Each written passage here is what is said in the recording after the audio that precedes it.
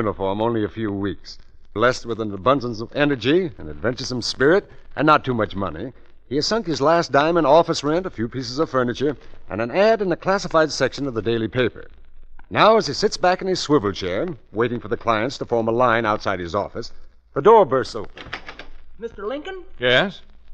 Mr. George Lincoln? That's right. I saw your ad in the paper. Do you have a crime that needs solving? Let George do it. Do you have a dog that needs walking? Let George do it. Do you have a wife that needs spanking? Let George do it. What are you, a client? Oh, no, Mr. Lincoln. I'm Sonny Brooks. What do you want, an interview for your grammar school paper?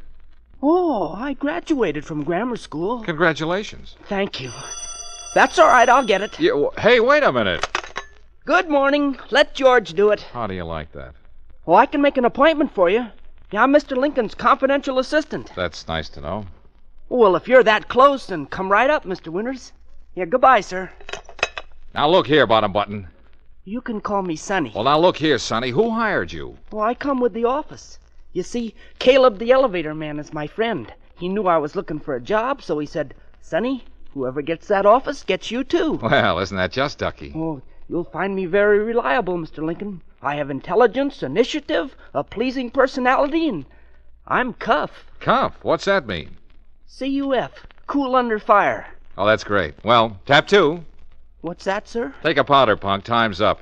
Yeah, but Mr. Lincoln... You're too young, Sonny. Things may get a little rough around here. Oh, that's okay, sir. I'm a very rugged character. Now then, Mr. Winters will be here soon. Winters? Yes, sir. Jonathan Winters. He just phoned. Oh. We can discuss my salary later. I'll go on the payroll as of today. Whether I like it or not. Well, I have a feeling you're going to become very fond of me, sir. I grow on people. Yeah, like a bunion. All right, Sonny, call an employment agency and get me a secretary. Well, that won't be necessary, sir. Why? Don't tell me you type, too. No, but my sister does. Your sister? Claire. She'll be here soon to start to work. Say, does your whole family go with this office? Well, I don't have much of a family. There's just Claire and me. Oh, well, that's tough, kid. Well, you like Claire. She's prettier than I am. Oh, that's perfect. It doesn't matter if she can type or take dictation, just so she's prettier than you are. Say, this is my lucky day. Mr. Lincoln? Oh, yes, Mr. Winters. Come right on in. Mr. Lincoln, I'm here because... Oh, well, it doesn't matter what the job is, Mr. Winters. I'm your man. Just throw your problem in my lap and I'll come up with the right answer. Mr. Lincoln, I'm about to be murdered. Well, now, don't take it too seriously. A lot of us... Murdered? Murdered? You're joking, I hope. I'm not joking. Well, that's a little out of my line, Mr. Winters. I mean, you see, well, Mr. Lincoln, I have been murdered. Holy Joe! Oh, well, don't stand there. Do something. Call somebody. The police, the fire department. I'll get a doctor. And Sonny. Yeah, Mr. Lincoln? Don't get excited. Look at me. I'm perfectly calm.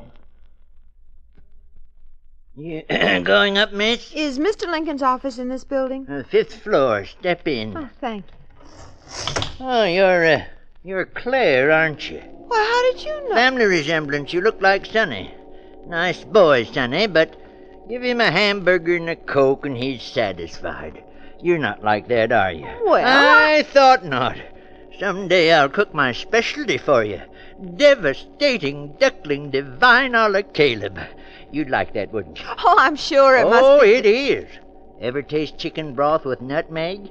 Never. You haven't lived. Oh, it's 5th floor. Now, you take Mr. Lincoln. He appreciates good food, all right, but he will put sugar on his tomatoes. I hold to the salt school myself. How about you, miss? Why, I knew we had a lot in common. First door to your left. Oh, there's Mr. Lincoln now.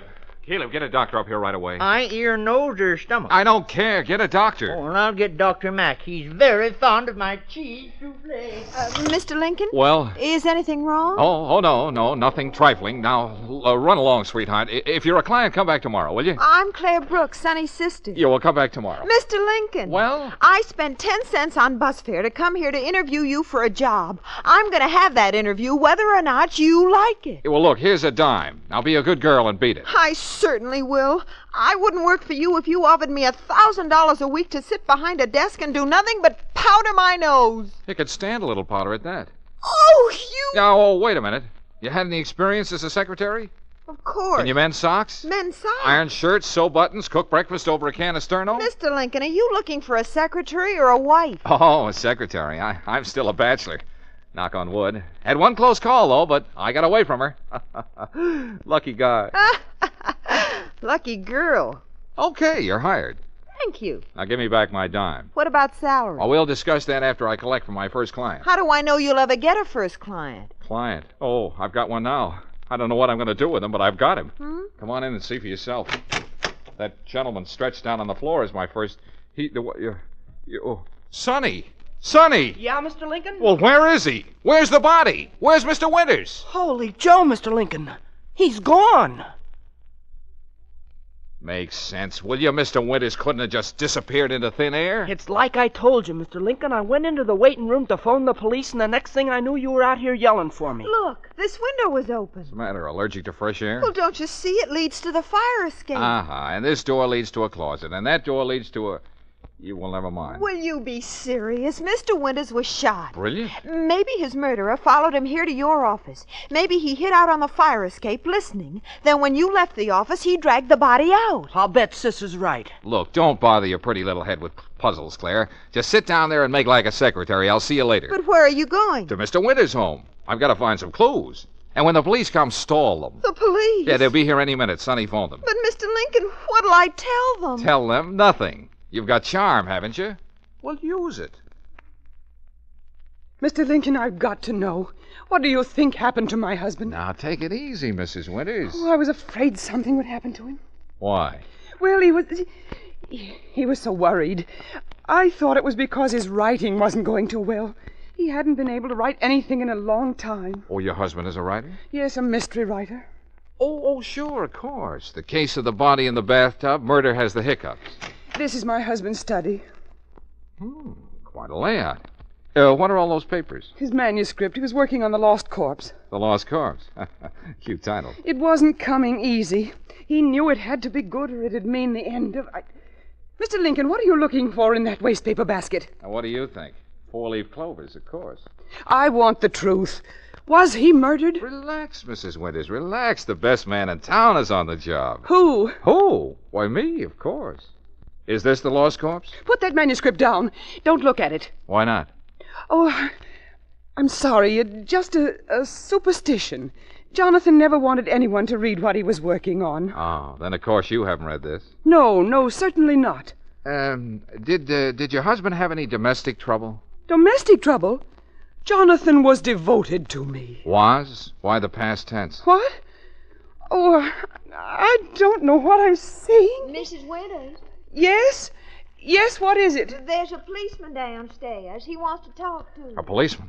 I'll be right down. Oh, well, look, Mrs. Winters, you haven't seen me, understand? But why? Well, now, look, your husband trusted me. Why don't you try it? Well, all right, Mr. Lincoln. Any way I can get out of here without going down the stairs? Well, that door leads to my husband's private elevator. It takes you down to the back entrance. Say, he thought of everything. Well, he liked to come and go without disturbing the rest of the household. Very clever man. Okay, Mrs. Winters, I'll get in touch with you tomorrow. Tomorrow? You mean you'll have news for me? Well, maybe it'll be news to you.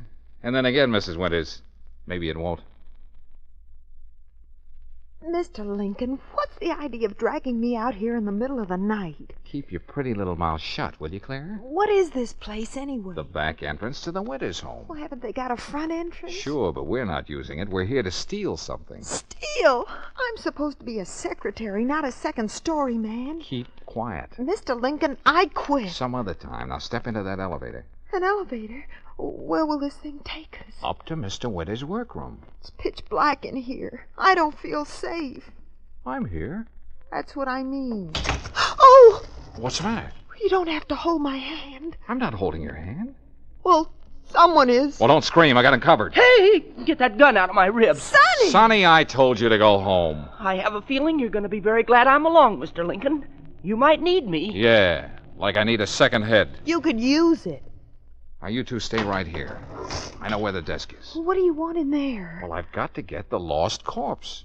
Lost corpse. You mean you think Mr. Winters' body's in there? No. The manuscript of his book. Now, keep quiet. Don't make a sound. Oh! Mr. Lincoln, what was that? Oh, just an old shin of mine. Hey, I hear somebody coming up the stairs. Okay, kids, we can beat it now. I found the lost corpse. Is it a good story, Mr. Lincoln? Mm-hmm. Well, aren't you going to let us read it? Mrs. Winters wouldn't approve. Oh, what's she like? Is she attractive? Hubba. Oh. She has the most beautiful, the biggest blue eyes. Never mind, Mrs. Winters. What about the lost corpse? Well, it's a very unusual story. About a man and his wife. How original. The wife would like to give him the gate, but she hasn't any money of her own. However, she stands to collect a lot if her husband ever kicks the bucket. Is there a murder? Natch. The husband is shot, but he manages to make his way to a private investigator's office. Huh? Is that in the story? Sure. Yeah, but that's what Mr. Winters did. The husband tells the investigator he's about to be murdered. Hey, that's what Mr. Winters told you. Then he collapses. When the investigator steps out of his office, the wounded man disappears. Just like Mr. Winters did. That's what actually happened. It is? Well, what do you know about that? Well, go on, Mr. Lincoln. Then what? Well, later the guy returns to his wife. He says, "You thought you killed me, but I'm not dead yet. You... Yes, go on. Well, that's all. That's as far as Mr. Winters got with his story. No wonder Mrs. Winters didn't want you to read it. It's a story of their life. It shows she's guilty. She killed her husband. Mr. Lincoln. Hey, Mr. Lincoln. Yeah, Caleb, what do you want? Where's Mrs. Winters? Is she all right now? Mrs. Winters, what are you talking I about? left her in your waiting room. She came to see you. When was this? A few minutes ago, she acted kind of funny, like maybe she was sick. But I was cooking a mackerel on my hot plate downstairs, and you know you got to keep your eye on a mackerel. Never mind the mackerel. Where is she now? I just come up to see if she's all right.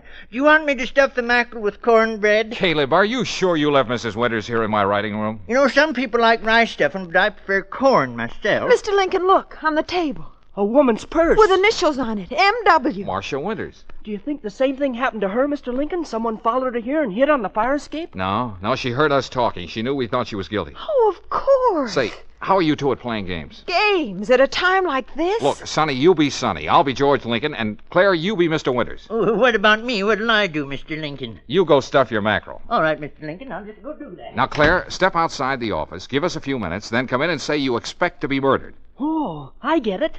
You want to reenact the crime. Smart boy. Okay, Claire, get going. First I'm a second story man, and now I'm an actress. I quit. Oh, go on, Claire. Be a good sport. Humor me. I said I quit. We haven't got time now. You can quit tomorrow. Oh, very well. But you can think of the silliest thing. Now what'll we do, Mr. Lincoln? Just exactly what we did when Mr. Winters first stepped into this office. Okay, Claire, come on in. I don't think she heard you. No. All right, Claire, we're ready. What's the matter with her? I'll get her. Claire, you can come in now. Claire! Where is she? Holy Joe. This is quite a problem. Now my sister's disappeared. Well, Lincoln doesn't seem to have gotten very far in his solution of this case. First, a murdered man disappeared from right under his nose. Then the murdered man's wife mysteriously departed. And now his secretary has vanished into thin air. Are you just going to sit here in your office, Mr. Lincoln? Aren't you going to do anything? She's my sister. She's the only sister I've got. Now, take it easy, Sonny. Nothing happened to Claire. Well, then where is she? Well, she couldn't take it, that's all, so she quit. Left us flat. Well, that doesn't sound like Claire. Hey, Mr. Lincoln, the mackerel looks good enough to eat, brown and crisp. Oh, by the way, police car just stopped in front. Huh? Holy Joe, the police. How does buttered radishes with the mackerel strike you? Yeah, look, Caleb, get down there and stall the police. Oh, I intend to. And we can top it off with cherry flambeau. Come on, Sonny, we'll leave by the fire escape. Oh, and Sonny, Yeah, Mr. Lincoln? bring Mrs. Winters' purse along with you. Yeah, that's the trouble with women. As soon as the going gets a little tough, they walk out on you. Excuse me, Mr. Lincoln, but aren't you in kind of a jam with the police? You're right, Sonny, she is. She is, sir? Much prettier than you are. Mr. Lincoln, we can't just drive around all night. We gotta find out who murdered Mr. Winters and what they did with his body and where Mrs. Winters disappeared to and what happened to Claire. Isn't that right, sir? And she's very intelligent. That is, for a woman. Mr. Lincoln. Okay, Sonny. Look at the address on that letter. What letter, sir? The one in Mrs. Winters' purse. Is there a letter in here? Well, didn't you notice it when Claire opened the purse? No, sir. Oh, here it is. It's addressed to Mrs. Marcia Winters, 300 Pepper Tree Lane, Cedarhurst. Uh-huh. Hey, that's in the country. Yeah, they must have a country home, too. Cedarhurst. Yeah, that's out on Highway 6, right near... Hey, we're on Highway 6. We're headed toward Cedarhurst now. Oh, brilliant deduction, Sonny. I'll increase your ration of bubble gum. I filled her up, sir. Oil, water. No, thanks. Wash your windshield. Oh, don't bother. I washed it once and I couldn't do a thing with it. Huh? Don't get many customers around here at night. Pretty deserted road. Uh-huh. I'll bet we're the first car you've seen this evening. That's right. Oh, except that there cab. Cab? With a woman in it? Now, how'd you guess? Hey, I'll bet it was Mrs. Winters. Hang on, Sonny. We're getting warm. Is this it, Mr. Lincoln? Careful, don't make any noise. There's a light inside the cabin. Yeah, and a woman. See her moving around? Oh, yeah. Yeah, I can make out her shadow now. Yeah, very shapely shadow. We gonna just walk right in? Oh, no, of course not. That's no fun.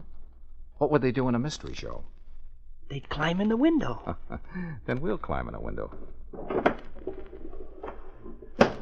Mr. Lincoln, she turned off the light.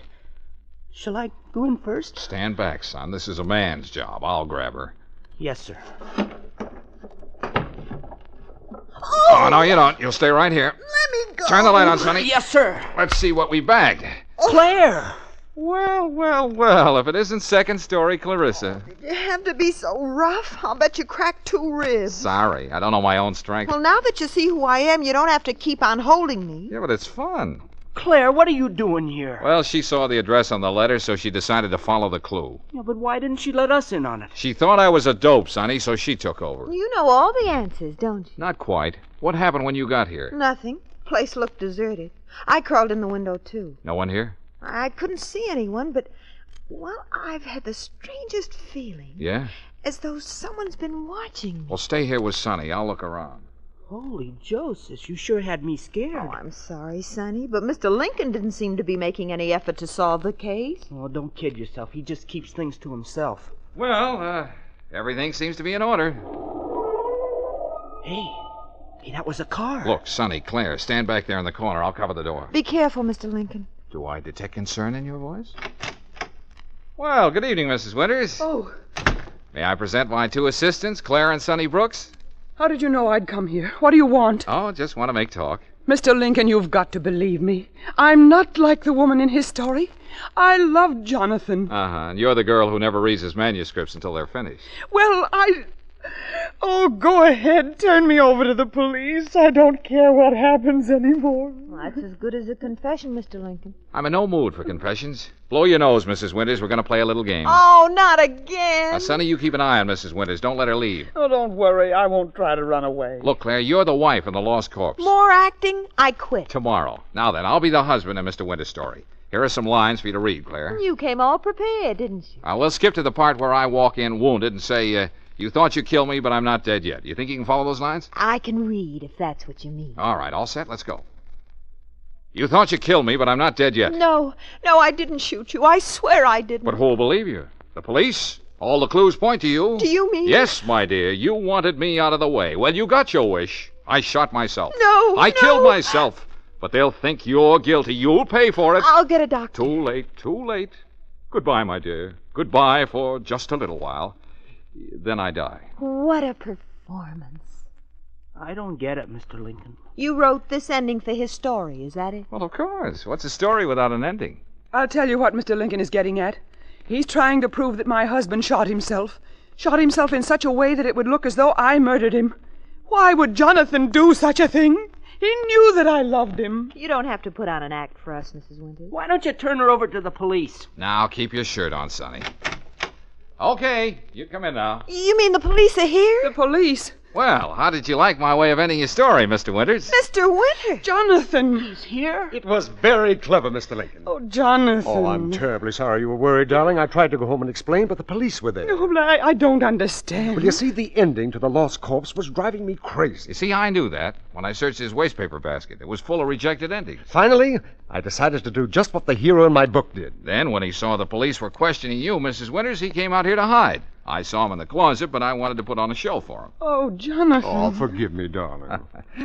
Well, come on, kids. They don't need an audience. Wait a minute, Mr. Lincoln. I've got the ending to my story, thanks to you. And with all that publicity in the papers, it's sure to have a big sale. So, name your fee. Oh, well, I don't know, Mr. Winters. I haven't really thought about it. Suppose we say an even grand. I'll send you a check in the morning. Oh, no hurry. But I just happen to have a pen and a blank check with me. As a matter of fact, it's all made out. Just needs your signature, Mr. Winters. Huh? Oh, yes. Right, certainly. Holy Joe, $1,000. There you are. Thanks. Well, let's go, kids. Good night, Mr. Winters, and if you ever get stuck again... I'll remember. Good night. Good night. What a day. Now I feel like collapsing. Sonny, come here and put your arm around me. Whoa, sure, sis. Go away, Sonny. Let George do it. Next week at this time, George Lincoln has a difficult problem thrust upon him. You'll probably hear him saying something like this. All that money just to find you a wife, Mr. Peterson? Why, it's a cinch. Now, just a minute, Mr. Lincoln. I've got to have me a wife who'll love my little Annabelle. Annabelle? Yeah, and all her little brothers and sisters. All her brothers and sisters? How many have you got? 400. 400 children? No, 400 pigs.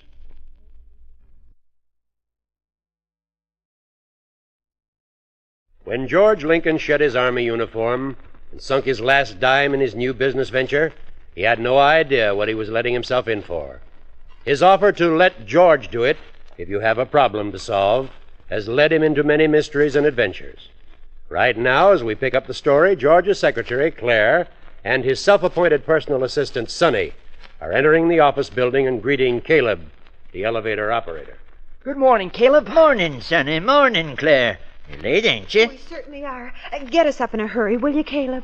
Oh, did you try making my sardine omelet this morning, Claire? That what detained you? We had to sign a new lease on our apartment. For 2 years. Boy, oh boy, are we lucky. Wish I could find a new house. Why, Caleb, I thought you loved your place in the country. Stove's only got 2 burners. Now you take my receipt for macaroon trifle with hot butterscotch sauce. I put the macaroons to cook on one burner, the custard on the other, and there I am with hot butterscotch on my hands. You don't need a new house. You need a new stove. This floor. Gee, I wonder what Mr. Lincoln will say. He's not down yet. Oh, thank goodness. Come on, Sonny. Well, if you get hungry, I've got some sour milk pancakes downstairs with raisins. Thanks, Caleb. Hey, the door isn't locked. Why, I'm sure I locked it last night. And why is it so dark in here? Oh, the shades are drawn. Get 'em up, will you, Sonny? Maybe Mr. Lincoln came back and worked last night. On what? We haven't had a client in a week. Nobody wants him to solve a murder or find the missing pearls or... Sonny! What's the matter? Look, on the couch. Mr. Lincoln. Sound asleep. Sound asleep, my eye. I haven't slept a wink all night. And the first person who says good morning gets fired. Help me unfold, will you, Sonny? Yes, sir. Well, it's no laughing matter. It's a simple problem in mathematics. The couch is 5 feet 6 inches. I'm 6 feet 1 inch.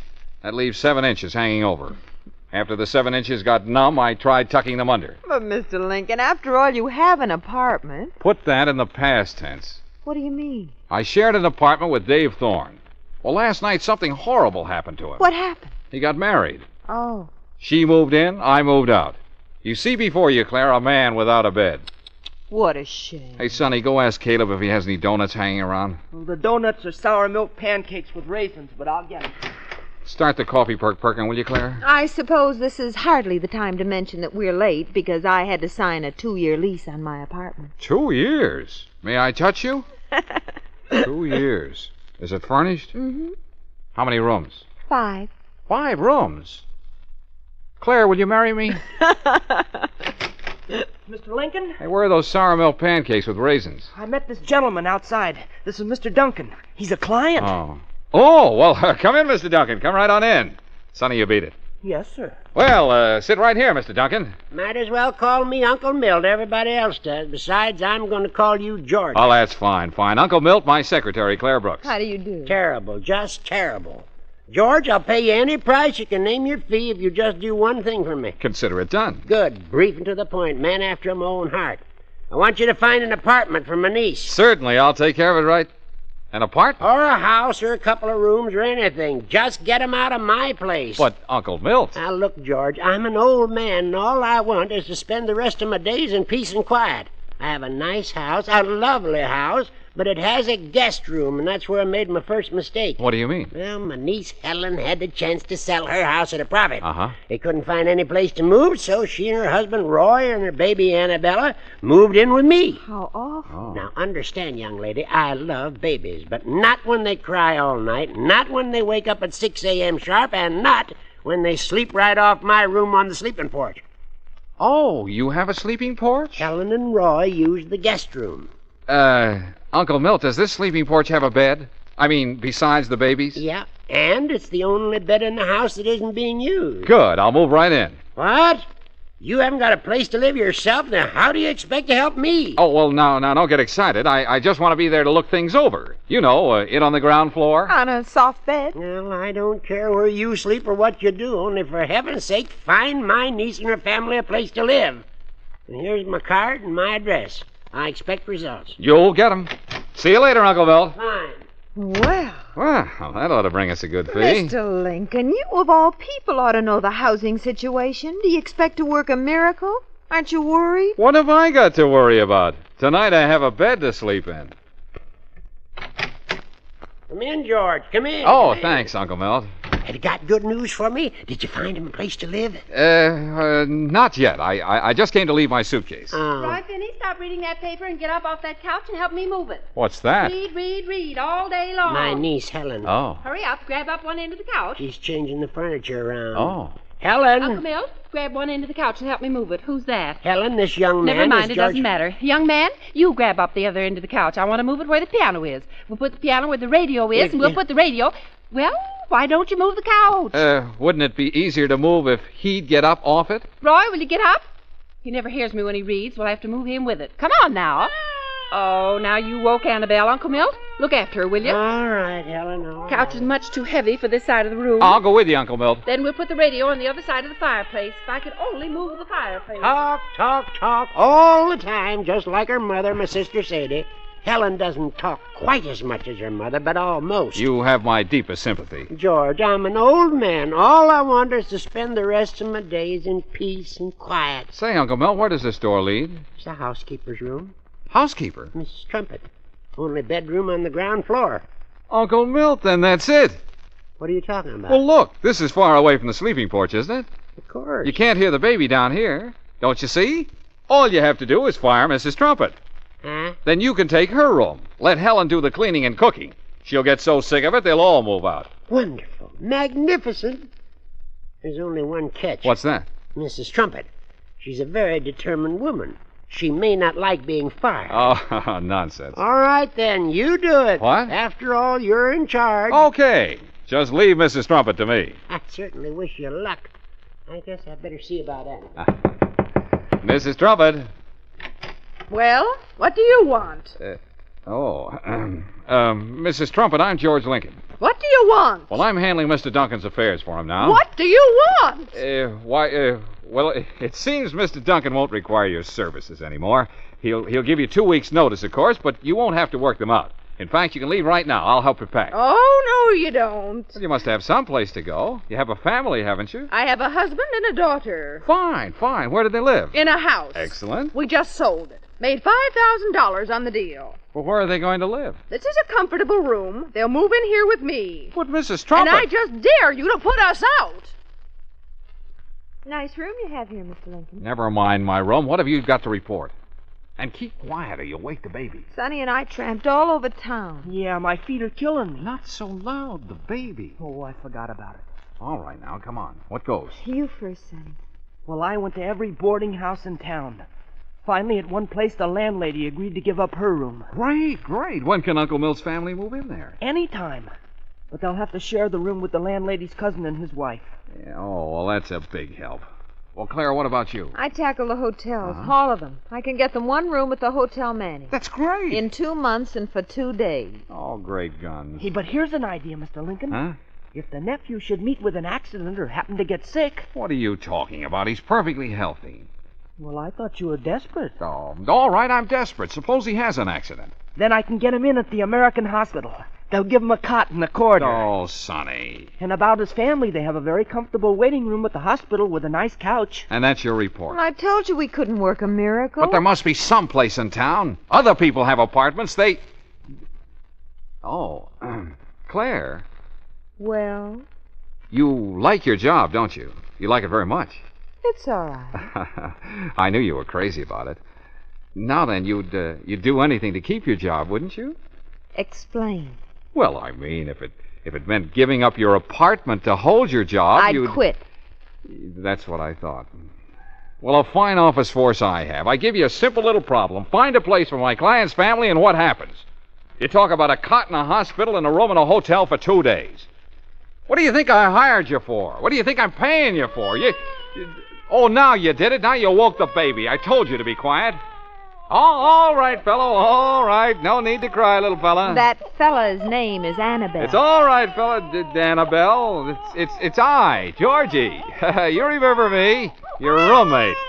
Oh, Claire, take over, will you? Oh, no, darling. Who woke up that confounded baby? Oh, hello, Uncle Milt. Oh, be a good little girl. Look, George, I'm an old man. All I want is to spend the rest of my days in peace and quiet. She'll fall asleep in a minute. Uncle Milt, did I hear the baby? She's all right, Helen. Who are all these people? Why, they're... Never mind, it doesn't matter. Uncle Milt, Roy just broke the news. He quit his job. What? And I don't blame him. It wasn't good enough for a family man with responsibility. But Helen... After all, when a man has a wife and 2 children... 2 children? Oh, didn't I tell you? Annabelle's going to have a brother. Or a sister.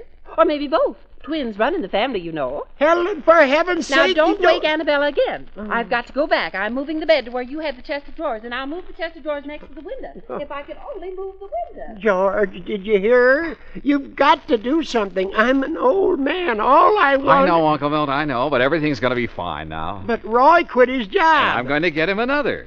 Just find them a place to live. That's all I ask. You see, Uncle Milt? I'll find Roy a job out of town. Out of town? Certainly. He'll move out there, and then he'll send for his family. Are you sure? Why, of course. He won't want his wife to be alone at a time like this. Now, don't you worry, Uncle Milt. Everything's going to be all straightened out. Just let George do it. George thinks his latest brainstorm is going to solve Uncle Milt's problem. Little does he know what's in store for him. Now, Claire is just ending a telephone conversation with the airport. No, make that a one-way ticket to Seattle. That's right. Thank you. It's taken care of, Mr. Lincoln. Good. Oh, Mr. Lincoln. Oh, Caleb, I'm busy. I haven't time to hear about a new receipt. Oh, no, Mr. Lincoln. This time I've come for some professional advice. Yeah, well, some other day, Caleb. I'm up to my neck. Whatever you say, Mr. Lincoln, but it's mighty important. Good morning. Let George do it. Helen, why doesn't he do it? Oh, just a minute, Uncle Milt. Oh. Hello, Uncle Milt. Listen, George, now that Roy's home all day, he grabs my newspaper before I get up, and by the time I try to get... never mind that. But the front page and the funnies and the ads are all mixed up. It takes me a half an hour to put it together again. Now, look, George, I'm an old man. All I want is to spend the rest of my days... In peace and quiet. You will, Uncle Milt. Tell Roy to pack his things. I got him a job in Seattle. Sonny will have his ticket, and he'll meet him at the airport in an hour. Well, that gets rid of one of them, but what Roy's to spend the whole day looking for a place to live. Then Helen and the baby can leave tonight. George, if you pull it off this time, It's as good as done, Uncle Milt. See you this evening.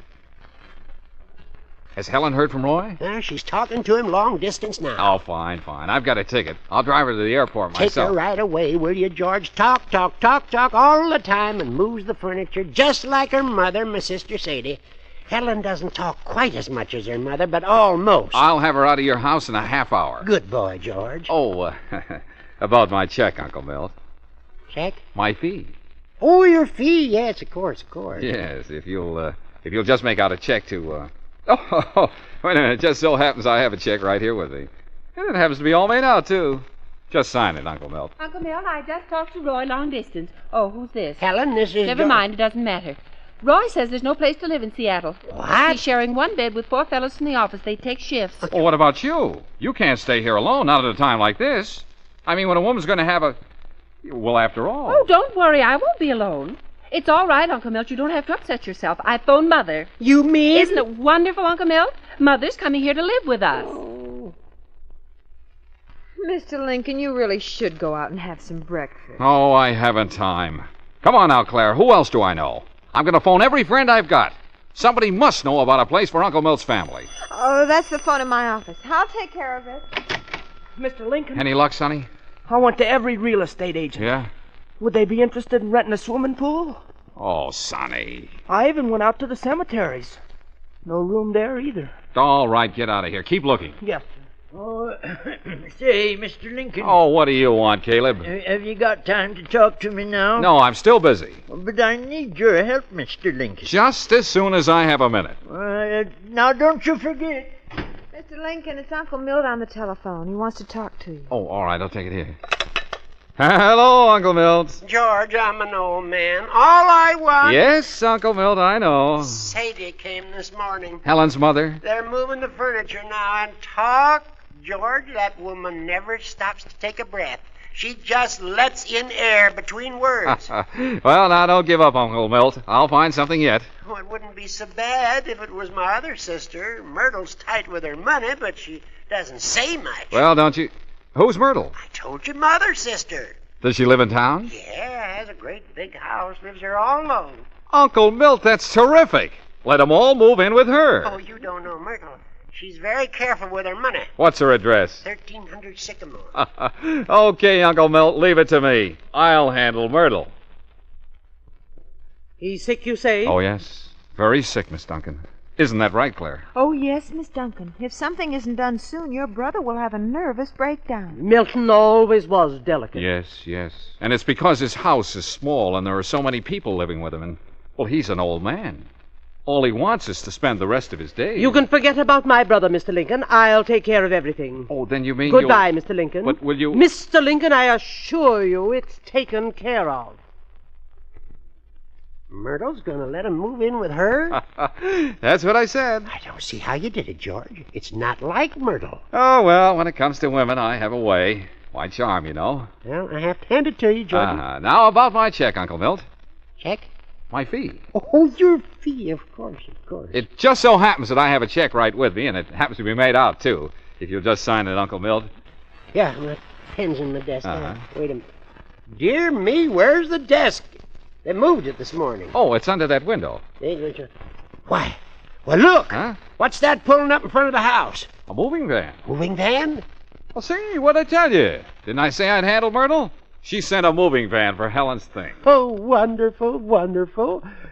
Well, then what's Myrtle doing out there? Oh, well, she must have come for the folks. Oh, come on, we let her in. That's very thoughtful of her, bringing a van and moving him right out. Well, that's how George Lincoln operates. Young man, be careful of that dresser. It's an antique. Hello, Milton. You look peaked. Myrtle, what's all this here? My furniture. I sold my house, Milton. You made $8,000. But Myrtle... This young man gave me the idea. I did? I've been wanting to make a profit, but I didn't know where I'd live. Then when he told me how sick you are, Milton, I felt it my duty to come here and nurse you. But, Myrtle, where will you sleep? I'll take your room. You can use the sleeping porch. The fresh air will do you good. Sleeping porch? With Annabelle? George? It's all right, Uncle Milt. I'll move my things out right now. Good morning. Let George do it. Let me speak to Mr. Dewitt. Oh, Uncle Milt. Oh. Hello. George, do you know where I slept last night? On the sleeping porch with Annabelle. No. My sister Sadie took the porch. There isn't room with Helen because she has the guest room all fixed up with furniture for the new baby. Where did you sleep? On a cot in the garage. Oh, good heavens. George, I'm an old man. I know. I'm working on it, Uncle Milt. For heaven's sake, George, hurry up. I'm an old man. Oh, Claire, I'm about ready to call it quits. Well, maybe Sonny will find something today. I slept here again last night. Pulled a chair over to the couch for my feet. Claire, you're looking at a very discouraged man. Oh, now, Mr. Lincoln, don't say that. Does your head hurt? Yeah, terribly. Here, let me rub it for you. Feel better? Oh, don't stop. I won't. You know, Claire, you're a very sympathetic person. Well, right now you're a figure to arouse sympathy. And at the same time, you're very beautiful. Why, thank you. Claire, Yes? how about your apartment? So that's it. You can rub your own head. Claire! You're not going to soft soap me out of my apartment. Well, you can't blame me for trying, can you?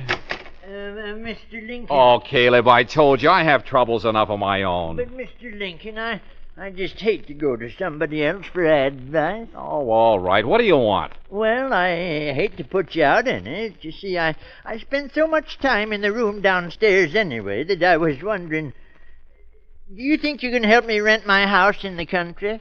House? Rent? I just moved my things right into the room downstairs. The stove's so much better there. Caleb, I love you.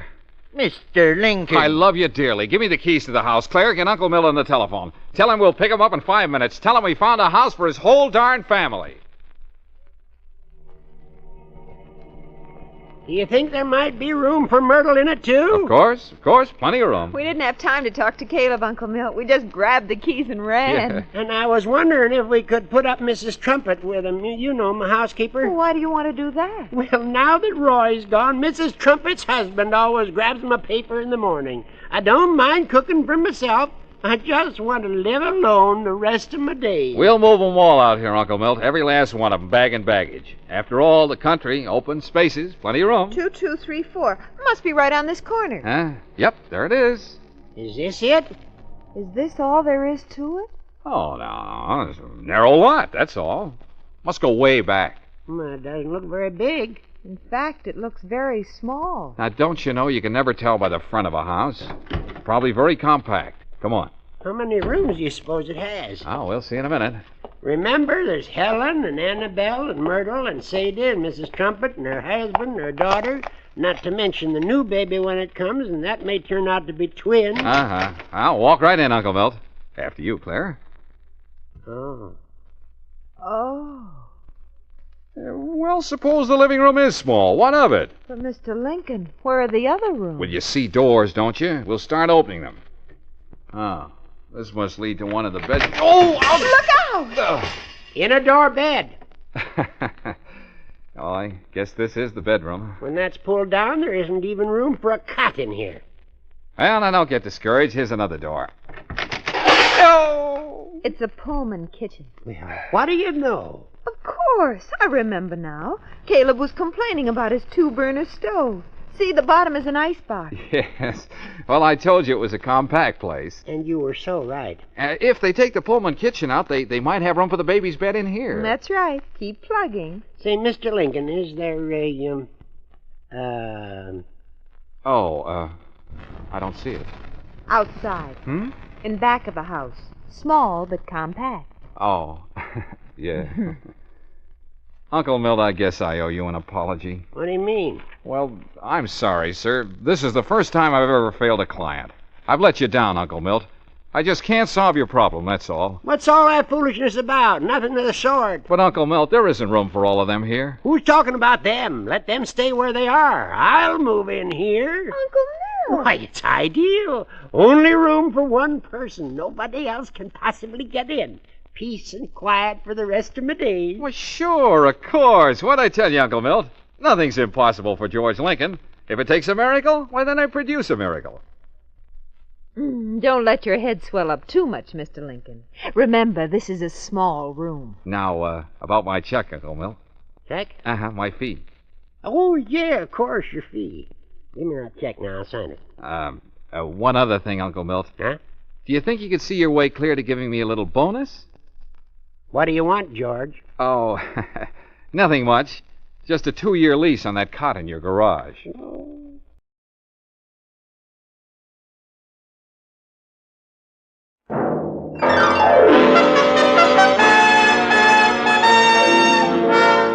Standard of California invites you to...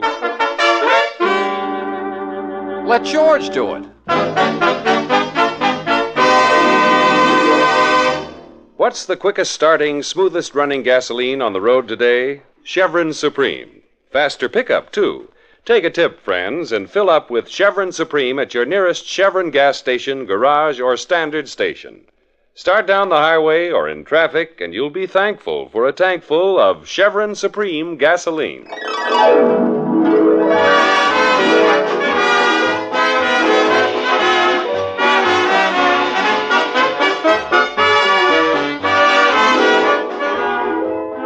George Valentine has been out of uniform only a few weeks. Blessed with an abundance of energy, an adventuresome spirit, and not too much money, he has sunk his last dime in office rent, a few pieces of furniture, and an ad in the classified section of the daily paper. An ad which reads, "Do you have a crime that needs solving? Do you have a dog that needs walking? Do you have a wife that needs spanking? Let George do it."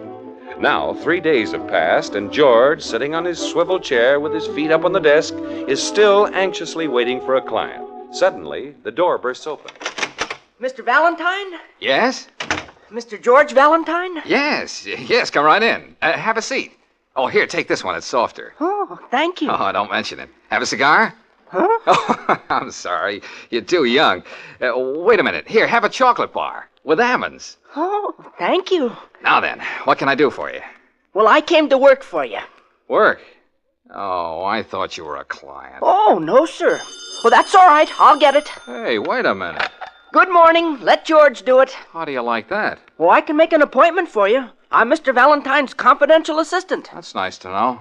Well, if you're that close, then come right up, Mr. Winters. Goodbye, sir.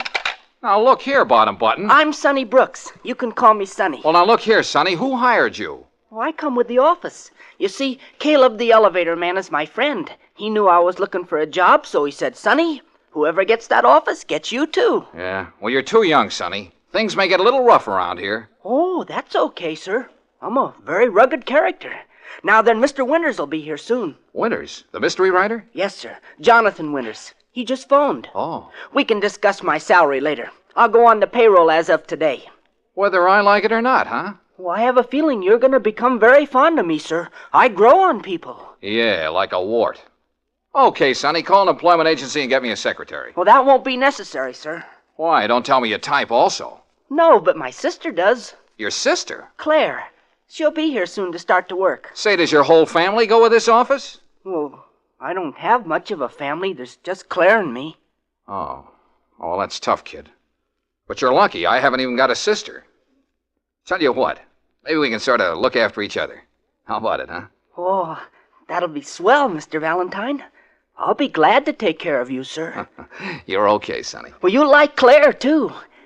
She's prettier than I am. Oh, perfect. It doesn't matter if she can type or take dictation, just so she's prettier than you are. Mr.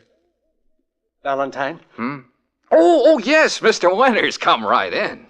Mr. Valentine, I'm here because... Oh, it doesn't matter what the job is, Mr. Winters. I'm your man. Just throw your problem in my lap and I'll come up with the right answer. Mr. Valentine, I'm about to be murdered. Hell, now, don't take it too seriously. A lot of people... Murdered? Murdered? You're joking, I hope. I'm not joking. Oh, well, that's a little out of my line, Mr. Winters. I mean, that is... Well, Mr. Valentine,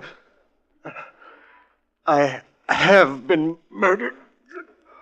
Suffering cats. Oh, well, don't stand there, Sonny. Do something. Call somebody. The police, the fire department. Yeah, I'll get a doctor. And Sonny. Yeah, Mr. Valentine? Don't get excited. Look at me. I'm perfectly cool.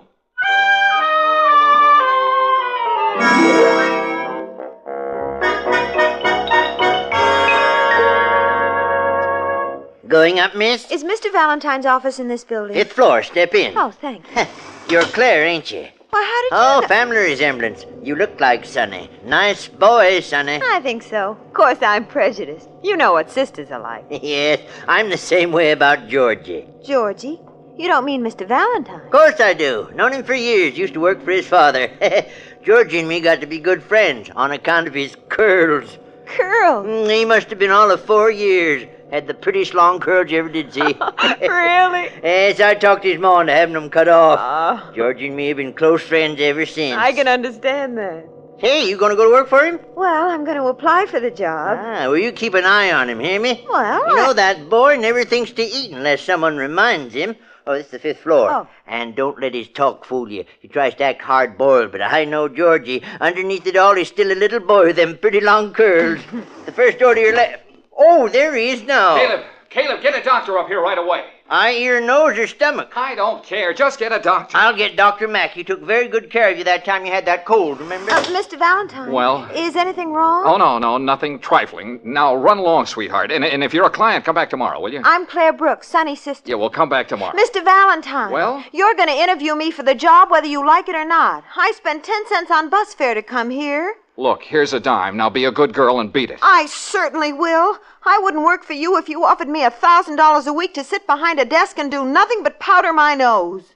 You could stand a little powder at that. Oh, you... Wait a minute. You had any experience as a secretary? Of course. Can you mend socks? Men's socks. Iron shirts, sew buttons, cook breakfast over a can of Sterno? Mr. Valentine, are you looking for a secretary or a wife? Oh, a secretary. I'm still a bachelor. Knock on wood. Had one close call, though, but I got away from her. Lucky guy. Lucky girl. Say, you're all right. Okay, you're hired. Thank you. Now give me back that dime. What about salary? Well, we'll discuss that after I collect my first client. How do I know you'll ever get a first client? My first client? Oh, I've got one now. I don't know what I'm going to do with him, but I've got him. Come on in and see for yourself. That gentleman stretched out on the floor is my first... Sonny! Yeah, Mr. Valentine? Where is he? Where's the body? Where's Mr. Winters? Suffering cats, Mr. Valentine. He's gone.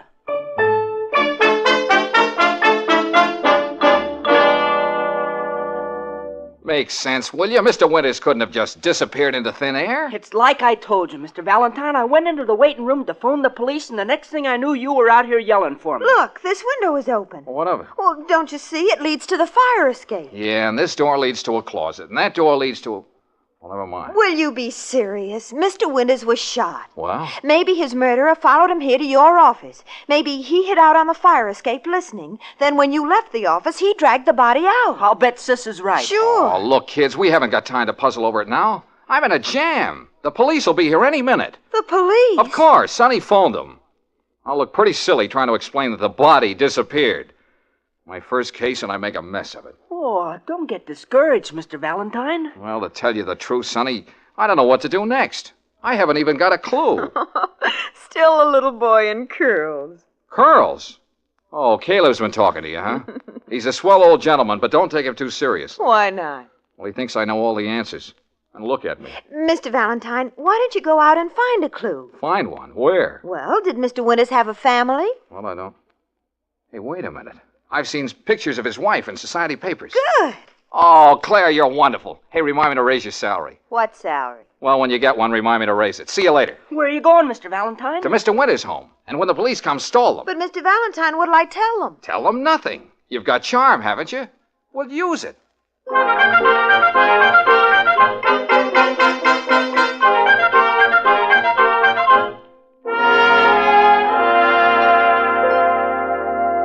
Mr. Valentine, I've got to know. What do you think happened to my husband? Now, just take it easy, Mrs. Winters. Oh, I was afraid something would happen to him. Why? Well, he was so worried. I thought it was because his writing wasn't going too well. He hadn't been able to write anything in a long time. Oh, your husband is the famous mystery writer, isn't he? Yes. Yeah, I've read some of his stuff. The Case of the Body in the Bathtub, Murder Has the Hiccups. And this is his study. Oh. Say, quite a layout. What are all these papers? His manuscript. He was working on The Lost Corpse. The Lost Corpse? Cute title. Oh, it wasn't coming easy. He knew it had to be good, or it'd mean the end of... Mr. Valentine, what are you looking for in that wastepaper basket? Well, I don't know exactly. I just got a hunch. I want the truth. Was he murdered? Relax, Mrs. Winters, relax. The very best man in town is on the job. Who? Who? Well, me, of course. Is this The Lost Corpse?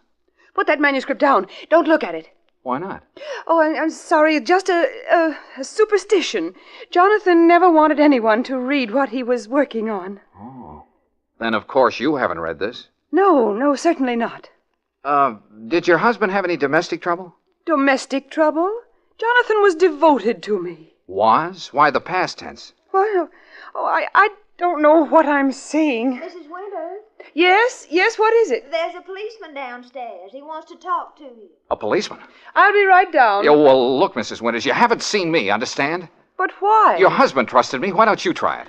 Well, all right, Mr. Valentine. Look, any way I can get out of here without going down the stairs? Yes, that door leads to my husband's private elevator. It'll take you to the back entrance. Say, he thought of everything. He liked to come and go without disturbing the rest of the household. A clever man. Okay, Mrs. Winters, I'll get in touch with you tomorrow. Tomorrow? You mean you'll have news for me? Well, maybe it'll be news to you. And then again, Mrs. Winters, maybe it won't.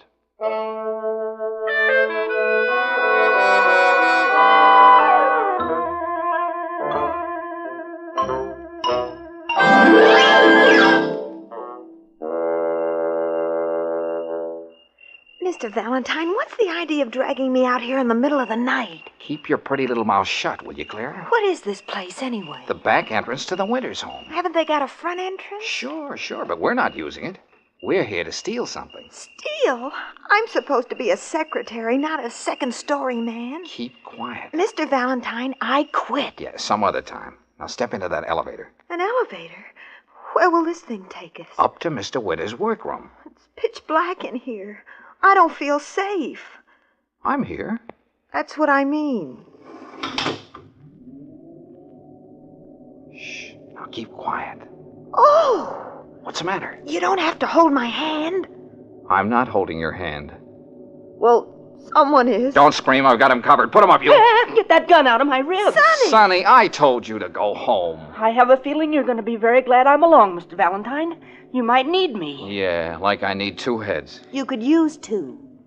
Now, both of you stay right here. I know where the desk is. Well, what do you want in there? I've got to get the lost corpse. Lost corpse? You mean you think Mr. Winters' body's in there? Yeah. No, the manuscript of his book. Now, keep quiet. Don't make a sound. Oh! Mr. Valentine, what was that? Just an old shin of mine. Hey, I hear somebody coming up the stairs. Okay, kids, we can beat it now. Everything's under control. I've got the lost corpse.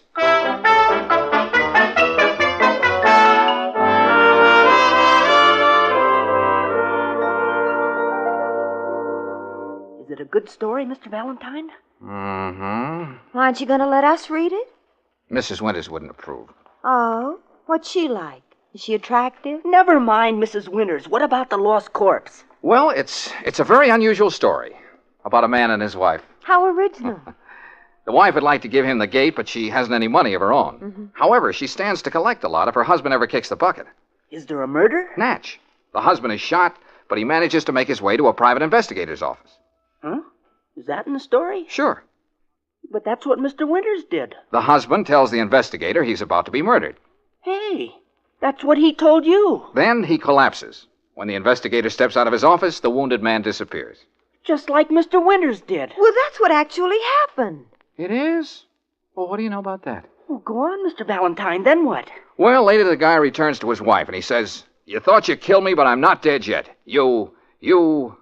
Yes, go on. Well, that's all. That's as far as Mr. Winters got with his story. No wonder Mrs. Winters didn't want you to read it. It's a story of their life. It shows she's guilty. She killed her husband. Georgie. Say, Georgie. Oh, yeah, Caleb, what do you want? Where's Mrs. Winters? Is she all right now? Mrs. Winters? What are you talking about? Well, I left her in your waiting room. She came to see you. Oh, when was this? A few minutes ago. She acted kind of funny, like maybe she was sick. Come on. There's not a sign of her. Caleb, are you sure you left Mrs. Winters here in my waiting room? Mr. Valentine, look, on the table. A woman's purse. With initials on it, M.W. M.W. Marcia Winters. Sure. Do you think the same thing happened to her, Mr. Valentine? Someone followed her here and hid out on the fire escape? No, I don't think so. She heard us talking. She knew we thought she was guilty. Oh, of course. All right, Caleb, thanks a lot. Well, that's all right, Georgie. Call me if you need any help. Say, how are you two at playing games? Games at a time like this? Look, Sonny, you be Sonny. I'll be George Valentine. And Claire, you be Mr. Winters. What? Now, Claire, step outside the office. Give us a few minutes, then come in and say you expect to be murdered. Oh, I get it. You want to reenact the crime. Haha, smart boy. Okay, Claire, get going. First I'm a second-story man, and now I'm an actress. I quit. Oh, go on. Claire, be a good sport. Humor me. I said I quit. Yeah, well, we haven't got time now. You can quit tomorrow. Oh, all right. But you can think of the silliest things. Now what'll we do, Mr. Valentine? Huh? Just exactly what we did when Mr. Winters first stepped into this office. Okay, Claire, come on in. I don't think she heard you. All right, Claire, we're ready. What's the matter with her? I'll get her. Claire, you can come in now. Claire! Where is she? Suffering cats. What a mess. Now my sister's disappeared.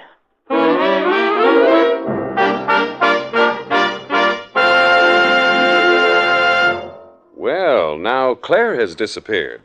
We'd better give George a couple of minutes to think of some way out of this. Ever notice how it sometimes takes a couple of days to get accustomed to a change in climate? But not everyone knows that a change in climate or altitude can affect the way a gasoline performs in a car. You'll never have reason to notice it either if you drive on Chevron Supreme. That's because this great premium gasoline is tailored to each different climate and altitude zone in the West. Wherever you go, you get a Chevron Supreme that gives you the same fast starts, the same flashing pickup and eager power. Why not give it a try? Just stop at any Chevron gas station, garage, or standard station. You'll be thankful for a tank full of Chevron Supreme gasoline. Faster starting, quicker pickup with Chevron Supreme gasoline.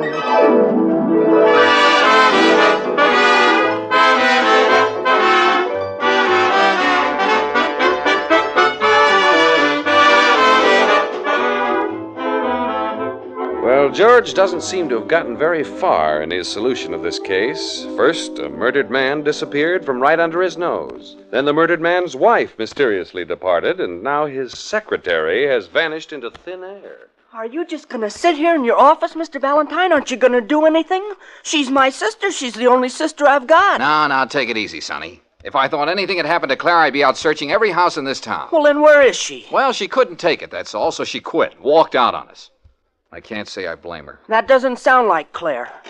Georgie? Yeah, Caleb? You haven't had your dinner yet. Don't you think you better go out and get something to eat? Oh, not now, Caleb. You could leave by the fire escape. The fire escape? A police car just stopped in front. Oh. Suffering cats, the police. Get yourself a nice, juicy steak. Yeah, that's just what I'll do. Come on, Sonny. Go down there and stall him, Caleb. Oh, I intend to. Now, you take your time and digest your dinner. Did you hear me? Yeah, sure. Let's go, Sonny. The fire escape. Oh, and Sonny. Yeah, Mr. Valentine? Better bring Mrs. Winter's purse along with you.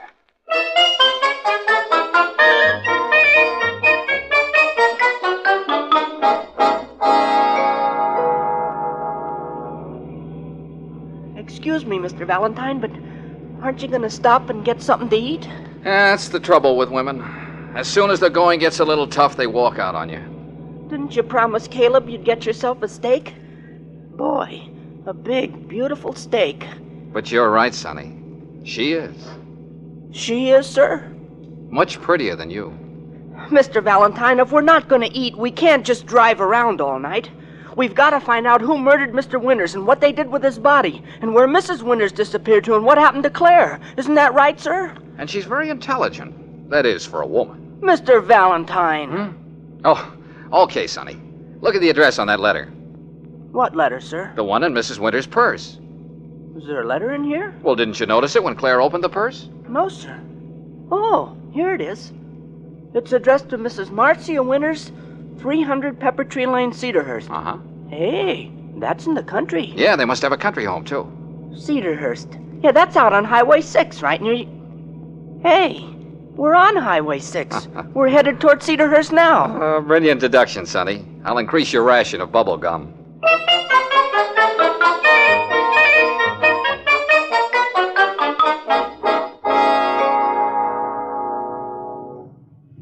I filled her up, sir. Oil, water. No, thanks. Wash your windshield. No, don't bother. I washed it once and I couldn't do a thing with it. Don't get many customers around here at night. Pretty deserted road. Yeah. I'll bet we're the first car you've seen this evening. That's right. Oh, except for that cab. Cab? With a woman in it? Now, how'd you guess it? Hey, I'll bet it was Mrs. Winters. Hang on, Sonny. We're getting warm.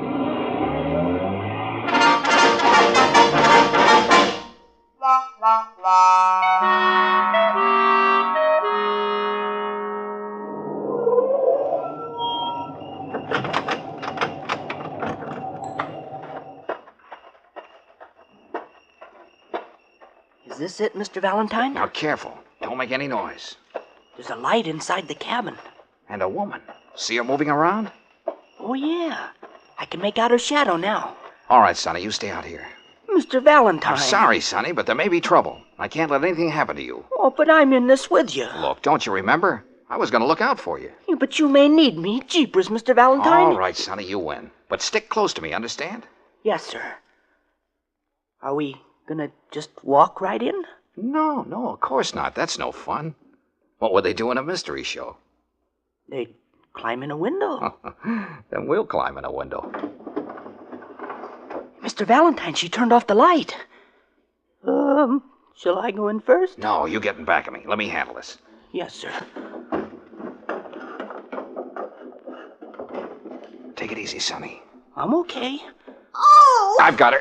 Let go! No, you don't. Just stay right here. You're hurting me. Turn the light on, Sonny. Yes, sir. Let's see what we bagged. Claire! Well, if it isn't second-story Clarissa. You have to be so rough. I bet you cracked 2 ribs. I'm sorry, I don't know my own strength. Well, now that you see who I am, you don't have to keep on holding me. No, but it's fun. Claire, what are you doing here? Well, she saw the address on the letter, so she decided to follow the clue. Yeah, but why didn't she let us in on it? She thought I was a dope, Sonny, so she took over. You know all the answers, don't you? Not quite. What happened when you got here? Nothing. The place looked deserted.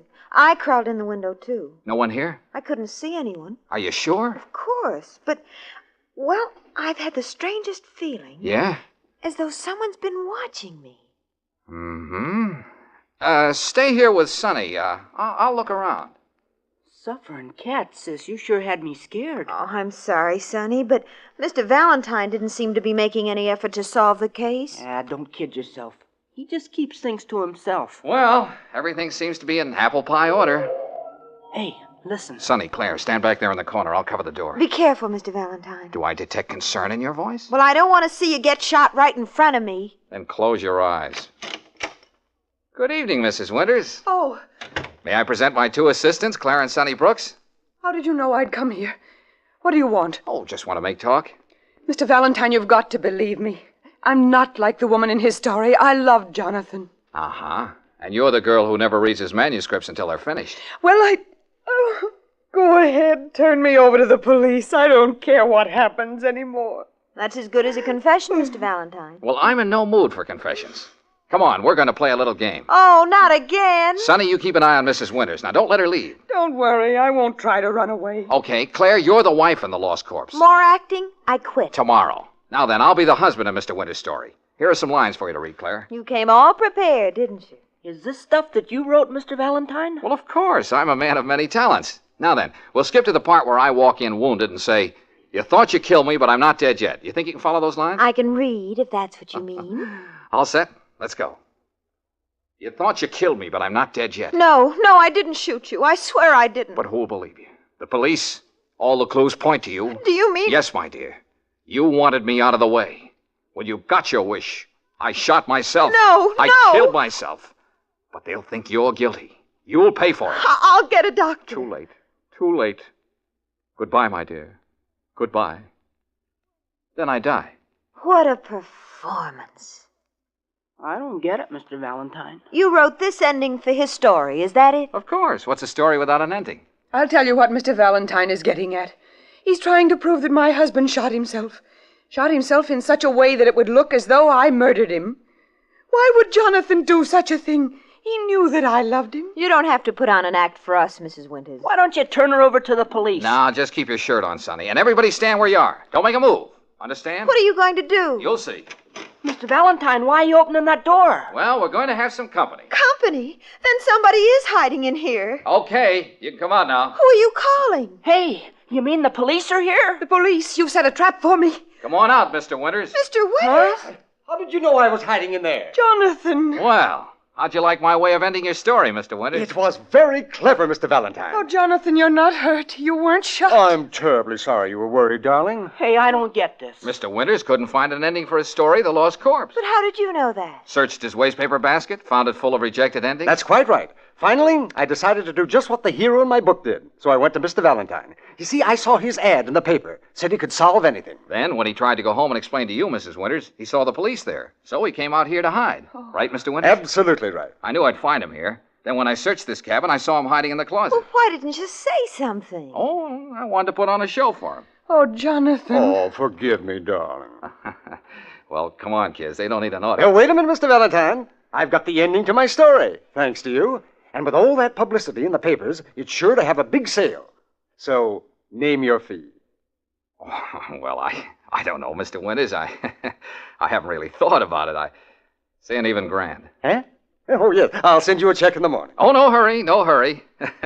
I just happen to have a pen and a blank check with me, though. As a matter of fact, here it is, all made out. Just needs your signature, Mr. Winters. Oh, yeah, yes, of course, well, certainly. Suffering cats, $1,000. There you are. Thanks. Well, let's go, kids. Good night, Mr. Winters, and if you ever get stuck again... I'll remember. Good night. Good night. Whew, what a day. Now I feel like collapsing. Sonny, come here and put your arm around me. Oh, sure, sis. Go away, Sonny. Let George do it.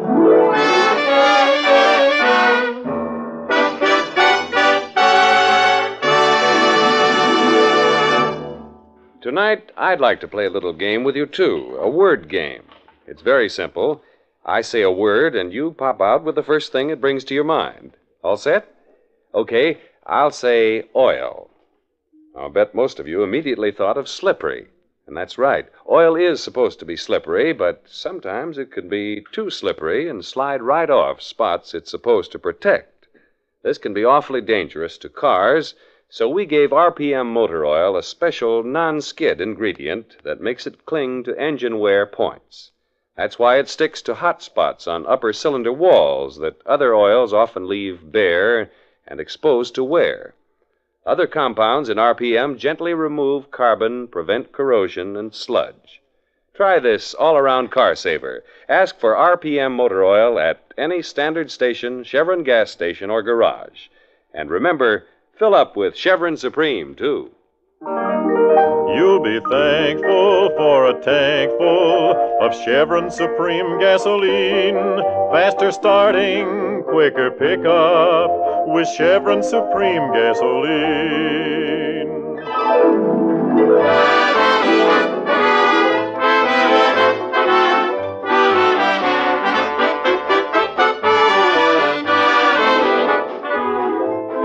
Next week at this time, George Valentine has a difficult problem thrust upon him.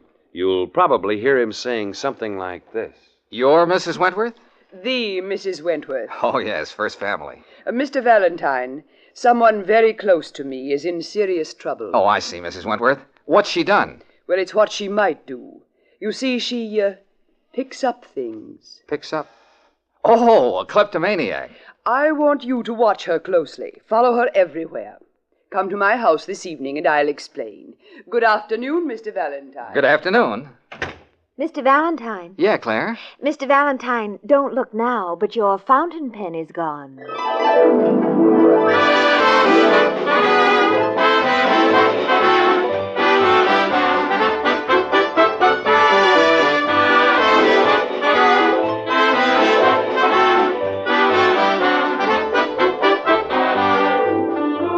Let George Do It, starring Robert Bailey as George Valentine, is written by Pauline Hopkins and directed by Owen Vinson. Others in the cast were Shirley Mitchell as Claire, Eddie Firestone Jr. as Sonny, Joe Kearns as Caleb, Georgia Backus as Mrs. Winters, Howard McNear as Mr. Winters, and Horace Murphy as the filling station attendant. The music was composed and conducted by Charles Dant. Your announcer, John Heaston. Be with us next week when Standard of California invites you to Let George Do It.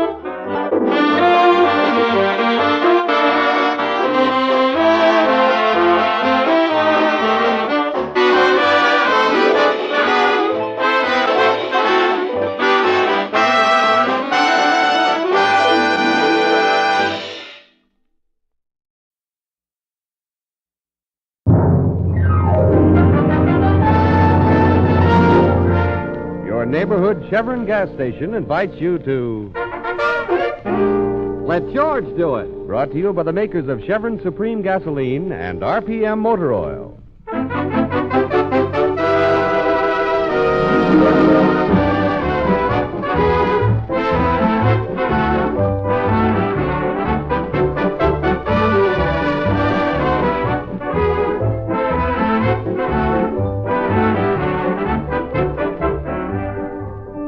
George Valentine has been out of uniform only a few weeks. Blessed with an abundance of energy and adventuresome spirit and not too much money, he has sunk his last dime in office rent, a few pieces of furniture, and an ad in the classified section of the daily paper. An ad which reads, "You have a crime that needs solving? You have a dog that needs walking? You have a wife that needs spanking? Let George do it." Now 3 days have passed, and George, sitting in his swivel chair with his feet up on the desk, is still anxiously waiting for a client. Suddenly, the door bursts open. Mr. Valentine? Yes? Mr. George Valentine? Yes, come right in. Have a seat. Oh, here, take this one. It's softer. Oh, thank you. Oh, don't mention it. Have a cigar? Huh? Oh, I'm sorry. You're too young. Here, wait a minute. Here, have a chocolate bar with almonds. Oh, thank you. Now then, what can I do for you? Well, I came to work for you. Work? I thought you were a client. Oh, no, sir. That's all right. I'll get it. Hey, wait a minute. Good morning. Let George do it. How do you like that? Oh, I can make an appointment for you. I'm Mr. Valentine's confidential assistant. Well, that's nice to know. Oh, well, if you're that close, then come right up, Mr. Winters. Yeah, goodbye, sir. Well, how do you... Now, look here, bottom button. I'm Sonny Brooks. You can call me Sonny. Well, now, look here, Sonny. Who hired you? I come with the office. You see, Caleb, the elevator man, is my friend. He knew I was looking for a job, so he said, Sonny, whoever gets that office gets you, too. Yeah, well, you're too young, Sonny. Things may get a little rough around here. Oh, that's okay, sir. I'm a very rugged character. Now then, Mr. Winters will be here soon. Winters? The mystery writer? Yes, sir. Jonathan Winters. He just phoned. Oh. We can discuss my salary later. I'll go on the payroll as of today. Uh-huh. Whether I like it or not, huh? I have a feeling you're going to become very fond of me, sir. I grow on people. Yeah, like a wart. All right, Sonny, call an employment agency and get me a secretary. Oh, that won't be necessary, sir. Why? Don't tell me you type also. No, but my sister does. Your sister? Claire. She'll be here soon to start to work. Well, say, does your whole family go with this office? Oh, well, I don't have much of a family. There's just Claire and me. Oh, well, that's tough, kid. But you're lucky. I haven't even got a sister. Tell you what, maybe we can sort of look after each other. How about it? Oh, that'll be swell, Mr. Valentine. I'll be glad to take care of you, sir. Hey, you're okay, Sonny. Oh, you like Claire, too. She's prettier than I am. Oh, perfect. It doesn't matter if she can type or take dictation, just so she's prettier than you are. Mr. Valentine? Hmm? Oh, yes, Mr. Winters. Come right in. Mr. Valentine, I'm here because... Well, it doesn't matter what the job is, Mr. Winters. I'm your man. Just throw your problem in my lap, and I'll come up with the right answer. Mr. Valentine, I'm about to be murdered. Well, now, don't take it too seriously. A lot of people... Murdered? Murdered? You're joking, I hope. I'm not joking. Oh, well, that's a little out of my line, Mr. Winters. I mean, Mr. Valentine, I have been murdered. Oh. Suffering cat. Yeah, well, don't stand there, Sonny. Do something. Call somebody. The police, the fire department. Yeah, I'll get a doctor. And Sonny. Yeah, Mr. Valentine? Don't get excited. Look at me. I'm perfectly cool.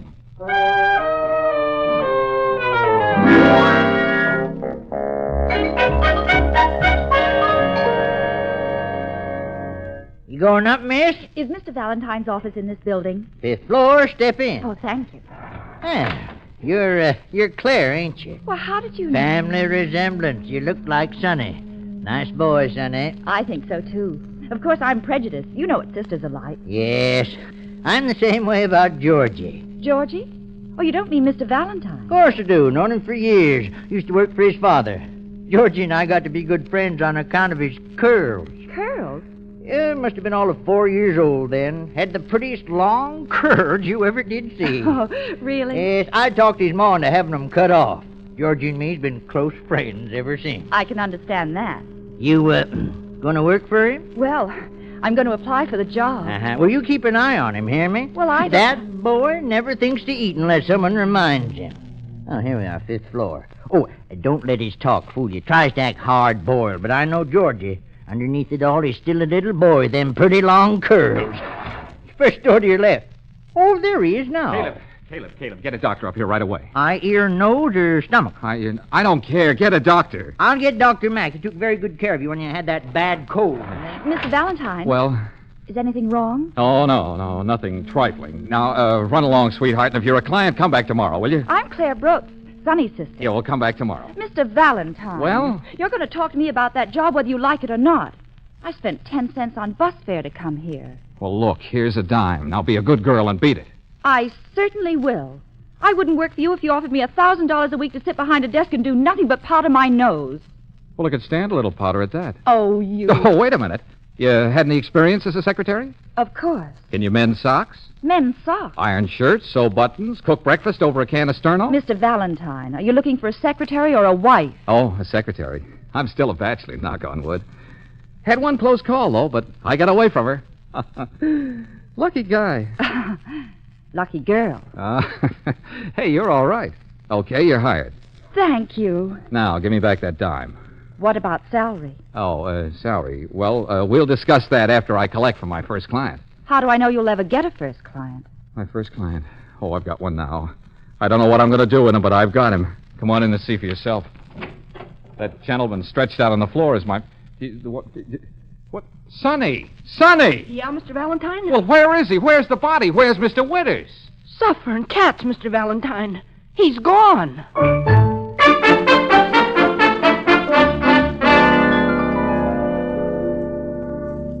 Now, make sense, will you? Mr. Winters couldn't have just disappeared into thin air? Well, it's like I told you, Mr. Valentine. I went into the waiting room to phone the police, and the next thing I knew, you were out here yelling for me. Look, this window is open. Well, what of it? Well, don't you see? It leads to the fire escape. Mm-hmm. And this door leads to a closet, and that door leads to the... Well, never mind. Will you be serious? Mr. Winters was shot. Well? Maybe his murderer followed him here to your office. Maybe he hid out of the fire escape listening. Then when you left the office, he dragged the body out. I'll bet Sis is right. Oh, look, kids, we haven't got time to puzzle over it now. I'm in a jam. The police will be here any minute. The police? Well, of course. Sonny phoned them. Gosh, I'll look pretty silly trying to explain that the body disappeared. My first case, and I make a mess of it. Oh, don't get discouraged, Mr. Valentine. Yeah. But to tell you the truth, Sonny, I don't know what to do next. I haven't even got a clue. Still the little boy in curls. Curls? Oh, Caleb's been talking to you, huh? He's a swell guy, but don't take him too seriously. Why not? Well, because he thinks I know all the answers. And look at me. Mr. Valentine, why don't you go out and find a clue? Find one? Where? Well, did Mr. Winters have a family? Well, I don't... Hey, wait a minute. I've seen pictures of his wife in society papers. Good. Oh, Claire, you're wonderful. Remind me to raise your salary. What salary? Yeah, well, when you get one, remind me to raise it. See you later. Where are you going, Mr. Valentine? To Mr. Winters' home. And when the police come, stole them. But, Mr. Valentine, what'll I tell them? Tell them nothing. You've got charm, haven't you? Well, use it.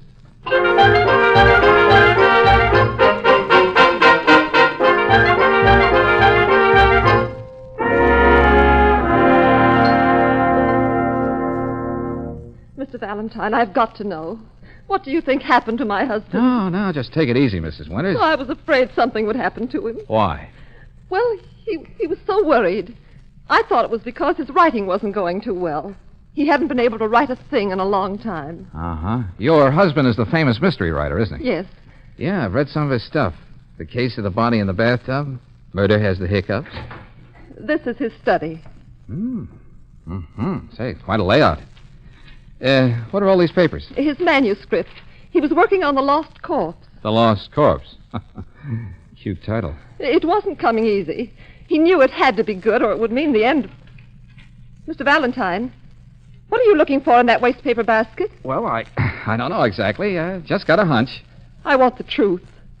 Was he murdered? Oh, relax, Mrs. Winters, relax. The best man in town is on the job. Who? Who? Why, me, of course. Is this the Lost Corpse? Put that manuscript down. Don't look at it. Why not? Well, sorry. It's just a superstition. Jonathan never wanted anyone to read what he was working on. Oh, then of course you haven't read this. No, certainly not. Did your husband have any domestic trouble? Domestic trouble? Jonathan was devoted to me. Was? Why the past tense? What? Well, I don't know what I'm saying. Miss Winters? Yes? Yes, what is it? There's a policeman downstairs. He wants to talk to you. A policeman? Well, I'll be right down. Look, Mrs. Winters, you haven't seen me, understand? But why? Your husband trusted me. Why don't you try it? All right, Mr. Valentine. Any way I can get out of here without going down the stairs? Oh, that door leads to my husband's private elevator. It'll take you to the back entrance. Say, he thought of everything. Well, he liked to come and go without disturbing the rest of the household. A clever man. Okay, Mrs. Winters, I'll get in touch with you tomorrow. Tomorrow? You mean you'll have news for me? Well, maybe it'll be news to you. And then again, Mrs. Winters, maybe it won't.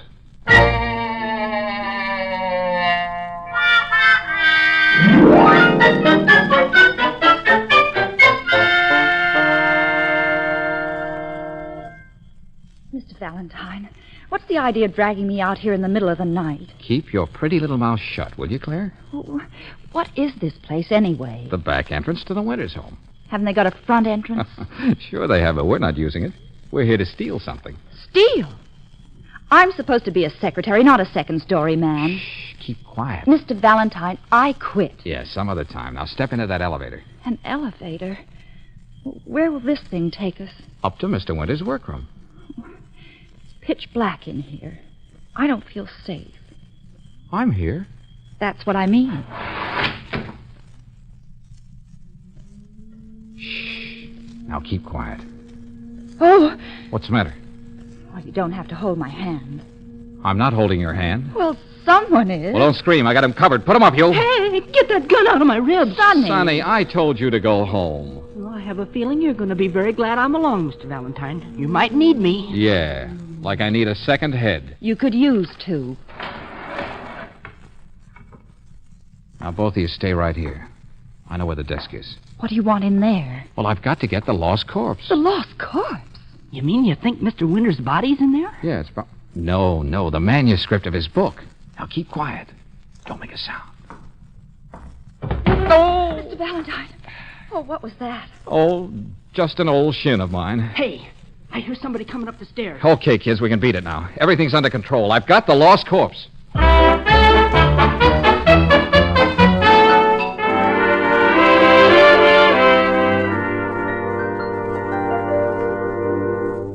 Is it a good story, Mr. Valentine? Mm-hmm. Aren't you going to let us read it? Mrs. Winters wouldn't approve. Oh. What's she like? She attractive? Never mind, Mrs. Winters. What about the lost corpse? Well, it's a very unusual story about a man and his wife. How original. Yeah, the wife would like to give him the gate, but she hasn't any money of her own. However, she stands to collect a lot if her husband ever kicks the bucket. Is there a murder? Of course. The husband is shot, but he manages to make his way to a private investigator's office. Huh? Is that in the story? Sure. Yeah, but that's what Mr. Winters did. The husband tells the investigator he's about to be murdered. Hey, that's what he told you. Then he collapses. When the investigator steps out of his office, the wounded man disappears. Just like Mr. Winters did. That's what actually happened. It is? Well, what do you know about that? Well, go on, Mr. Valentine. Then what? Well, later the guy returns to his wife and he says, "You thought you killed me, but I'm not dead yet. You... Yes. Go on. Well, that's all. That's as far as Mr. Winters got with his story. No wonder Mrs. Winters didn't want you to read it. It's the story of their life. It shows she's guilty. She killed her husband. Georgie. Oh, say, Georgie. Yeah, Caleb, what do you want? Where's Mrs. Winters? She all right now?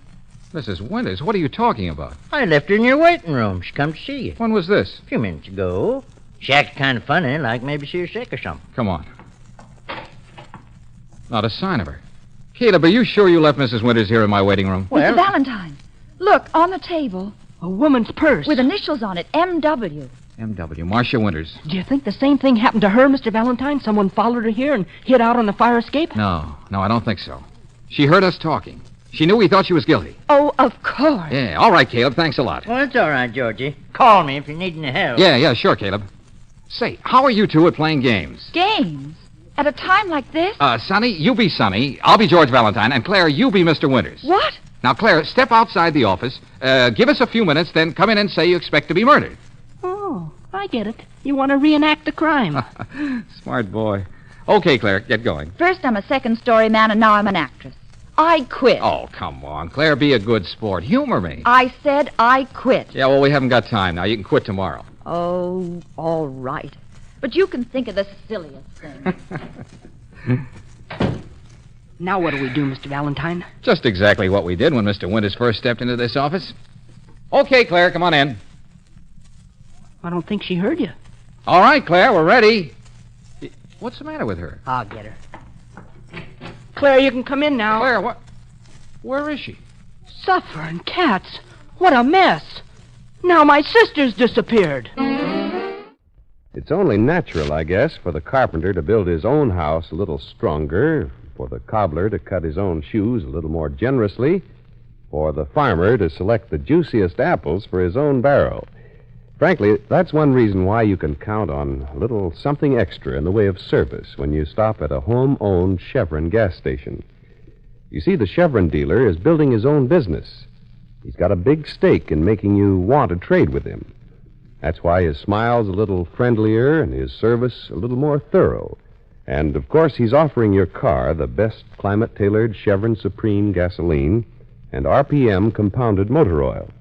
It's only natural, too, for you to like doing business with a neighborly, conscientious kind of a fellow. So look up the Chevron dealer in your neighborhood.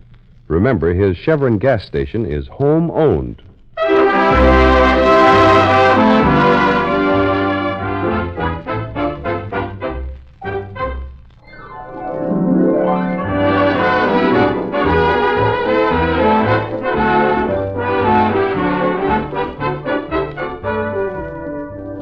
George doesn't seem to have gotten very far in his solution of this case. First, a murdered man disappeared from right under his nose. Then the murdered man's wife mysteriously departed. And now his secretary has vanished into thin air.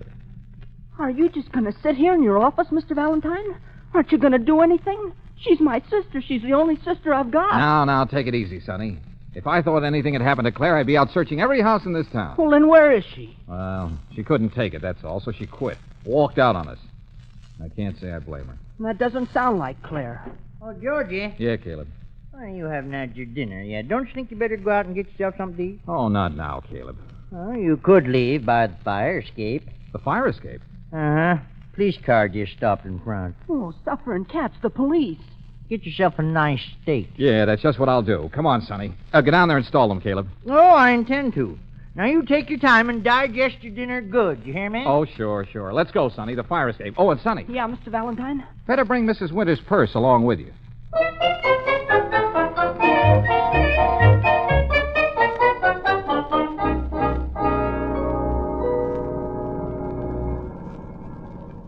Excuse me, Mr. Valentine, but aren't you going to stop and get something to eat? That's the trouble with women. As soon as the going gets a little tough, they walk out on you. Didn't you promise Caleb you'd get yourself a steak? Boy, a big, beautiful steak. But you're certainly right, Sonny. She is. She is, sir? Much prettier than you. Mr. Valentine, if we're not going to eat, we can't just drive around all night. We've got to find out who murdered Mr. Winters and what they did with his body, and where Mrs. Winters disappeared to, and what happened to Claire. Isn't that right, sir? And she's very intelligent. That is, for a woman. Mr. Valentine. Hmm? Oh, okay, Sonny. Look at the address on that letter. What letter, sir? The one in Mrs. Winter's purse. Is there a letter in here? Well, didn't you notice it when Claire opened the purse? No, sir. Oh, here it is. It's addressed to Mrs. Marcia Winters, 300 Pepper Tree Lane, Cedarhurst.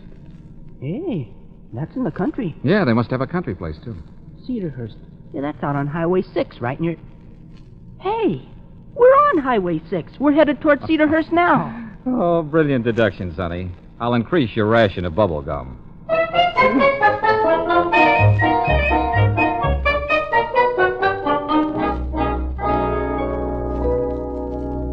Oh, I filled her up, sir.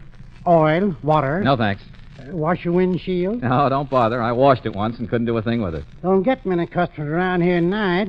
Pretty deserted road. Oh, that's so? I'll bet we're the first car you've seen this evening. That's right. Oh, except for that cab. Cab with a woman in it? Now, how'd you guess? Hey, I'll bet it was Mrs. Winters. Hang on, Sonny. We're getting warm.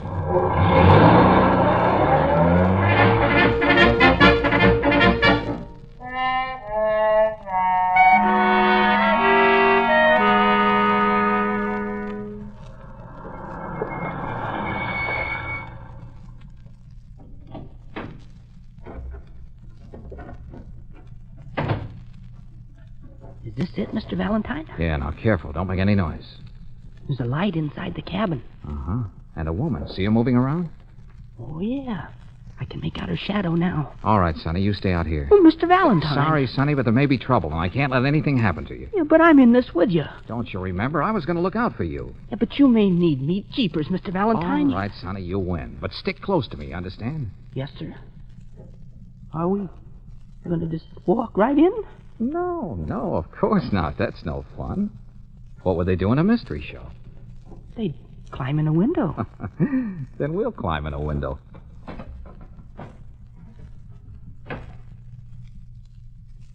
Mr. Valentine, she turned off the light. Shall I go in first? No, you get back of me. Let me handle this. Yes, sir.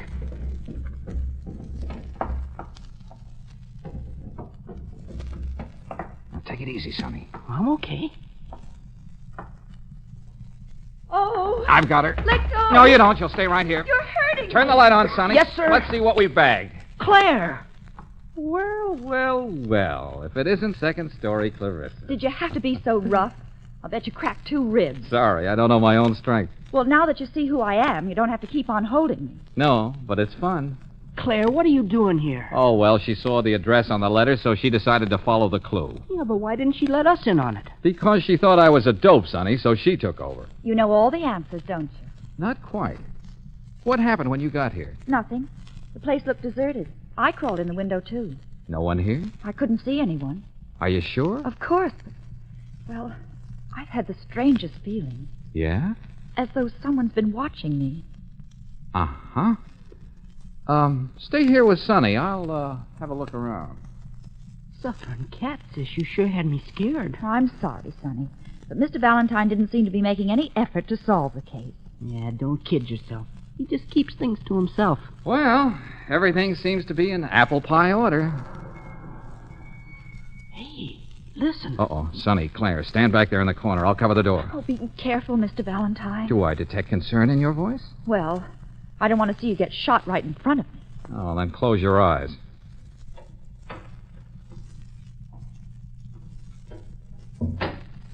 Well, good evening, Mrs. Winters. Oh, May I present my 2 assistants, Claire and Sonny Brooks? how did you know I'd be here? What do you want? Just want to make talk.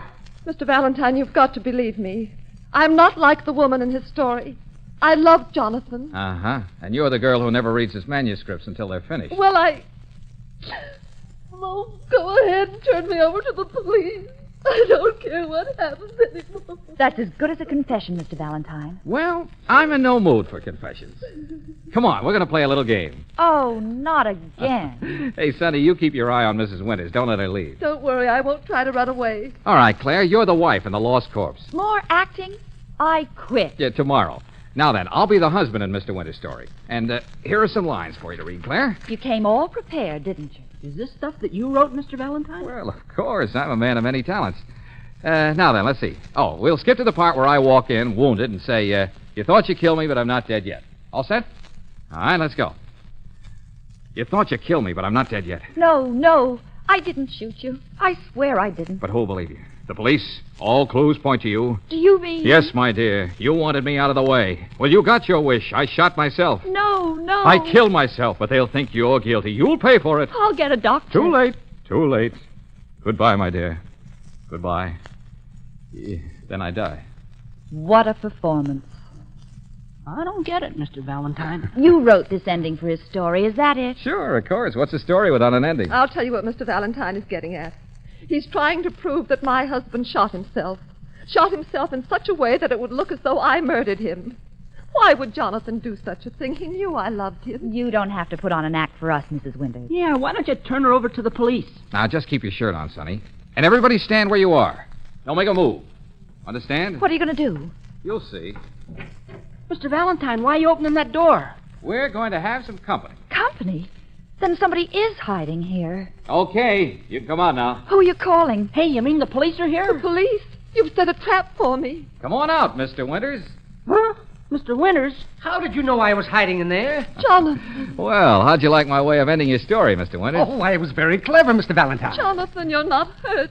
You weren't shot. I'm terribly sorry you were worried, darling. Hey, I don't get this. Well, Mr. Winters couldn't find an ending for his story, The Lost Corpse. But how did you know that? Searched his wastepaper basket, found it full of rejected endings. That's quite right. Finally, I decided to do just what the hero in my book did. So I went to Mr. Valentine. You see, I saw his ad in the paper. Said he could solve anything. Then when he tried to go home and explain to you, Mrs. Winters, he saw the police there. So he came out here to hide. Right, Mr. Winters? Absolutely right. I knew I'd find him here. Then when I searched this cabin, I saw him hiding in the closet. Why didn't you say something? Oh, I wanted to sort of put on a show for her. Oh, Jonathan. Oh, forgive me, Doc. Oh, come on, kids. They don't need an audience. Hello, wait a minute, Mr. Valentine. I've got the ending to my story, thanks to you. And with all that publicity in the papers, it's sure to have a big sale. So, name your fee.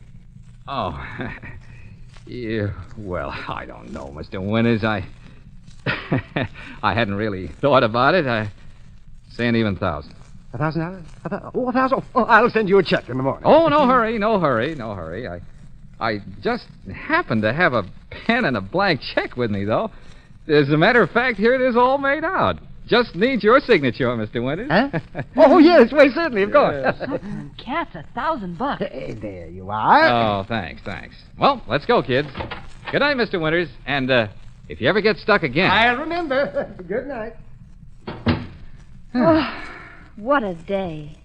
Now I feel like collapsing. Sonny, come here and put your arm around me. Oh, sure, sis. Go away, Sonny. Let George do it.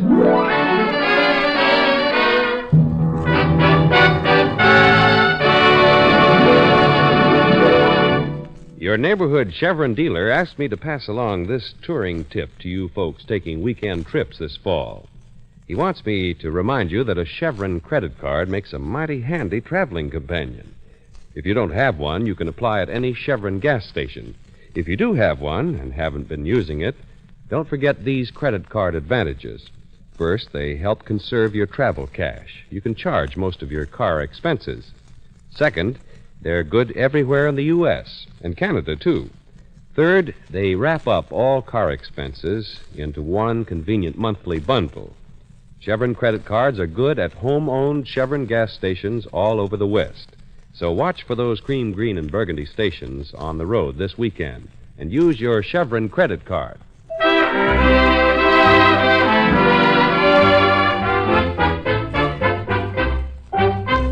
Well, next week, a former Army buddy comes to George Valentine with a very delicate problem. George, I'm desperate. You're my only bet.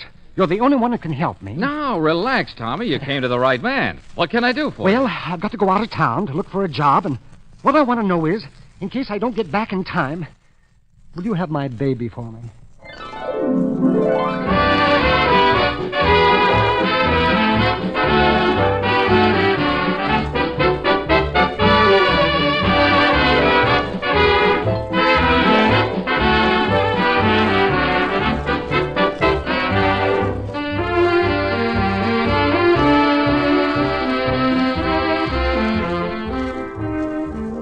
Chevron gas stations all through the West invite you to be with us again next week for another chapter of Let George Do It, brought to you by the makers of Chevron Supreme Gasoline and RPM Motor Oil.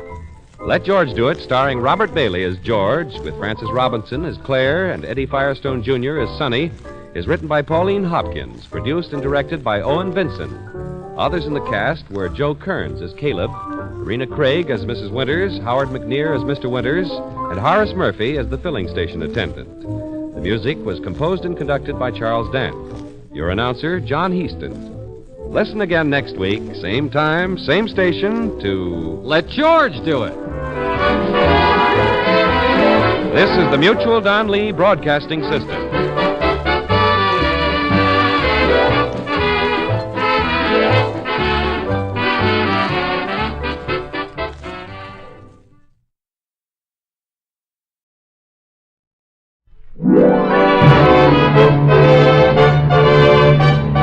Your neighborhood Chevron gas station invites you to Let George Do It. Brought to you by the makers of Chevron Supreme Gasoline and RPM Motor Oil.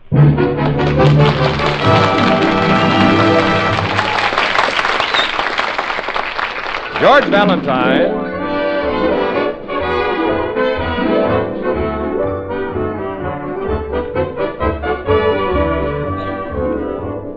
Yes, George Valentine, fresh out of uniform and eager to put his many talents to work, as well as to earn a living, ran an ad in the local paper.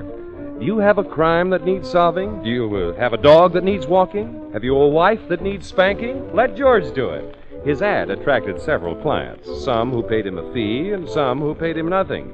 His secretary, Claire Brooks, worries about the mounting pile of bills. But George, as he sits in his office with his feet on his desk, is occupied with more important matters. Claire, I wonder, do you think I could find any sardines? Oh, I'll send Sonny out. Sardine on rye? Oh, no, not a sandwich. Bait. Bait? What do you want to catch? A fish. Mr. Valentine, you can't afford a fishing trip. Yeah, but if I get a client before Friday, a nice, simple case, you know, somebody wants me to find their uncle or lose their mother-in-law, just a few quick bucks and I'm on my way. You can't afford a fishing trip. I'm sitting back in the rowboat. I haven't a care in the world, just soaking up the sun. All of a sudden, wham! Then another wham! Mr. Valentine? I got a bite. What is it, Sonny? Yes, Sonny, what is it? Halibut, swordfish, yellowtail? Mrs. Harrington. Isabel Harrington. James Harrington's wife. There, you see, I did catch my fish. I told you, sardine's the best bait in the world. Hey, sis, is he feeling all right? It's normal for him. Send her in, Sonny. Okay. Now, remember, Mr. Valentine, she's the Mrs. Harrington. Yeah, I got you. Oh, Mr. Valentine? Oh, come in, Mrs. Harrington. Come right on in. Sit here. You'll be more comfortable. Thank you. Uh-huh. This is my secretary, Claire Brooks. But don't let her upset you. She knows all the skeletons intimately. Oh, how charming. Mr. Valentine, I've been trying to get up enough nerve to come here. Well, you just go right ahead and open up and talk. Nothing goes out of this office. And nothing comes in. Oh, I'm afraid that someone close to me may get into trouble. Oh, Mr. Valentine, I want you to watch that person every minute of the day. Do you understand? Well, now, wait a minute. What kind of trouble? Well, you see, it's so humiliating. This person picks up things. Picks up? Mm-hmm. Oh, a kleptomaniac. Oh, Mr. Valentine, I can't go on. Oh, now, Mrs. Harrington. Oh, no, please. Later. Have lunch with me. 2:00 at the Savoy. Oh, but Mrs. Harrington. Please, be there. A kleptomaniac, huh? Must be her husband. Her husband? Mr. Valentine. Yes? Don't look now, but your fountain pen is missing.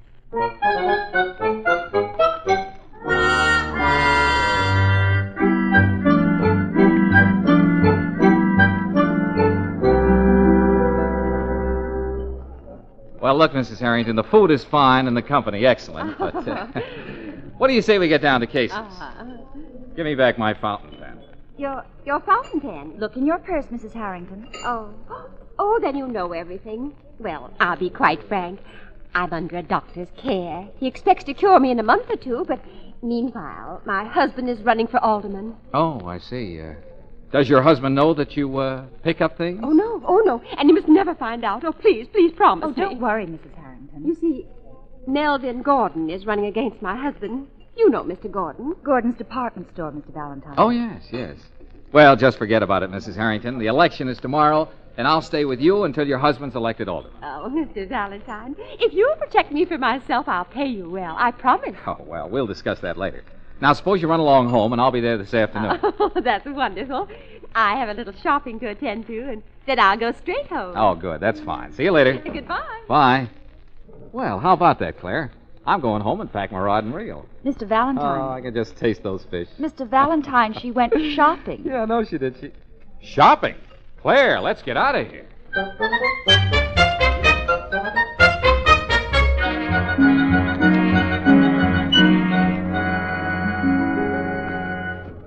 Why come here? What makes you think she shops in Gordon's department store? Because she'd be in most danger here. You heard her. Gordon is running against her husband for alderman. Still, Mr. Valentine. Where? There. Compacts. Compacts? Straight ahead. Oh, what's she got in her hand? Gold compact. Uh-huh. With stones. How much? About $50. Oh. Did you see that? In her pocket. Come on. What are you going to do? Well, you look at compacts and stay close to me. You got it? But, Mr. Valentine... Shh, do as I say. Oh, all right.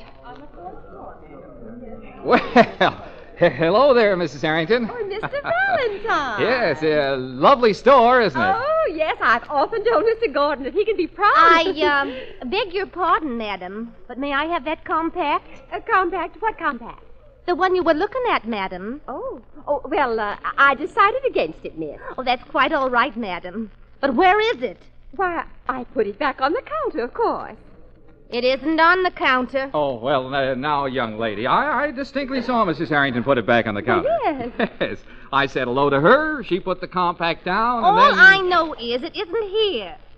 I think I ought to call the store detective. Oh, no, don't do that. He'll take you upstairs to have a little talk with Mr. Gordon. Mr. Gordon? No, wait a minute. The compact isn't here, mister. Oh, well, why not search that young lady there? What? Who, me? Yeah, look in her pocket. Why, did you... Oh, it is in my pocket. Well, come on, miss. Mr. Gordon will want to talk to you. Mrs. Harrington, go home. Beat it. Oh, yes, I will. Come on, miss, this way. And don't make any trouble. No, miss, don't make any trouble. Why, you...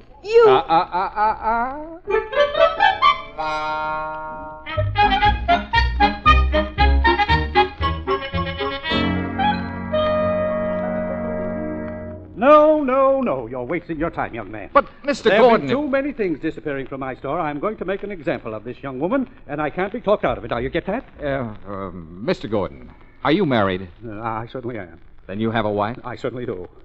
Mr. Gordon, do you love your wife? Is the door closed? Yes. I love my wife. Then you must know how I feel. This girl is your wife? Mr. Gordon, don't listen to him. It's all right, Claire. In spite of everything you've done, I'm not ashamed.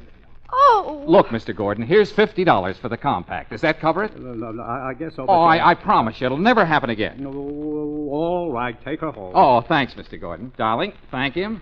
Let me out of here. Yes, darling, of course. Goodbye, Mr. Gordon. Good luck, young man. Oh, Clara, listen. I hate you. It was the dirtiest trick you've ever played on me, and I hate you. You'll never get a chance to play another trick because I quit, understand? I definitely quit, and I definitely hate you. Oh, Claire, honey.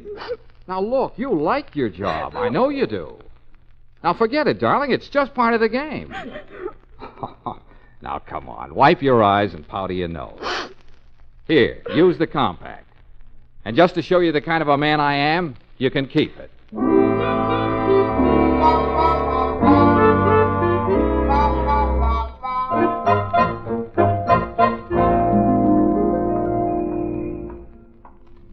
Now what? Now we go back to the office, and then I'll go to the Harringtons.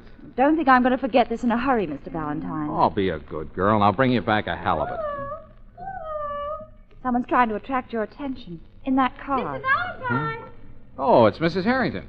Mrs. Harrington, I told you to go home. Well, I'm going now, Mr. Valentine. I was worried about Miss Brooks. Oh, well, everything's fine. Oh, you were superb, Mr. Valentine.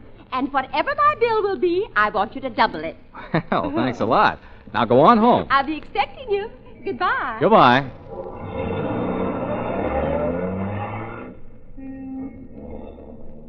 Don't laugh, Mr. Valentine. Maybe you don't believe in a woman's instinct, but I wish you'd drop this case. I have a feeling that... Mr. Valentine, what are you doing with that fur scarf? She did it again. A silver fox. Claire, think. Was she wearing a silver fox when we had lunch with her or while she was shopping? Oh, no, I couldn't have missed it. I noticed it in the car just now while we were talking to her. She must have picked it up when we were with Gordon. A silver fox. Oh, call her back, Mr. Valentine. Make her take care of it. Well, now, don't get excited. Why should I worry a good client? But, Mr. Valentine, I have a feeling. Will you forget that you're a woman and that you've got an instinct? Come on, we'll go back to the office. With the silver fox? With the silver fox. Come on. Oh, all right, but I've got a feeling.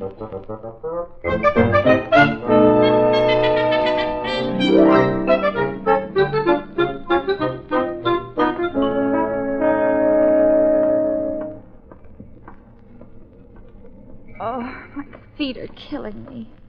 The least you could have done was to hail a cab. I just put out $50 for that compact. Only one more block. Mr. Valentine? It's Sonny. Well, why did you leave the office? I've been looking all over for you two. What's up? Mrs. Harrington phoned. Yeah? She says when you go out to her house this evening, don't worry if you bump into a cop. A cop? It seems that last year on her birthday, her husband gave her an animal to drape around her neck, and somebody stole it this afternoon out of her car. Say that again, Sonny, and slowly.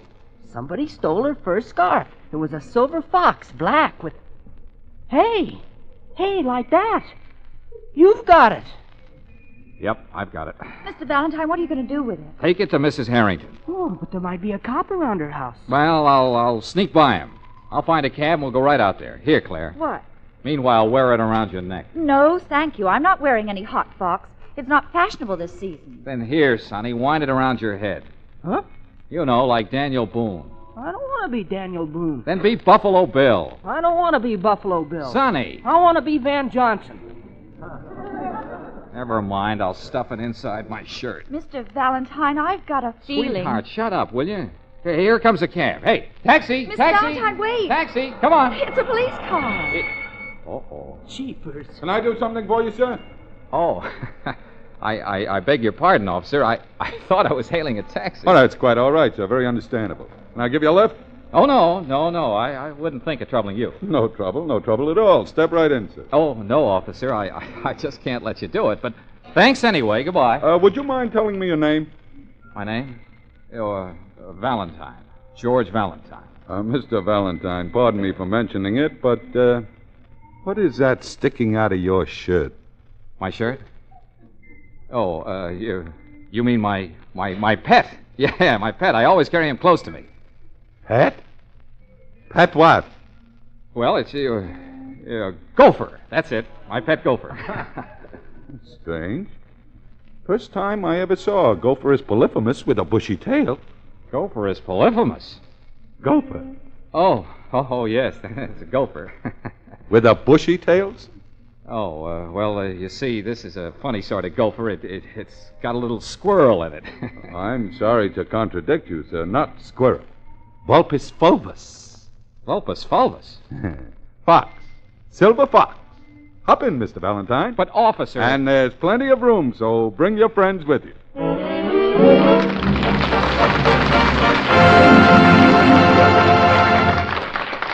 How will George talk himself out of this predicament?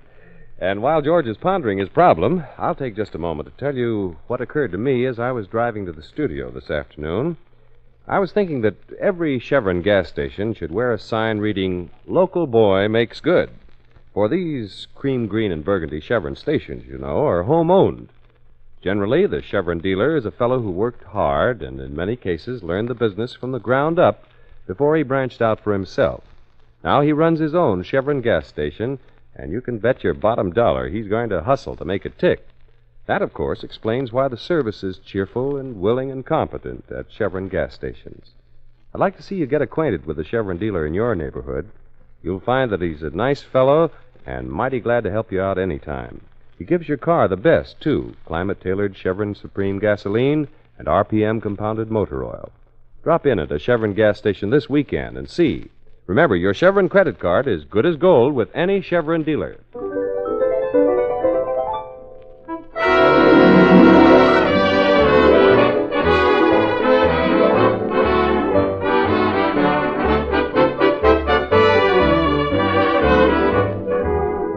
Well, it looks as if George is really in a jam this time, and with the law, too. Right now, George, Claire, and Sonny are cruising along in a squad car. The officer is their chauffeur. I tell you, you're making a big mistake, officer. Maybe so, sir, but they told me at the station to be on the lookout for a Vulpus fulvus. Silver fox. May I congratulate you on your vocabulary, officer? Thank you very much. And may I congratulate you on your pulchritude. What'd you say she was? Cute. Oh. Now, take the glove compartment in my car. Now, most people would keep cigarettes in there. What would you keep in it? Maps. Lipstick. Bicarbonated soda. Well, I got it filled with books. You know, books. Pocket edition. Oh, look, officer, if you'll just take us to Mrs. Harrington. She's very absent-minded. She forgot that she asked me to take care of her silver fox. I'm sorry, sir, but I'm taking you to the station. Jeepers, officer, give us a break. I'm sorry, son. I'm taking you to the station. Officer. Hmm? Now, officer. Okay, I'll take you to the Harringtons.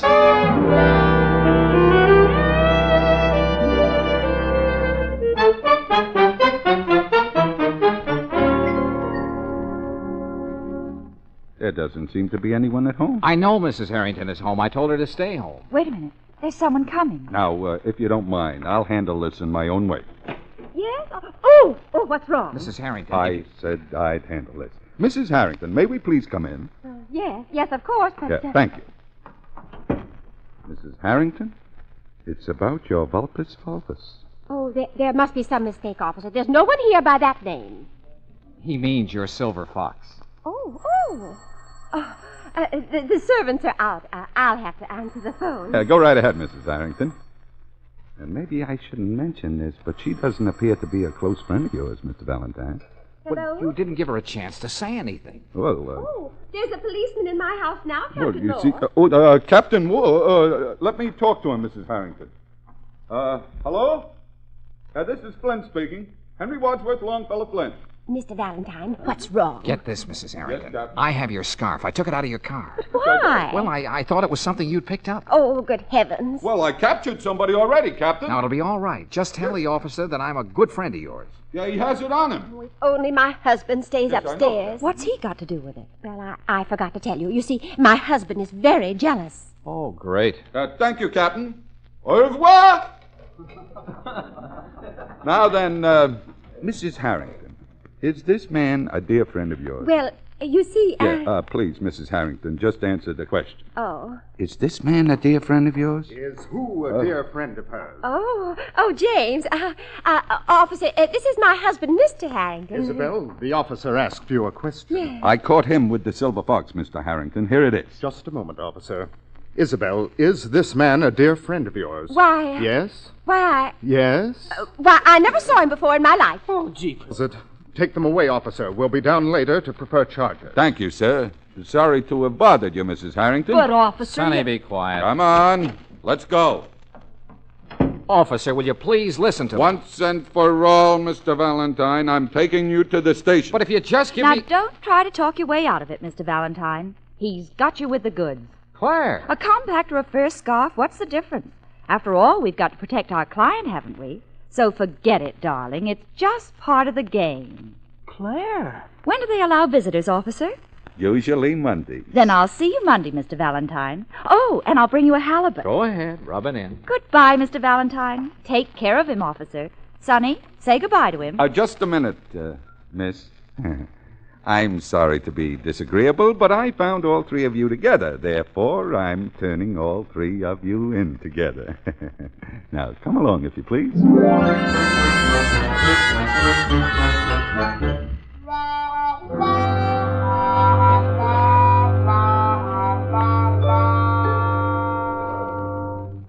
Jailbirds. Cut it out, will you, Sonny? Jailbirds behind bars. Well, we're just being detained until Mr. and Mrs. Harrington get here. Yeah, then they'll put us away for good. What do you suppose they did to my sister? Poor Claire, she... Poor Claire, my eye. She was glad it happened. Why, if she saw me now, she'd probably laugh out loud. Claire! Claire, where are you? I'm your next door neighbor. Could I borrow a cup of sugar? Well, why didn't you tell us you were there? I wanted to listen to you, Mr. Valentine. Call me George. This is no time to be formal. I thought maybe I'd hear you say you were sorry. That shows what a little fool I am. Oh, well, Claire, listen. I'd give my right arm to have avoided this. I don't want your right arm. Just once I'd like to hear you say it. I'm sorry. Well, Claire, I... Take your time. You've probably got 5 years. Well, look. I'll tell him you two had nothing to do with this. And when you're out of here, if you're smart, you'll never see me again. You'll have nothing more to do with me. Will you promise? No. Claire. I'd miss you. Oh, hey. You do like me, don't you? Oh, I guess I do. Then why didn't you smile at that copy to let us go? Oh, now it's my fault. Everybody all right? Everybody healthy and happy? Oh, sure. Just one big happy family. Hey, he's unlocking our cell. Just a minute, miss. I'll have you out, too. Where are you going to take us, officer? Just follow me, if you please. Mr. Valentine, maybe it's an electric chair. Now, take it easy, son. Mrs. Harrington is here. With Mr. Harrington? No, she's alone. Most intelligent woman, Mrs. Harrington. She's looking at my books. She's very interested in them. Then you better lock him up. What? Just a joke. Oh. Yeah. Well, here they are, Mrs. Harrington. Oh, Mr. Valentine, will you ever be able to forgive me? That depends. I was just telling Officer Flynn how absent-minded I am. I remember it all now. I was standing on the street and... Yeah. Well, you don't have to explain, Mrs. Harrington. You're not going to prefer charges against these people, are you? Oh, no. No, of course not. No. Preposterous. Then they're discharged. We're free? Very sorry to have bothered you, miss. Oh, that's all right. Goodbye, officer. Goodbye, sir. See you again sometime. I hope not. Goodbye, officer. Goodbye, miss. You will always remember a glistening pearl in my treasure box of memories. Whew. Fresh air. Mr. Valentine, whatever my bill will be, I want you to double it. What did you tell your husband? Just what I told the officer. Okay, now you're going home. And I'll stay there until the election is over tomorrow. I know. We'll see to that. We're going with you. What? All of us? Yep, all of us. That's the only way we can keep her out of trouble. Come on, Mrs. Harrington. Let's go home.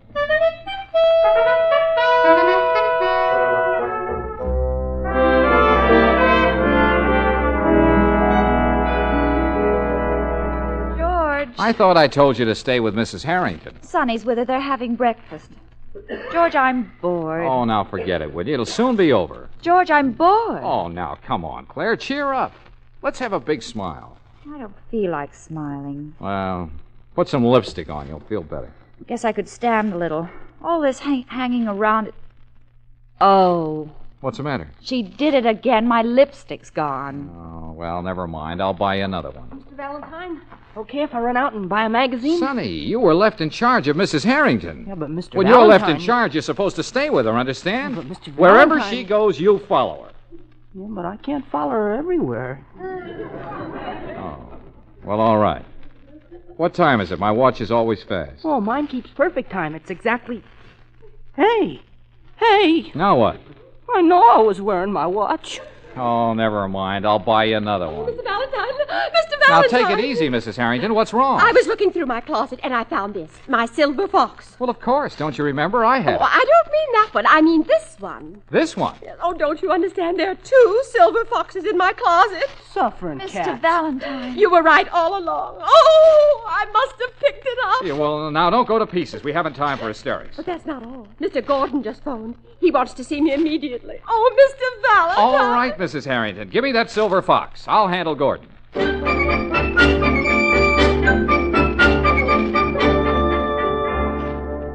I knew all along Mrs. Harrington was guilty. After she shopped, something always disappears. Will you please calm down, Mr. Gordon? I brought back the silver fox. You can keep it. Now, be reasonable. Look, when things disappear, you charge them to Mrs. Harrington's account, don't you? What's that got to do with it? Harrington's running against me for alderman. There's still time to get a story in this afternoon's paper. What do you think his chances will be then? It'd be a dirty trick, Mr. Gordon. Look, Valentine, just between us, Harrington's the best man. He should be alderman, but if I'm made alderman, my wife will think I'm wonderful. You'd wreck Mr. Harrington just to make your wife think you're wonderful. You bet I would. Darling. Mildred, sweetheart, come in. Oh, sweetheart, this is Mr. Valentine, and my wife, Miss Scott. How do you do? Hello. Well, darling. Well, darling? Is that all you have to say? Oh, you look wonderful, sweetheart. I knew it. I'll never forgive you. Mildred, angel. Of course, a great big executive like you, so busy running a store and running for alderman, you haven't time to remember a little thing like a birthday, have you? Birthday? Oh, Mildred, now, sweetheart. I should have known. Oh, well, pardon me for cutting in, Mrs. Gordon, but I can't keep my mouth shut. I know it's supposed to be a surprise, too. A surprise? A surprise? He didn't forget your birthday, Mrs. Gordon. He didn't? I didn't? I didn't. Here you are. I just helped him select it for you. A silver fox. Oh, darling. Oh, I'm going to give you a great big kiss. Well, I'll run along. That is, unless you have something else to discuss, Mr. Gordon? Oh, no. No, not a thing. Good, good. Happy birthday, Mrs. Gordon. I hope you'll enjoy the Vulpus Fulvus.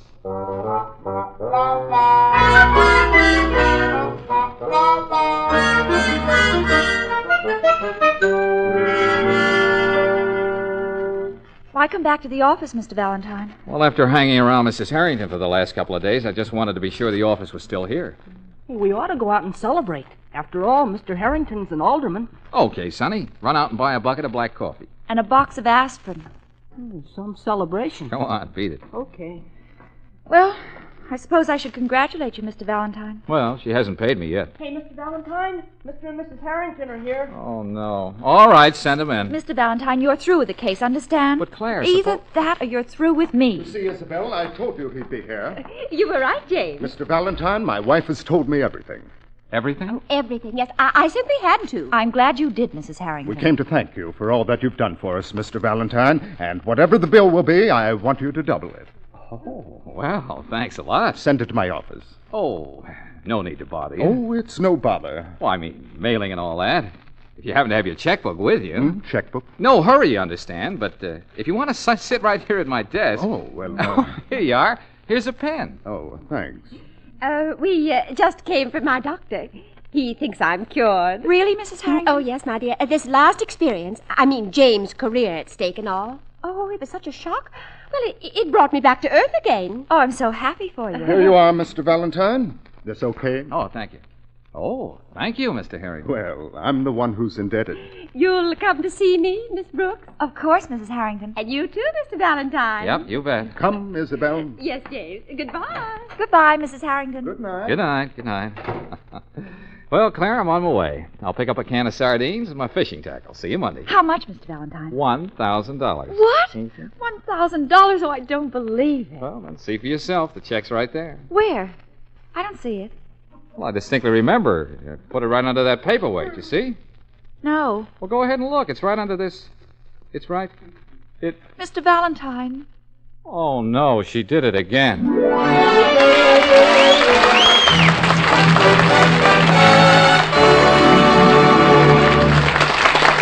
George will be back in a moment. Meanwhile, a friend of mine owns the Chevron gas station down the street, and he was telling me a story the other day. It seems a chap he knew came in when they were putting my friend's name on the canopy of his home-owned station. Looks pretty nice, commented the chap. And it certainly shows folks that you're the boss here. Not on your life, explained my friend. It means that they are the boss here. Well, the motorist didn't get it, so the Chevron dealer went on. The new sign and the cream, green, and burgundy color scheme, he said, are simply to make it plain that I run my own station. Since I'm in business for myself, how well I get along depends pretty much on how well I treat my customers. And that makes the customers strictly the boss at my Chevron gas station.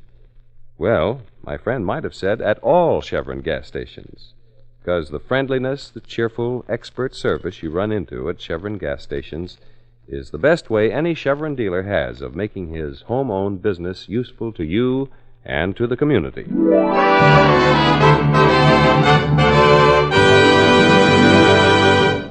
Well, next week, George Valentine goes on a picnic. But instead of being bothered with the usual things like ants and rain, he has a new experience. You'll probably hear him saying something like this. Wow, what was that? Who hit me? Somebody threw a shoe at you, Mr. Valentine. It came from that house. Well, a lady's slipper. Hey, and a note with it. Let me see. It says, I am being held prisoner in this house. Please save me. Hey, it's written in lipstick. Orange lipstick. Must be a blonde. See you later.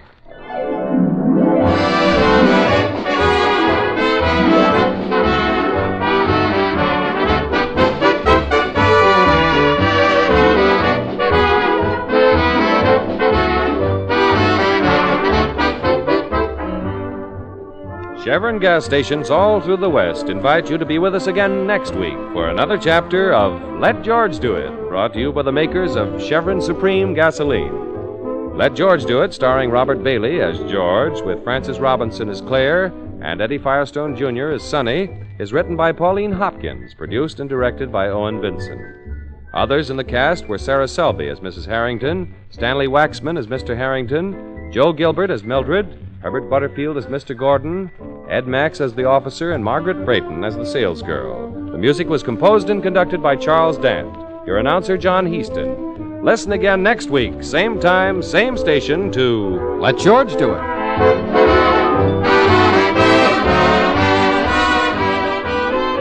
This is the Mutual Don Lee Broadcasting System.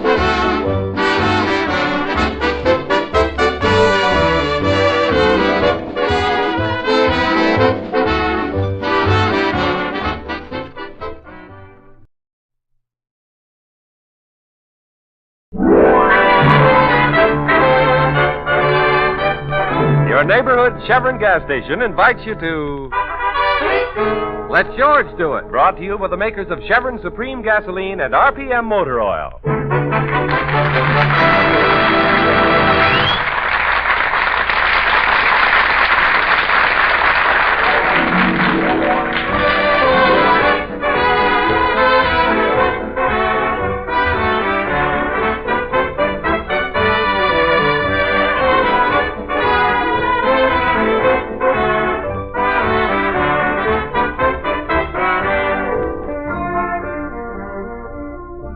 Have a crime that needs solving? Have a dog that needs walking? Have a wife that needs spanking? Let George do it. George Valentine put that ad in the paper, opened an office, and waited for the clients to pour in. He was mildly successful, but for the past few days, nobody has entered his office except his secretary Claire and her brother Sonny, his self-appointed assistant. Not one to worry, George has decided that they need some relaxation. Now we find them driving in the country looking for a place to picnic. Here? Not enough trees. Keep going, Mr. Valentine. Claire, I'm starved. I want this picnic to be perfect. We must have just the right spot. Here? Too flat. I want a hill. Keep going. Don't listen to her, Mr. Valentine, or we'll die a horrible death. Imagine the irony. They'll look in the car and see a picnic basket. Fried chicken, potato salad, deviled eggs, and 3 emaciated bodies. How about here? There's no stream of water. Keep going. Oh, Mr. Valentine, I'm in agony. After all, I'm still a growing boy. How can I grow when nobody feeds me? Why are you stopping? Because we're going to have our picnic right here. All right, last stop. Everybody out. Mr. Valentine, you can't be serious. Picnic in somebody's front yard? Well, why not? There are trees, grass, a hill. And if you want a stream of water, just ring their doorbell and tell them you're thirsty. I think it's a swell idea. I won't get out of the car. Well, suit yourself. Hand me the basket, Sonny. You bet. Mr. Valentine, I promise. We'll stop at the very next place that looks good. There's nothing wrong with this spot. I like it. But it's private property. We'll be chased off. The place is deserted. Didn't you notice, Claire? It's all boarded up. Nobody home. The perfect spot for a picnic. Chicken leg, Sonny. Wait a minute. I fixed that lunch. Well, then come on and join us. And if you behave yourself, I may even let you sit next to me. Oh, give me that basket. I'll serve. All right, then snap into it. Oh, all right. Neck? Not on an empty stomach. Mr. Valentine. Care for wings? Make that 2 wings and you made a sale. There's nothing I like better than chicken wings. You know, when I was a kid, Ow! What's the matter? Hey, somebody hit me. Come on now, which one of you is guilty? Who hit me? I don't know what you're talking about. Hey, look. Somebody threw a shoe at you. I told you we shouldn't have stopped here. Well, how do you like that? A lady's slipper. Where do you suppose it came from? Oh, from the house, of course. Look up there on the 2nd floor. I don't see anything. Well, there's a window open over to the right. Hey, and I thought the place was deserted.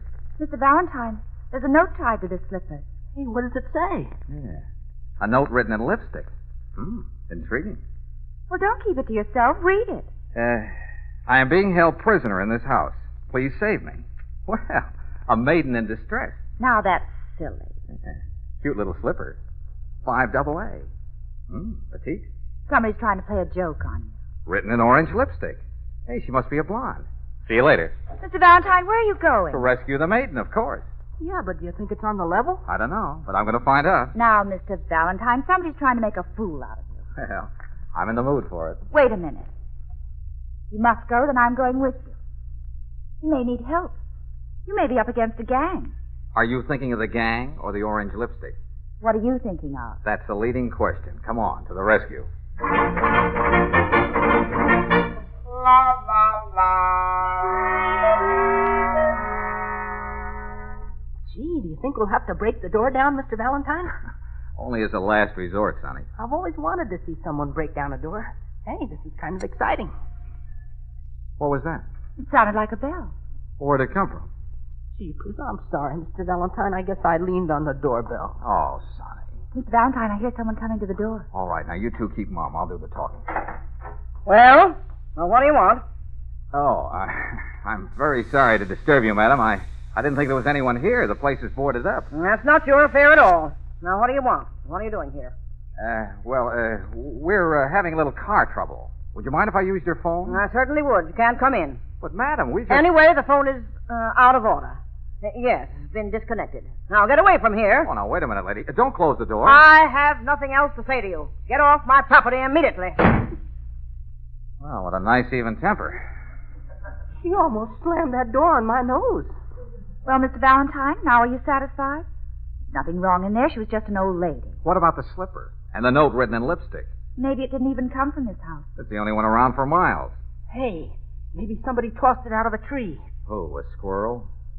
Anyway, it's none of your affair. Let's get away from here. Oh, Claire, where's your sense of chivalry? Well, then why don't you go to the police? Now, there's a sensible suggestion. Why bother the police until I find out what this is all about?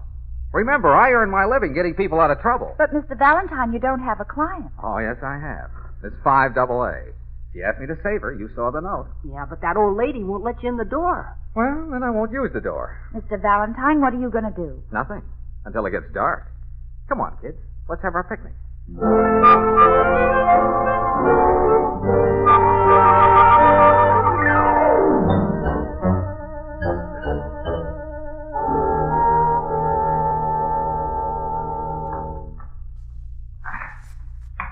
Now be careful. Yep. Quiet. I'm all right. Yeah, but do you think the trellis will hold you? You're full of chicken. Gotta hold me. Climbing up a trellis at your age. Very romantic. I feel like a cross between Romeo and Robin Hood. Mr. Valentine, Just a little slippery. how do you know you can get in that window? Oh, I'll get in. I used to be a vacuum cleaner salesman.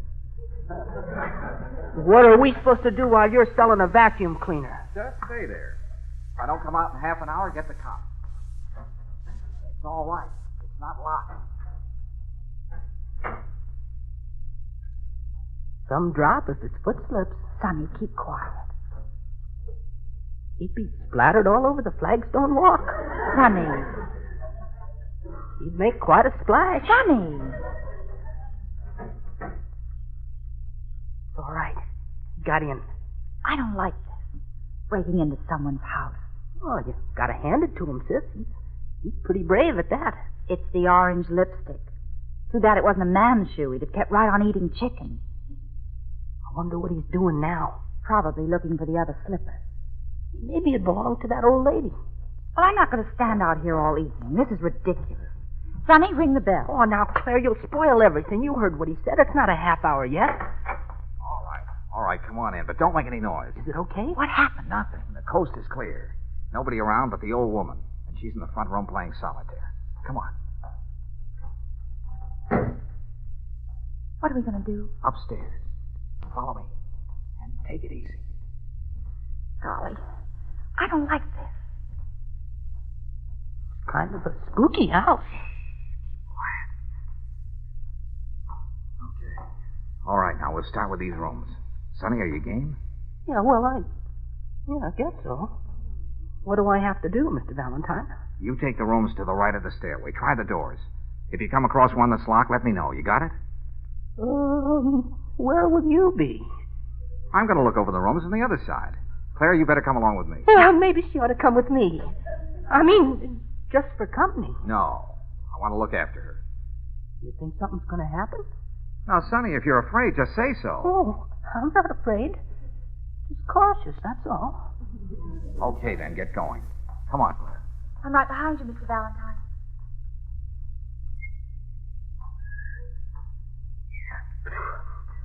Oh, I wish I could whistle. Well, here's the door. Go on, Sonny, open it.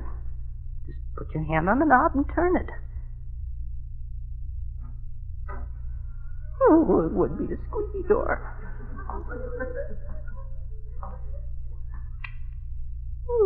It's just somebody's bedroom. Nothing in here.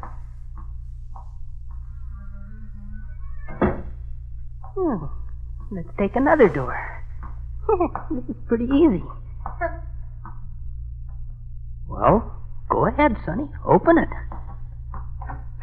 It's locked. Well, there's a key in the door. Darn it. Come on, Sonny. Unlock it. Be brave.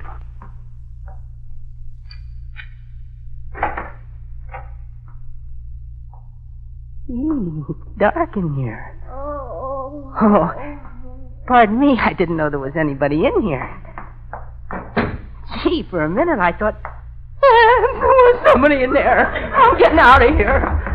Mr. Valentine. Mr. Valentine. Keep quiet and come in. Close that door. Ooh. What's the matter with you, Sonny? What happened? Oh, nothing much. I just heard somebody moaning, that's all. Moaning? Who was it? Did you see anybody? I didn't wait to investigate. Oh, All right, stay here with Claire. I'll have a look around. Oh, I'm going with you. Now, Claire, you might get in my way. You'll be safe here. Just... Mr. Valentine. The light. Oh, it's all right. The lights went off, that's all. Now, don't get excited. But it's so dark. Well, somebody's having fun with the switch. Do you think the lights went out all over the house? I don't know, maybe. Come on, we're getting out of here. Darn it. What's the matter? The door's locked. But it can't be. I just walked in. Well, somebody must have been following you and locked the door after you. You mean somebody's been watching us all this time? Yeah, it looks that way. And they've locked us in the room. Oh, what'll they do to us? Now, Claire, remember, you're not the hysterical type. Oh, I'll try to remember. Good girl. Say, what size shoe do you wear? Maybe you can throw it out the window. Mr. Valentine, I'm not really frightened. Would you mind just sort of holding it? Oh, a pleasure. Where are you? Here. And I'm here. Do I have to hold your hand, too? Say, there must be another way out of this room. Got any matches? I never use them. No, and I left my lighter in the car. There isn't any other way out. How do you know, Sonny? I didn't say anything. Claire, is your voice changing? I didn't say anything. Well, then who said that? Where'd that voice come from? Don't waste time trying to find me, because I'm not in the room with you. In 5 minutes, the lights will go on. The door will be unlocked. You'd better get out of here if you want to stay healthy. Jeepers. You've got just 5 minutes to think it over. That's all. Mr. Valentine, we're going to do just what that voice said. Mr. Valentine, did you hear me? I think we better, Mr. Valentine. It sounded like it meant it. Mr. Valentine. And what about Miss 5AA? And the moaning you heard? Well, you can report that to the police. When it's too late to do anything? After all, it's not our affair, Mr. Valentine. She really isn't our client. Well, what's that got to do with it? You'd risk our lives just because of a slipper and an orange lipstick? Okay, maybe you're right, Claire. Of course I'm right. Sure she is. Okay. Claire, you and Sonny get out of the car. Better drive straight to the police. What about you? I'll stay here and look around a bit. I see. Sonny? Yes, sis? You go down to the car. Better drive straight to the police. Claire, what about you? I'll help Mr. Valentine. Look around a bit. Oh. Well, I guess the car will be safe enough just where it is. But, Sonny! I'll help you help Mr. Valentine. Look around a bit.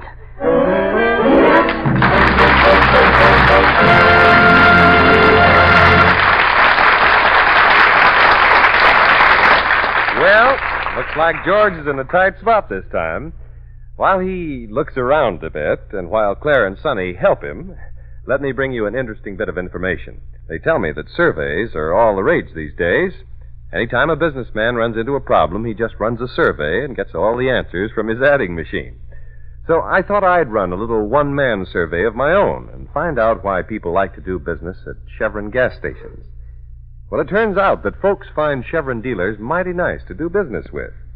First, they like the friendly, competent service they get at Chevron gas stations. And second, they know that they can get famous Chevron Supreme gasoline and RPM motor oil at Cream, Green, and Burgundy stations all through the West. Just one thing I'd like to add. The Chevron dealer in your neighborhood operates his own business. He's on his own, and his success depends on keeping you a satisfied customer. That's your best guarantee of a warm welcome when you stop at a Chevron gas station this weekend.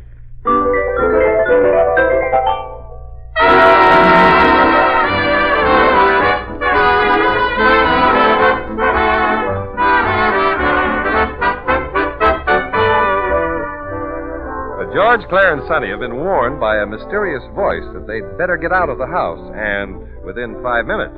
Now the time is up, and George is just reaching for the doorknob. Yep, it's unlocked, all right. Come on. I want it to look as if we're leaving the house. So, Claire, you and Sonny start to walk down the stairs. But slowly, understand? And what will you do? I want to check up on that moaning. Now, Sonny, point out that room to me. It's right over there, Mr. Valentine, the one next to the top of the stairs. Good. All right, start going down. But slowly. Wish I'd never thought of a picnic.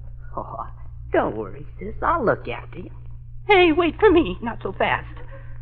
Why couldn't I have suggested a movie? Or even bowling? Slower, sis. Oh, I wish he'd come downstairs with us instead of poking around up there. He doesn't know how many people he makes. That came from downstairs. Claire, are you all right? It wasn't Claire. It was someone downstairs. Let me go ahead. Sonny, stay with her. Okay. The living room's over this way. Please, Mr. Valentine, be careful. Now, where's that Red King buried? Suffering cat, she's still playing solitaire. She acts as if nothing happened. Yeah, well, it may be a stall. Sorry to interrupt you, madam, but the game is up. I guess you're right. I can't win without the Red King. It's you! What are you doing in this house? I told you the phone is disconnected. Look, what do you say we stop pretending? Who screamed? Screamed? Oh, you mean the radio. I was listening to a program, but it frightened me, so I turned it off. After who locked the door on us, Mr. Valentine? Yes. And what about that voice? Look, lady, I'll admit we have no business here, but that's not important now. Someone locked us in a room. Then we heard a voice. It seemed to come over a loudspeaker. I'm sure I don't know what in the world you're... Oh, Roland, of course. That boy will be the death of me. Boy? Did you say boy? I never should have given him that detective set. Roland! Roland! Come downstairs, you naughty boy.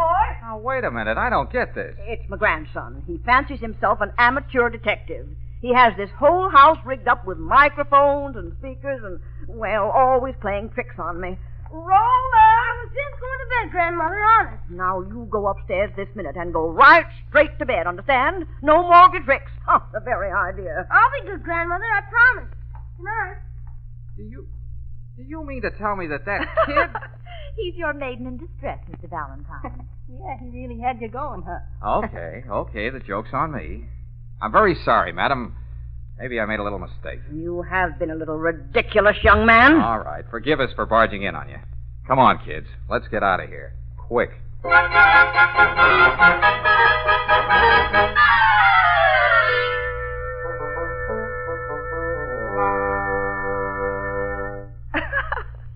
And to think you even climbed a trellis to rescue her. All right. Go ahead. Have your fun. I still say the whole thing is pretty fishy. Some mystery. Just an old lady and a little boy who likes to play tricks. Uh-huh. Think so? Mr. Valentine, what do you mean? Aren't you satisfied yet? No, I'm not satisfied at all. What about the note? It was feminine handwriting, I'd swear to that. Maybe the note came with his detective set. Uh-huh. I wonder if his detective set included a big black cigar. Cigar? Sure. Didn't you notice it on the ashtray in the living room? Well, there's no accounting for some people. Maybe it belonged to the old woman. She didn't look the type. And why are they living in a house that's boarded up? What do you say we talk about it on the way home? Oh, no, Claire. I have a better idea. Suppose you two wait in the car for me. Oh, Mr. Valentine, you're not going back in that house again. This time I'm going around the back way and have a look. Then I'm going with you. Well, here we go again. Count me in, too. Okay, but you got to be quiet. I hope no one sees us. It would be a moonlit night. The moonlight is very becoming to you, Claire. On you, it looks nice. Hey, this is no time for that kind of stuff. I'm always in there pitching, though. Hey, careful now. Stay behind this tree. The light coming from somewhere. Yeah, the kitchen. Hey, there's someone in there, Mr. Valentine. Uh-huh, I see him. Well, it's the boy detective, Roland. Hey, look at him. My, what a sweet, innocent little child. Smoking a cigar. How awful. Doesn't he know that'll stunt his growth? Not his, Sonny. He'll never grow any taller. Do you mean Mr. Valentine, he's a midget. A midget? Of course, I knew it all along. He turned out the light. He's going in the other room. Come on, let's see about this window. Hey, we're in luck. It's not locked. Mr. Valentine, are you sure you want to go in there? Of course, can't give up now. What do you think you'll accomplish?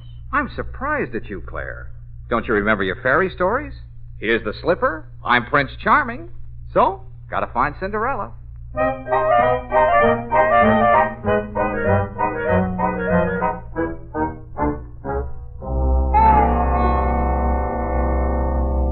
Okay, the coast is clear upstairs. Come on. Where'd the midget go? Did you see him? He's in the living room with the old lady. Now, Sonny, which room did the moaning come from? Let's see. First I went into this room, and then I went into that room. Or did I go into that one first and then this one? Well, make up your mind. Why don't you look in both rooms, Mr. Valentine? Brilliant suggestion. Okay, no noise now. I seem to remember the creak in this door. Where's the light switch? Oh, here it is. Well, there's no one in here. I guess the moaning came from the other room. Hey, wait a minute. Here's the mate to that slipper. Now I've got two shoes. You can open up a shoe store. Mr. Valentine. What is it, Claire? Look, on that chair. It's a whip. Suffering cats, that looks like it would hurt. A big black whip. The kind Simon Legree used.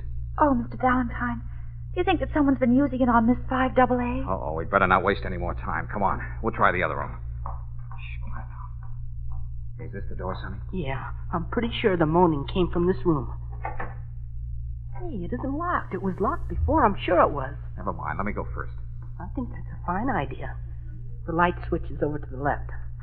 Close the door. Now, let's see. Mr. Valentine, look. There's someone lying on the bed.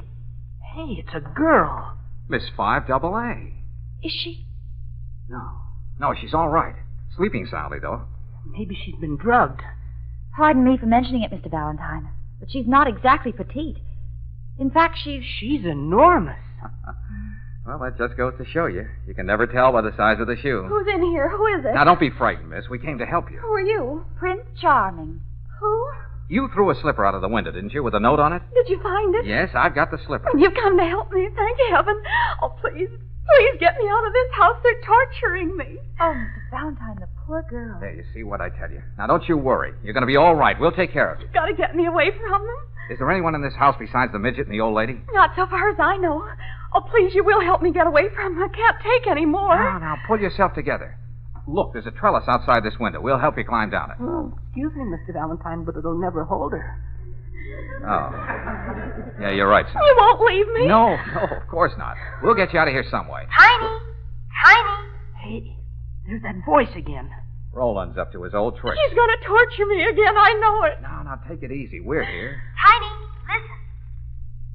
Hear that, Tiny? Hear the sizzling? He's going to start that again. How do you like that sizzling sound, Tiny? Ah, brown and crisp. Oh, Mr. Valentine, listen to that. Stop them. Can you hear the juice running out? Oh, how horrible. Oh, jeepers.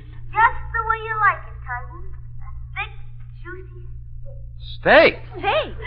Say, what is this? Oh, stop him. with mashed potatoes, swimming in gravy, hot biscuits, and strawberry jelly. Please stop him. Butterscotch pie, a pitcher of I milk. can't stand it. Neither can I. And a chocolate cake. We'll be waiting for you in the dining room, Tiny. Hurry down. I can't hold out any longer. I've got to give in. Wait a minute. What's this all about? What kind of torture is this anyway? Say, who are you? Don't you recognize me? I'm Tiny, you know, with the circus. The circus? I used to be the fattest woman in the business. That was before I went on a diet. Now I'm down to 310. Oh, a mere shadow. That's right. They were afraid I'd ruin my career, so they locked me in here, and they've been torturing me ever since. Torturing you? How? By trying to force me to break my diet and eat again.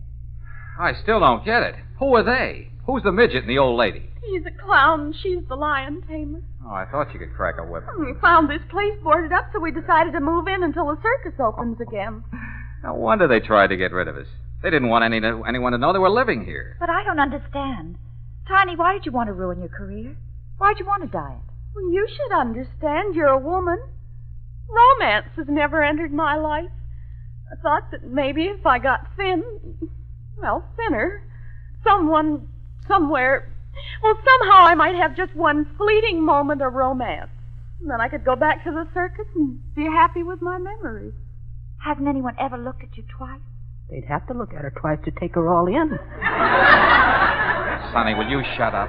Well, once something wonderful almost happened to me. It was very beautiful. He thought he was in love with me, and I thought I was in love with him. Who was he? The tattooed man in the circus. But it wasn't destined to last. Oh, why not? Well, you see, he said that when he fell in love, he was going to have the girl of his dreams tattooed on his chest. Yes? His chest wasn't big enough. Oh, Tiny. That was my only experience with romance. Oh, well, I wouldn't exactly say that, Tiny. I know a man who risked his life for you. You're joking. Joking? Listen, I climbed a trellis and almost broke my neck. I was locked in a room. I was threatened. But I stayed anyway, just to bring you your slipper. Why were you so anxious to bring it to me? Well, because it's the most beautiful slipper I ever saw. You have very dainty feet, Tiny. Dainty feet? Well, that's the nicest thing anyone's ever said to me. It's something I can treasure all my life. Well, then, there's your memory. Yes. Whenever I'm unhappy, I'll think of what you said. Dainty feet. Now can you go back to your career? Of course, I can start eating again. For one little moment, romance entered into my life. I'll never forget you. Oh, that's all right. Oh, my Prince Charming! Oh, now, wait a minute. I've got to reward Hey, you. watch out. Don't be shy, my Prince Charming! Claire, help!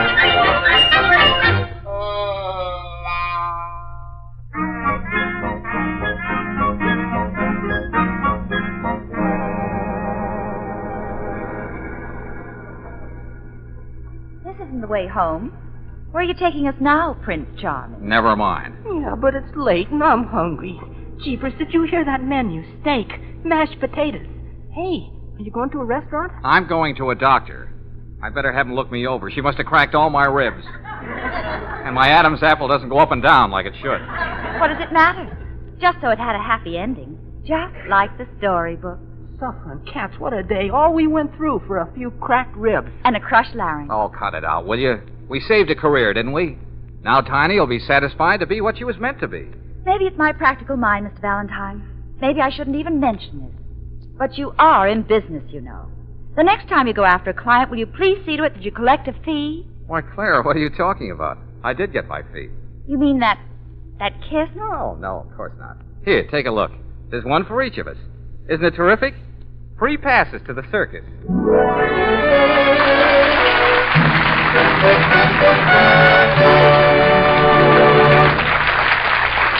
George will be back in a moment. Meanwhile, since I was knee-high to a gopher, I've been told that it takes all kinds of people to make a world. But I've been finding out for myself lately that a lot of the best of them are doing business under a Chevron gas station sign. All through the West, I've found that you can pretty generally count on smart, cheerful service when you swing into a Chevron gas station. The reason is simple. Chevron gas stations are home-owned. Chances are the fellow who waits on you is the owner. Naturally, he's going to be mighty careful to give you the best his business has to offer. And there's another good reason for stopping at the cream, green, and burgundy stations. They all handle climate-tailored Chevron Supreme gasoline and RPM compounded motor oil. Try them if you're out for a drive this weekend. And remember, your Chevron credit card is good as gold at a Chevron gas station.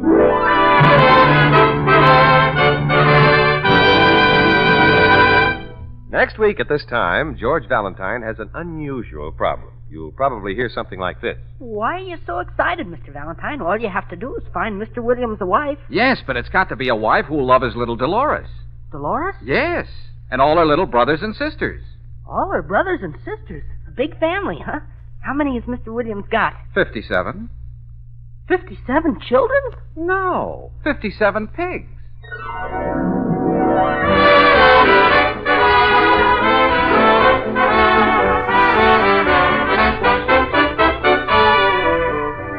Chevron gas stations all through the West invite you to be with us again next week for another chapter of Let George Do It, brought to you by the makers of Chevron Supreme Gasoline. Let George Do It, starring Robert Bailey as George, with Frances Robinson as Claire and Eddie Firestone Jr. as Sonny, is written by Pauline Hopkins, produced and directed by Owen Vincent. Others in the cast were Martha Wentworth as Susan, Tommy Bernard as Roland, and Monty Margetts as Tiny. The music was composed and conducted by Charles Dant. Your announcer, John Heaston. Listen again next week, same time, same station, to Let George Do It.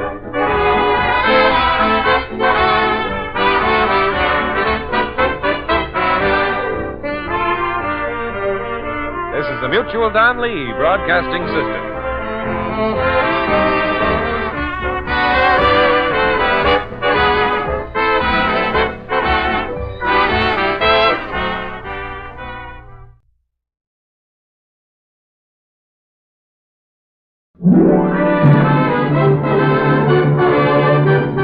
Your neighborhood Chevron gas station invites you to Let George Do It, brought to you by the makers of climate-tailored Chevron Supreme gasoline and RPM compounded motor oil.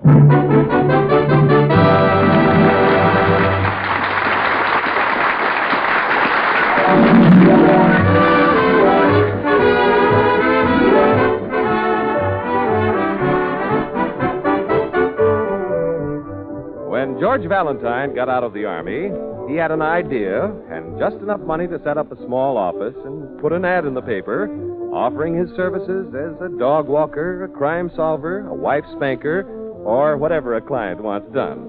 So far, he's met with fair success. He's had plenty of clients, but not all of them paid off. That hasn't discouraged George. He's an optimist. Right now, he's striding up to the side door of his office, the door that lets him into his private office without going through his waiting room. Good morning, Sonny. Sonny? Claire? Hey, where is everybody? Oh, good morning, Mr. Valentine. We were in the waiting room. We've been kind of busy. I've been taking him up and down the elevator. He never rode in one before. And now Claire's pointing out the tall buildings Hey, to him. look, wait a minute, Sonny. Slow down, will you? What are you talking about? Your new client. Oh, have I got a new client? Yes, sir, and this is his first visit to the city. Oh, great. Where's he from? 3 Oaks. 3 Oaks. 3 Oaks. Hey, that sounds familiar. Oh, I bet you'll like him, Mr. Valentine. He's very nice. 3 Oaks. Oh, I know. My mother had some cousins living in 3 Oaks. His name is Jeff Williams. Jeff Williams. Cousin Jeff. Hey, is he your cousin? Yeah, that's right. Haven't seen him in 25 years. He's probably married and has a dozen kids. Is he really your cousin, Mr. Valentine? Why, he isn't a bit like you. He's very nice. Oh. Thanks a lot, Sonny. All right, carry on with the office work. I'll see about Cousin Jeff. Yes, sir. Oh, good morning, Mr. Valentine. Good morning, Claire. Well, Cousin Jeff. Hello, Cousin George. Say, it's been a long time, Jeff. How are you? I never felt better in my life, George. Your cousin was telling me that this is his first visit to the city, Mr. Oh, Valentine. is that so? Sit down, Jeff. Oh, after you, ma'am. Oh, thank you, Mr. Williams. You're welcome, ma'am. Well, I guess you're surprised to see me, George. I've been looking forward to this trip for a long time, but that farm sort of kept me tied down. But, Jeff, how'd you know where to find me? Am I, famous, even in 3 Oaks? Oh, I saw your advertisement, George. I have the newspapers mailed to me. Rural Route 4. Oh, I see. Well, what's on your mind, Jeff? Well, it's like this. I had a little extra egg money put aside. Egg money? Mr. Williams has chickens. He sells the eggs. Oh. Oh, my chickens are sure good to me this year. I figure after I pay my hotel bill, I'll have about $100 for you, George. What do you mean? Why give me $100? Like this, George, I like my farm, you know. I was born and raised there, but it's pretty lonesome, especially winters. Oh, I'm way ahead of you, Jeff. You want me to find you a wife. Oh, I figure on doing my own courting. Only trouble, I can't find a girl to court. Really, Mr. Williams? Well, you see, ma'am, most of the women in 3 Oaks is already married, and those that aren't are spoken for. Oh, I find the girl and you court her. Well, that's fair enough. But I got to meet her by Wednesday night. Got to get back home. Have to start my corn husking. Did you have any special type in mind? Well, hope you'll forgive me, Miss Brooks, but I'd like a pretty girl like Miss Brooks. Claire? Claire, what are you doing next Wednesday? I quit. Well, don't worry, Jeff. I'm sure I can help you. Well, there's only one other thing, George. She's got to be a girl who'll love my little Dolores. Dolores? And all her brothers and sisters. All her brothers and sisters? How many have you got? 57. 57 children? No, 57 pigs. Pigs? Pigs. He raises pigs, Mr. Valentine. I hope you won't think I'm loony, but those pigs mean a lot to me. I'm fond of them, and they're fond of me. Okay, Jeff. Just leave everything to me. I'll find a girl for you, all right? Someone who'll love Dolores and all her brothers and sisters. All 57 of them.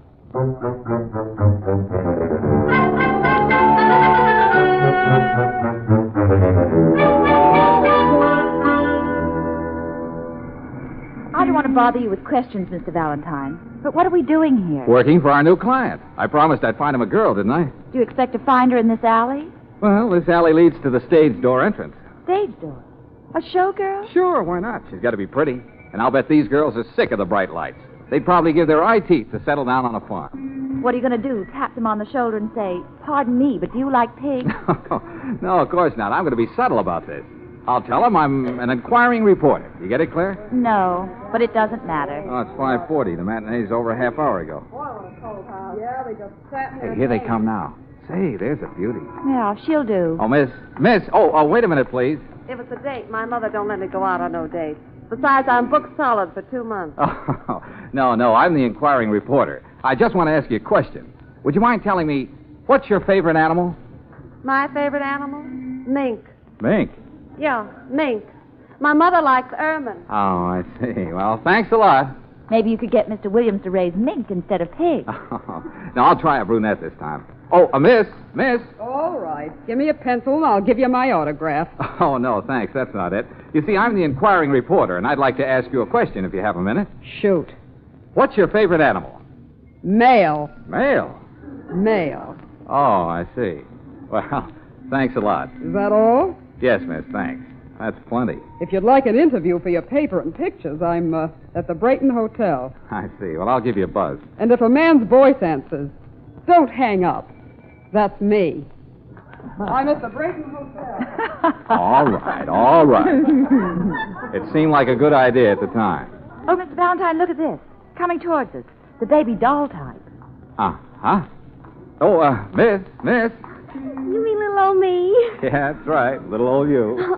They call me Kathy Phillips. What do they call you? Well, they call me the inquiring reporter, and I'd like to ask you a question, if you don't mind. Oh, I think that's just darling of you. What do you want to know? Well, I wish you'd tell me, what's your favorite animal? My favorite animal? That's right. Promise not to laugh. I promise. Cross your heart, hope to die.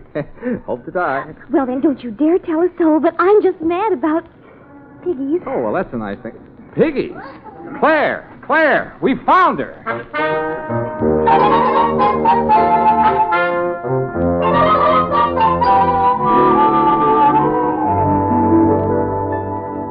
I don't mean to rush you, Cousin George. That's not why I phoned. I'm just a little anxious, that's all. Now, will you be patient, Jeff? I think I found the right girl for you. She's small, she's pretty, she's blonde. But does she like pigs? Does she like pigs? The girl's mad about pigs. She sounds like the one I've been looking for, all right. When can I meet her, Cousin George? Why, she's in my office right now. I'll arrange a date for you tonight. You can take her out to dinner. Dinner?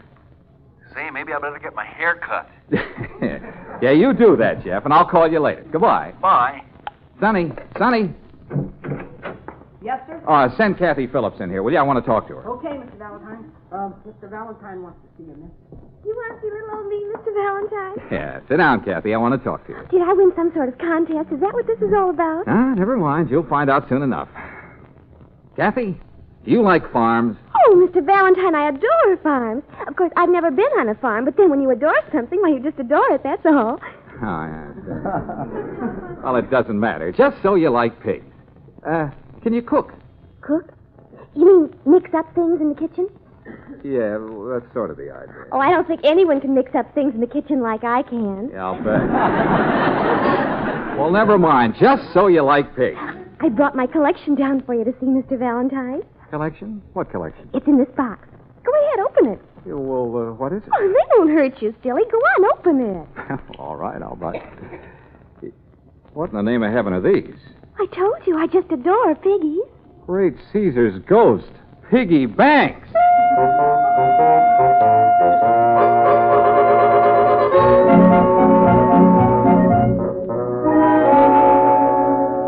Piggy bank. Well, how was I to know? When she said piggies, I thought it was just her baby talk. She's got over 100 piggy banks, Mr. Valentine. I counted them. Never mind the piggy banks. We got to do something.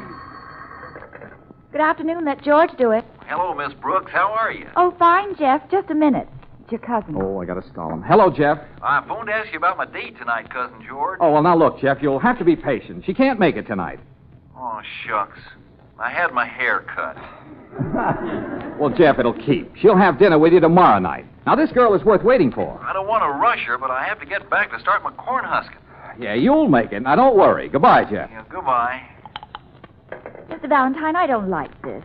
Jeff is too nice to try to put something over on him. Now, Claire, what are you talking about? Kathy's a wonderful girl. Yeah, but Mr. Valentine, she won't know any more about pigs tomorrow night than she does right now. Oh, yes, she will. Because you two are to go down to the library and pick up all the books they have on pigs. Then what'll we do with them? You see to it that Kathy reads them. What makes you think she can read? Then you read them to her. Take her to your apartment. Spend all day, and all night if you have to.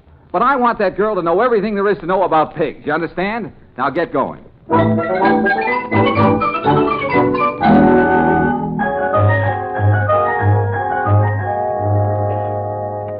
Chandler Bookshop. Hello, this is Sonny Brooks. Is it too late to send out some books to us right away? Why, no, I don't believe so. We went through all they had in the library, but she still doesn't know anything about pigs. Pigs? Yeah.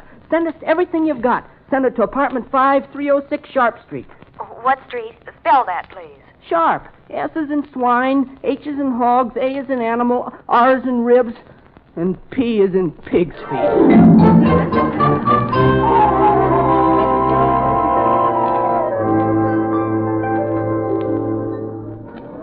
Where's that waitress? Why doesn't she take our order? All that talk about pigs made me hungry. Oh, never mind, Sonny. She'll get around to us soon. Now, come on, Kathy. Name the different kinds of pigs. Oh, Claire, I'm such a tired little old thing. Now, Kathy, Mr. Valentine has big plans for you. But you've got to know your pigs. Well, let me see. There's the Yorkshire pigs. They've got the darlingest little spots all over them. Hey, that's not right, is it, Claire? Kathy, Yorkshire are white. You mean the spotted Poland China. Its head is rugged, medium in length, and slightly dished in the profile. Oh, Claire, you use such big words. I guess I'm just a little old dummy. I wasn't very smart in school. I never will forget the trouble I had in 5th grade. You mean you got to the 5th grade? Sonny. If you could only talk to someone who really knows pigs. Well, what'll it be, folks? Can I take your order? You order for us, Sonny. Well, we might as well stay in the spirit. We better have the best pork chops from great big pigs. Oh, the best pork chops come from the medium type, like the Berkshire and the Hampshire. Hey, Claire, listen to our waitress. Oh, I was raised on a farm. Well, what'll it be, folks? Never mind the food. Just tell this girl everything you know about pigs. Yeah, and please, use words of only one syllable.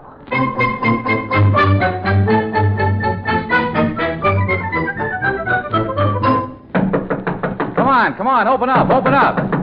Say, where is everybody? Oh, it's you. Oh, good morning, Claire. Come in.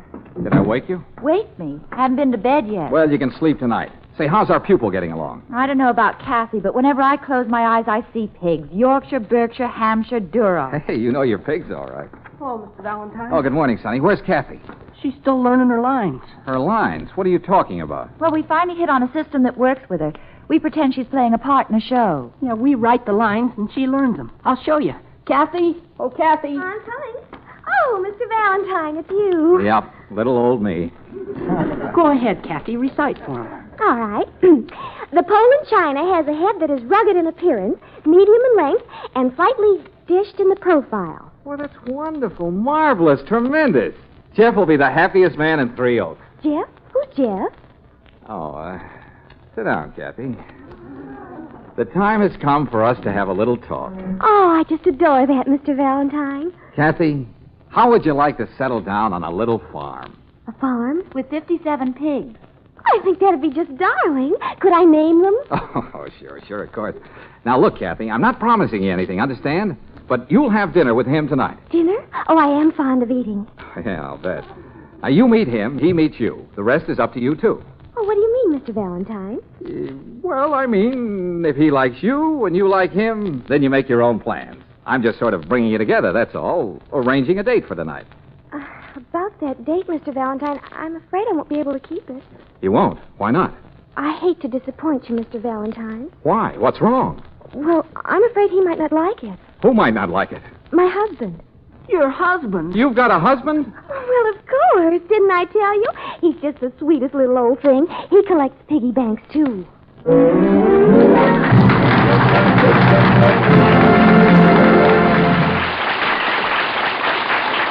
Well, George certainly finds himself in an embarrassing situation now. While he's figuring out an answer, I'd like to have a little talk with you. You know, most folks are alike. We all enjoy doing business with the neighborhood grocer, the druggist, or the hardware man who gives us a friendly smile when we come in.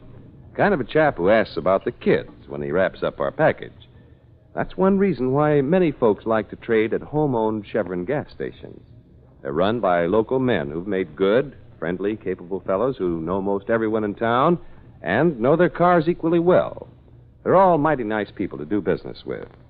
That's why you always feel at home when you stop at a Chevron gas station. There's another thing you can count on finding at Chevron gas stations. They all carry that climate-tailored Chevron Supreme gasoline and RPM compounded motor oil. All of them honor your Chevron credit card, too. So whenever you're on a trip, make it a habit to stop at Chevron gas stations.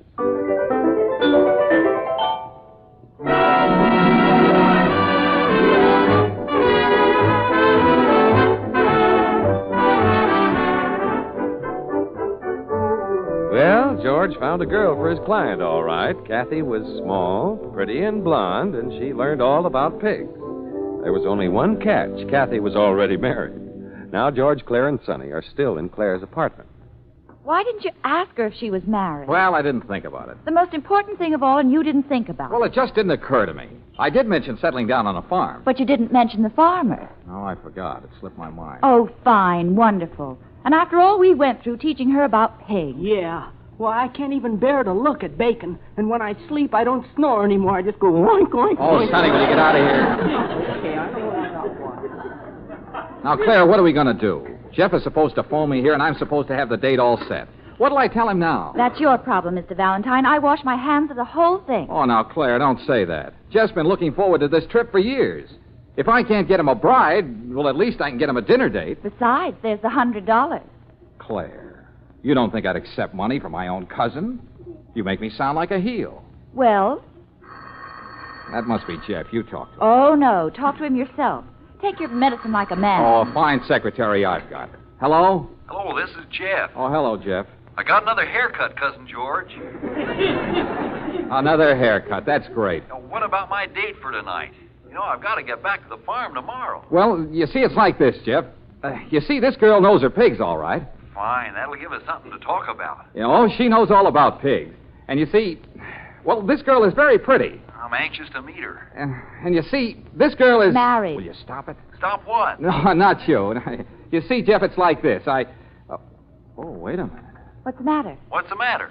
Why can't you have dinner with him? Me? Oh, no, you don't. What'd you say, Cousin George? Well, you're beautiful. I am.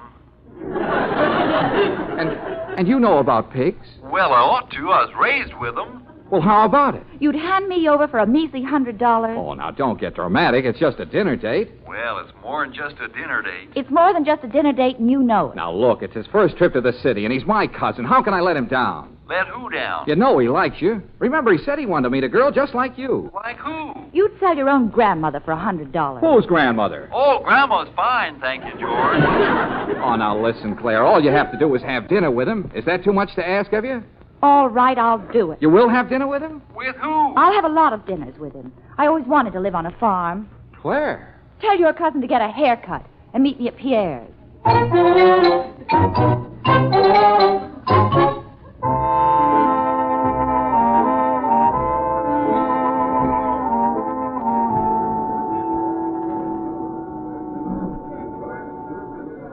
It sure is nice of you to have dinner with me, Claire. It's nice of you to think it's nice of me.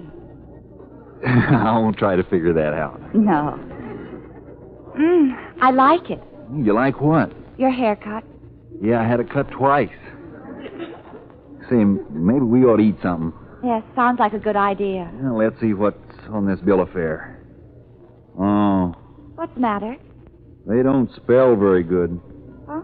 Oh, it's in French. You know, that's one thing I didn't learn on the farm. Never mind, Jeff. I don't like this place anyway. It's much too expensive. Oh, that's all right. You're forgetting about my egg money. Now, look. Those chickens didn't go to all that trouble just so you could throw your money away on me.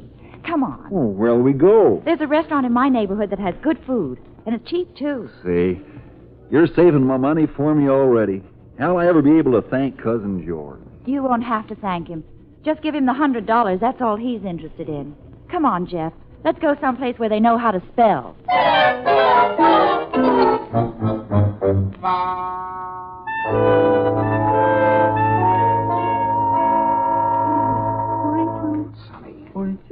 Sonny. Sonny, wake up. Sonny. Yorkshire, Berkshire, Hampshire, Sonny. Polandshire, Sonny. and Duroc. Oh, Claire isn't home yet. I've been sitting here waiting for her to come back. what time is it? 3 o'clock. It is? Then why'd you wake me? Let me go back to counting pigs. Oh. Sonny, why would a dinner date take so long? Maybe he's a slow eater. Sonny, you don't seem to realize how serious this is. She's been gone for 8 hours. I've been sitting here watching the clock. Why don't you read something? I don't feel like reading. We got quite a choice of books. There's breeding pigs and pig breeding and pigs and their breeds. Hey, do you suppose she's purposely staying out late just to worry me? Well, she has. Sonny, Jeff liked her. He liked her a lot. Sonny, did she like him? Well, my sister goes for the shy type. Oh. Would you call me shy? Well- Don't answer that. You know, Sonny, I like her. So do I. Sonny, I think I love her. I think I do, too. And I threw her at him. I forced her to go out with him. I'm a fool. I'm a sap. I'm a fathead. A fathead. Thanks a lot, Sonny. You're welcome, Mr. Valentine. That's the telephone. I'll get it. Hello? Hello? Claire, where are you? What are you doing at my place, Mr. Valentine? Well, I was waiting for you to get back. Oh, you don't mean you were worried. Worried? Why should I worry? Claire, where are you? It's 3 o'clock. I thought you weren't worried. Well, it's just that... Well, I don't want you showing up late for work tomorrow. I won't be at work tomorrow, George. Claire, you call me George. Well, I'm in a sentimental mood. Hey, Claire, will you please tell me, where are you calling from? From Dr. Hutchison's house. Dr. Hutchison, are you hurt? He's a minister. A minister? Claire! Cousin Jeff said to send you his love. Goodbye, George.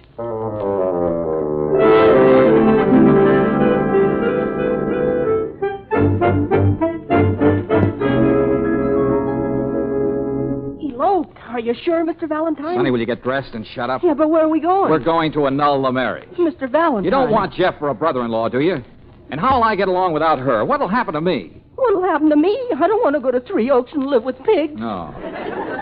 Here's his address, Dr. Hutchison, 310 G Street. Come on. Yeah, but what'll we do there? He can tell us where they went. He can tell how to find her. I'm not giving her up, Sonny. Not without a fight.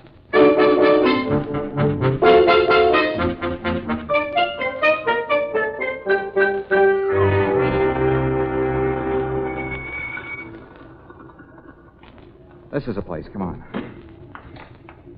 Don't you think it's a little late to be busting in on people? No, we can't help that. I'll do the talking. Don't you think it's a little late to be ringing doorbells? Well, we've got to find her before he takes her to Three Oaks. Can I help you? I want to speak to Dr. Hutchinson right away. It's very important. Are you sure? I hate to disturb him. He had to get up a little while ago. We had a wedding party here. A wedding party? Sonny, a wedding party. I heard her. Such a lovely young couple. And so much in love. Maybe it was some other couple, Mr. Valentine. Yeah, maybe. Was the groom tall and outdoorish looking? Oh, he was a very wholesome young man. He told me all about his pigs. Oh, pigs. It's the right people, all right. I never saw a happier bride in all my life. And I've seen a lot of brides. Are you sure she was happy? She was all smiles. She was all smiles, Mr. Valentine. Well, maybe it was just an act. Oh, no. At the end of the ceremony, when they kissed, well, I never saw such a kiss in all my life. And I've seen a lot of kisses. Oh. Now then, what did you want to see my husband about? Oh, nothing. Nothing at all. Come on, Sonny. Goodbye. Goodbye. Goodbye.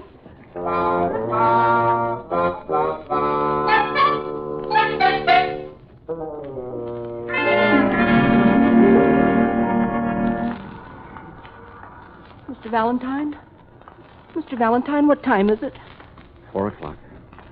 Don't you think it's a little late for us to be out taking a walk? What else could we do? Sleep? I couldn't sleep. Oh, I guess I couldn't either. Look, there's just the two of us left now, Sonny. We'll have to stick together. Then you're not going to try to stop her? Stop her? How can I stop her? We've got to think about her, Sonny. If she's happy, then, well, we'll just give her up. But, Mr. Valentine... We've got to be men. Well, I'll try. Come on, let's go in this restaurant and have some breakfast. We haven't had dinner yet. All right, then we'll have dinner. Not that I can eat. I don't think I'll ever be able to eat again. Is this table all right? Oh, what does it matter? I can't eat anyway. Well, then why'd we come in here? Well, I just want to sit and look at the food and feel miserable. What'll it be, gentlemen? Scrambled eggs and a nice side order of ham. Ham? Don't even mention... Claire! Claire, what are you doing here? Working. Working? Excuse me, they want me in that booth. It's a wedding breakfast. Here, well, I don't get this. Why should Mr. Valentine, look. In that booth. It's Jeff. Jeff? Oh, of course. It's their wedding breakfast. Then why is she working here as a waitress? Oh, well, maybe they haven't got enough money to get back to Three Oaks. Hey, he's coming to our table. You won't start a fight, will you, Mr. Valentine? Fight? I haven't got any fight left in me. Well, I'm sure glad to see you, Cousin George. I told Jeff you were here. Yeah. Well, congratulations, Cousin Jeff. Thanks a lot. I hope you'll be very happy. And that comes from the heart, Claire. What heart? Well, I guess the best man won. Be good to her, Jeff. You bet I will. Oh, Cousin George, about the $100. Ah, forget it. Why, Mr. Valentine. Oh, no, I don't want to forget it. After all, you kept your part of the bargain. You got me a date, and now look what happened. And about the $100, Cousin George.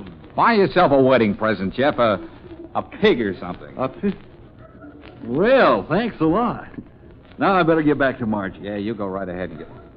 Margie? Who's Margie? Well, I thought you knew. Margie's my bride. Your bride? What about Claire? Claire's our bridesmaid. Claire? You mean... You remember Margie, don't you, Sonny? She waited on us when we were here yesterday. Hey, she's the girl who knows all about pigs. She sure does. You know, Margie was born just 10 miles from my place, but can you beat it? We never met until Claire brought me here tonight. I knew it'd be love at first sight. Oh, well, Claire, look, I got to talk to you. Sit down. I can't, Mr. Valentine. I'm working for Margie for the rest of the day. I don't get off duty till 6. Then I'll stay right here and wait for you. Well, I'll say goodbye. Our train leaves in a little while. I want you to know, Cousin George, that I'm the happiest man in the world. Oh, no, you're not. I am. Me too. Now, Jeff, you remember to look us up when you come back to the city. Oh, we won't be coming back. Margie and I decided that we'd stay in Three Oaks for the rest of our lives. Why, Jeff? Just settle down on a little farm and raise pigs.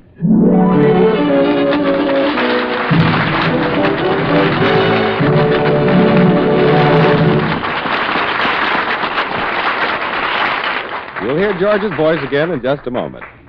In most parts of the West, motorists are facing the time of year that's hardest on cars. Cooler weather and rain or snow always bring with them some annoying car troubles. Most of these can pretty well be avoided, however, by a checkup trip to your neighborhood Chevron dealer.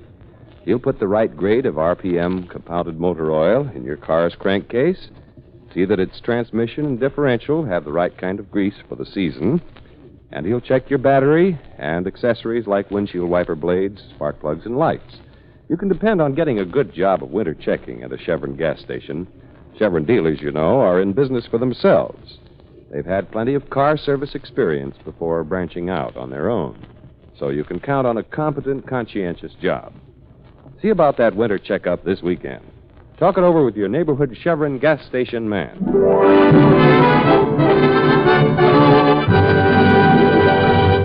Well, next week, a celebrity brings his problem to George, and you'll probably hear something like this. Well, sure, of course I know you. Jimmy Jones, the greatest cowboy star in pictures. That's right. I work in horse operas. Mr. Valentine, you've got to help me. Sure, what's on your mind, Jimmy? What can I do for you? Look, now you mustn't breathe a word of this. It'd ruin my career. You can trust me, Jimmy. What's the matter? Mr. Valentine, I'm afraid of horses.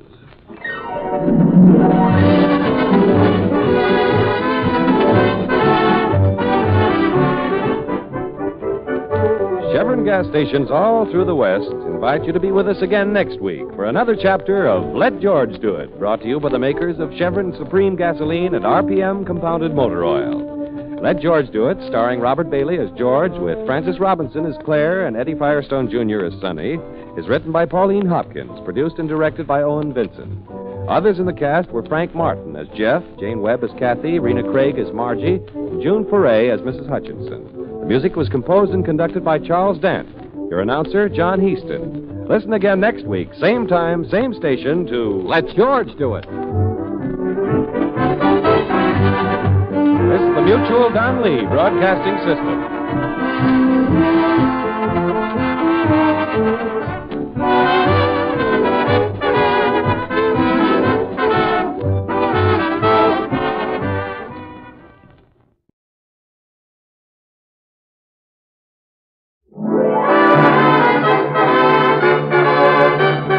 Your neighborhood Chevron gas station invites you to Let George Do It. Brought to you by the makers of climate-tailored Chevron Supreme Gasoline and RPM Compounded Motor Oil.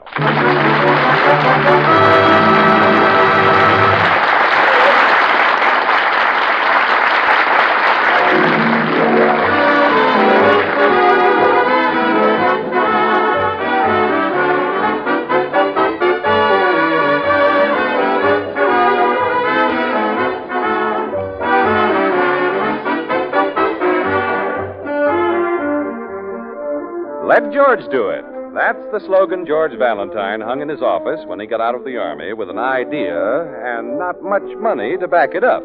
When a client shows up with a problem, George is happy. When no client appears, George is still happy. The worry department is handled by his secretary, Claire, and her brother, Sonny. Right now, George is sitting in his office when suddenly he hears a commotion outside.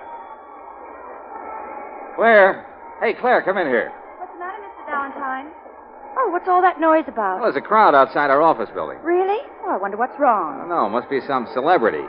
Yeah, there. They're getting autographs. Golly, look at the mob. Well, it must be someone very famous. Maybe it's the president. Or Donald Duck. I'm going downstairs to see. No, Claire, you stay here. That mob will tear you to pieces. I got it. I got his autograph. Sonny. Sonny, look at your shirt. It's in shreds. Oh, what's a little thing like a shirt? I got his autograph. Look, see? Jimmy Jones. Jimmy Jones. Jimmy Jones?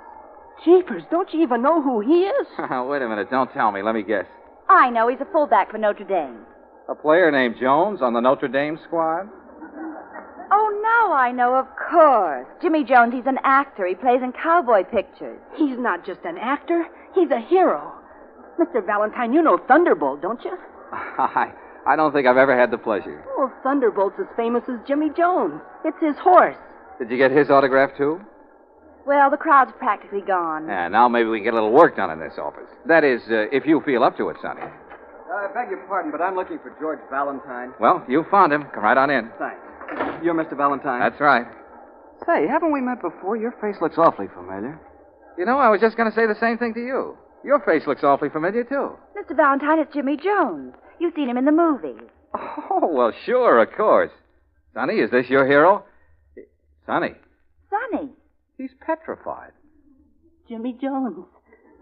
Standing right in front of me. He's one of your many fans, Mr. Jones. Well, that's awfully nice of you, Sonny. May I shake your hand? My hand? This is your hand, Sonny. Come on, put it out. Glad to know you, Sonny. I'll never wash it again. And this is Sonny's sister, my secretary, Claire Brooks. How are you, Miss Brooks? Don't shake her hand. Look what it did to Sonny. Mr. Valentine, I've heard about you, and I'm hoping that maybe you can help me. Well, I've never failed anyone yet. Sit down, Mr. Jones. I wish you'd call me Jimmy. Okay, Jimmy. I hope Claire and Sonny won't mind, but this matter's a little confidential.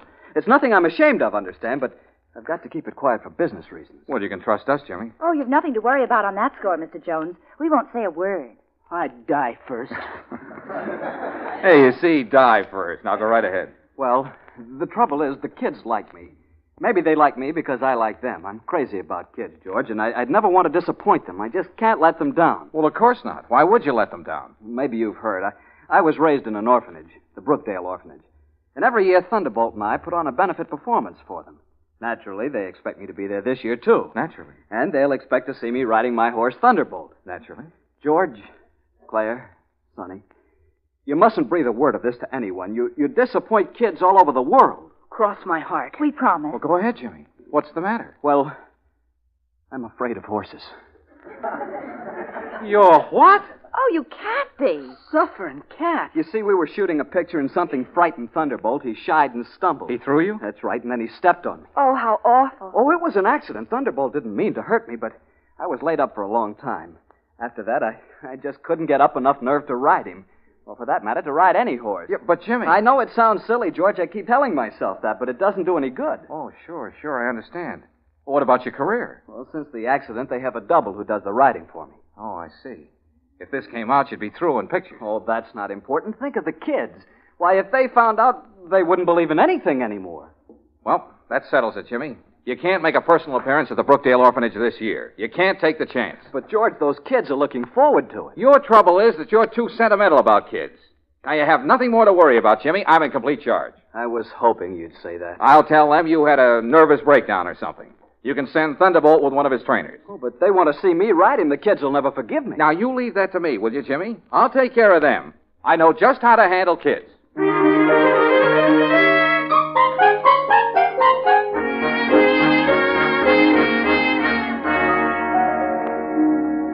Mrs. Martin is the superintendent of the orphanage. She's in the play yard with the children now, but I'll get her for you, Mr. Valentine. Oh, thanks, miss. Just tell her it's about Jimmy Jones. I'm sort of taking charge of things for her. Oh, you know Jimmy Jones. Yes, of course. Oh, I'd love to have his autograph. Oh, are you anybody? No. Nobody much. Would you tell Mrs. Martin we're here? Oh, yes, of course. Just make yourselves right at home. I'll only be a minute. Mr. Valentine, what are you going to tell Mrs. Martin? Just that Jimmy's been working too hard, and that he can't appear here, that's all. There's nothing to it. Oh, those poor kids. Oh, now, Claire, you're making too much of this.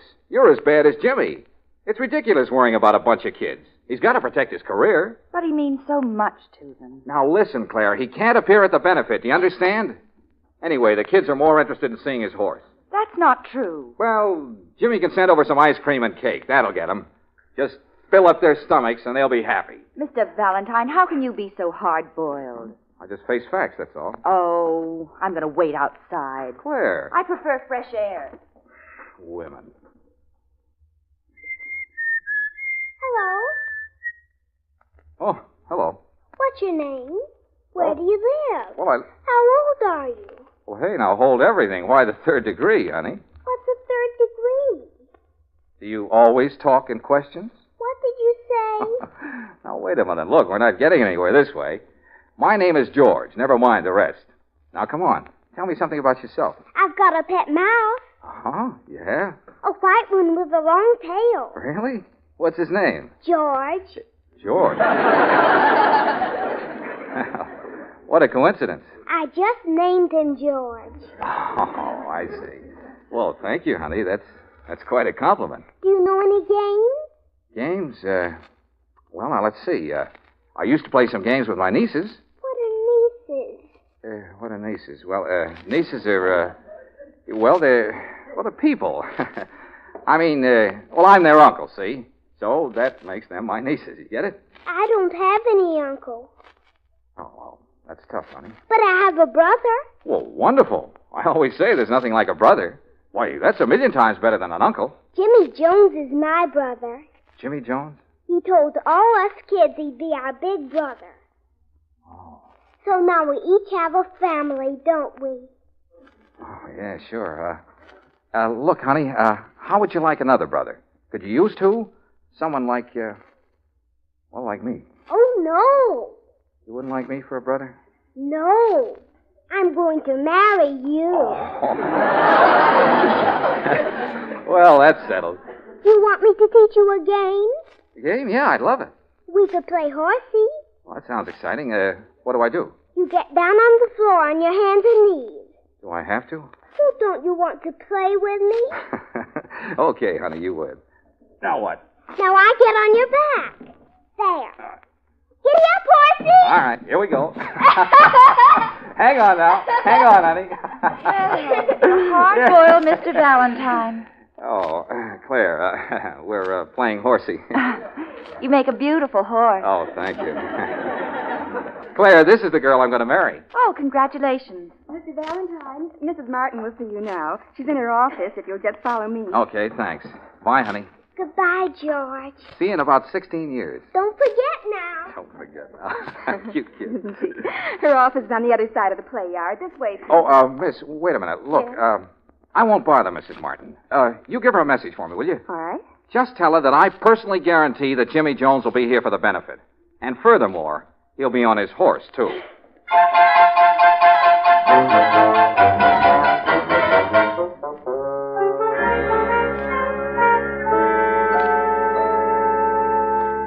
Mr. Valentine, I have Mr. Jones on the phone for you now. Oh, thanks, Claire. Hello, Jimmy. Hello, George. What's on your mind? Now, listen, Jimmy, you can't let those kids down. Why, they believe in you. Why, they think you're their big brother. Sounds as though you've been out to the orphanage, George. Well, now, look, you know me, Jimmy. I'm not sentimental or anything like that, but, well, I can't have her disappointed. She named her mouse after me. Her what? Yeah. It's the first time I've ever had a mouse named after me. George, what are you talking about? Just this. You've got to ride Thunderbolt at the benefit. But, George, I told you since the accident, every time I see a horse, I shake. What'll that do to the kids? Oh, gosh. You're right, Jimmy. No, we can't let them see you that way. Hey, wait a minute. In the movies, you use a double, don't you? What about him? Oh, I thought of him, but it won't work. He's built like me, but he doesn't look like me. The kids will get wise. Well, then all we have to do is to find a double that looks like you. It's a cinch, Jimmy. Leave it to me.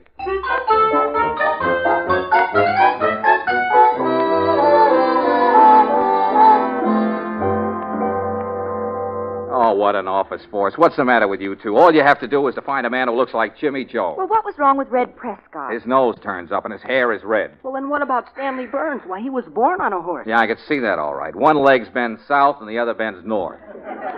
What about Mr. Manning? There's a similarity, even if his face is a little long. I told you to find someone who looks like Jimmy, not his horse. Oh, well, it's no use, Mr. Valentine. I give up. But it's just a simple little job. Find a man about 6 feet tall with dark wavy hair and blue eyes, a nose that's reasonably straight, not too much chin. Mr. Valentine, What's the matter? don't you realize who you're describing? Sure, Jimmy Jones. Someone else, too. Huh? You. Me? Hey, that's right. Mr. Valentine, you do look like him. I noticed it the first time I met you. Why, you could be brothers. Why, that's terrific. Claire, get Jimmy on the telephone right away. Tell him I found his double.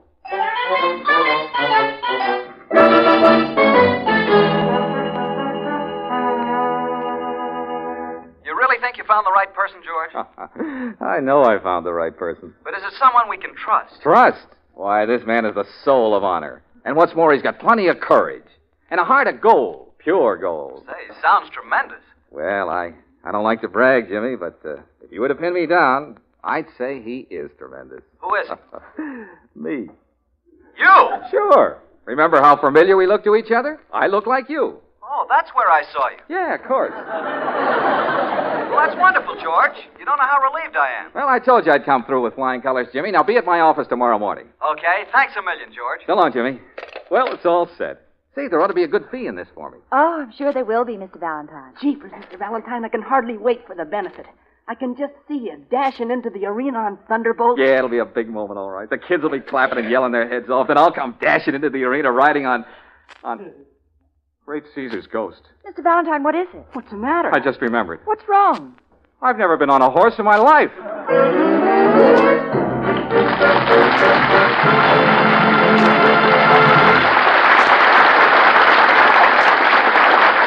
Well, it'll take George a minute or so to figure out what to do in this situation.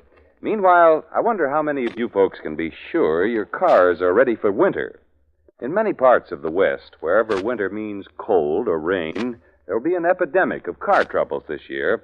Most folks are driving the same old cars, you see, and they're bound to be a little less reliable simply because they're another year older. So here's a good tip. Drop in at your favorite Chevron gas station and let the Chevron dealer check over your car. He's an expert, and because he's in business for himself, making you a regular customer means a lot to him. So you can bet he'll give your car the best of care. You probably need winter-grade RPM motor oil, or new windshield wiper blades. The battery may need recharging, or your tires could stand a retread job. Whatever it is, find out now before the weather gets really bad. Stop in at your neighborhood Chevron gas station this weekend.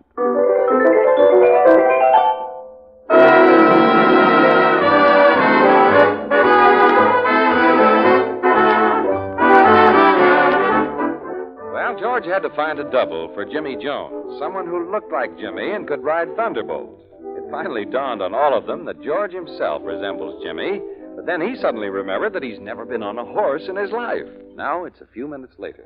Oh, that's fine, Mr. Valentine. That's great. You offer to take his place and you've never even been on a horse. Well, there's nothing to it, Mr. Valentine. I'll teach you how to ride. Sonny, you've seen Thunderbolt, haven't you?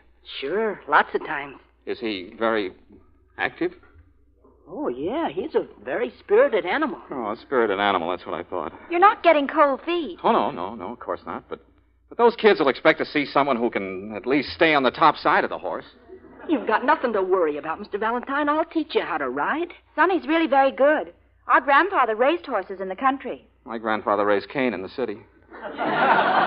Come on, Mr. Valentine. We better get started right away. Oh, now look, Sonny, I want to start nice and easy, understand? Oh, sure. Just leave it to me. I'll have you riding like an old cowhand. Come on. Okay. Claire? Yes, Mr. Valentine. Goodbye. Goodbye, Mr. Valentine. Shall I meet you somewhere for dinner? Yeah. Make it Joe's Hamburger Hut. That's the one place in town we can eat standing up.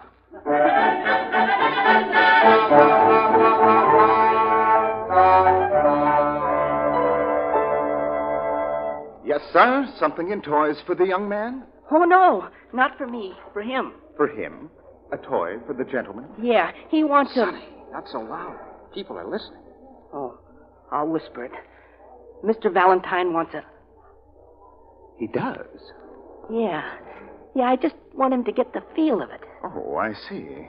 Well, very well. Second aisle to the left. Tricycles, scooters, kiddie cars, and hobby horses.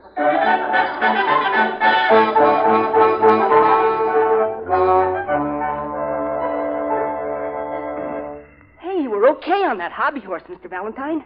Now for your second lesson. Oh, but do you think I'm ready to ride this horse, Sonny? Oh, sure. Okay, then. Boost me up. Okay, there you go. Thanks. Now, put your feet in the stirrups, Mr. Valentine. Like this? Yeah, that's right. Press your knees in. Like this? Yeah, that's good. Now, hold on to the reins with your left hand. That's right. Oh, you look fine, Mr. Valentine. Okay, here we go. Oh, that's good. That's swell. Hang on, Mr. Valentine. Don't fall off. Oh, Sonny, I'm getting dizzy. Sonny, I can't see anything. Sonny, help. Stop this merry-go-round.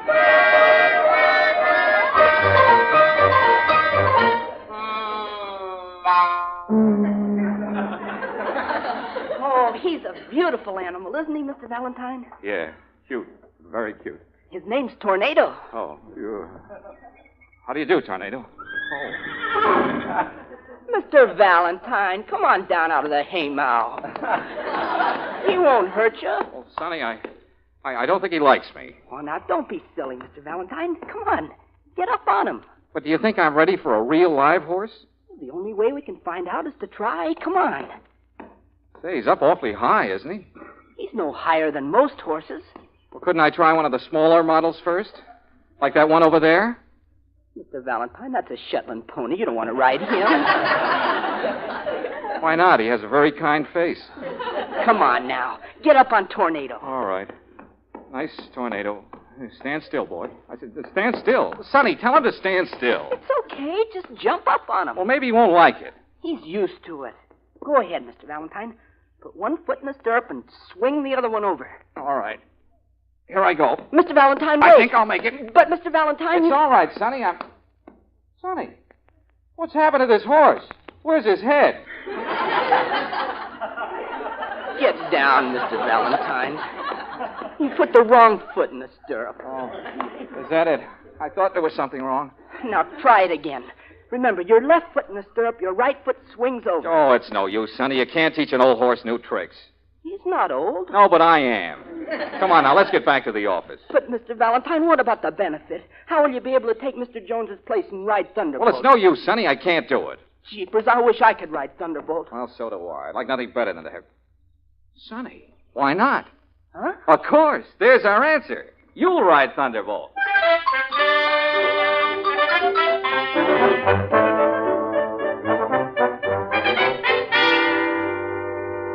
But, George, I don't get it. You do look like me, so why can't you take my place? Why don't you tell him, Mr. Valentine? Now, Claire, I'll handle this in my own way. Jeepers, Mr. Jones, please let me ride Thunderbolt. I can handle him honest. Just ask my sister. Will you keep quiet, Sonny? You see, Jimmy, I'm afraid that someone might catch on that I'm not you. Oh, do you think so? Well, I suppose there'll be reporters there. Yeah, I imagine so. And what if they find out? It'd ruin everything. Please, Mr. Jones. I know Thunderbolt and I'll get along okay. Yes, Sonny's very good with horses. He's been riding since he was a baby. But how can we work it? Sonny certainly doesn't look like me. Well, Jimmy, I got this all figured out. Now, look, it's simple. You walk out and talk to the kids. You know, make a speech. Yeah? Then I imagine they'll begin yelling for Thunderbolt. Oh, you can count on that. Well, fine, fine. Now then, when that happens, you say you brought Thunderbolt along, all right, but that you'd like to feel like a kid again and sit in the audience with them. Go on, then what happens? Well, then you say, how about one of you kids riding Thunderbolt? Who'd like to try it? Uh-huh. Now then, Sonny is sitting right in the front row. You can't miss him. And when you say, who'd like to ride Thunderbolt, Sonny jumps up and yells, let me, mister, let me. Let me, mister, let me. Yeah, that's the idea.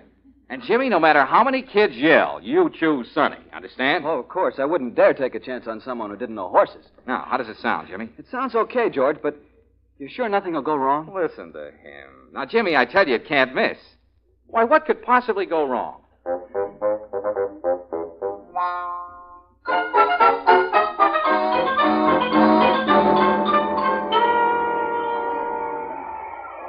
Did you ever see so many children in all your life, Mr. Valentine? It looks as if all the kids in town are here. All except Sonny. Now, stop worrying about Sonny. He'll show up. But he should be here now. What's happened to him? Well, I know he went to a movie early this afternoon.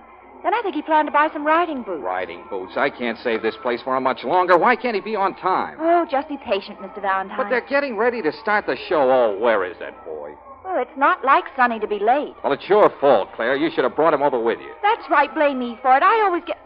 Oh, Mr. Valentine, they're going to begin. Here comes Jimmy Jones now. Howdy, kids. Oh, where's that Sonny? I can't imagine what's keeping him. Now, hold it, kids. Hold it.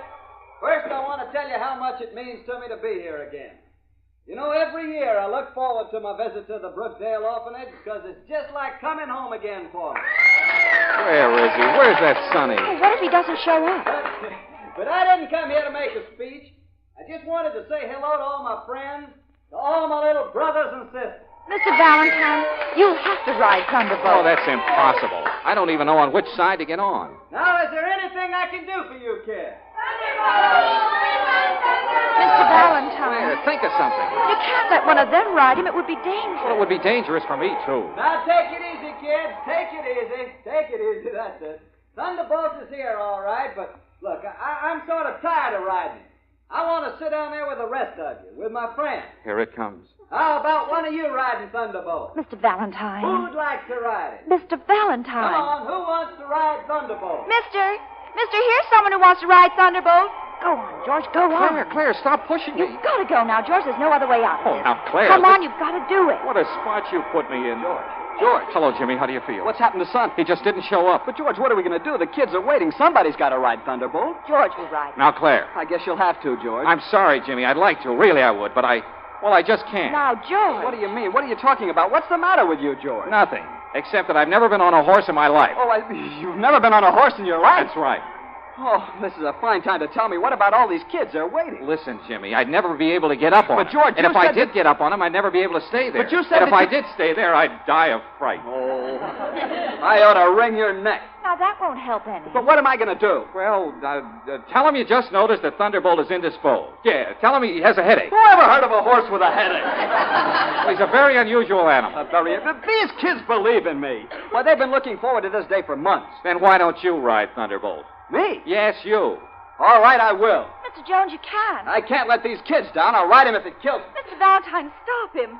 Oh, Mr. Valentine, he's getting up on Thunderbolt. Mr. Valentine. Oh, I can't look.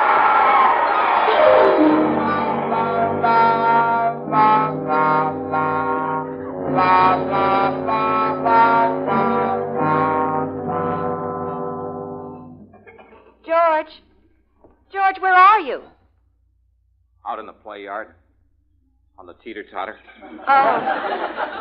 Why didn't you stay in the arena? Well, I just couldn't take it. But, George, it was all right. Jimmy was magnificent. What happened? He rode Thunderbolt just as though nothing had ever gone wrong. The kids went wild. Yeah, I heard them screaming, but I thought the worst. Jimmy's looking for you. He wants to talk to you. Oh, yeah, I'll bet he does. Come on, let's get out of here. But he's anxious to see you. Anxious to break my neck. Oh, now, George. Well, what else would he want to see me for? I was certainly a lot of help to him. Just when he needed me, I failed him. Now, George. I suppose you think I'm a coward. Oh, of course not. Oh, that's all right. Go ahead. Don't hold back. Tell me what you think. Well, I think... Please don't say it, Claire. I don't want to hear it. This has been a very happy day for me, George. It's a pleasant change to see you this way. What way? I don't get it. Well, you're usually so sure of yourself. But now you're just like a little boy. You mean you'd like to take me in your arms? Well, if you have any kind of an urge, Claire, don't suppress it. It isn't good for you. Oh, George, you're wonderful. Oh, say that again. Oh, George, you're wonderful. Say that again. Oh, George, you're wonderful. Say that again.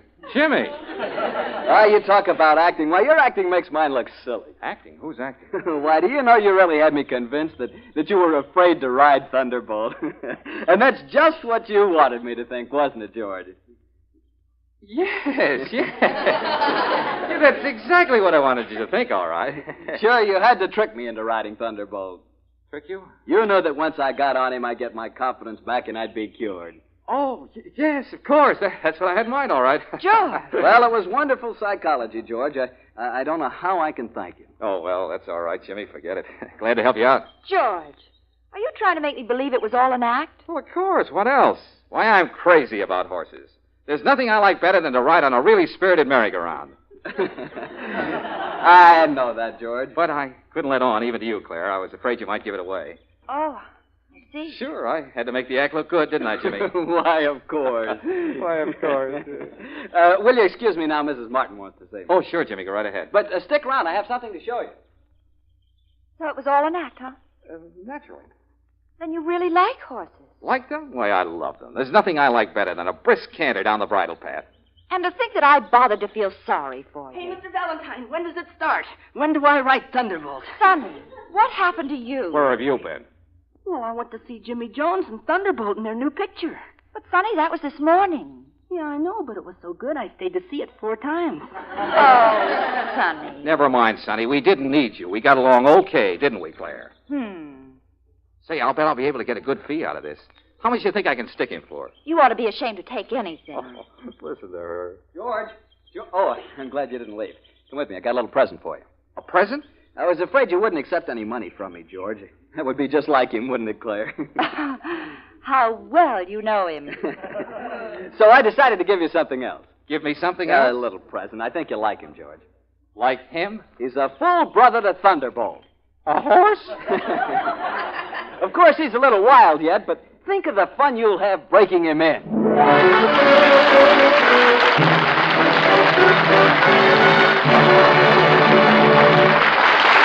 George will be back in a moment. Meanwhile, neighborliness, it always seems to me, is as American as hot dogs at a ball game. Most of us can spot it right away and appreciate it, too. It's one reason, I think, why many motorists like to drive into Chevron gas stations. They're all locally run, you know. And since they're home folks, Chevron dealers are mighty accommodating. Every time you stop at a cream, green, and burgundy station, you know you're trading with a chap who's in business for himself, anxious to please you because his success depends upon it. And there's another point worth remembering.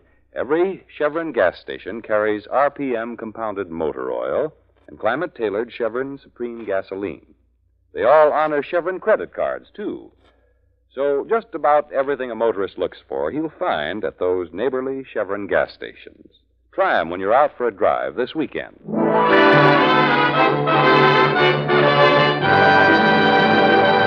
Well, next week, George finds himself in the middle of a lot of excitement. You'll probably hear him say something like this. Mr. Valentine, Yes? how are you feeling? Oh, fine, great. Never felt better. Yeah? Well, enjoy your health while you got it. It won't last. That so? Get out of town, Mr. Valentine. Mr. Valentine, what was that all about? What was it? The same fellow who's been phoning me right along. He's still worried about my health.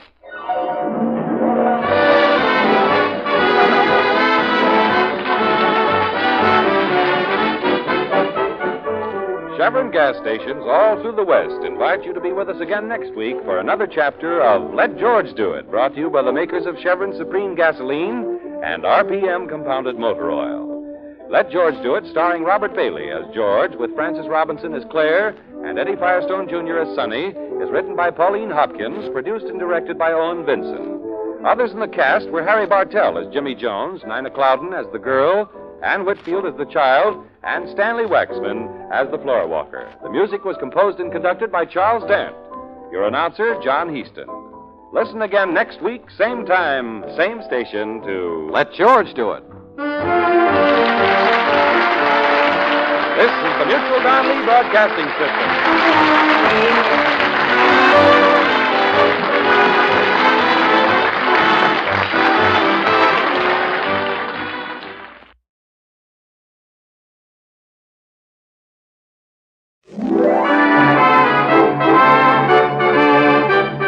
Your neighborhood Chevron gas station invites you to Let George Do It. Brought to you by the makers of climate-tailored Chevron Supreme Gasoline and RPM Compounded Motor Oil.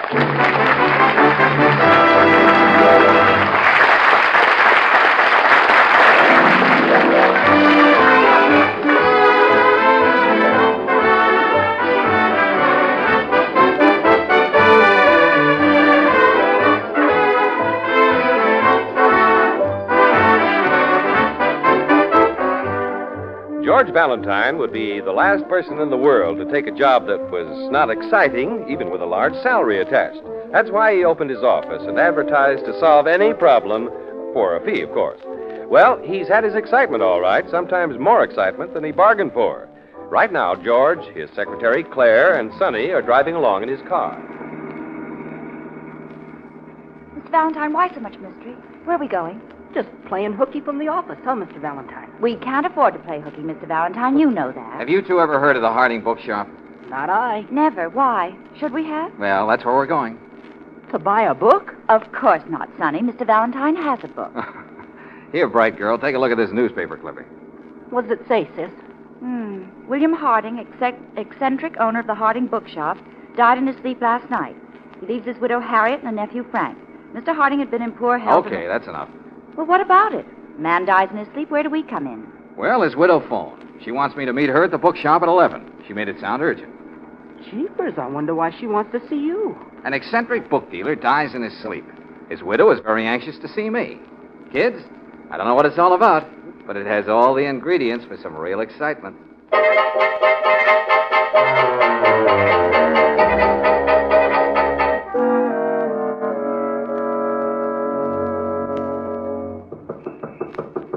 Oh, it's no use, Mr. Valentine. The bookshop's closed. Maybe Mrs. Harding hasn't arrived yet. Wait a minute. I think I hear someone in there. I'm sorry, but we're not open for business. The shop is closed. Oh, Mrs. Harding, I'm Mr. Valentine, and these are my assistants. Oh, of course. I've been expecting you. Come in. Suffering cats, look at the place. Books scattered all over. Yeah. Somebody been searching for something, Mrs. Harding? You can see why I called you. Someone broke in here last night. Did you phone the police? No, no, I didn't. No? Why not? Because I think it was an inside job. The windows were securely locked. They don't look as though they'd been tampered with. Someone unlocked the door and walked right in. I see. You suspect someone in your family. That's why you didn't phone the police. Mr. Valentine, I won't try to keep anything from you. I suspect my husband's nephew, Frank. Did he have keys to the shop? As far as I know, my husband and I had the only keys. But you must have some reason for suspecting Frank. Well, he's always been a wild boy. I never had any use for him. My husband was fond of him. He even had Frank helping here in the shop. Mrs. Harding, just what was this person looking for, do you know? Money. Money? I'm not sure, of course, but I think my husband had some money hidden away here. Uh-huh. You may have heard my husband was, well, he was odd. It would be like him to hide the money in his shop. Then he mentioned some money to you? He always said that we'd be well taken care of in our old age, and yet he died penniless. I see. And just what do you want me to do? If there's any money here, I want you to find it. I'll pay you, of course. Oh, of course. But the shop's already been searched. Maybe the money's been found. I don't think so. You see, I frightened the person away. Oh, then you saw someone. I just caught a glimpse of someone running away. It was dark, but I think it was a man. Mm-hmm. Why did you come down here last night, Mrs. Harding? I wanted to look around myself. Oh, yes, of course. All right, Mrs. Harding, I'll keep in touch with you. Come on, kids. I'll be waiting to hear from you. Let's go, kids. What do you make of it, Mr. Valentine? Say, quite a girl, isn't she? Her husband dies, and that same night she's down at his shop looking for any money he may have hidden. Well, why don't we stay here and search the shop? Because someone beat us to it, Sonny. Besides, I want to know a little more about this case. And a little more about Harding's death, too. Mr. Valentine, do you think he was murdered? I'm just guessing. Come on, let's go to the car. Hey, wait a minute. I want a word with you. Jeepers, I wonder who that is. Must be the nephew. I just want to warn you not to believe half of what my aunt tells you. She's not herself. She's hysterical. Oh. Well, I don't agree with you, Frank. Your aunt seems unusually calm, considering. Calm? She called you in, didn't she? She knew what she was doing. Why would she call in a private investigator? How did you know I'd been called in? Well, you were, weren't you? Suppose she told you there's some money hidden away. That's a lot of baloney. Is it? You're just wasting your time. They said some money disappeared after my father died, too, but we never found any. There's always that kind of talk when someone eccentric dies. Just when did your father die? 5 years ago. Uh-huh. Frank, were you with your uncle when he passed away? No. It was during the day. I was in the shop with my aunt. Miss Barry phoned us. Miss Barry? Alice Barry, the nurse. My uncle's known her since she was a child. Of course, she's a young woman now. Very attractive, too. Okay, Frank. See you again sometime. No, you won't. I'm going to tell Aunt Harriet to call you off. Yeah, do that. Do you think she'll listen to him, Mr. Valentine? No, she doesn't trust him. Claire, I want you to get all the information you can on Harding's death and meet me here. Here? Yeah, in front of the bookshop about 10 o'clock tonight. And Sonny. Yes, sir? Get down to the Evening Express. Talk to Ben Steele. He's a friend of mine. He'll let you look through the old newspaper files. But what am I going to be looking for? Well, Frank's father died 5 years ago. Get what you can on it. Okay, Mr. Valentine. Hey, what are you going to be doing? Oh, he's going to talk to the nurse, of course. Why, Claire, how did you guess? Oh, she's young and attractive. Naturally, you'd want to investigate that yourself, Mr. Valentine.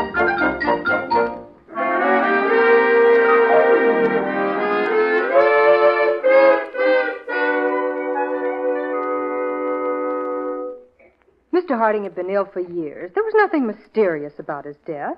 But don't take my word for it. Talk to Dr. Mark. Oh, I'd rather talk to you, Miss Berry. And I know Mr. Harding didn't leave any money. You're wrong about that, too. If you don't mind my saying so. Miss Berry, when a woman is beautiful, she can toss my theories into the ash can, and I don't open my mouth. I'll find that out after I get to know you better. Oh? You're going to know me better? Of course. What makes you think Harding didn't leave any money?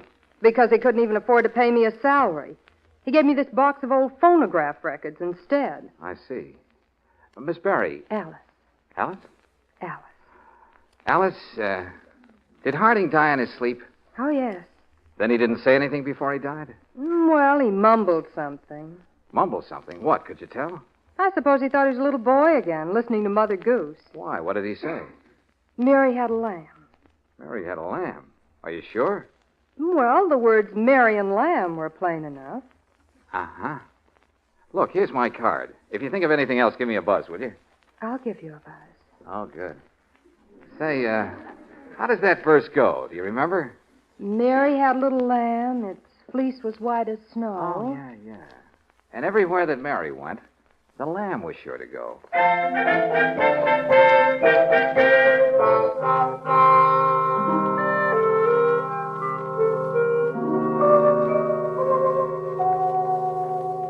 You're late. I was detained. By the nurse? Now, never mind. What are we going to do, Mr. Valentine? Well, we're going to get inside this bookshop. Hey, Mr. Valentine, where did you get those keys? They've opened lots of doors. See? Never fail. I'll try to find the light switch. Now, don't bother. I'll use my flashlight. Sonny, Yeah, Mr. Valentine? stand near the window, will you? Let me know if you see anyone. Okay. Mr. Valentine, the books are all back in place. Well, Mrs. Harding must be a neat housekeeper. Come on, Claire. Now, we're looking for the section that has books for children. Then the nurse did give you a clue. Was she helpful? Oh, yes. And beautiful. Really? Tell me about her. Well, I haven't time. Couldn't do her justice. Here we are now. Let's see. Peter Rabbit, Alice in Wonderland. Hey, look for Mother Goose. Is she a blonde? Yes. Treasure A Island. natural blonde? Oh, Claire, will you concentrate on Mother Goose? Oh. Is this what you're looking for? Yeah, good. Now find Mary Had a Little Lamb. Why? Oh, Claire. Oh, all right. Little Jack Horner, little Miss Muffet. Mary had a... Oh, here it is. Good. Now read it. Mary had a little lamb. Its fleece was white as snow. Uh-huh. And everywhere that Mary went, the lamb was sure to go. Do you want all the verses? Well, isn't there anything written on that page? No. Well, maybe there's some more Mother Goose books. These are all there seem to be. Okay, hang on to it. Put your hands up. Oh, Mr. Valentine. Suffering cats. Now, what are you doing here, Frank? Where did you come from? I was in back. I've been waiting for someone to show up. Why? What made you think someone would show up? Well, the place was ransacked last night. And you thought it might happen again tonight, huh? You can't tell. And Harriet says she frightened the person away. He might come back. Uh-huh. That may be why you're here. Or then again, you might be looking for the money yourself. I told you there isn't any money. Okay, Frank. Now put that gun away. You might hurt somebody. And get out of here, all of you. All right, we're going. Coming with us? I'm going to stay here and keep an eye on things. Say, that's a very good idea, Frank. Just keep an eye on things.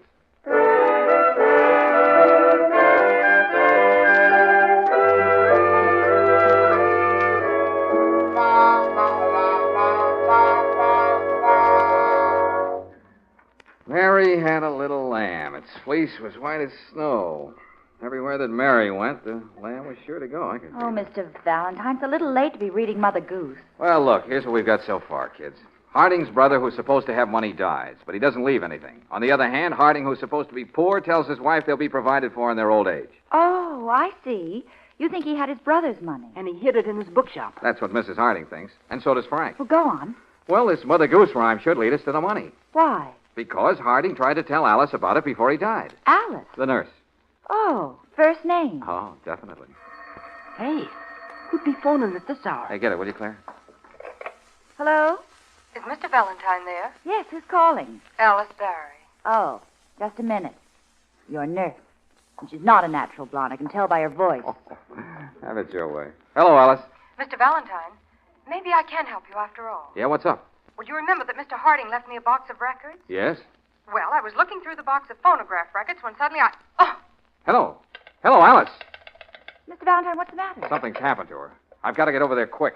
Well,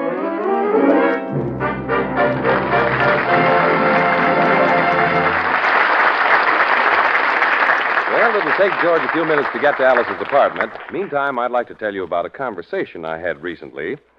One of my Chevron dealer friends asked me the other day what qualities I look for in a gas station.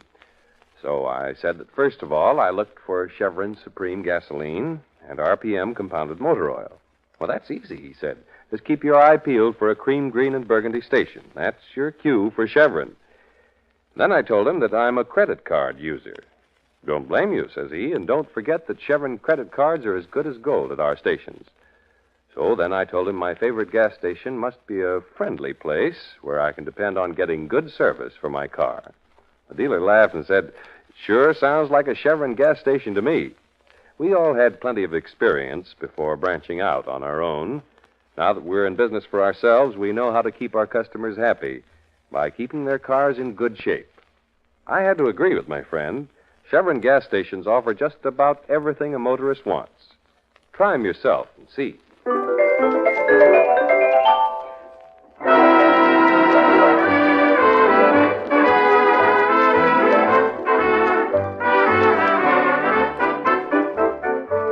George was about to get some important information. The nurse, Alice Barry, phoned him, but before she could explain, something happened to her. Now it's a few minutes later. George is opening the door to her apartment. Alice! Alice! Oh, you poor kid. Here, let's get you up on that couch. Oh. Now, take it easy. You're going to be all right. Oh, Mr. Valentine. Wait a minute. I'm going to put you down here. There you are.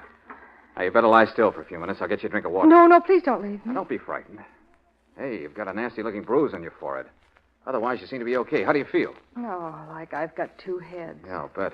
Want to tell me what happened? Well, there isn't anything to tell. I was talking to you on the phone, and then it happened. Somebody took a sock at me. Well, who was it? Don't you know? No, he must have crept up and hit me from behind. From behind? Yes. Oh, you didn't see him at all, huh? No, for all I know, it might have been a woman. Yeah. It might very well have been a woman. What about the records? No, I guess they're gone. They were on that table over there. That's bad luck. Oh, don't worry about them. It was just an old bunch of records. Believe me, if all those endearing young charms, Who is Sylvia, and a few more like that. But I thought you discovered something about them. I guess the person who stole them thought so, too. No, Mr. Valentine, that's not why I phoned you. Feel like telling me about it? Of course. You see, while I was looking through the record, I got to thinking about Mr. Harding and what he'd said just before he died. Yes? I could almost see the whole thing all over again. He was moaning and tossing around in the bed. I ran to him and felt his pulse. Go on. I told you that he said Mary had a lamb. But now as I think back, Mr. Valentine, I'm almost certain he said Mary Hayden Lamb. Mary Hayden Lamb. Mary Hayden Lamb. A woman's name? That's right. Do you think it means anything? Well, it must mean something. Yeah. It'll probably lead us right to the money. That is, if there is any money. Now, look, I gotta beat it. But I want you to lock the door behind me, understand? Don't worry. After this, I'll always lock my door. Good. Better put some ice on that forehead. It's turning a beautiful purple. I'll be all right. Mr. Valentine. Yeah? If it does mean anything, will you let me in on it? I feel as though I have a stake in this now. Oh, I don't blame you. Okay, Alice. I'll keep in touch with you.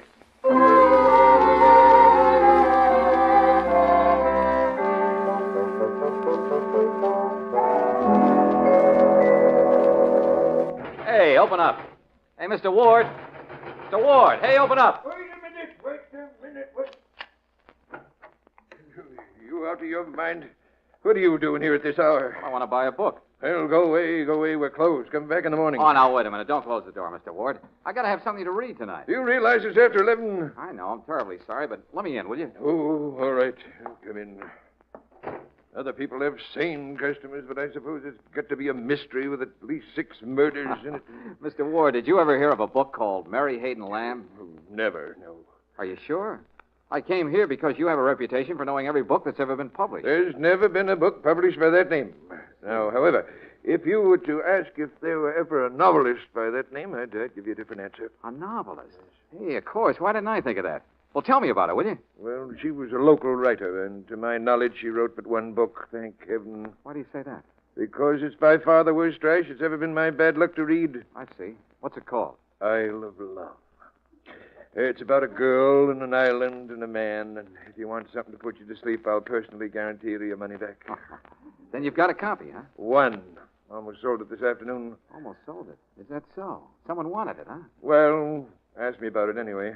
But evidently I had the good taste to turn it down. I found it on the counter when I was putting my books away. Well, who asked to see the book, Mr. Ward? Do you remember? Certainly not. I do a big business, young man, and I can't keep track of every customer who walks into my shop. Unless they make a special impression by getting me out of bed at this unearthly hour. Okay. Anyway, you've made a sale. I'll take Isle of Love. No, you've made a bad choice. Here you are. Marked down to 89 cents. And, young man, believe me, I'm cheating you.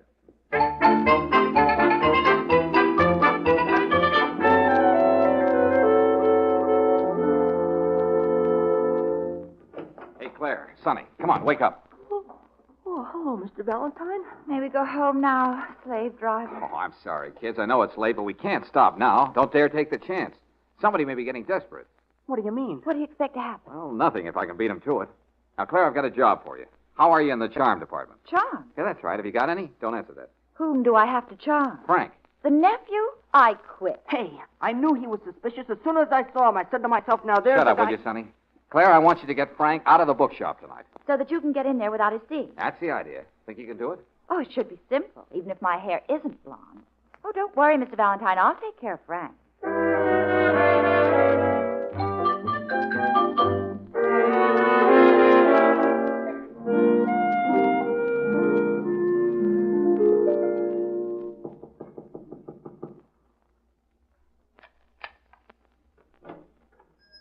Who is it? Oh, put that gun down, Frank. It's Claire. Oh. You're Mr. Valentine's assistant, aren't you? What do you want? Well, Mr. Valentine's just down the street at your aunt's house. What do you want? Well, I was with them, but then they wanted to talk alone, so, well, they sort of left me stranded. Don't I look stranded? Yeah.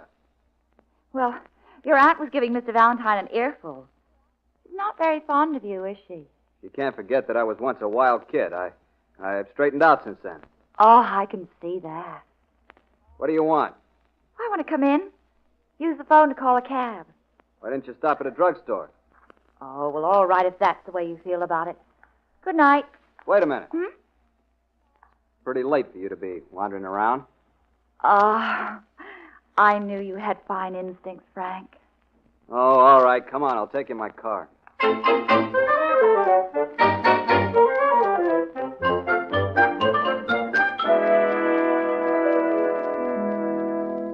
Okay, Sonny, come on. The coast clear? Yeah, they just drove away in Frank's car. Now, don't turn on the light. Excuse me for asking, Mr. Valentine, but just what are we looking for? We are looking for a book. More Mother Goose? No, The Isle of Love. There ought to be a copy just like this one somewhere in here.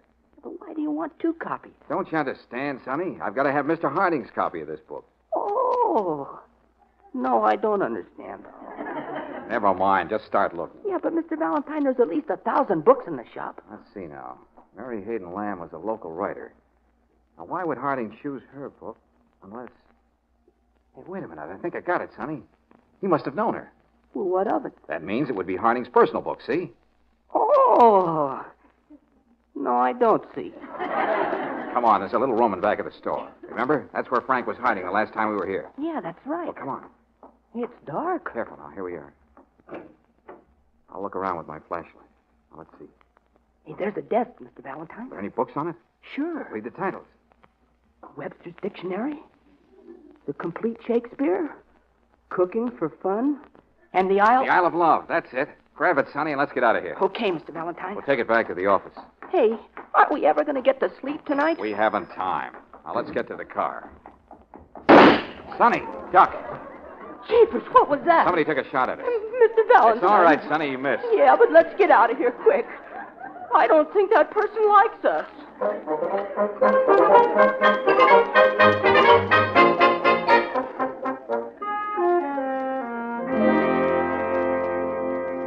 And then somebody started shooting at us. Oh, it was plenty exciting, sis. You're lucky.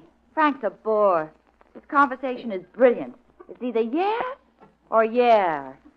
I guess it was Mrs. Harding shooting at us, huh, Mr. Valentine? Because Frank was with Claire. Not for long. No? No, he just took me to a cab stand. I see. Run out of charm? Oh. Jeepers, Mr. Valentine, you've just about taken that book apart. Well, there's nothing in here. No secret compartment, no writing on the pages. I can't find a thing. Well, then let's go home and get some sleep. No, we can't stop now. Okay, kids, make yourselves comfortable. What are you going to do? Well, I'll have to start reading the book. Aloud? Certainly. I might miss something. You're going to read all of it? That's right. Here we go. The summer sun was setting in a blaze of glory, casting its light like a shimmering ribbon of golden orange across the lake. On the bank, her wavy hair streaming from her uplifted head, stood Jennifer. Oh, I can tell this is going to be a classic. Perhaps her dream of love was to become a reality, for coming toward her was a canoe, and in the canoe was a man. Mr. Valentine, do you think Sonny's old enough? Oh, keep quiet, will you? Jennifer sighed longingly. Sonny. Perhaps her stay on the island was at an end. Her face was alive with expectancy.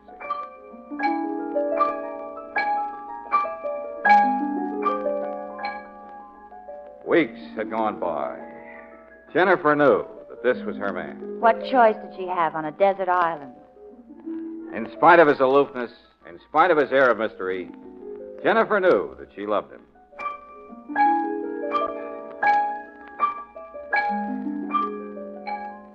And then a wonderful thing happened. He knelt beside her and kissed her. Well, it's about time. Oh, she said, then you do love me. Naive creature, isn't she? Yes, he answered. I love you with all my heart. If you don't believe me, look carefully when the grandfather's clock strikes the hour of midnight. And I love you, too, she told him. Wait a minute. What was that again? And I love you, too, she told him. No. Go back to where he loves her. Oh, yes, he answered. I love you with all my heart. If you don't believe me, look carefully when the grandfather's clock strikes the hour of midnight. Hey, that doesn't make sense. Hey, wait a minute. The printing on this page looks a little different. Yeah, and so does the paper. Claire, get my copy of the book. Here it is. Okay, turn to page 82. Come on. Okay, now read that part. Yes, he answered. I love you with all my heart. I swear it, Jennifer. That's enough. This is it, kids. Mr. Harding printed this page himself. Look carefully when the grandfather's clock strikes the hour of midnight. Mr. Valentine, there's a grandfather's clock in the bookshop. That's right, Sonny. And there's where that money must be hidden. Claire, get Mrs. Harding on the phone. Tell her to meet us at the bookshop right away. At this hour? And then phone Frank at the shop. Tell him to expect us. All right. Oh, and Claire, phone Miss Berry, will you? She wanted to be in on the kill. Oh, now you've got me phoning your blondes for you. Well, whatever you say, Mr. Valentine.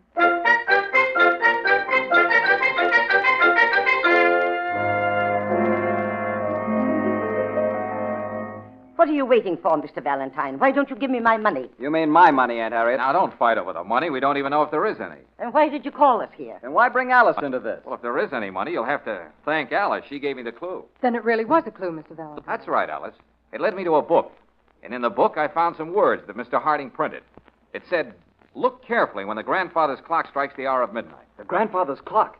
I'm going to see about Now, this. take it easy, Frank. Now, Frank, that's not your property. Get away from that clock. There's nothing in here. The clue didn't say there was something in the clock.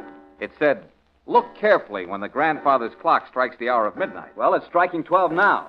Well, what's different about the clock when it strikes 12 than at any other time? When it strikes 12, both hands point up. Smart girl, Claire. Sonny, hand me that chair. Okay. You think there's something on top of the clock? No, above it. On the wall here. Yeah, you see? There's a false panel. Need any help? Oh, thanks, Frank. I think I can do it with the heel of my hand. That does it. What is it? Is there something in there? Yes. A package. What's in it? Just a minute, I'll see. Well. Bills, large denominations, and lots of them. Let me have that. Now, don't rush me. Hey, there's a note here, too. What does it say? Mrs. Harding, is this your husband's handwriting? No, it isn't. That's my father's handwriting. You see, the money is mine. Not so fast, Frank. Well, what does the note say? It says, Dear Brother Bill, I'm leaving this money in your care. Frank is too wild to be trusted with it. When he settles down, you can give it to him. Then give it to him. Oh, wait a minute. There's more. There's a condition I attach to this. Frank must provide for you and your wife as long as either of you shall live. Is that all? That's it, Mrs. Harding. Then it is Frank's money. Give it to him. He doesn't have to provide for me. No, this money is for both of us, Aunt Harriet. Well, that's More than I deserve, Frank. You can stop talking right now and hand that money over. Alice! Give it to me, Mr. Valentine, and hurry up about it. I never argue with a beautiful woman, especially when she has a gun in her hand. Mr. Valentine, was she the one who was after the money all along? That's right. When she phoned me and got bumped on the head, I thought it was funny I didn't hear the blow over the telephone. And if she was hit from behind, why was the bruise on the forehead? Never mind the explanations. Hand that over. Then she's the one who shot at us. Certainly. She couldn't get in here to look for the book because Frank was guarding the place. First, she tried to put me off the track with that Mother Goose stuff. But she finally gave me the right clue. She figured if she told me the truth, I'd get the money and she'd tail me and pick it up. That's enough out of you, Mr. Valentine. Give me the money. Oh, certainly. Here you are, Miss Berry. But, Mr. Now, Valentine... don't try to stop her, Frank. It's dangerous. You're right. It is dangerous. Stay just where you are. Don't any of you make a move. But, Mr. Valentine... Careful. But you're letting her get away. Not very far. The police are out there. Hey, it's okay, Mr. Valentine. They got her. Your money will be returned to you, Frank. Thanks, Mr. Valentine. I owe you a lot. That's right. But you'll get a bill in the morning. Come on, kids. Good night, Mr. Valentine. Good night. Good night. Well, I'm really going to sleep tonight. Yeah, so am I. Oh, too bad. Too bad it had to end this way. Huh? What do you mean? He's thinking about the nurse. Aren't you, Mr. Valentine? You know, Claire, I believe she was a natural blonde after all.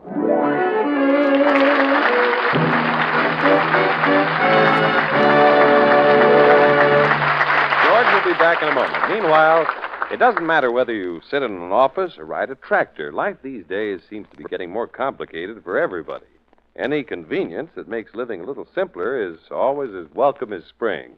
Your Chevron dealer knows this, as any friendly businessman should. So he tries to make you his friend by making his cream, green, and burgundy station as convenient and efficient as he can.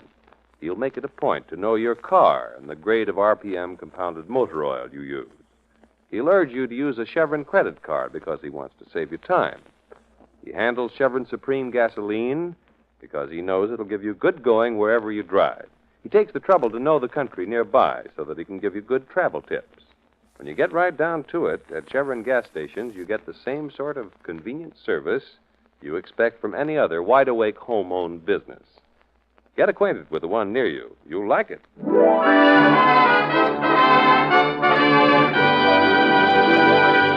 Well, next week, George Valentine is confronted with a problem, a big problem. You'll probably hear something like this.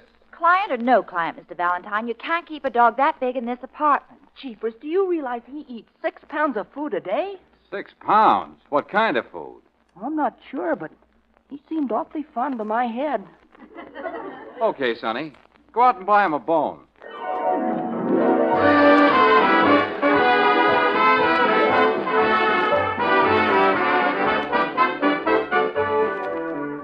Chevron gas stations all through the West invite you to be with us again next week for another chapter of Let George Do It, brought to you by the makers of Chevron Supreme Gasoline and RPM Compounded Motor Oil. Let George Do It, starring Robert Bailey as George with Francis Robinson as Claire and Eddie Firestone Jr. as Sonny, is written by Pauline Hopkins, produced and directed by Owen Vincent. Others in the cast were Jane Morgan as Mrs. Harding, Harry Bartell as Frank Harding, Evelyn Scott as Alice Barry, and Paul McVeigh as Mr. Ward. The music was composed and conducted by Charles Dant. Your announcer, John Heaston. Listen again next week, same time, same station, to Let George Do It.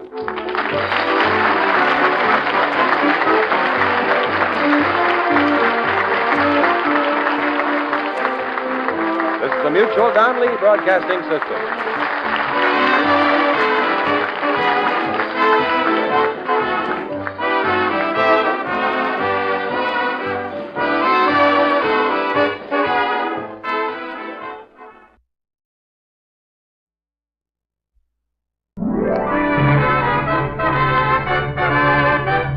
Your neighborhood Chevron gas station invites you to Let George Do It, brought to you by the makers of climate-tailored Chevron Supreme Gasoline and RPM Compounded Motor Oil.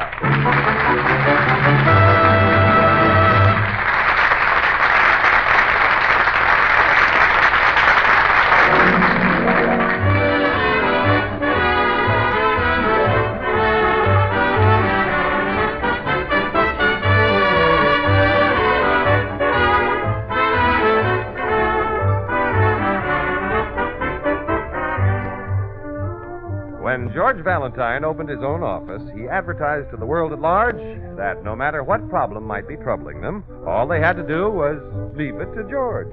Since then, he has had a variety of clients with a variety of problems. Now it's early morning. George is just opening the door to his office.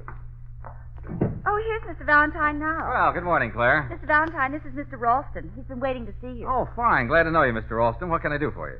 Mr. Valentine, do you like dogs? Do I like dogs? Why, Mr. Ralston, you're speaking of man's best friend. Everyone else may fail you, but a dog remains faithful and loyal to the end. I guess I like him. Why? Because I've got to find Snookums a home for a couple of days. Snookums? My dog. Oh. My wife calls him Snookums. She's a great one for nicknames. She calls me Bunny. Where do I come in on this, Bunny, Mr. Ralston? Well, you understand I can't trust just anyone with Snookums. He's a very valuable dog. Besides, my wife is quite fond of him. But, Mr. Ralston, why do you have to find a home for him? Well,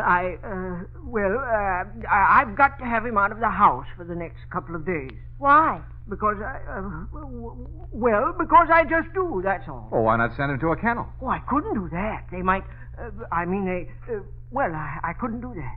Why not? Snookums wouldn't be happy there. You see, he doesn't like dogs.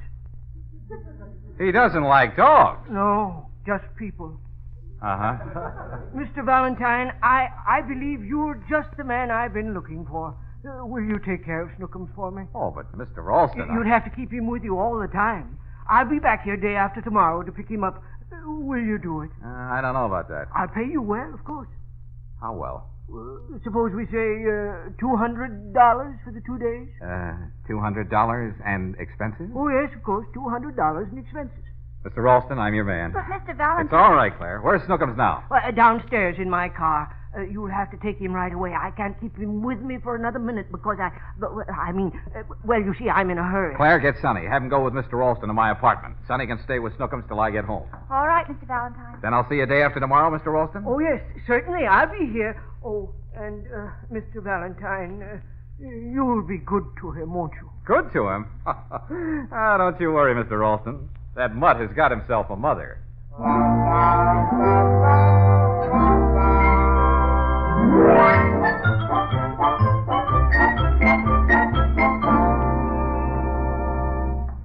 Okay, Claire, let's go. I bought Snookums something for supper. What'd you get? Quarter pound of hamburger. Oh, do you think that'll be enough? Well, it ought to give him 2 good meals anyway. What kind of a dog is he? Well, to tell you the truth, Claire, I forgot to ask Mr. Ralston. He was in such a rush. He certainly was. Yeah, Snookums. Must be a lap dog with a name like that. Think so? Yeah, probably a Pomeranian or a Pete. Mr. Valentine, I don't like to keep bringing up a woman's instinct, but I wish you hadn't gone ahead with this. Now, what's the matter with you, Claire? Why, what could be softer? $200 in expenses just to have a dog for a roommate. Yes, but there was something about Mr. Ralston. He seemed to be keeping something from you. Oh, women and their imagination. Come on, hurry up. Snookums must be getting hungry. I hope Sonny's been nice to Snookums. Oh, you don't have to worry. Sonny's always been crazy about kittens and rabbits. Yeah? I suppose he likes little dogs, too. I hope so. Yo! Hey, look out! Mr. Valentine, it's a horse! Down! Now, don't be afraid, Claire. It's just a great day. Just a great... Mr. Valentine! Down, Snookums! Down! He wants the meat. Well, I'm trying to give it to him. Get down! Get away from me. Mr. Valentine, give him the meat. But he wants my arm, too. Well, throw the package on the floor. Oh, here, Snookums. Yeah, there. Phew. Okay, Claire. Oh, look at your apartment. Oh, you mean what's left of it. Now, why would Sonny let him chew up the furniture? You'd think he'd have enough sense to take care of him. You'd think you'd have enough sense to ask what kind of a dog it was. So, where is that kid? That's funny. I wonder what... Oh, Mr. Valentine, you don't think... Now, Claire, don't be silly. He's a friendly dog. Too friendly. Sonny, where are you? On top of the mantel. Sonny! Well, what are you doing up there? He kept knocking me down. I had to get away. Oh, Sonny, you're a coward. He's bigger than I am, Mr. Valentine. I didn't mind when he knocked me down and licked my face, but I got a little nervous when he started putting my head in his mouth. All right, come on down. Now while he's there... Claire, put Snookums in the kitchen. Put him there yourself. You're his mother. Oh, great. Here, Snookums. Snookums. Oh, follow me, Snookums. You run, he'll follow you. He will? Okay. Come on, Snookums! Mr. Valentine, what happened? He followed me. Now stay in there, you big mutt. All right, Sonny, you can come down now. Okay. A little lap dog. Well, how was I to know? I've got news for you, Mr. Valentine. He eats 6 pounds of food a day. 6 pounds? What kind of food? I'm not sure. He seemed awful fond of my head. Okay, I'll get him a bone. Mr. Valentine, if you listen to me, you'll take that dog right back to Mr. Ralston. Now, Claire, I promised to take care of him, didn't I? Anyway, I don't even know where Mr. Ralston lives. You see, there's something awfully fishy about the whole thing. Maybe it isn't even his dog. Will you stop it? All right, have it your own way. But I'm not staying. See you in the morning. Yeah. Good night, Mr. Valentine. Sonny, wait a minute. Where do you think you're going? Oh? Oh, no, you're not. You're going to stay here and help me take care of Snookums. But, Mr. Valentine... You heard me. Where will I sleep? Well, you can sleep with me. And where will Snookum sleep? In the kitchen. Okay. But you tell him, will you? Well, good night, boys, and sweet dreams.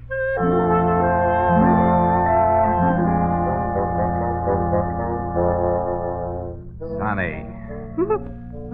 What's the matter? Will you please get your cold feet off my back? You must be dreaming. Oh, Sonny, stop it.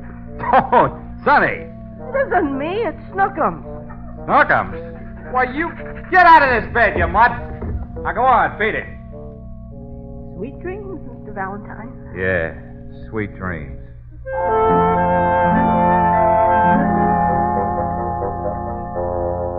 Mr. Valentine. Mr. Valentine. Huh? Snookums. What? It's your turn, Mr. Valentine. Oh, not again.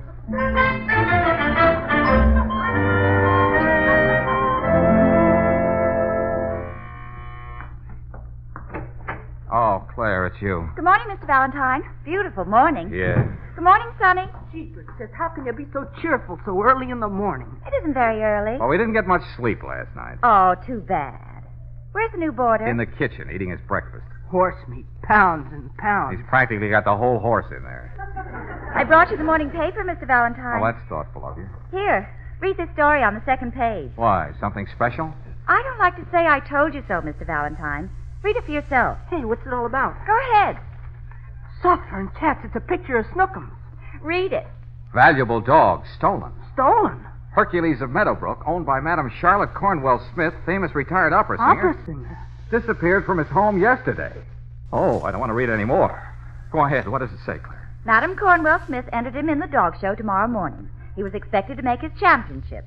Foul play is suspected. Well, do you suppose Ralston stole him and then got cold feet and dumped him off on me? He's your little charge. You figure it out. Jeepers, Mr. Valentine, what are you going to do? Well, we've got to get Snookums to Madam Cornwell Smith's home without the police seeing him. Maybe she'll believe my story. It's going to take a little doing to get that big ox home without somebody seeing you. But we can't keep him here. That dog is wanted by the police. Yeah, we got a hot dog.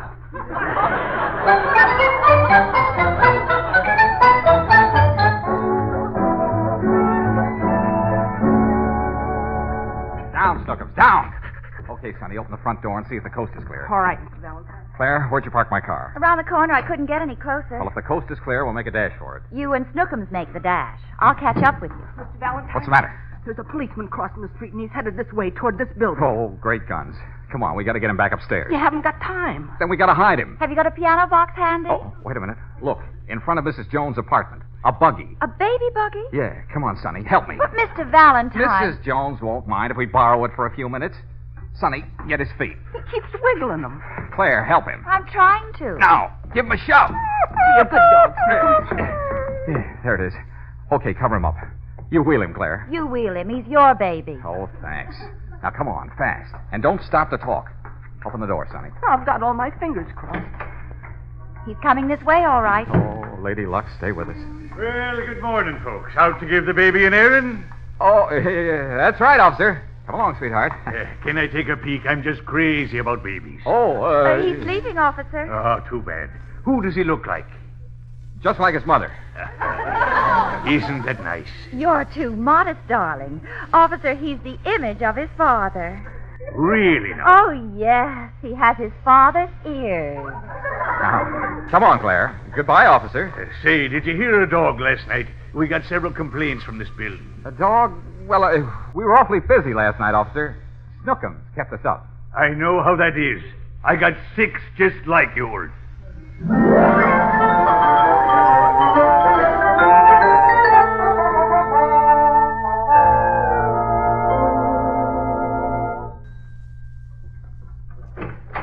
Yes? I want to speak to Madam... Why, it's you. Oh, hello, Mr. Valentine. I want to talk to you. Not so loud. Come in. Well, what are you doing here anyway? Why, I live here. You live here? Certainly. I'm Mr. Madam Cornwall Smith. Huh? I mean, she's Mrs. Ralston. Well, now, look, I don't know what this is all about, and I don't want to know. But I've got your dog outside my car. You come on down with me and get him, you understand? Mr. Valentine, you promised you'd help me. I don't want to be in on anything crooked. But this isn't crooked. You see, first there was her voice. Her voice? I had to play second fiddle to my wife's voice. Oh, that's right. She was an opera singer, wasn't she? Then I bought Snookums, and since then she's paid no attention to me at all. Snookums comes first. Why, I'm the one who's been leading a dog's life. Well, I'm very sorry for you, Mr. Ralston, but I don't... She said she'd enter him into this show, but she promised to give him away if he didn't make his championship. Give him away? My brother has children. They'd love to have Snookums. Are they big, strong children? You see, Mr. Valentine, I'm afraid that if he's in the show, he'll become a champion. And you know what my life will be like then? You mean you want me to keep Snookums so that he can't be in the dog show? Is that it? Will you do it? Oh, now listen, the police are looking for him. Well, I can't call them off or my wife will suspect me. But the dog belongs to me, not to my wife. And I have papers to prove it. No, I'm sorry, Mr. Ralston, I'm your client. You can't let me down. I don't like to, Mr. Ralston. It's only until tomorrow. It's the only thing I can do to get a little attention around this house. Things have got to change. After all, I've been a chump for 30 years. Okay, Mr. Ralston, okay. I guess I can be one for another 24 hours.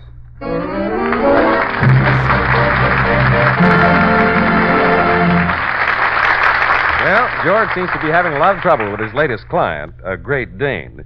We'll see what happens in a minute. Meanwhile, I'd like to talk about 2 of the best things in a motorist's life that are free. Sure, you guessed it. I mean free air and free water. And my point about these familiar conveniences is very simple. They really are free at a Chevron gas station. The Chevron dealer never wants you to feel that just because you want a tire checked, you have to buy a quart of RPM compounded motor oil or some Chevron Supreme gasoline.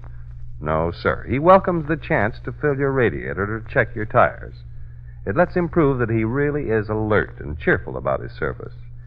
All Chevron gas stations, you know, are home-owned. And the best way these local businessmen have of making good is to treat you right. Just remember that next time your radiator or tires need checking.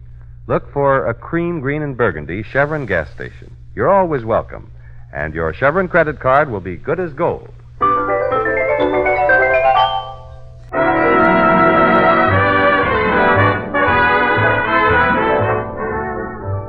George promised Mr. Ralston he'd hide Snookums until after the dog show. Now, it's a few minutes later. George, Claire, Sonny, and Snookums are driving home. Of all the crazy fool jobs, this takes the prize. Playing nursemaid to a dog, I quit. Now, Clara, will you stop it? We'll get to my apartment soon, and all I have to do is keep him there until tomorrow. Hurry, will you, Mr. Valentine? There's not much room in the back of this car for both Snookums and me. Now, Sonny, with Snookums on the floor, you've got the whole back seat to yourself. Yeah, we started out that way, but now our positions are reversed. Mr. Valentine, don't pull up in front of the building. What's the matter? That policeman again. Oh, no. He's talking to some woman. Mrs. Jones, we borrowed her buggy. What are you going to do? Oh, drive around to the back of our building. Sonny, you take Snookums up the fire escape. But, Mr. Valentine... Clara and I'll wait until the coast is clear, then we'll go up the front way and let you in. Why do I have to be the one to take Snookums? Now, Sonny, follow orders.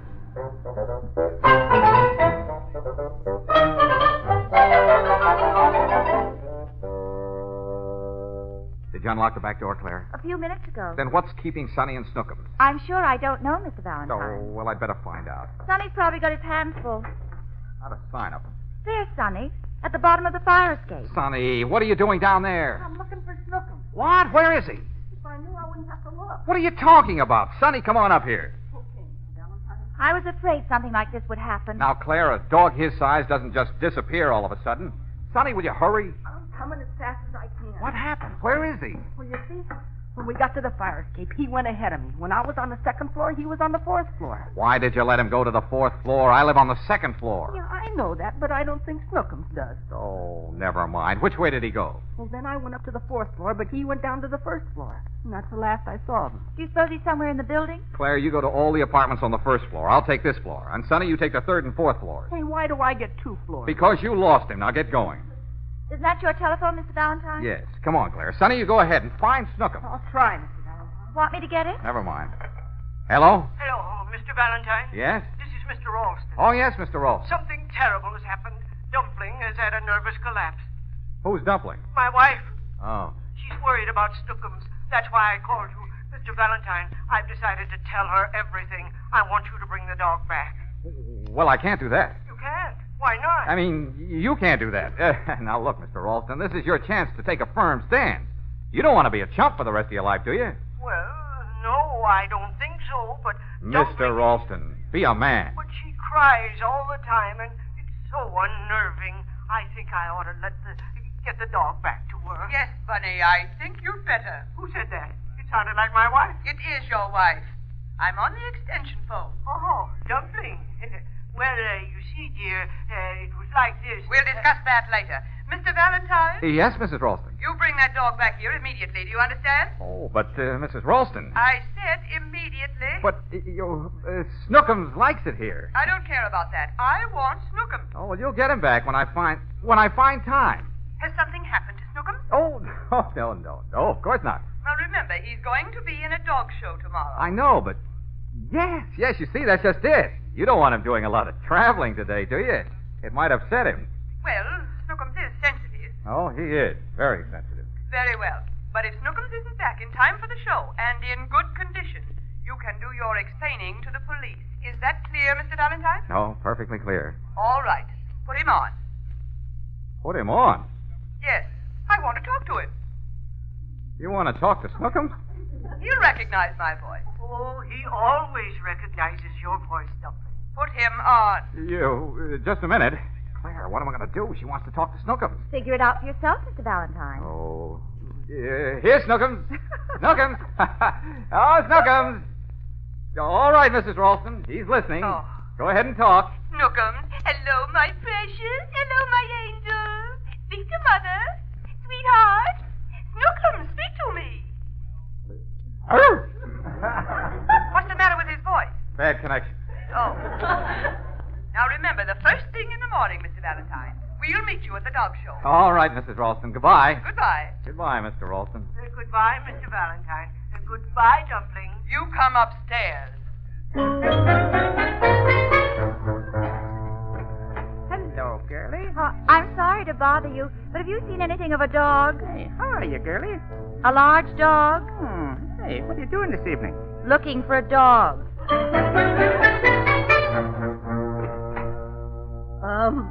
Pardon me, but have you seen anything of a dog? A dog? Yes, ma'am, a dog.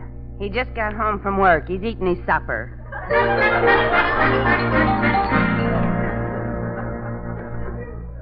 Come on, will you hurry up? Now where are we going? Well, it's a cinch he's not in this building. We'll have to look in every building for miles around.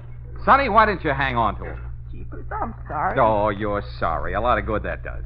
Don't you realize he's a very valuable dog? Maybe we ought to call the police. Oh, if they hear about this, then I will be sunk. I'm sorry, Mr. Valentine. Will you stop saying that? Now take it easy. Well, can you blame me? I fail a client. His wife never speaks to him again. The man's life is ruined. And Sonny's sorry. I'm very sorry. Oh, come on. Mr. Valentine. What's the matter? That policeman again. Oh, just keep right on walking. Don't see him. Wait, just a minute there. I want a word with you. Oh, good afternoon, officer. What were you doing with Mrs. Jones's buggy? I found it for her around the corner. Oh, darling, we forgot to return her buggy. You forgot, sweetheart. Yeah, well, I'm terribly sorry, officer. I'll apologize to Mrs. Jones when I see her. And another thing. Mrs. Jones tells me you don't even have a baby. Now, what's going on around here anyway? Well, she didn't know about it. I mean, it just happened, yes. I mean, sort of sudden-like. Wasn't it, darling? Oh, yes. Very sudden. Well, where's the little one now? Where's the little one? Well, he's at Grandma's. Yes, we're just going to get him. Goodbye, officer. I'll see you again. I think he's getting suspicious. Well, we have enough to worry about. Hey, something's going on across the street. Well, come on, let's go. Maybe one of them has seen Snookums. Is that a restaurant? Well, in a way. It's called Frank's Place. Ladies invited. I never saw such a sight. He dashed over to our table and knocked it right over. Uh-oh. Hey, you almost caused a riot jumping up on everything. It sounds like Snookums, all right. Come on. Hey, this is no place for Snookums. He's not old enough. Mr. Valentine, look. It's Snookums. He's sound asleep. Asleep. He's out. Poor Snookums. Oh, he shouldn't have done it. I guess he's going to the dogs. You better wake him up so he can walk home. He's in no condition to walk. Then what are you going to do? Carry him. Mr. Valentine, aren't you overestimating your strength? Well, I'll just have to do it, that's all. Sonny, give me a hand. I can't budge him. Claire, get his feet. Sonny, get under him. All together now. Steady. Oh! Don't stop. Almost. There. Oh, what a load. Help me walk, Claire. Sonny, get on the other side of me. Okay. All right, let's go. Hey, did this tape to come out? Oh, yes. They fit your dog, Bud? Yeah, thanks a lot. Not so fast, Bud. That dog did a lot of damage around here. Okay. Claire, give the man my card. Just send me a bill. You bet I will, Bud. You owe me for 3 tables, 6 chairs, and a dozen glasses. Yeah? Yeah. And 6 short beers. I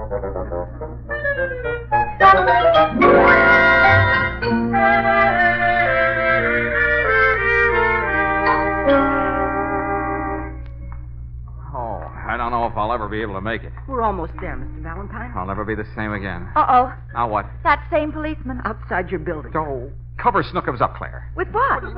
Use your coat. Oh, no, you don't. I just bought this coat. Hurry up. I'll get you another one. With a fur collar? And ermine tails. Come on, cover his face, too. Now, come on, walk fast. He's looking our way. Well, don't pay any attention. Hey, you. What have you got there? Oh, hello, officer. Just bringing baby home again. I thought it was a new baby. That's an awful big load you've got. Well, you see, didn't we tell you? Tell me what? You tell him, darling. Oh, no. You tell him, sweetheart. Well, somebody tell me. Twins. Twins? You didn't say anything about twins? Well, I didn't want to brag. Twins. What do you know about that? Now I've just got to have a peek. Oh, Claire. I'm sorry, officer. Night air, you know. Bad for them. Yeah, they're so young. We can't uncover their faces. It'd be very unhealthy for us. For them. Yeah, sure. We better get them right in, sweetheart. Yes, darling. What was that? Burp. Oh. And what was that? That was his brother.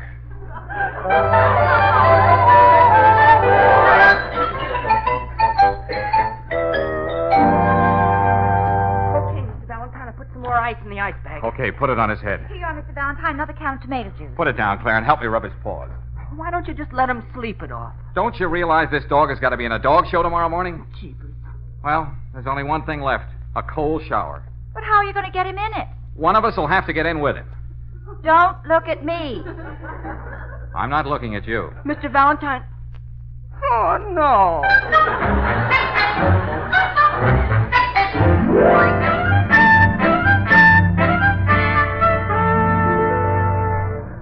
Well, folks, the judge has apparently made his decision. You know, this is the winner's class of the Great Danes. Now the judge is ready. He's walking over to one of the handlers. He's giving the ribbon to Madam Charlotte Cornwell Smith, owner and handler of Hercules of Meadowbrook. Best of breed.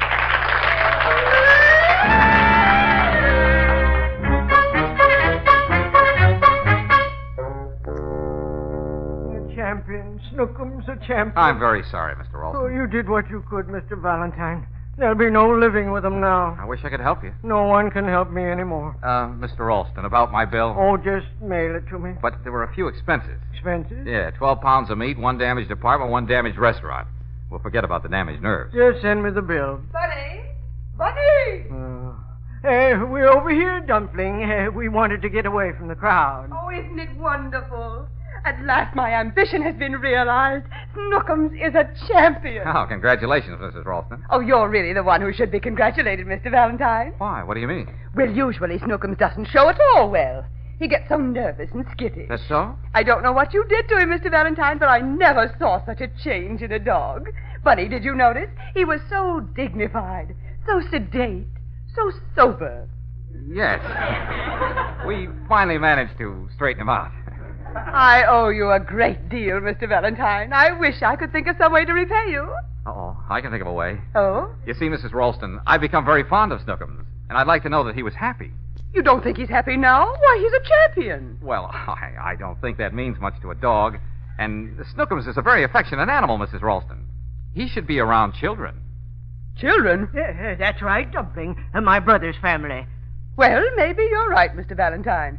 Maybe he's right, Bunny. I think he's wonderful. Snookums doesn't really need me now that he's a champion.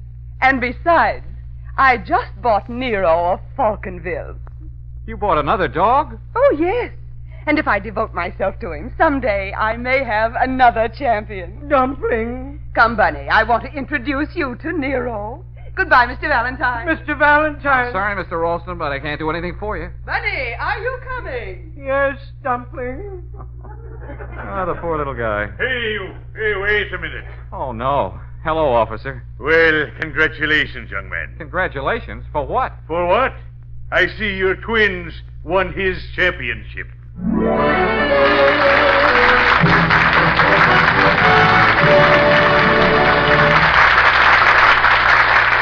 George will be back in a moment. Meanwhile, most everyone, I suppose, has heard of the hit show Harvey. It's all about a rabbit that no one ever really sees. Well, your neighborhood Chevron gas station has a Harvey, too.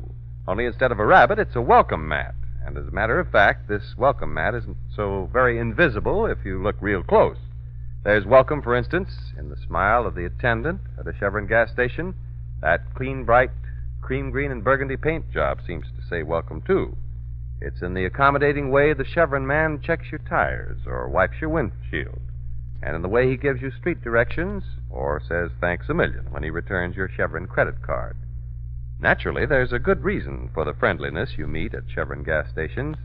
You see, they're all home-owned. They're local businesses that depend upon keeping folks pleased to keep their trade.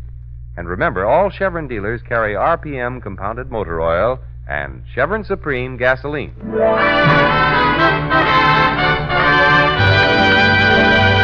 Well, next week, Mr. Valentine is in for a mad chase, and you'll probably hear something like this. Mr. Valentine, do something. She's trying to lose us. Keep your eye on her tail light, Claire. I'll fix her. What are you going to do? Turn off our lights so she won't know we're following her. Mr. Valentine, don't do that. I can't see a thing. What are you worried about? I can't see anything either. And I'm driving.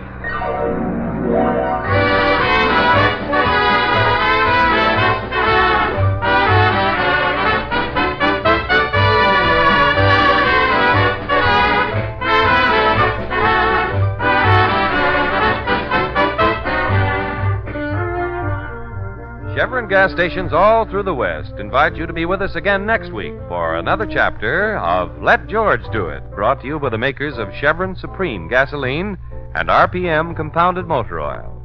Let George Do It, starring Robert Bailey as George with Frances Robinson as Claire and Eddie Firestone Jr. as Sonny, is written by Pauline Hopkins, produced and directed by Owen Vincent.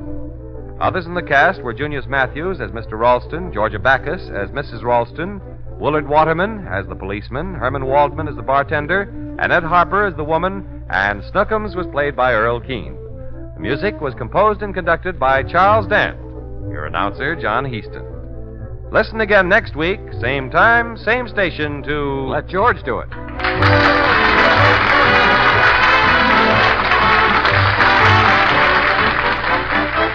This is the Mutual Non-Lee Broadcasting System.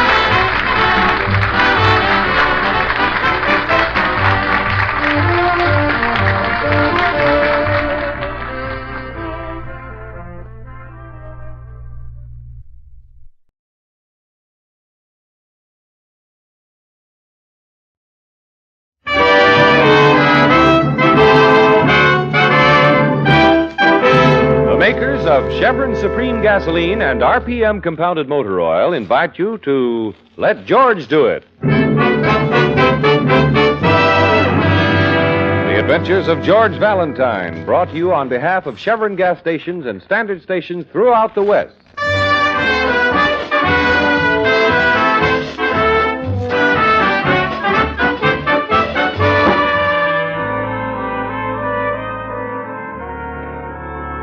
Tonight's adventure begins as George, feeling very safe after making a special trip downtown to pay the premium on his accident policy, walks briskly down an isolated street to where he has parked his car. Suddenly, from the open stairway of a building, a cascade of small round pellets bounces to the pavement, followed closely by a young woman in great haste. There is a collision, and George hits the sidewalk with the force of a blockbuster.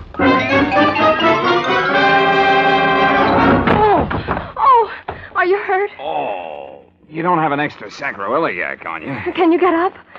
I think so. Well, then, do you mind Do I mind what? getting up off the pavement? Well, if I'm in your way, couldn't I just slide over? You're lying on my pearls. Pearls? Oh, good. I thought those lumps were misplaced vertebrae. No. Hey, Oh, thank you. Now, let me see.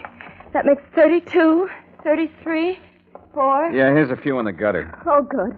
Yes, 35, 36, 37. Hey, if you see any teeth down there, they're Oh, mine. I'm sorry you fell down. 38, 39. Oh, here's one of my trouser cuffs. Thanks, 40. I see you, you little rascal. 41.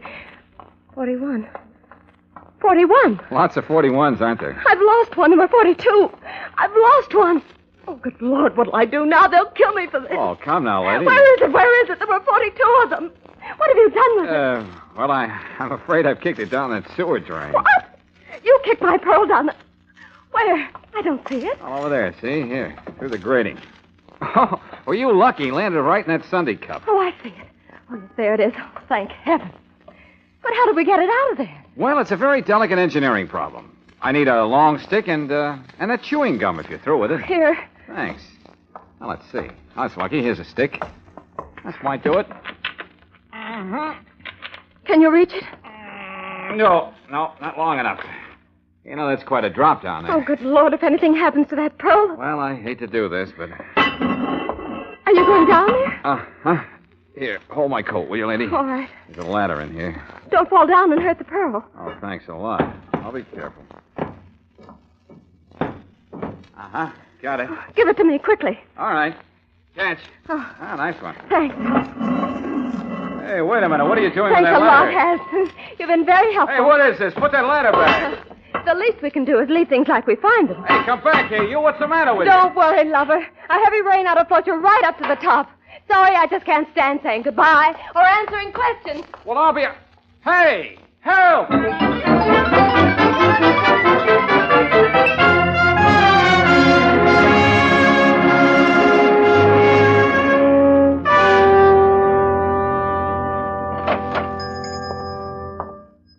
Yes? Something for you, sir? Yeah. This looks like the right place. Are you Mr. Zaghetti? To be precise, Bela Zaghetti. I am he. Oh, Mr. Zaghetti, I can see by the layout here you're a jeweler. Now, I wonder if... To be precise, I am not a jeweler. I manufacture artificial gems. To put it this way, I do my small part to brighten the lives of those who otherwise are not very bright. Is this exact? Yeah, probably. Well, what I want to know is, have you recently brightened the life of a young lady with a string of artificial pearls? To be precise, a blonde, Miss Dale Quidden. Yeah, that's right.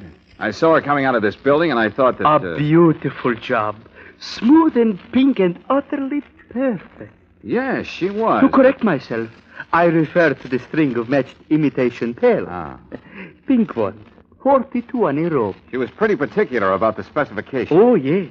They were a duplication of... But if I may ask you a question? Sure, of course.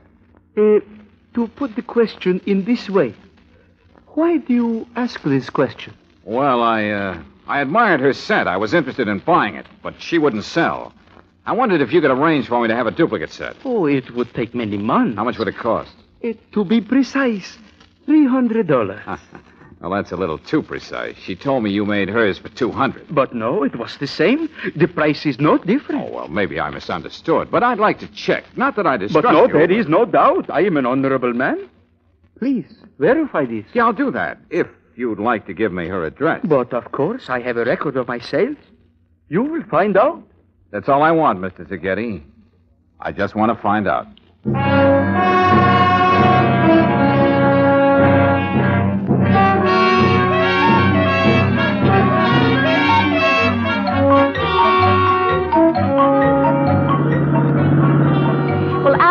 George, anybody who'd go down into a sewer pipe after a blonde deserves everything. Oh, now listen, Brooksy, I didn't follow her into the sewer.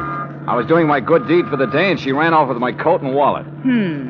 What were you looking for, a merit badge? Oh, now, Brooksy, listen. Well, it's a nice way to meet a girl, I must say. Sprawled senseless in the gutter. And all she has to do is blink those big brown eyes and... Blue eyes. Blue eyes. And you go scurrying down the drain pipe like a... Rat. Rat. Thank you. And then because you're caught in your own trap... Well, that'll teach me to keep my trap shut. You come cringing back to me like a... Good puppy. Puppy. And you expect me to feel sorry for you. So she jilted you. Good for her. What were you trying to prove anyway? Well, I guess I was just trying to prove I was willing to start at the bottom and work up. Brooksy. What? You're not mad. Oh, George, of course not. But I hate to see a woman make a fool out of a man like you. Another woman, that is. Well, don't you worry. I'm going to prove to her I'm nobody's fool. I know you're not, darling. Yet. Huh? But I'm working on it. Hey, wait a minute. Here we are. Yeah, you're right. There's the number. 7700. Uh-oh, he's right. Sure you want me to come along? Unless you're afraid of the competition. What? Oh, aren't you smug? Lead on, Macduff.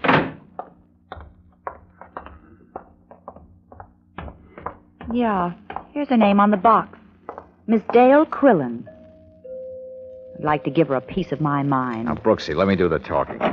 Yeah? Miss Dale Quillen? You're kidding? I mean, she means, is Dale Quillen at home? You're kidding? Well, is he kidding? Well, someone is. Hey, did you get a look at that house? What, through that solid wall of muscle? Well, the place is a wreck. Furniture turned over, paper scattered on the floor. Poor housekeeper as well as a crook. What are you going to do? What is this, a gag? We've decided to wait. What are you, a mad character or something? Blow. Oh, come off it now, handsome. Anybody can see you've got a heart as big as all outdoors. Yeah? Then stay outdoors. Hey, character, get your foot out of the door, I'll chop it off. You know, you could be a lot of company for us while we're waiting. Yes, sir. A lot of company. Yeah? Give me your address and I'll drop you a postcard. If you want it any clearer, I'll step outside. Come on, I dare you. Hey, take it easy, Claire. I warned you, joker. Let him go, Nubbin. You're too quick with the fist. We're all friends now. Yeah, that's a great little equalizer you got there. It is small but persuasive. Bring him in, Nubbin. I think we have interest in common. Come on, you... In one piece, Nubbin. Perhaps you can take him apart later. Inside, kidder. Easy. Yes, Nubbin is just a big, playful child. He loves to take things apart, but he has never quite learned how to put them together again. Now, shall we talk?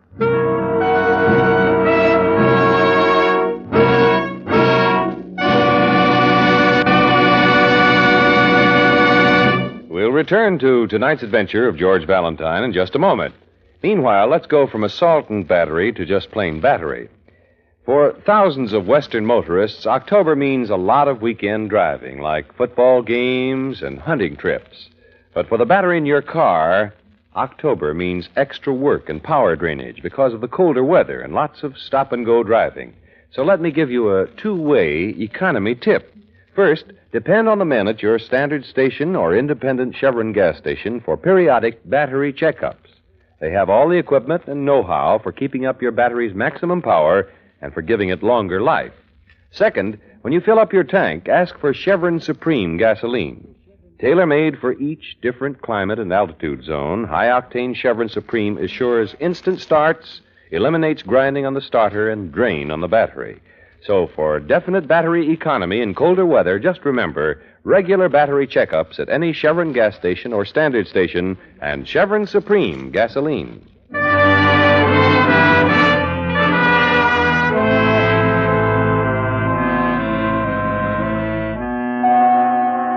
And now back to the second part of 42 on a Rope, tonight's adventure of George Valentine. Well, it seems that George's curiosity following his strange encounter with a mysterious girl and a broken string of pearls has landed him in a tight spot.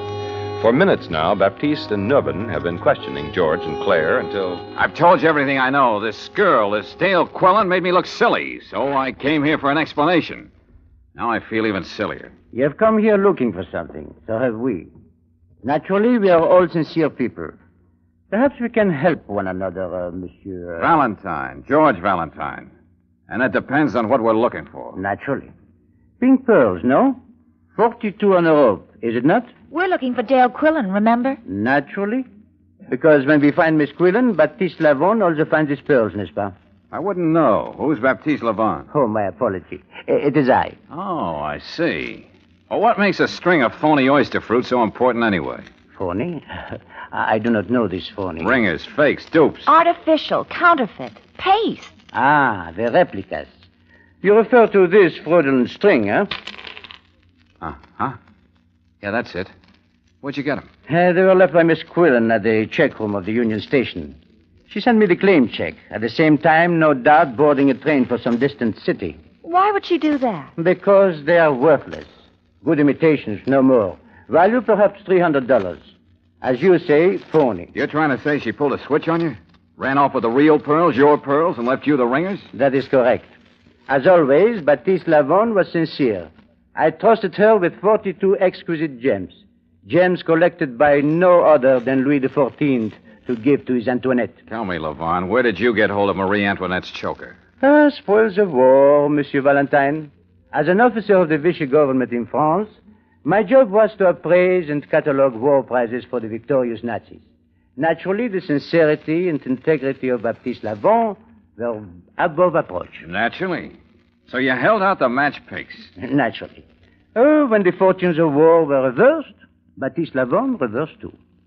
Miss Quillen came to Paris with an entertainment unit, and we became friends. And she smuggled them into the States for you. That is correct. That'll teach you not to be so sincere. Are you kidding? Well, hello. Now, you are friends of Miss Quillen. You see my predicament. I must know where she is. You will tell me? I've told you. I don't even know the girl. Your mode of entry contradicts you.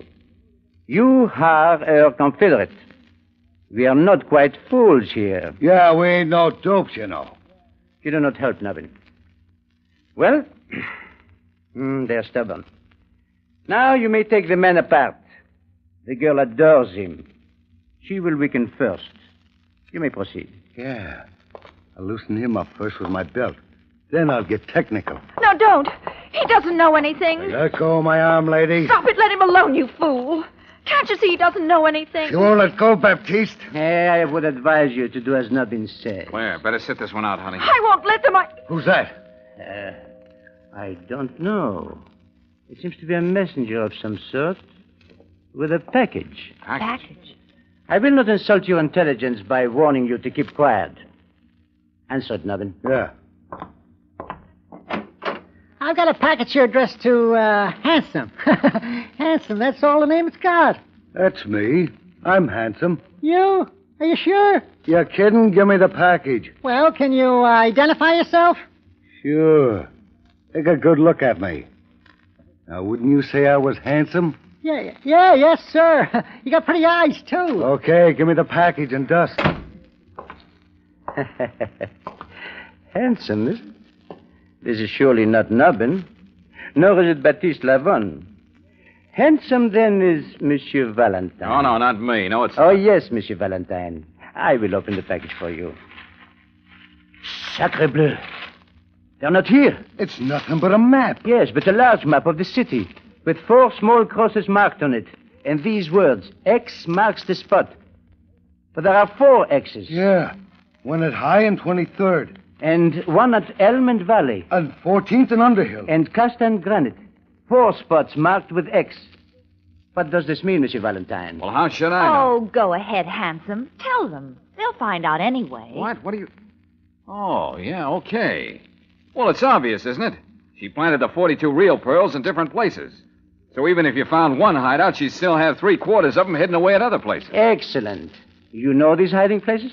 Naturally. Excellent. We will all go hunting. Nabin, the young lady, you and I, and the gun.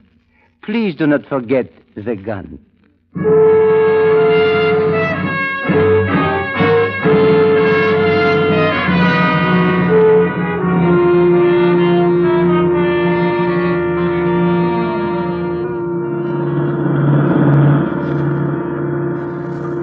Well, here's the first stop. Costa and Granite. Where am I going to park? Pull up to the curb now and let us out.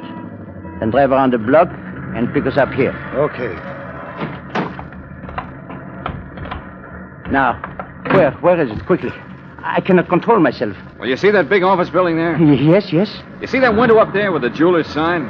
Where? I don't see it. Higher. Look higher. No. Where is it? No, it's higher yet. That's higher. No. Oh! Come on, Brooksy, run for it. Into that theater. Oh, George, we haven't been to a movie in ages.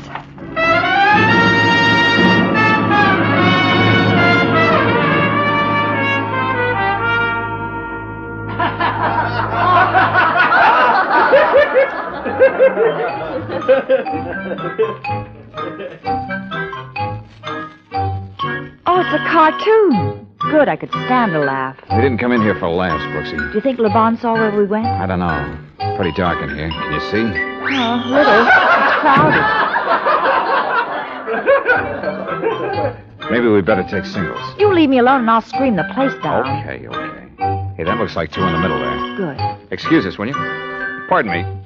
I beg your pardon. Oh, this is fine. We can hold hands. Oh, George, are you all right? I think so. Oh, did you see that? That was very funny. The mouse was run over by a steamroller. I know just how he felt. What's it all about, George? What did those 4 X's on the map really mean? I don't know, but I'm working on it. You think we're safe in here? Well, there are 4 exits and we're right in the middle. Wait a minute. Shh. Quiet, I got it, Claire. That's it. The 4 X's and us in the middle. Shh, quiet. What, you two? No, look, George. There's LeBon coming down the aisle. Yeah, Nubbin's coming down the other aisle. I don't think they've seen us. Let's get out of here. Oh, George. Oh, gosh, now I'll never know how the mouse got out of the cement mixer.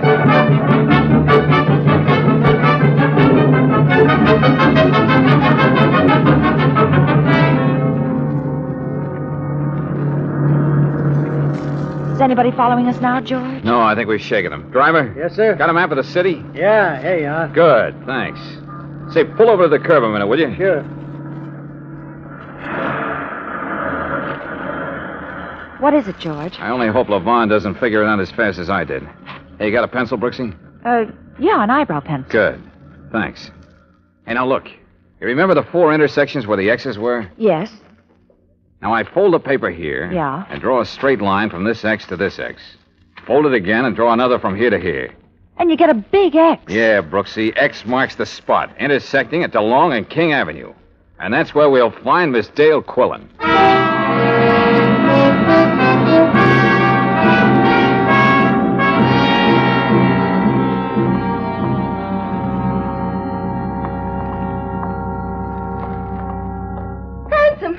Oh, it's you. You made it. Hello. Then you did mean me. Of course. Who else? I don't believe we've met before. I'm Claire Brooks, George's fiancée. Secretary. Oh, practically the same thing. Looking at you, I guess it would be. How'd you know I was in your house? And how'd you know I'd get your message? I knew Baptiste and Nubbin were inside. I was watching from the vacant house across the street. I saw them take you in and knew they'd make it tough for you. What made you think I'd catch that X marks the spot routine? Well, you'd gotten that far with a lot less to go on. Also, I found your business card in your wallet. You're George Valentine, aren't you? Well, perhaps I should introduce you to. I figured you'd know the score because you're a professional troubleshooter. And brother, have I got trouble. Well, if I can be of any Now, help. wait a minute. Remember the sewer, George. Oh, I'm awfully sorry about that. I was panicky. It won't happen again. Darn white of you. Come on, let's get away from here. First of all, suppose you tell us what you did with Marie Antoinette's necklace. After you. I haven't got it. I don't know where it is. Oh, well, that helps a lot. Take off, driver, anywhere but here. Now, wait a minute. Let me get this. All we know is that you smuggled the pearls into the States. Now you tell us you don't know where they are. Take it from there. I know I had them.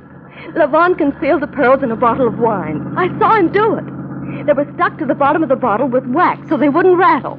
Then he filled the bottle and sealed the top. I paid customs duty on the wine and got them through. Very smooth. Go on. Well, when I got here, the seal was still unbroken. But, well, you won't believe this, but when I opened the bottle, the pearls were gone. Somewhere in the middle of the Atlantic, somebody had made a switch. You're telling me the pearls were hijacked from you? It's true, I swear it. But do you think LeVon would believe that? He'd say I double-crossed him. Men are so skeptical. Do you believe me? Well... Say you do. Say you'll help me. All right, I do, and I'll help you. Oh, swell. Now, all we've got to do is find the person who stole the pearls from the girl who smuggled them in for the boy who stole them in the first place.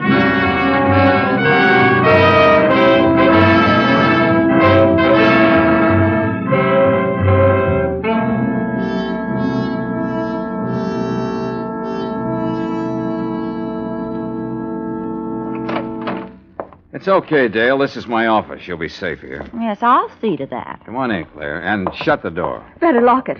Should I swallow the key? Why did we have to stop at the library? Why did you have to take out a book at a time like this? Well, I'll tell you, and listen carefully. Lavon's desperate. We've got to have some answers ready for him before he catches up with us. Oh, I have a feeling he's close by. You don't know him like I do. He's closing in on me. I know he is. Look, Dale, look. Keep calm. He's not in the filing cabinet or under the desk. Hey, Brooksy, open the closet door and show Dale he's not in there pointing a gun at her head. Okay. I have a surprise for you. He is. Huh? Keep your hands away from that desk, Monsieur Valentine. Back up, please, both of you. Miss Quillen, remain where you are. Oh, no. No, I knew it. I knew it. Face the wall, both of you. Your hands high. Higher. Nubbin? Yeah, Baptiste? Keep them covered.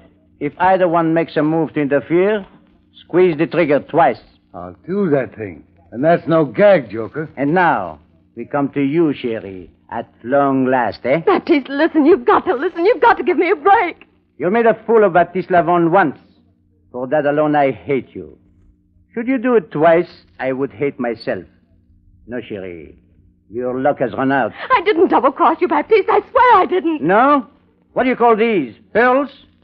You rotten little cheat. No, listen. I had them made, but give me a chance. I can explain. No, Sherry, they're phonies.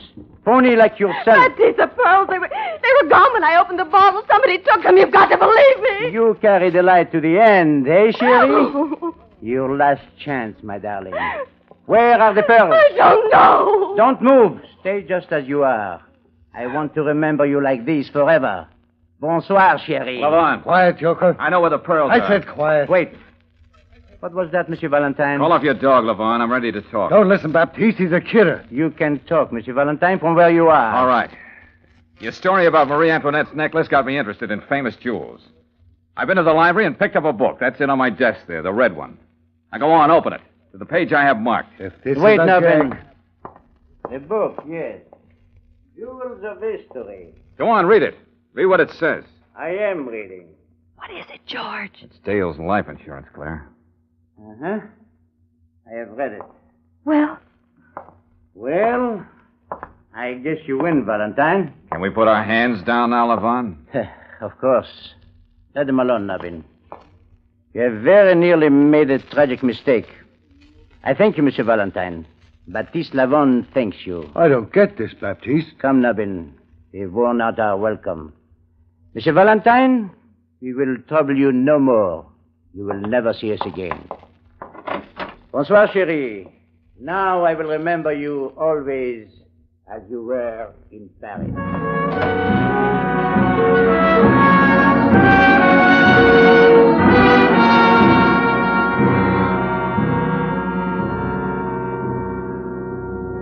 It was a miracle, that's all it was, just a miracle. What did you do to him, George? What was in that book? Read it, Claire, out loud. Oh, yes. Cleopatra's Pearl. Cleopatra, to impress Mark Antony, once dissolved a pearl in vinegar and drank it to his health. Dissolved? Now, wait a minute, listen. Go ahead, Claire. Pearls which consist of carbonate of lime are extremely soluble in weak acids. They will dissolve in vinegar containing 6% or more of acetic acid, or in wine which is turned sour. It was the wine that did it, the wine in the bottle. According to the U.S. Bureau of Chemistry and Soils, pearls consist of 91 7/10%. Never mind the rest, Claire. That's enough. Well, how do you feel now, Dale? Completely dazed. Lavon didn't have an argument in the world. He knew he planted the pearls in that wine bottle himself. He had nobody to blame but himself. I can't believe it.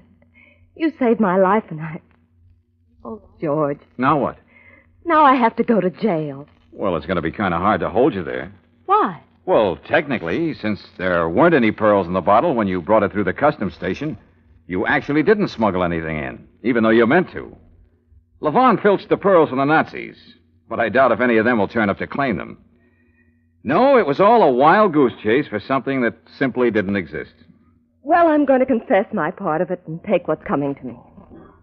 First, George, Yeah?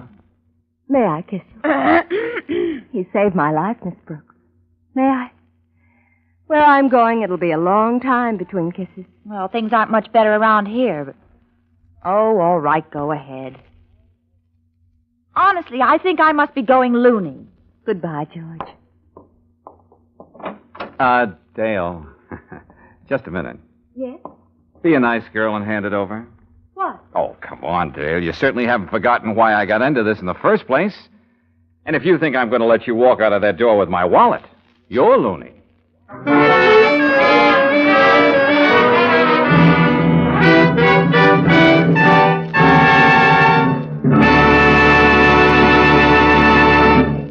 If your family car is the kind that does all-around duty, like taking mother shopping, dropping the children off at school, picking up father after work, you can't choose your tires too carefully.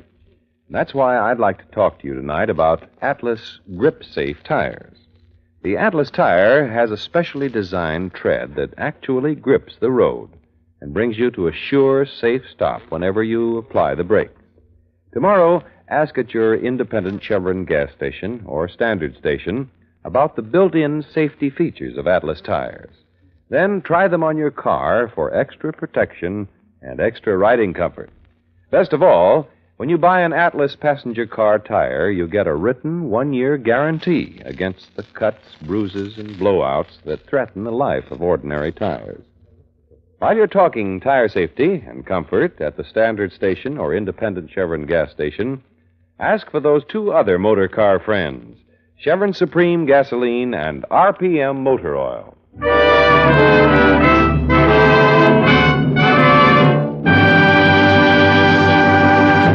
Next week, when you tune our way for The Joke Was on the Killer, another adventure of George Valentine, you'll hear George sing, Some joke, I'd say.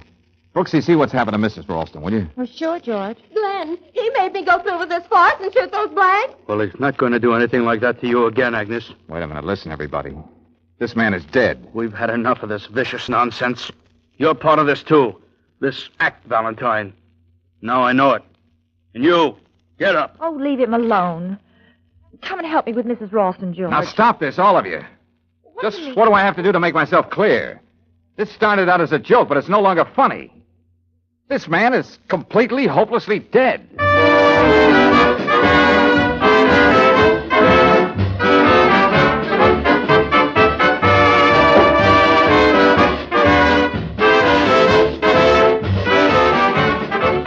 Clinic care, hospital care, a visiting nurse in your home. They are made possible by funds from Community Chest.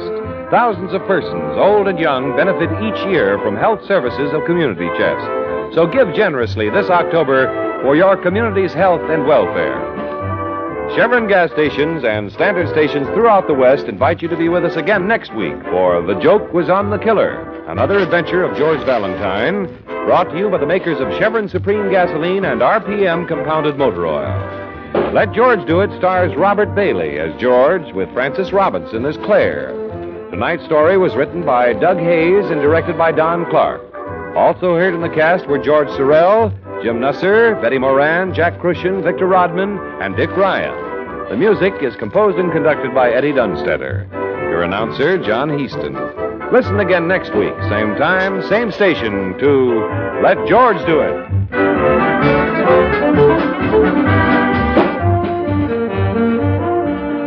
This is the Mutual Don Lee Broadcasting System.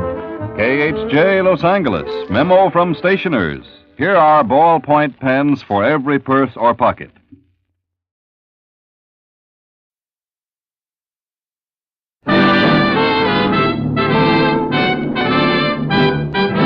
Standard of California, on behalf of standard stations and independent Chevron gas stations throughout the West, invite you to Let George Do It. Another adventure of George Valentine. Personal notice. Danger is my stock and trade. If you need the kind of help you couldn't get from a cautious man, then you've got a job for me. George Valentine. Write full details.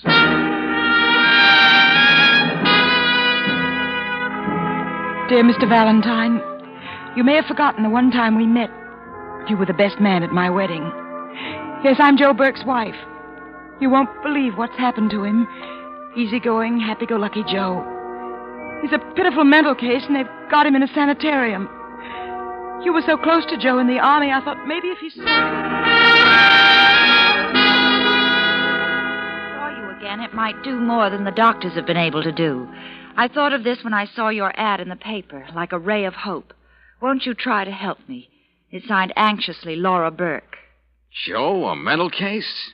Oh, no, not the Sergeant Burke I knew. Well, George's wife would hardly make up anything like this. But Brooksy at Palermo, when everybody else was either cussing or praying, that hard-headed Irishman just sat around playing a harmonica. Danny boy. It's funny I never heard you talk about him. Well, you know how those things are, Angel. You swear on your GI dog tag that you're going to be sure to keep in touch with each other, but as Tempest Fugit's Old Lang Syne becomes just the name of a song. But you were his best man. This kid Laura came down to camp. We hopped the Jeep over to the chaplain, and it took 15 minutes for the tender vows. A minute for me to kiss the bride, and they were off. All Joe had was a 48-hour pass. Golly, she sounds so desperate in this letter. Yeah. What's that address, Brooksy? We'd better get right over there.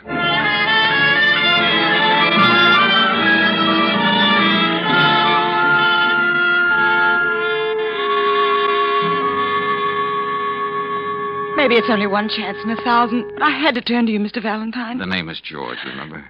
He's in that place, getting worse every day. How he doesn't even recognize me. Laura, we do want to help you, but, honey, you're making it so much harder. Here, sit down. I'm sorry. I know this is tough on you, Laura, but try to tell us the whole thing from the beginning. How did this happen to Joe? When?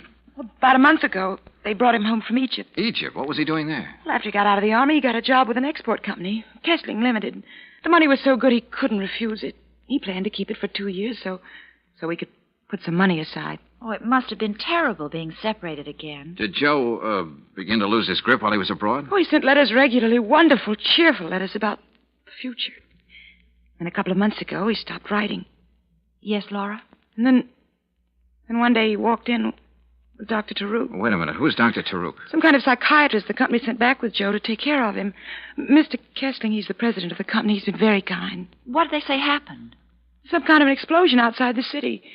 Joe happened to be around, and when he came to in the hospital, he... Now, take it easy, Laura. Hey, you want to knock off and have a cup of coffee? No, go on, I'm all right. I'll never forget it. Dr. Taruk left us alone for a minute. Joe just stood there, right where you are, looking at me, looking through me. He tried to talk, but it seemed to hurt too much, so he just kept staring and staring. Oh, George. Yeah. And he took a box of face powder from his pocket and handed it to me. Powder?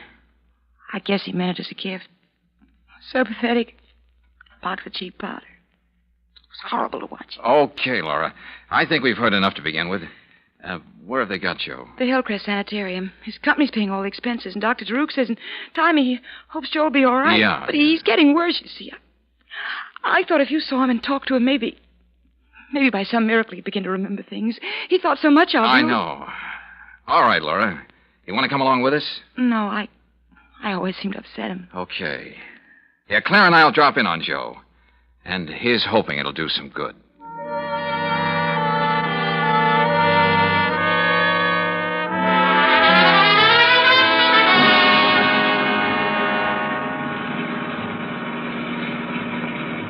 A sanitarium should have peace and quiet, but they should build it where people can find it. Yes, it is out of the way. Gosh, and every time I look down into that valley, I get dizzy. Kind of unusual, isn't it, Brooksy? What? A company going to quite so much trouble for one of their people?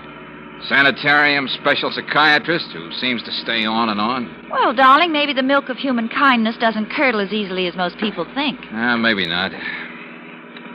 Brooksy, I've been in some tough spots. But I think seeing Joe like this is going to be just about the toughest.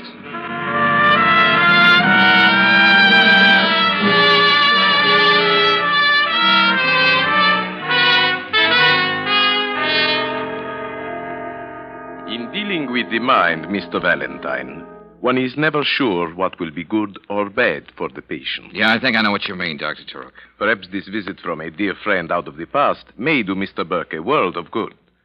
However, on the other hand, Will we be able to see him soon? In a few moments. But perhaps it would be wiser for a young lady like you, Miss Brooks, not to see him at all. Huh? There are just a few things I want to know, Doctor, before... Dr. Taruk. Oh, Rodney, will you come here? Yes.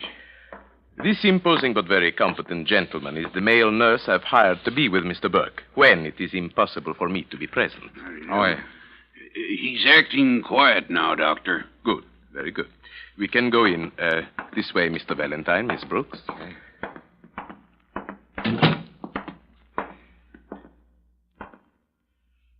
There he is.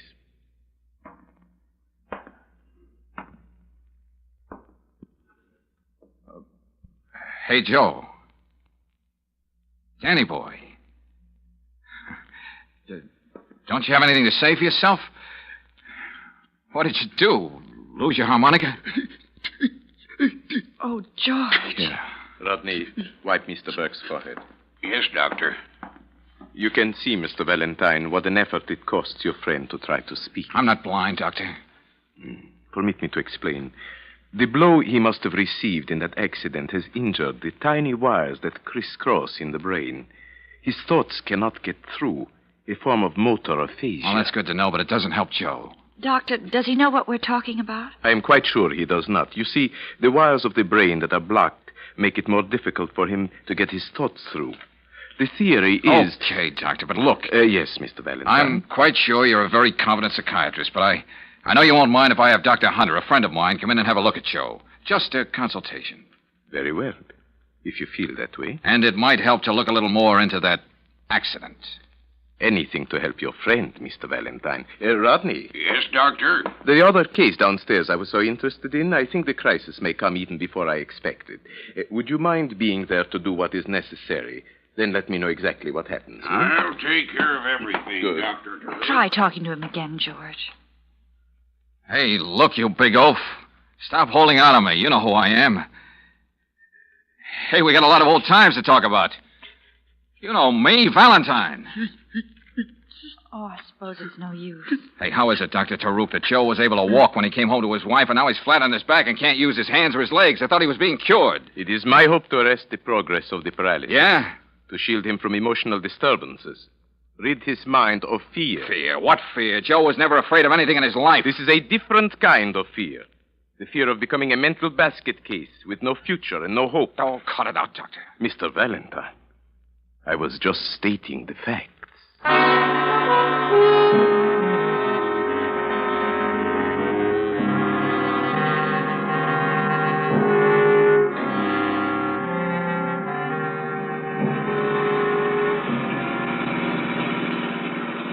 To have and to hold from this day forward, till death us do part. What are you trying to say, darling? I'm just a best man with a photographic memory. Oh, I know how you feel about Joe This and Laura. isn't death, Brooksy. Those two should be together. Something's got to be done about it. Look, do yourself a favor, George, and listen to me. This is something you don't know anything about. You're no psychiatrist. No, you listen to me, Angel. I know Joe looks as though his head was full of nuts and bolts, but he recognized me. What do you mean? We used to have a way of winking at each other, just to say, keep your skin on, brother. This man's war will be over someday. Well? Well, that's what he was giving me back there. I know it. Are you sure you aren't imagining something you want to believe? I don't care for that oily doctor, Brooksy, and I care less for that overgrown meatball Rodney hovering over Joe every minute of the day. I just have a feeling he's not getting the right chance. You can't let it be a question of feelings, darling. Believe me. George! Wow. Golly, me too. Oh, a fine place to get a blowout. A few more yards and we would have gone pitching into that valley. Hey, wait a minute, Brooksy. Don't open that door. Get down. George, what's the matter with you? Maybe that wasn't a blowout. What? Just playing safe. Well, there doesn't seem to be anyone around now. You stay where you are, Angel. I'll take a look-see. Did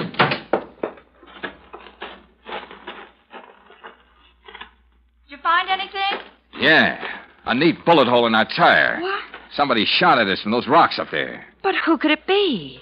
It'd have to be somebody who knew we'd be coming back this way. Brilliant deduction, Brooksy, but we'll go into that later. Right now, we fix a flat and then get back to town.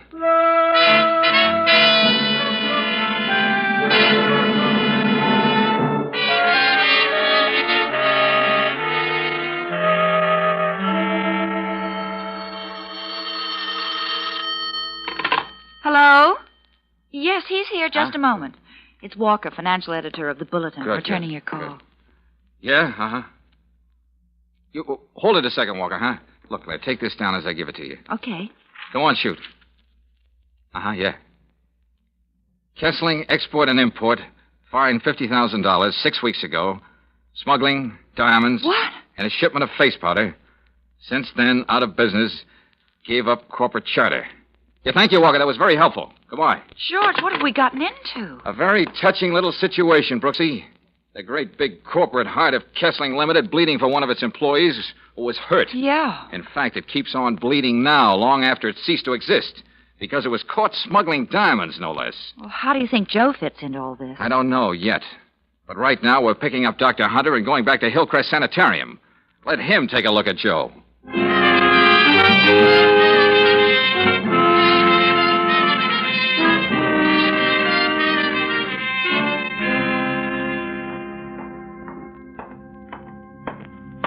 Yeah, Doc? What'd you find out, Dr. Hunter?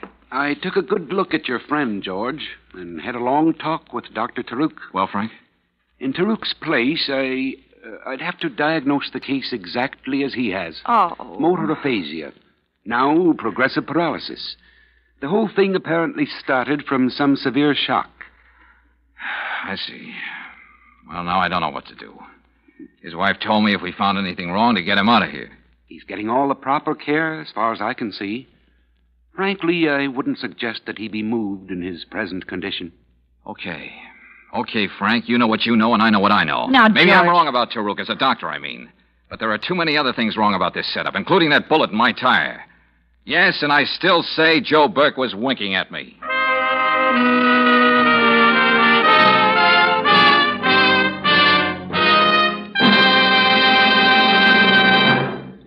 We'll return to tonight's adventure of George Valentine in just a moment. Meanwhile, a word about the great American pastime. Batter up, it's baseball season again. And here's a seasonal gift for you. It's a 48-page handbook of baseball. The title is Batter Up. To get your free copy, just ask for Batter Up at any standard station or independent Chevron gas station. This guide to baseball fundamentals was written by Bert Dunn, former pro. It has 45 illustrations and photos. Boys will be keen about it. Batter Up tells how to play each position, pitching, catching, fielding, and how to bat. Girls will go for the chapter on softball. Lefty O'Doul of the San Francisco Seals and Joe Cronin of the Boston Red Sox give their views in this grand book. Another article was written by Clarence Rowland, president of the Pacific Coast League. Here's baseball written by a recognized authority. Get your free copy tomorrow. Batter Up is available at independent Chevron gas stations and standard stations where they say and mean, we'll take better care of your car.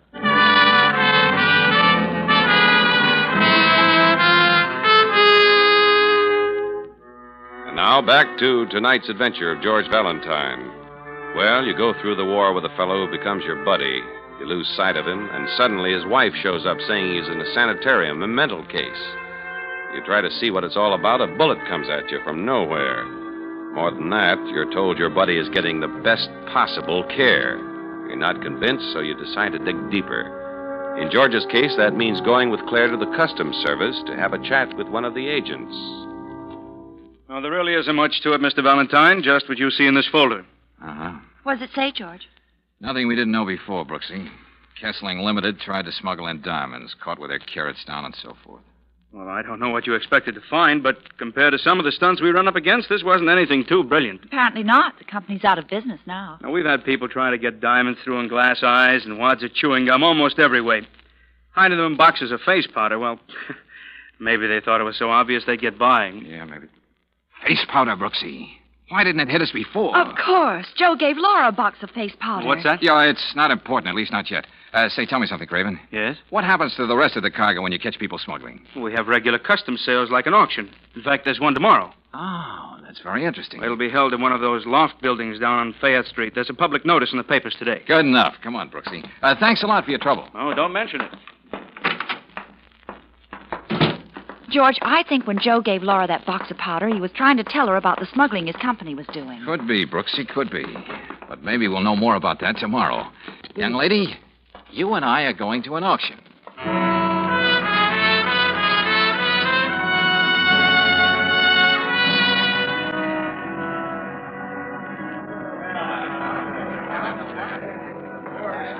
All right, right over here, everybody. Lot 114, 3,000 boxes of face powder, quality second grade, trade name Cleopatra's Secret. Sorted shades. Now, what do I hear, The Pet? whole lot isn't worth $100, Brooksy, but here I go, and we'll see what happens. $300, Mr. Auctioneer. How, much did you say? 300. If you get stuck with all that powder, I don't know how we're going to get it out of here. Well, I don't suppose there'll be any more bids, so, 400. George. Yeah, no, Angel. But I'm going to hit it again just to make sure. 500. 600. The, gentleman who said 500, you, got another bid, sir? Not me. Count me out. Okay, if the gentleman who bid 600 will just stand right over No one ever did find out Cleopatra's secret, Brooksy. What do you say we go downstairs and see if we can't make history?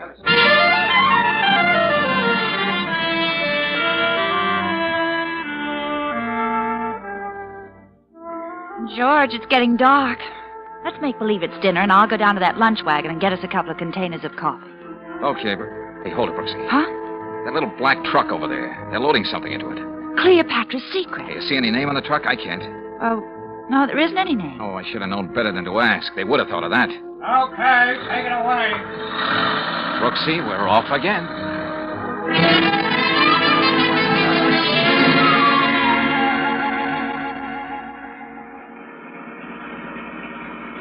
We'll keep a good half a block behind them, just like this. Darling, I never want to see another warehouse as long as I live. They could at least put some lights in the windows. Yeah, and some fluffy organdy curtains. The only light I'm interested in right now, Angel, is that little red one up ahead. It's turning the corner. Hey, a dead-end street, no truck. But we were right behind them. Truck can't just disappear into thin air. There's only one warehouse on this whole street. Yeah, and it's all boarded up. Hey, that big overhead door could have been up, just waiting for that truck to get in and then close down. I can't think of any other explanation except magic. Yeah, well, we're not going to go ringing any doorbells and tip our mitt. Look out! Anyway, we're getting out of here. That shot came from that warehouse. This is getting monotonous, being used for clay pigeons twice in 2 days. Hey, Brooksy. Yes? Take a good look at that street sign under the lamp, and remember it.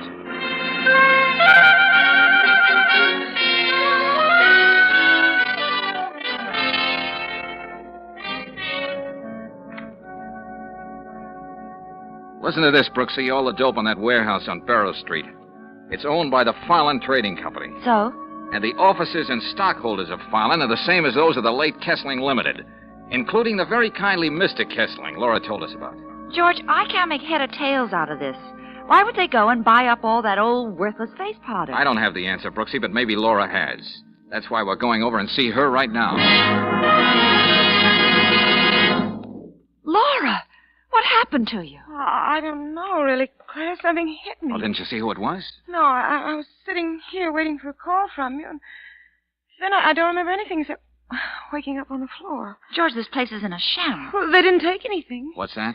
No, I looked all around. My pocketbook with almost $100 in it. And all my jewelry. All that's still there on the dresser. Uh-huh. Oh, what about Joe? Tell me what that doctor friend of yours said. Did he think there was any hope? Of course there's hope.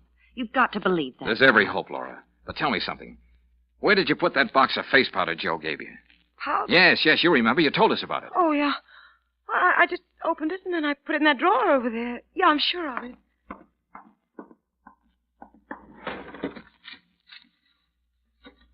It isn't here now. Laura, listen. That firm Joe worked for was a smuggling ring. Diamonds. What are you saying? Joe'd never be mixed up in anything like that. We didn't say he was. But as far as we know, there could have been a fortune in gems in that box of powder he gave you, and the one moment Dr. Turok left you two alone. What does all this have to do with Joe? That's all I care about. George, you don't think the sanitarium, the auction sale, the warehouse, all that was a part of a search for something that was here all the time? Oh, Claire, I'm tired of guessing. I feel like a dime being pushed around on a shuffleboard. What do you mean? Somebody is in an awful hurry about getting something done, trying to meet a deadline. What about Joe? That's what makes me think. Turok wasn't too worried about me bringing in another doctor to look at Joe. Hunter's visit proved that. The important thing was to keep me from snooping around, interfering with their schedule. That was the reason for the double talk with Rodney and the pot shot at us. What schedule, George? What are you talking about? Something's coming off, and coming off soon.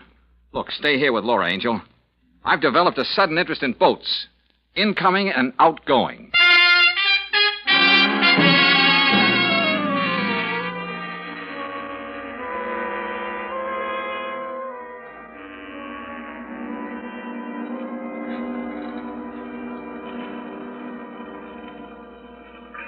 Oh, you again, Valentine. Yeah, Craven, the Customs Service and I are getting to be just like that. I'll be right with you as soon as I clear this manifesto. All right, Doherty, you can put that shipment through. Hey, look, fella, this is really important, and time is what we don't have the most of. Huh? Oh, if you've still got that Kessling deal on your mind, No. Same people, but a different name. As far as you know, is there anything coming through for the company known as Farland Trading? No, I don't know, but I can soon find out. Here, just a minute. Well? No, I don't see anything Are yet. you sure? Everything points to Hey, wait a minute. Yeah? Here it is. I missed it because the boat's already in. Uh-huh. It's anchored out there in the harbor. Has the cargo been cleared yet? No, that's scheduled for tomorrow. What's Farland bringing in? 3 crates of powdered cocoa beans from the West Indies, shipping in on the Pandora, Peruvian registry. Captain Martin... No, we can skip that, Craven. How soon can we get out to the Pandora? Why? Tomorrow we'll be I told unloading. you, Kessling and Farland are one and the same trading company. Hey, I think I see what you mean, Valentine. We'll take a speedboat, get right out there to the Pandora.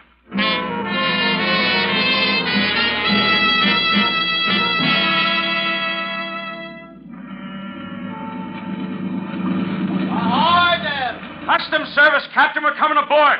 Come on, Valentine. Yeah, what can I do for you? I thought you weren't ready for us until tomorrow. Something special turned up, Skipper. Yeah, specifically powdered cocoa beans for Farland Company. Lead us to Lord, it. this trip. Those are some of their crates right here on deck. Okay, let's try this one for a starter.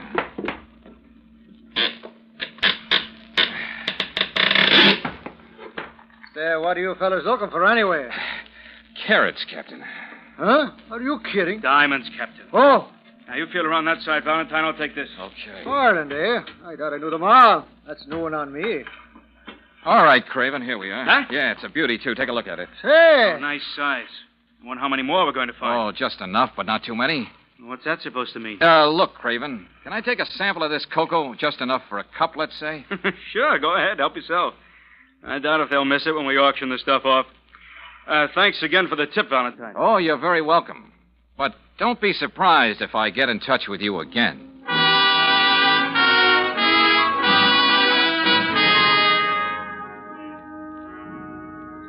Well, Mr. Ross, what's the verdict? What does the chemical analysis show? Powdered cocoa, huh? Oh, never mind the suspense. What did you find? Oh, there is cocoa here, all right, but mixed with something that sells for roughly $7,000 a pound. Dope. $7,000 a pound. No wonder Kessling and the boys could afford to use diamonds for window dressing. What's that? Oh, it'd take too long to explain. Thanks. And remind me to submit your name for the Nobel Prize.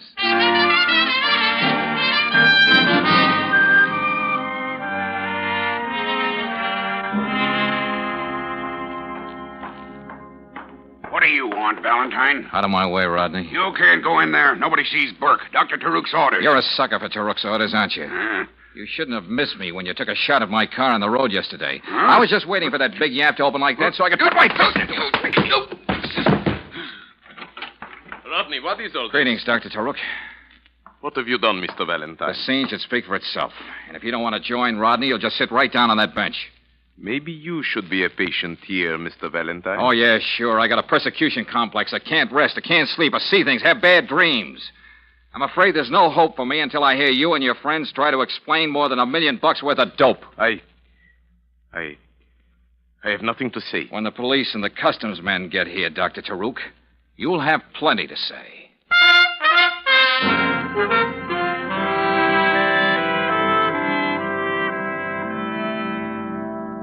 Oh, can you beat that, Valentine? Using diamonds for a smokescreen. Yep, Craven, that was the racket. They plant the diamonds, not too expensive ones, of course, in case the shipment is open. If they're found, nobody looks any further. And they pay the fine. And they buy up the supposedly worthless stuff at the auction for peanuts and make themselves $1 million. Tell me, how did that friend of yours in the sanitarium fit into all this, Valentine? Well, as I get it, Joe found out what Kessling was doing and was going to talk. All that stuff about an accident in Egypt was a bunk.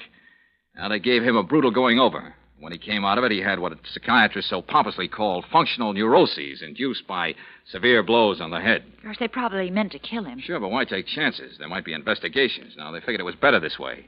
Taruk could see to it that Joe didn't snap out of it until this shipment came through, and they'd all take it on the lam. That was their deadline.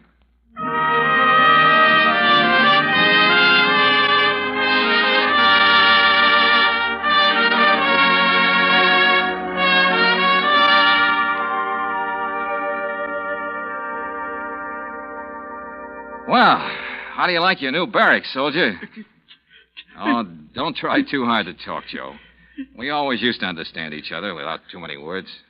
I don't know how we'll ever be able to thank you and Claire. Dr. Hunter says Joe's going to be all right. George, what about that wedding present? You know, the one the best man forgot to give? Oh, yeah, that's right, Joe. You and Laura ran out on me so fast that day in camp, I didn't get a chance to give you the usual set of doilies or a percolator or something. Well, now you can at least be the messenger of some good news that may make up for that. This customs man told us. It says right in the book, anyone instrumental in thwarting a smuggling attempt is entitled to 25% of what the Treasury gets on dutiable goods. Yeah. And those diamonds don't come cheap, you know. That's right, Joe. You're really the guy who was instrumental. At ease, soldier. Hey, you know, Brooksy, this time I'm sure he winked.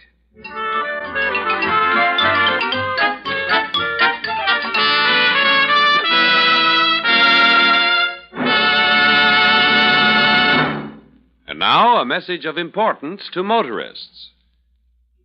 It's a safe bet that along with these first days of spring, a young man's fancy lightly turns to thoughts of love, but it's also a safe bet that every motorist's fancy has already turned to thoughts of the open road. If you're making weekend trips at this season with frequent starts and stops for the family car, here's something worth knowing.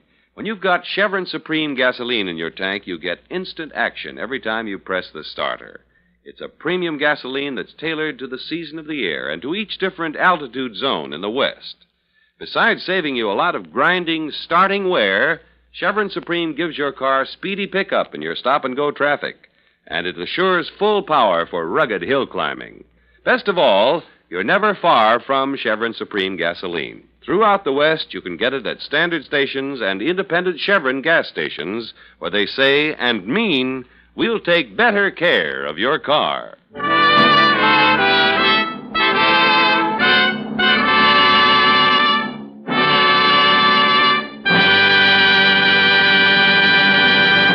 Next week, when you tune our way for another adventure of George Valentine, you'll hear... Well, here we are. Now, out you go, Brooksy. You know what you're supposed to do. Yes, George. But you don't know what you're asking of me. That Renee woman brings out the fishwife in me. Anything can happen. Well, go on now, Angel. That gal in there didn't tell us half what she really knows. Maybe because you do rub her the wrong way, we can find out some more. Well, okay. So good to me. Well, now for Renee. I wish I'd let my fingernails grow.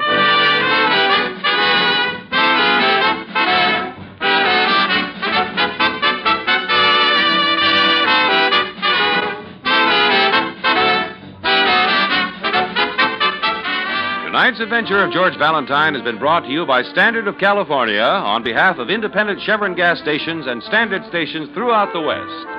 Let George Do It stars Robert Bailey as George with Frances Robinson as Claire. Tonight's story was written by David Victor and Herbert Little, Jr. and directed by Don Clark. Also heard in the cast were Betty Lou Gerson, Paul Frees, Jack Crucian, Dick Ryan, Herb Vigran, and Joe Duvall. The music is composed and conducted by Eddie Dunstetter. Your announcer, John Heaston. Listen again next week, same time, same station, to Let George Do It.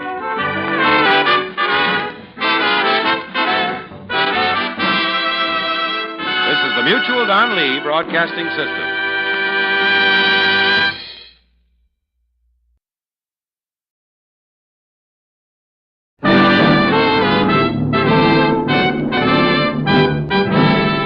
Of California, on behalf of standard stations and independent Chevron gas stations throughout the West, invite you to Let George Do It. Another adventure of George Valentine. Personal notice. Danger is my stock and trade. If you have something that must be handled with complete confidence, then you need me, George Valentine. Write full details.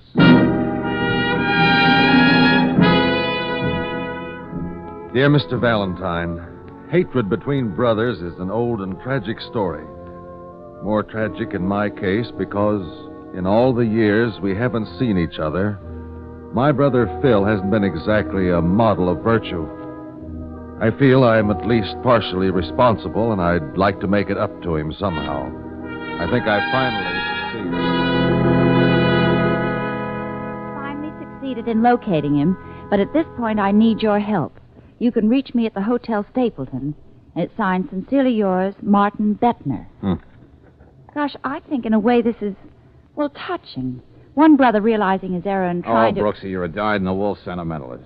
I bet you still have your first doll and your first dance program stashed away somewhere. Yes, along with some other sentimental relics I've collected since I met you. Oh? A blackjack, an old and faded poison pen letter, one sawed-off shotgun... Touche, Angel, touche. Now, what do you say we call this Mr. Bettner at the Stapleton and see just what he has on his mind?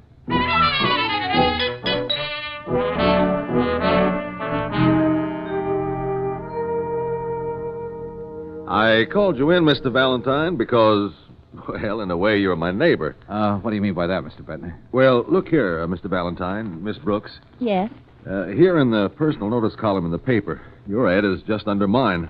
Oh, yes, now I remember your ad. You've been running this for a week or so. That's right, Miss Brooks. I just didn't tie it up with your letter. Oh, let me see that. Philip, let's forget the past. If you'll meet me halfway, we can make up for all that bitterness. There's even a place waiting for you in the family business. I'm at the Stapleton, Martin Bettner. You said you'd located your brother, Mr. Bettner. He must have gotten in touch with you. I said I think I've located my brother. But if Phil has seen my ad, he hasn't answered it. I got only one reply from Renee Clemens. Take a look at it, Mr. Valentine. What does it say, George? Huh? Well, it seems Miss Clemens knows where Phil Bettner, quote, the rat, unquote, is now holed up. She's willing to part with that information for a price figure to be arrived at. Well, what's the problem, Bettner? Well, back in Waynesville, I know my way around, but here in this town, I'm like a fish out of water. Back home, I've got my own hardware business. I know everybody to look at, and they know me, but here it's different. Oh, I see. Well, why don't you just drive the best bargain you can with this gal, pay her off with a dated check, then see if her information is the real thing. Oh, it isn't just the money. I don't know the kind of people Phil's been associating with in the last 5 years. This could be some kind of trap. Feel an awful lot better if you came along with me to see this, Miss Clemens. All right, good enough. But look, Bettner, you've been hinting that your brother has been operating a little on the shady side. Well, I'm afraid so. Well, then the police could tell you where he was, just like that, if you got in touch with them. I checked. Phil has no police record, thank heavens. He's been mixed up in gambling, mostly horse racing, and so far he's been lucky. 2 weeks ago, some people in Detroit told me he left for here, and that's all I know. Well, assuming Miss Clemens is a local girl, your brother must have worked pretty fast to make such an indelible impression in 2 weeks. I don't know what to think. But I've got to find Phil and talk to him. Well, first, let's have a talk with Renee. She may know whereof she speaks, but I'm afraid her price won't be reasonable.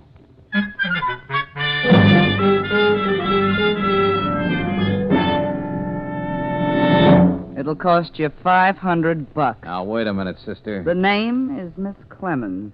And I should up the price, seeing that all of a sudden I'm dealing with 3 people. Please, Miss Clemens, I asked Miss Brooks, Mr. Valentine, to come along with me. $500. But Mr. Bettner only wants his brother's address. He doesn't want to make a down payment on the house. Oh, I see we've got a Vassar girl here. All right, ladies, enough of this banter. The price is too high, Miss Clemens. Sorry. Come on, Bettner. Yes, let's get going. Wait a minute. Well? What kind of a deal would you go for? Well, I'll tell you. I'll be lavish with Mr. Bettner's money. $250 cash. I have that much right here with me. What do you say? Well, Miss Brooks still doesn't seem to approve of the price. All I can say is you're lucky you're dealing with men. Yeah, some girls are lucky to have what it takes to get what they want. All you've got is an address, and it's not even your own. Listen here, you Break little... clean, girls. $250, Miss Clemens. All right. Let's have it. Certainly. Here you are. Now, where can I find my brother? It's 356 Moreno Street. A grimy, broken-down rooming house. It's so dark you need a seeing-eyed dog to get up the stairs. I got you. Just a cottage small by a waterfall. Thanks. We'll find our way. Just be sure you tell him Renee sent you. I wish I could be there to see the look on his face. Well, if you know Philip is so dead set against getting in touch with me, why are you doing this? Let's be charitable and say I wouldn't mind if he dropped dead. And it'd be a pleasure to spend the $250 on flowers for his funeral. Oh, I knew she had a kind heart. Well, we may as well be going, Valentine. I know if I can just speak to Phil, everything will be all right. Yeah, 356 Moreno Street, eh, Miss Clemens? You heard me. That better be Phil Bettner's place, or you'll find his brother is just an Indian giver. Get what I mean?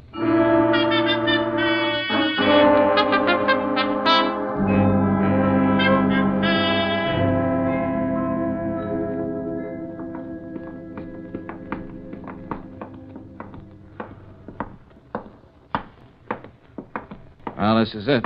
Number 7. He's got his card tacked up on the door. Philip Bettner, investments. Huh. Who's kidding whom? Oh, this is worse than I thought. Looks like nobody's home. We'll wait right here till he comes back. I don't think that'll be very comfortable. Do you mind paying for a lock, Bettner? What? What do you mean, George? Just this. We can at least sit down. Phew. Oh, golly, where's the window? This place hasn't been aired out in a week. The eternal feminine. I don't know what I'll say to Philip. I don't want to hurt his pride. Uh-huh. What have you got there, Valentine? Well, it looks like this desk is your brother's investment office. His favorite and only investment being horses. I knew it was something like that. What's up, darling? December 20th, $2,000, Henning. January 3rd, $3,500, Henning, et cetera, and all to Henning. What's that supposed to mean? No wonder your brother Phil is living in a dump like this. From the way this stacks up, he owes about $25,000 to Lou Henning. Oh, George. Wait a minute, Angel. You see, Bettner, this character Lou Henning is the big shot bookie in this town. You don't go around owing him $25,000 for too long. Oh. George, please. I was just trying to explain to Bettner. What's the matter with you, Brooksy? That red spot under the closet door. Hey, wait a minute. What's the matter? What's wrong? Yeah, it's all dried up. Blood, George? It's not red ink. Well, do you think that... Could be. Henning has his own way of collecting debts. Well, there's one sure way to find out. That's not Phil. Who is it? This, my friend, is Lou Henning. Just about as dead as you can get with a knife stuck in your back. Phil wouldn't do a thing like this. He might have been a lot of things, but he's not a killer. I wouldn't know, Brooksy. Yes, George. There's no phone here. Beat it down the corner and call Lieutenant Johnson. Oh, I won't mind getting out of here at all. Valentine, couldn't we close that closet door? Sorry. From now on, we can't touch anything. Oh. I suppose the police will just take it for granted that Phil did this killing. What would you think in their place? I guess you're right. Now, look, Bettner, I'm not saying your brother did this. But as soon as Henning's mob finds out what's happened, they're going to jump to their own conclusions. What I'm trying to say is, let's hope the police find him first. I see. Valentine. Yeah? You're still working for me, aren't you? I was, but things are a little different now. No, they aren't. You still have to find my brother. Hold on, wait a minute. Find him before he's shot down in cold blood. With the police, at least he'll have a chance to explain all this, if there is an explanation. You're putting me on a tight rope, Bettner. The police on one side, Henning's boys on the other. If it's a question of money, whatever you say... Looks like Henning's been in that closet a couple of days. It's not going to be easy picking up your brother's trail. I'm not asking you to promise me anything, but try, will you? Okay.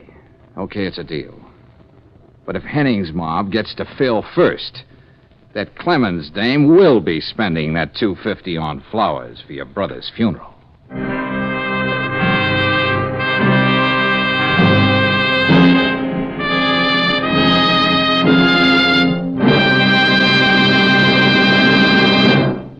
We'll return to tonight's adventure of George Valentine in just a moment. Meanwhile, a word about gears.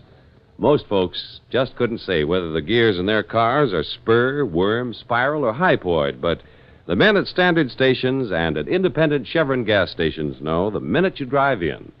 And because there are so many different kinds of gears in today's cars, all these service stations carry a variety of lubricants to meet their special needs. RPM lubricants. Each one tailor-made to carry away heat, to keep gears shifting easily, to do a better wear-saving job. Make sure you get an RPM lubricant next time you get that 5,000-mile change for your transmission and differential gears. While you're at the independent Chevron gas station or standard station, ask for a free copy of Batter Up, the new illustrated handbook on baseball. It's a gift to you from the service stations that say and mean, we'll take better care of your car.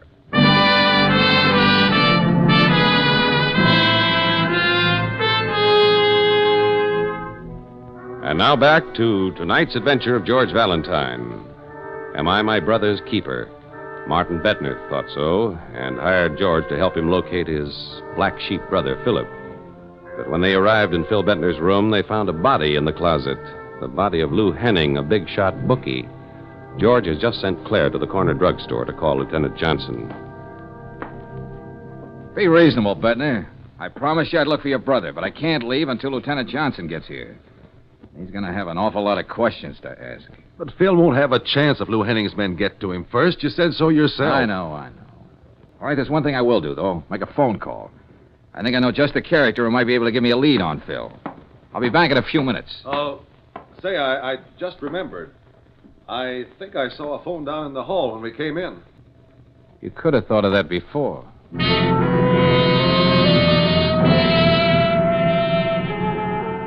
I wouldn't be calling you, Odd Vos, if I wasn't willing to pay for the information. Yeah, the name's Bettner, Phil Bettner. Doesn't mean anything to you, huh? Now, look, Odd Vos, you're my favorite pawnbroker. You know everything that goes on in this part of town. He's probably hiding out. Okay, I'll drop around your place in an hour or so.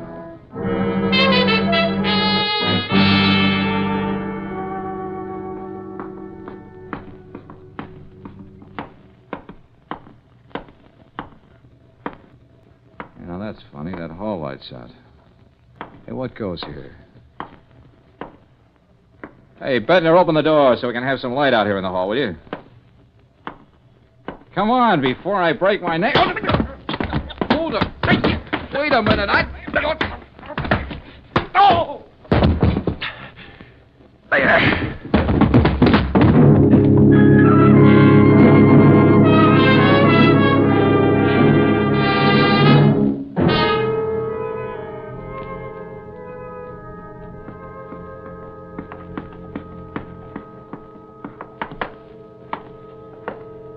Now, you stay right there by the head of the stairs, George, till I put on this light. Never mind that, Angel. Open the door. George! Mr. Bettner, he's... Yeah. Looks like he got the same treatment I did. Hey, see how he is, will you, Brooksy? I couldn't bend down now to pick up $1,000 bill. Mr. Bettner. Mr. Bettner, are you all right? Oh. Good. At least he's making a noise. George, he was knocked out, too. It was Phil. I was standing there, and he came in the door, and then... Let me help you get up, Mr. Bettner. Yeah. Wait a minute. Are you sure it was Phil? I tried to talk to him, but he picked up that desk lamp and hit me with it. You better sit down. Thank you. Your brother. So that's the one who threw me down the stairs. Why did he come back? What was he looking for? Valentine, at least we know that Phil can't be very far from here. That should help you find him. I mean, you're still interested in finding that brother of yours? He didn't know what he was doing. He didn't even give me a chance to talk to him. You stay here in the hall, Hennessy. Okay, Lieutenant. Say, what is this? The St. James Infirmary? Oh, Lieutenant Johnson. Yeah, I get your point, Lieutenant. Bettner here and I took a little of the worse for the wear, but we managed to outlive the corpse. Where is it, Valentine? Over there. Yeah, what do you know? It is Henning.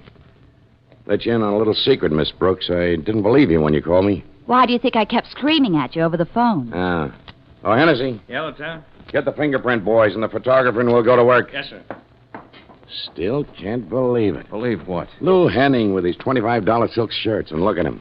Folded up like a jackknife in the bottom of a closet in a crummy rooming house and killed by a cheap little gambler. Oh, Lieutenant, I don't think you heard. This is Philip Bettner's brother, Martin. Oh, I'm sorry. Well, that's all right. Lieutenant, I know there's only one thing you can think, but I still insist my brother didn't kill this man. Look, I may as well tell you, Mr. Bettner, we've got a general alarm out for your brother. Yes? I suppose, as usual, Mr. Valentine, you've got an altogether different theory about this thing. On the contrary, Lieutenant, I'm in complete agreement with you for once.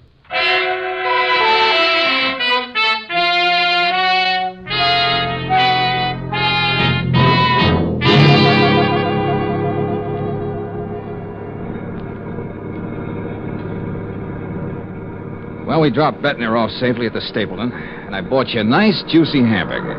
So now, out you go, Brooksy. You know what you're supposed to do. Yes, George. But you don't know what you're asking of me. Renee brings out the fishwife in me. The Black Maria will be taking us both away. Go on, now, Angel. That gal in there didn't tell us half what she really knows. Maybe because you do rub her the wrong way, we can find out some more. Well, okay. And when you're through, wait for me in the lobby of the Stapleton. Mm-hmm. If I don't get there, I'll give you a call. Mm-hmm.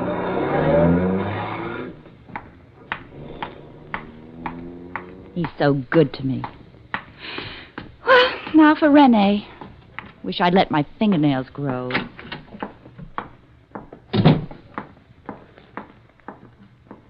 Yes, miss? What? Well. Now all you have to do is whistle. Yeah? And I'll send you my grandfather's OU Kid button. Huh? Oh, never mind, Bogart. Get on your switchboard and call Miss Clemens. Tell her I'm coming up to see her. Sorry, miss, she just left. I'll be leaving in an hour myself. Does that mean anything to you? Listen, Junior. Did Miss Clemens say where she was going, and was there anybody with her? Sorry, I don't know a thing about the affairs of our tenants. Oh, I get it. Oh, now a bright, good-looking boy like you must notice everything. I could tell that the way you looked at me as soon as I came in. Well, knowing yourself as you do, can you blame me, gorgeous? Oh, if you keep saying those things, you're going to spoil me, sure thing. The name's Tommy. Yes, Thomas. Now, about Miss Clemens. She left about 5 minutes before you came in. She had a couple of bags with her. She was with a big, tall guy. Yes, Tommy? He had kind of wavy hair, and I think she called him Phil. Huh? Oh, that's fine, Tommy. That's just what I wanted to know. How can I ever thank you? Well, I told you I'll be off in an hour. Wait. What was your name again? I'll mail it to you on your 21st birthday. And that's a promise, Tommy.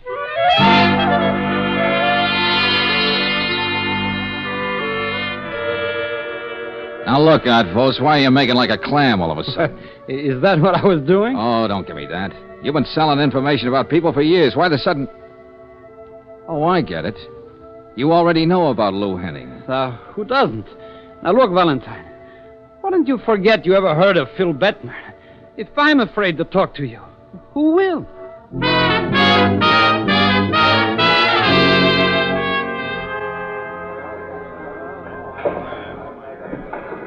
Side pocket, 3-ball.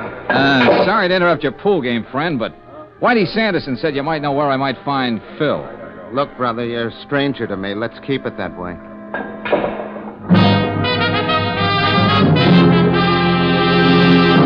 Okay, boys, here's the last race, Hialeah. Queen Meg. Win, 880, place 660, 340 for show. Say, mister, they tell me you're looking for information. Who tells you? Oh, word gets around. It's about PB, ain't it? Yeah, that's right. Got anything I can use? If you're willing to pay for it. What do you say we step out here?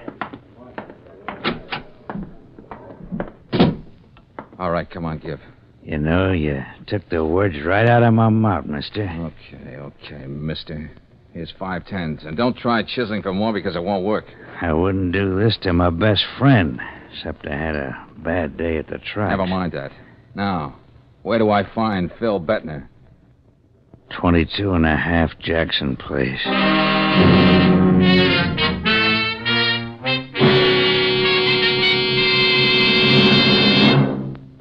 Okay, Valentine. I got your call. Where's Phil Bettner? Yeah, Lieutenant, that's your boy. What's left of him. So Henning's mob did catch up with him first. That's about as neat a job as I've ever seen. Yeah.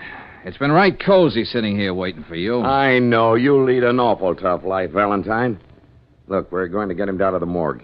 You get his brother down there to identify him. Yeah, I'll do that. You don't mind if I make a telephone call first? What for? I promised Brooksy faithfully I wouldn't leave her sitting in that lobby all night.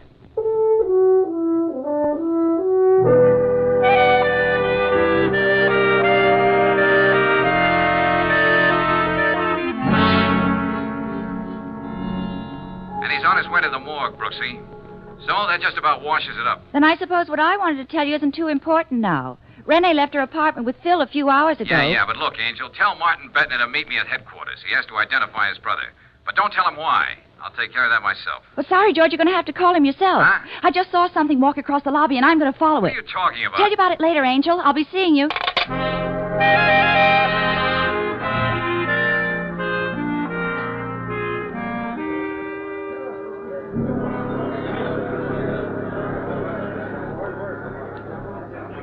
Bus leaving for Hamilton, Jonestown, Phil's Junction. Going somewhere, Miss Clemens? Oh, the Vassar girl again. Yeah. Now, look, dearie, how about you and me going to the morgue together? What are you talking about? Oh, they'll probably want to ask you some questions about Phil. And I'd hate to see you take this bus and have to come all the way back. I'm taking this bus. You're just making things very difficult. And what are you going to do about it? Oh, I'm just going to tear your hair out and scream all over the place. Then they'll slap us both in jail for disorderly conduct. And the jail is right next door to the morgue. You wouldn't dare. Oh, no? Ah! Stop it. Okay, you win. I knew you'd be reasonable.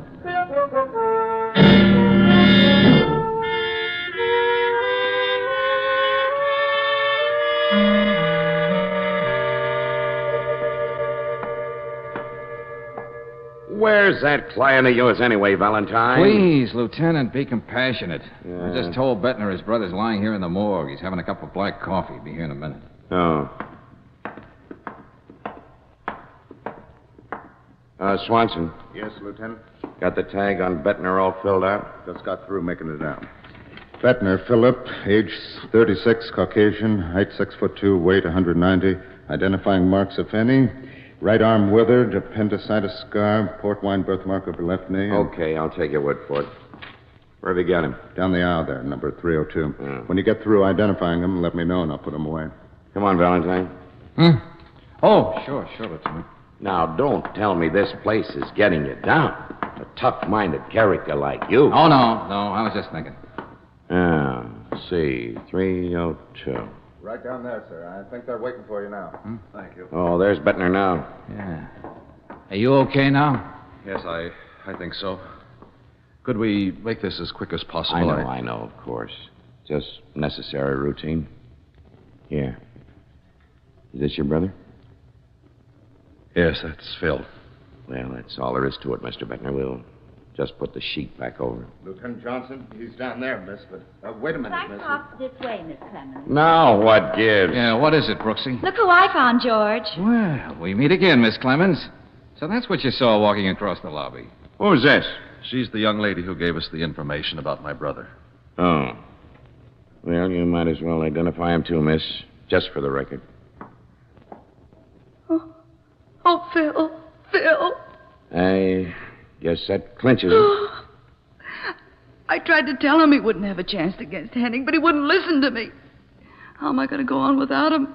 I can't. Isn't this a sudden reversal, Miss Clemens? Not long ago, you were willing to sell him out to his brother for $250. Yes, and even spend that money on flowers for his funeral. What's that? I didn't know what I was saying.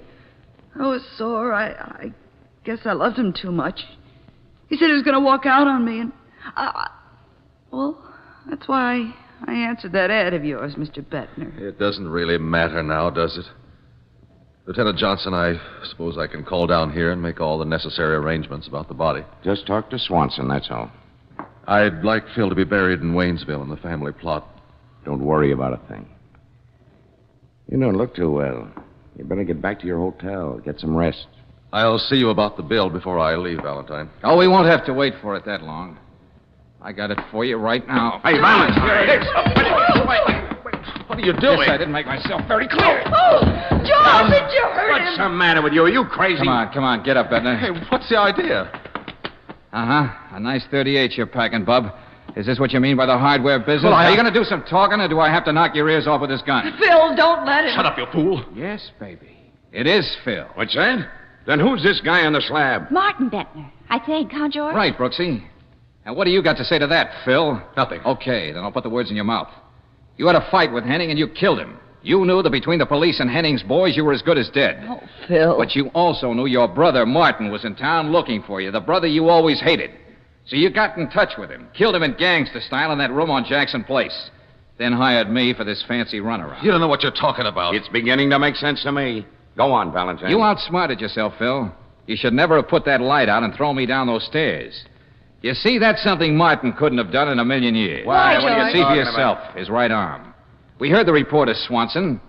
There was nothing wrong with Phil, but Martin Bettner had a withered arm.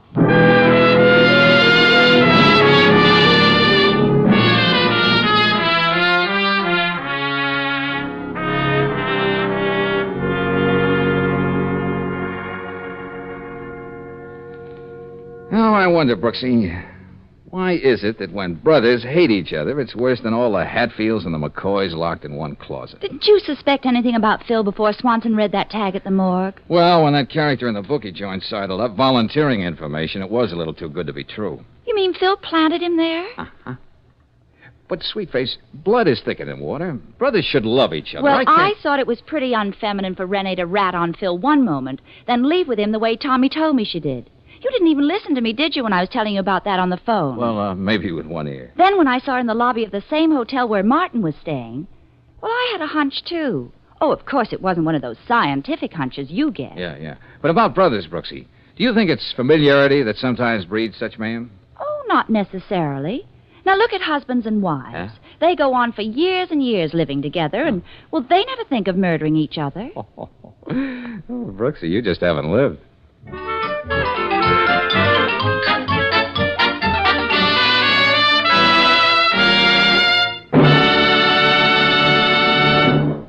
And now, a message of importance to motorists. Can you imagine our friend George Valentine driving into a station and saying his car needed oil? You wouldn't catch George that way. He'd be sure to specify RPM motor oil, the great modern lubricant that's tailor-made to keep cars young. And if you consider your car an important investment, be sure you say RPM motor oil. RPM contains special compounds, and each added ingredient does a specific wear-saving job for your engine. It's a premium motor oil that stops rust, foaming, and corrosion, keeps your entire engine system cleaner. No wonder RPM motor oil is the 2-to-1 choice over any other motor oil in the West. Get it tomorrow at a standard station or an independent Chevron gas station where they say and mean, we'll take better care of your car.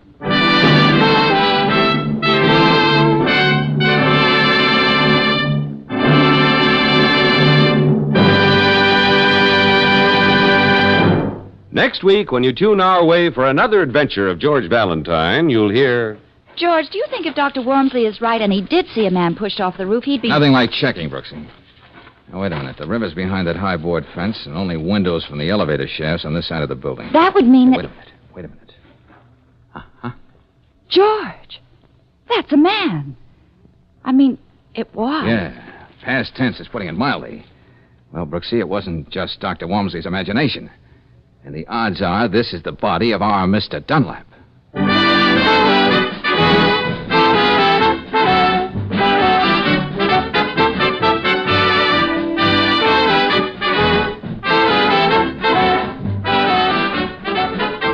Tonight's adventure of George Valentine has been brought to you by Standard of California on behalf of independent Chevron gas stations and standard stations throughout the West. Let George Do It stars Robert Bailey as George with Frances Robinson as Claire. Ken Christie appears as Lieutenant Johnson. Tonight's story was written by David Victor and Herbert Little, Jr. and directed by Don Clark. Also heard in the cast were Gloria Blondell, Carlton Cadell, Tyler McVeigh, Harry Bartell, Bill Bissell, and Stanley Waxman. The music is composed and conducted by Eddie Dunstetter. Your announcer, John Heaston. Listen again next week, same time, same station, to Let George Do It. This is the Mutual Don Lee Broadcasting System.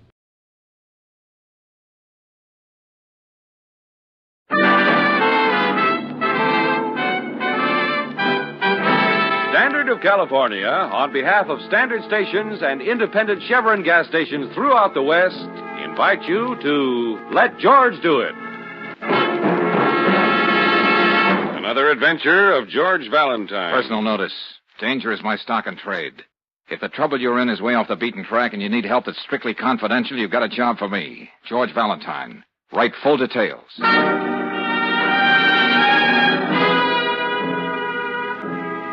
Dear sir, you employed the word confidential in your advertisement.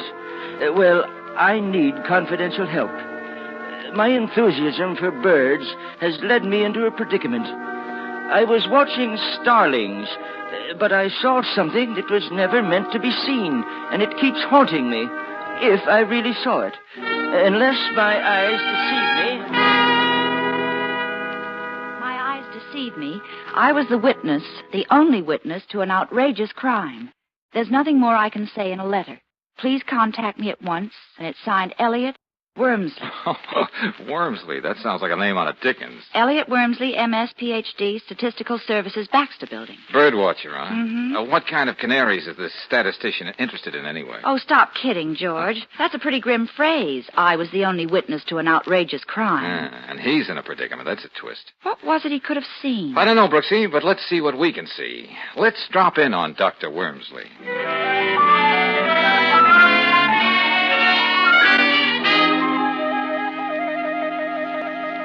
These are the binoculars, Mr. Valentine. The ones I used to watch starlings on that penthouse roof down there. Uh-huh. But that's almost 3 blocks away, Dr. Wormsley. I know. The river house, huh? Pretty swanky. Golly, George. You can see halfway around the world with these binoculars. All right, Angel, stop playing. Back to you, Dr. Wormsley. So you looked for starlings and saw a killer hawk. Something like that, Mr. Valentine. Okay. Now, just what was this outrageous crime? What did you see that you shouldn't have seen? Murder. Oh, I guess I dropped your binoculars, Doctor.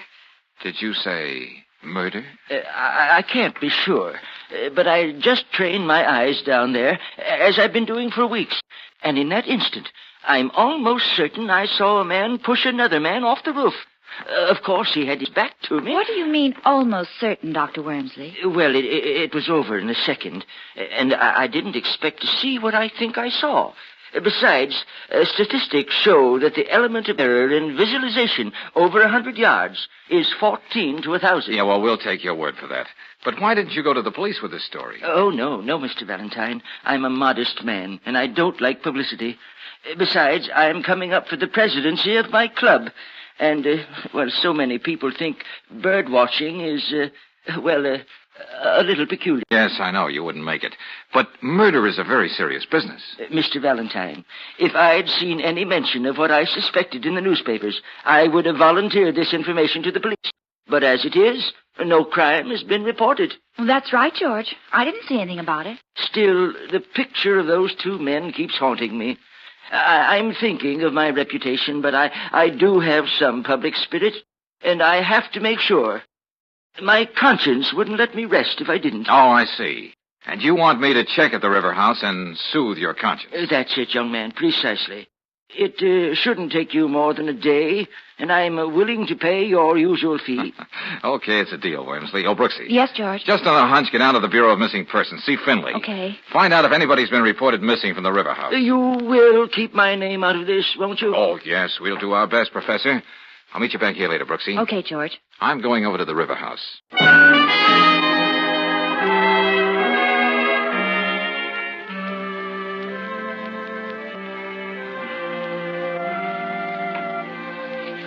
Oh, you're very fortunate, Mr. Valentine. Penthouse B is vacant, and it's only $5,400 a year. Yeah, a point of information, Mr. Stevens.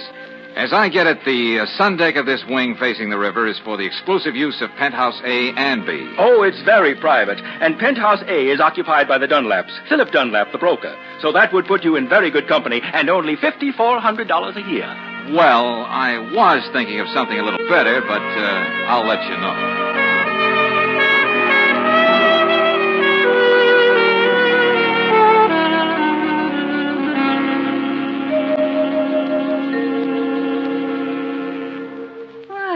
Look who went and rang my doorbell. Wouldn't be the full of brush man, would you? Not unless my samples are showing. Oh, come on in anyway. I hope you'll pardon the sunsuit. I wasn't expecting company. No, it's nothing at all. I mean, practically. I was out on the roof, sunbathing. I'm Mrs. Dunlap? That's right. Well, I'm the chap. It's been a dull afternoon. Suppose we wait a while before you tell me what you want. Well, as a matter of fact... You aren't going to stand there, are you? Here, sit down. The truth is, Mrs. Dunlap, I may be your next-door neighbor in Penthouse B. Oh? Well, that would be the first improvement they've made in River House without raising our rent. I thought it'd be a nice gesture to sort of drop in on my possible neighbors and introduce myself. There is a Mr. Dunlap, isn't there? Yes, but you needn't worry about him. He hasn't been home for 2 days. Oh, just like that, huh? Oh, there's Philip for you. Thank heavens. He must have decided to go up to our cabin in the mountains to brood. Or he may be staying at his club. But as I said, this looked like a dull afternoon. We're not going to let it be one, are we? Oh, fine. That wouldn't be Philip. He has his key. Well, whoever it is, just explain I'm looking at the penthouse next door. Hal. Listen, Paula, we haven't heard from Philip yet, and there are letters and contracts he has to sign downtown. All right, Hal. I'm not my husband's keeper. Oh, just the same, I thought you might be worried. Oh, I didn't know you were having company. Well, this gentleman may be our next-door neighbor, I hope. Mr. The name's Valentine. Really, Paula? At least now you know his name. Mr. Valentine. This intense young man is my husband's secretary, Hal Sterrett. How do you do? I don't know what you're going to do, Paula, but I'm going to call the police and report Philip missing. Please do that, Hal. I'd feel so much better. Lord, how I hate righteous men, especially when they're young. So petulant. Now, where were we, Mr. Valentine? I was just about to leave. A mood is a very fragile thing, isn't it? Oh, you've been right neighborly, ma'am. Goodbye. I don't think it's goodbye. Anyway, it was very nice, even not having known you.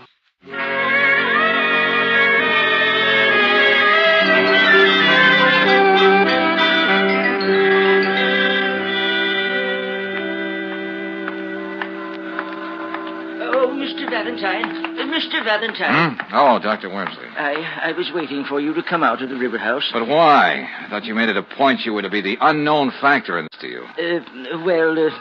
After you left, I did some calculating. Yeah, good for you, good for you. There must be a way of getting into this empty lot without climbing over that fence. And in my calculations, I discovered that the odds against anything as extraordinary as this happening to an ordinary man like me would be about 14,000 to 1. You don't say.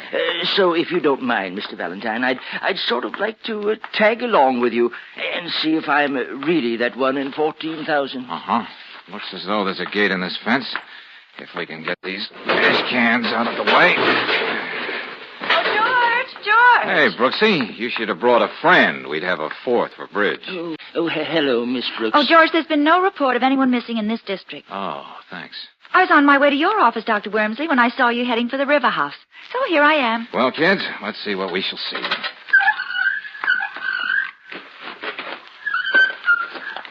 It's just an overgrown lot. That's right. George, you think that if Dr. Wormsley is right, the man would Nothing like checking, Brooksy. Dr. Wormsley, you did say that when you saw a man pushing another one off the roof, his back was towards you? If I saw what I thought I saw. That's right. Uh-huh. That would mean he was facing away from you, toward the river. Yes. Well, there's the river behind that high board fence.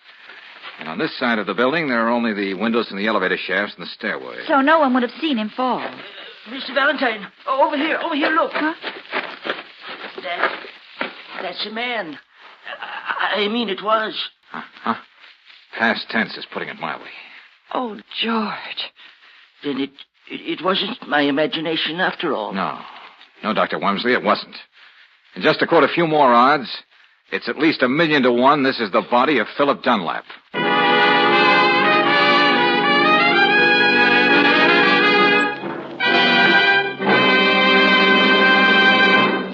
We'll return to tonight's adventure of George Valentine in just a moment. Meanwhile, a word about the great American pastime.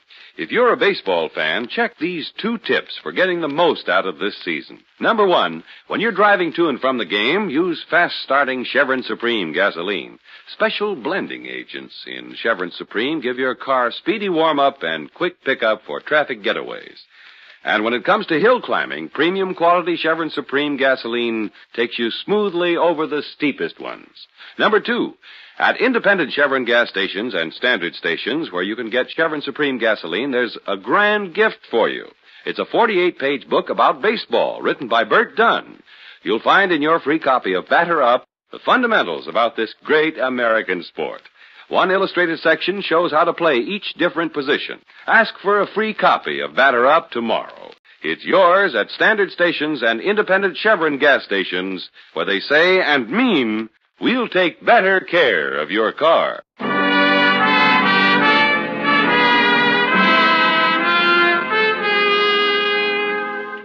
And now, back to tonight's adventure of George Valentine.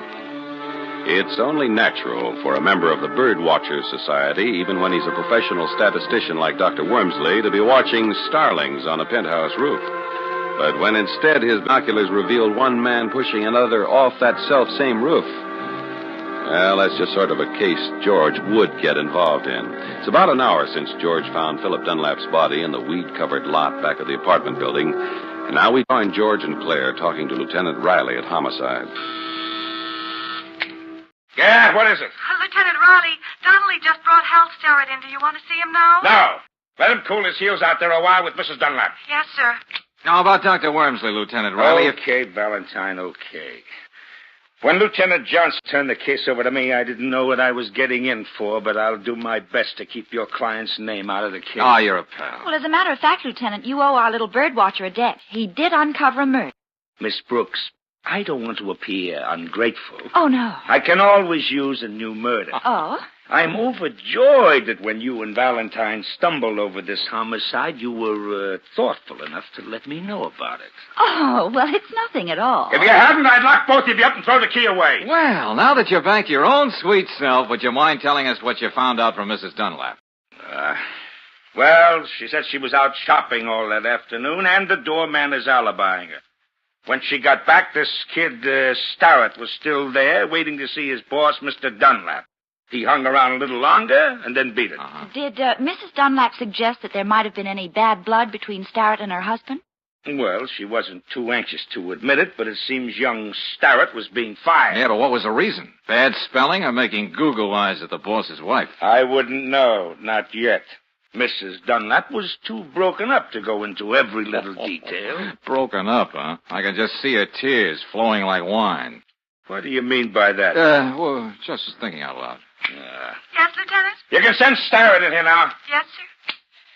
Well, it looks to me as though Mr. Starrett has some explaining to do, or else. Well, we know that he was there that afternoon, and your Dr. Wormsley saw a man push Dunlap off the roof. Come in, son. Come in. Lieutenant, I don't understand any of this.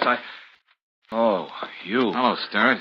What are you doing here? Just a neighborly interest in the fate of your late employer. Say, what is this? Yes, George, I didn't know you two had met. Well, never mind. Now, what's this about Dunlap deciding to fire you, Starrett? Well, Why? He didn't like my work, I guess. That's the usual reason, isn't it? You'll save a lot of time if you tell us the truth. You asked me a question, and I gave you the only answer you're going to get. You had a fight with your boss, didn't you? No. In the struggle, you pushed him off the roof. No. A man saw you from an office building. He couldn't have. Oh, Lieutenant. Yes, Donnelly? Can I see you a minute? Yeah, okay. I'll be right back. Hey, tell me something, Starrett. Yes? If you were already fired, why were you so worried about Dunlap? Even going to the Bureau of Missing Persons yourself? Because he was the best friend I ever had. It hardly jives with the story Lieutenant Riley is building up. Say, Starrett. Yes? You're a college man, aren't you? Oh, what of it? Syracuse, 1942. What? Why, yes, but how did you know? This, Phi Beta Kappa, too, aren't you? That's right. But what are you driving at, Lieutenant? Well, this Phi Beta Kappa key. The medical examiner found it clenched in Dunlap's fist. It's yours. I don't know how it could have gotten there. He must have ripped the key off your chain as he fell off the roof. Okay, Starrett, I'm arresting you on suspicion of murder.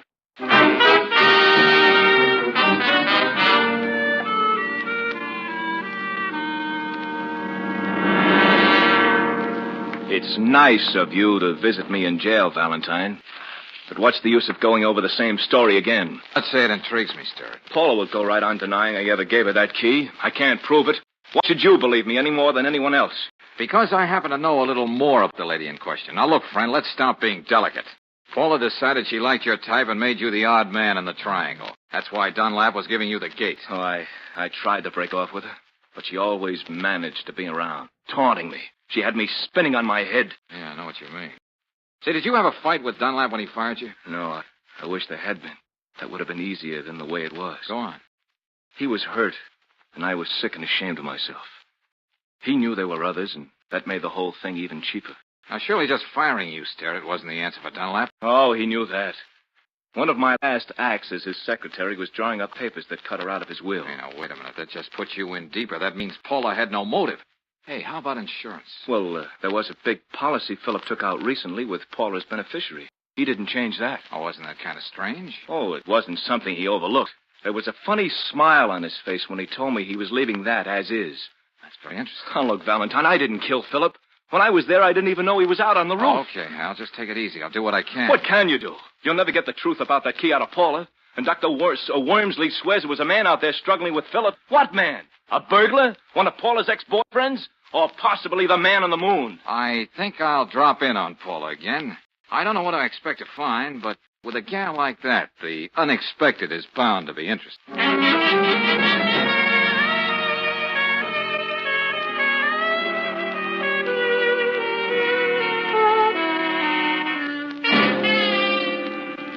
Well, if it isn't my next-door neighbor. What now? Cup of sugar? Couple of eggs? Well, maybe I did make a little fib, but you didn't believe me anyway, did you, Mrs. Dunlap? Paula. Okay, Paula. Too bad about young Sterrett, isn't it? What a thing to say to a grief-stricken widow. Can I get you anything? We may as well make ourselves comfortable. You've got a head start in those lounging pajamas. They're really something. I was wondering when you were going to notice them. Hey, you know, I never appreciated before what lounging pajamas can do for a woman. Didn't you? No. I might say if she were out on a roof and someone happened to see her from Dr. Wormsley's window, he might mistake her for a man. If he'd never seen a woman before. His office is more than 2 blocks away. But to get back to our hypothetical woman, Yeah. How much do you guess she'd have coming to her if her husband were murdered and there was a nice fat insurance policy, the only thing he didn't cut her out of? We've gotten a long way from lounging pajamas. Oh, I don't know. And I can't help wondering what the lady in question would do if she had a perfect patsy and a difficult young man who was suffering pangs of conscience. She might even do something brash if she happened to remember the Phi Beta Kappa key he gave her in a tender moment. Tell me, have you confided these flights of fancy to anyone else? Oh, no, my sweet. I wanted you to be the first to know. And you, my sweet, will ruin your eyes reading all those pulp magazines. There's another angle to this lady of the rooftops. Oh, what's that? With all the insurance money she's sure to get. With an admiring eye for a certain broad-shouldered character who seems to know what it's all about. Oh, she might make life very pleasant for him. Very. You couldn't say he knew what it was all about if he fell for a pitch like that, now, could you? Oh. I'd better get my cigarette before we go on with this little game. Or you can quit playing any time you want to. My dear old father used to play a lot of poker. He used to say the game was never over till the last bluff was called. Uh-huh. Didn't your old man tell you that even one of those effeminate-looking automatics make a loud noise and leave holes when they go off? I have a permit for this gun. Uh-oh. Come on now, Paula. Let's see if you can answer that phone with one hand. You know, Georgie, that could be your next to the last glib remark. When that phone stops ringing, you're going to worry yourself into a tizzy, trying to guess who it was. We've been supposing a lot of things here tonight. Now let me top it off. Suppose they found you draped on the floor there with a bullet in your head. Okay, what then? I was in bed when I heard sounds in the living room. I opened the door. There was a figure in the darkness. After everything I'd been through, I didn't stop to think. I shot the prowler. I gotta hand it to you, Paula. Skip it. Just sit there on the couch a few minutes till I get my story straight. When I shoot you, I may have to tell the story 12 times tonight, so it's got to be perfect.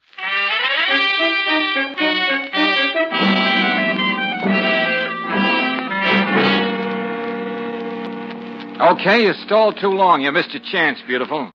It'd be a mistake to shoot me now. What are you talking about? Behind you. There's somebody out there on the penthouse roof. You know I'm smarter than that. Well, who's it? I'll take the toy now. Oh, you Drop let it. go of that, you. Oh, George, there you are. I tried to call, and then I remembered about the empty penthouse next door and the adjoining sun deck, and... Oh, for Pete's sake, somebody say something. Oh, just a little parlor game, Brooksy. Yes. I was just showing Mr. Valentine how I almost mistook him for an intruder. Oh? Lieutenant Raleigh will probably find it very amusing when we tell him about it. Oh, that ain't the way I seen it. For the time being, Angel, we have to see things Paula's way. But more important right now is to see if we can get a man out of bed.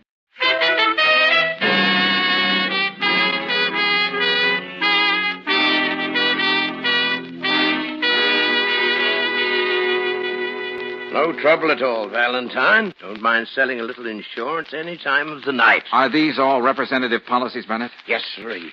Anything you want, we've got it. Life, accident, comprehensive liability, tornado insurance, plate glass. Any insurance against fatality during parlor games? What's that, Miss Brooks? Just a private joke. This life insurance policy. Oh, any amount you want. Just a simple physical Well, these examination. clauses at the beginning, they're pretty standard in all life insurance policies, aren't they? Yes, indeed. Each one of them meant to protect policyholder and the company.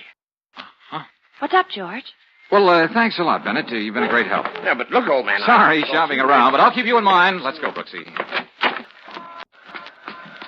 Now, Brooksy, first thing in the morning, I want you to check with all the druggists in this section of town around River House, Dr. Wormsley's office, 20 or 30 blocks in each direction. Oh, my aching I'm going to be feet. with Lieutenant Riley. I hate to think of his blood pressure when I mention one little word.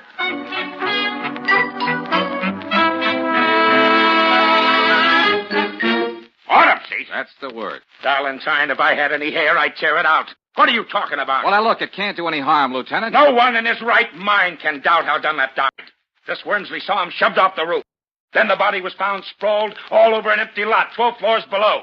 Cause and effect. I have every reason to doubt that Sterrett killed Dunlap. I suppose you're going to tell me Mrs. Dunlap killed him, huh? That she used to be the strong woman in the circus. I didn't say she killed him. Then who? What? Ah, for the love of heaven. How about that autopsy, Lieutenant?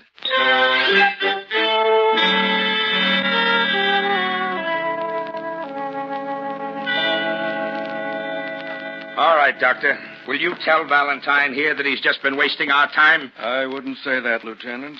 Huh? What'd you find? Enough poison in Dunlap to stop an army dead in its tracks. All right. All right, I can't argue with the laboratory. But I don't get it, Valentine. How many times do you kill a man, poison, throw him off the roof?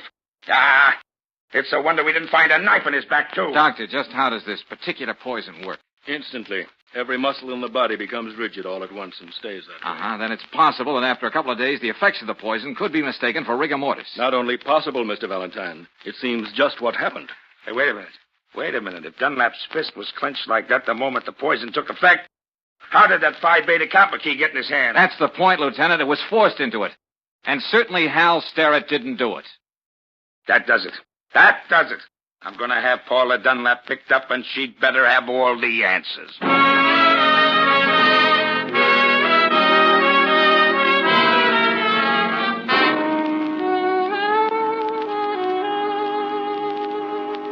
Oh, no. No, Mrs. Dunlap, you're going to have to do better than that. I know how it looks, Lieutenant Riley, but you're wrong, believe me. Paula, you had to be the one who put that key in your husband's hand. Sterrett wouldn't sign his own death warrant. I know, but Here are the facts the jury will hear. You were the man Wormsley saw wearing lounging pajamas. You had the motive, the insurance money, so you poisoned Mr. Dunlap, then pushed him off the roof to implicate an innocent man. All right. All right, I'll tell you just what happened. Remember, Mrs. Dunlap, you're doing this of your own free will. Hal Sterrett left that afternoon. I went out on the roof for a moment. Philip was there, an empty highball glass next to him. He was dead. Oh, don't look at me that way. He was already dead. He'd committed suicide. How do you know that? There was a note, cruel note, saying that I was the cause of all the unhappiness in his life. He was leaving me without a cent. Okay, I suppose you have the note. No, I destroyed it. Oh, no, that wasn't very smart. Don't you see? I had to, so no one would ever find out it was suicide. Now, wait a minute. There was a clause in his policy.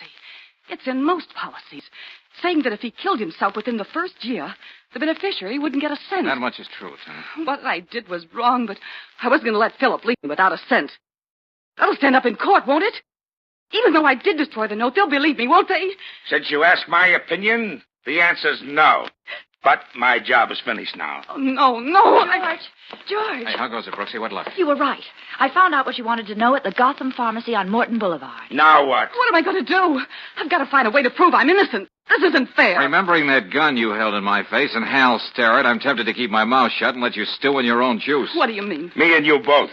I don't know what charge you're going to hold her on, Lieutenant, but it won't be murder. What? Did you hear what he said, Lieutenant? What are you talking about, Valentine? Brooksy just found out that Philip Dunlap bought that poison himself at the Gotham Pharmacy. On a doctor's prescription he forged. Oh, George. Oh, how can I ever thank you? Oh, that's easy. The next time you're up on that roof alone, see if you can prove the law of gravity really works.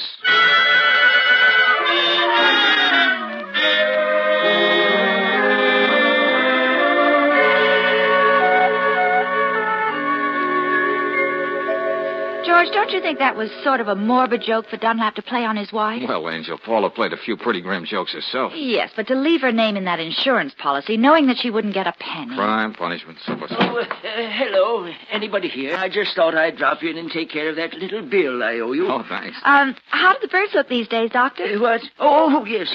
That reminds me. I must thank you, Valentine, for keeping my name out of the Dunlap case.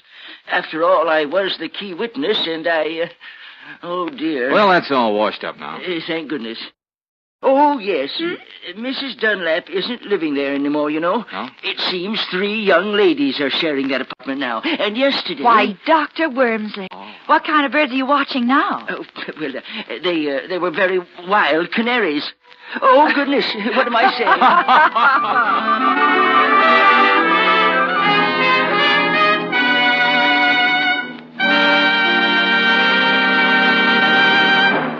And now, a message of importance to motorists. If this is the time of year your family gets travel-minded, it's probably the time you start thinking about new tires. And you know which make of tire gives you a written warranty against ordinary road hazards? The answer is easy. Atlas Tire. That's right. Each new Atlas passenger tire is warranted for 12 months against blowouts, cuts, and bruises that might happen to ordinary tires. And each Atlas tire has a double warranty. First, by the manufacturer, and second, by the distributor. Another thing to keep in mind when you're buying tires is that 2 or 4 wear better than an uneven number. Give you softer riding and easier car handling. For that extra margin of safety, get Atlas tires at standard stations and independent Chevron gas stations where they say and mean, we'll take better care of your car.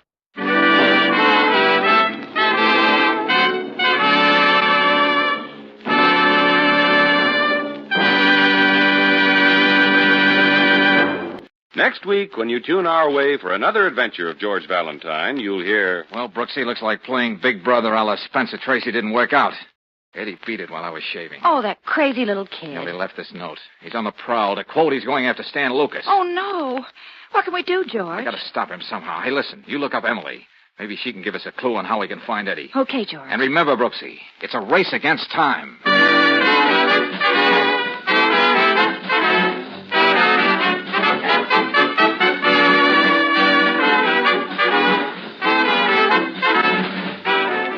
Tonight's adventure of George Valentine has been brought to you by Standard of California on behalf of independent Chevron gas stations and standard stations throughout the West.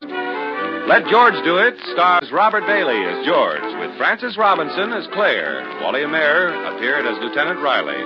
Tonight's story was written by David Victor and Herbert Little, Jr., and directed by Don Clark. Also heard cast were Louise Arthur, Fred Howard, Peter Leeds, Charles Seal, and Charles Lund. The music is composed and conducted by Eddie Dunstetter. Your announcer, John Heaston. Don't forget to listen again next week, 1 hour earlier, over the same station, to Let George Do It. This is the Mutual Don Lee Broadcasting System.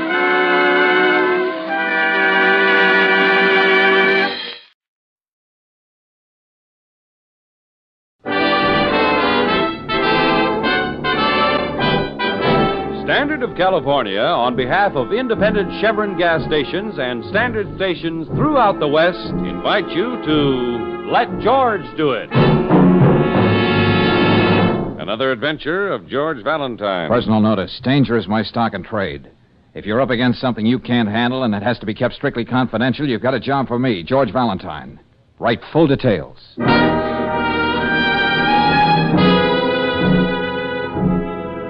Dear Mr. Valentine, the day after tomorrow, a boy 16 is getting out of a work camp after a year. Instead of trying to get a new start, he swears he's going to do something that'll take him right back there again, or even worse. You've got to help him. You've got to save him from himself. I don't have much money. I'm only 16, too. Only 16, too. But I'll work the rest of my life paying you if you'll do everything you can to help Eddie. I'll be waiting for you tomorrow morning at 7 in front of the Lincoln statue in Chelsea Square Park. It's just signed Emily, George. Yeah. Chelsea Square Park, huh? Brooksy, that's right in the middle of that slum jungle where those so-called wolf packs have been running wild. Yes, and kids just about this age. Always good for an editorial. Young hoodlums, a challenge to society. Well, that's where it usually ends. Brooksy, looks like we're going to be on the job early tomorrow morning.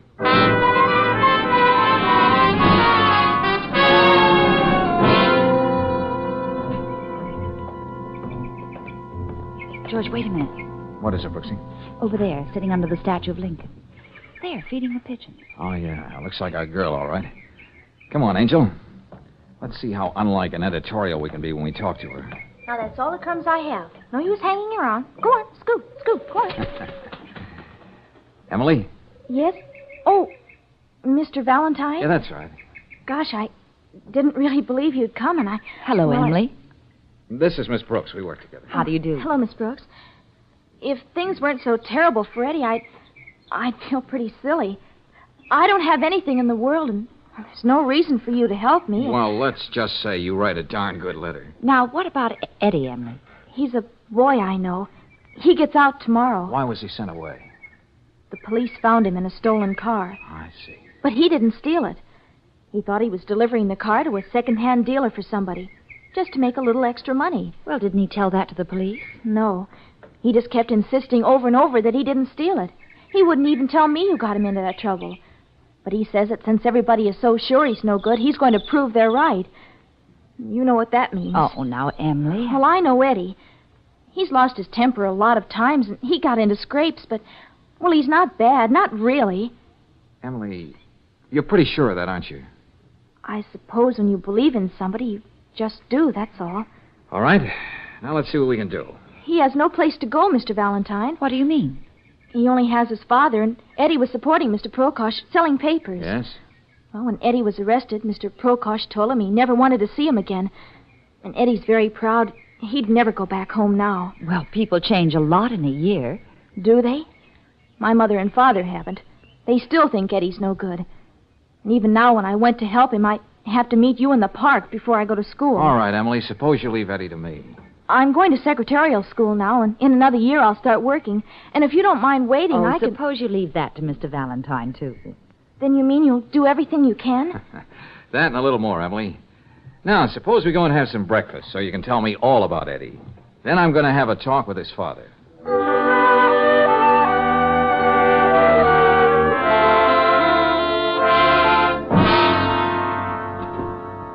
I don't care who you are. I want to hear nothing about my son. I got no son. Now get out of my house. Now, just take it easy, Mr. Prokosh. Look at me, mister. You see this crippled leg? I got that making honest living. Honest living. I know. That's dreadful, Mr. Prokosh. But there's still Eddie to think about. I get few pennies from the company every month. I even bite my tongue and take charity from the Morrissey Association. But better I should hate myself than take one dirty penny my son steals. I don't need it. But maybe your son needs you. I told you, lady, I got no son. Okay, let's just call him another boy, age 16, a boy in trouble and headed for more. But not everybody's sold off in the way you are, his own father. You know, Mr. Prokosh, you can worry so much about being right that you can be wrong. Right? Such fancy talk I don't understand. Hey, Prokosh, I want... Oh.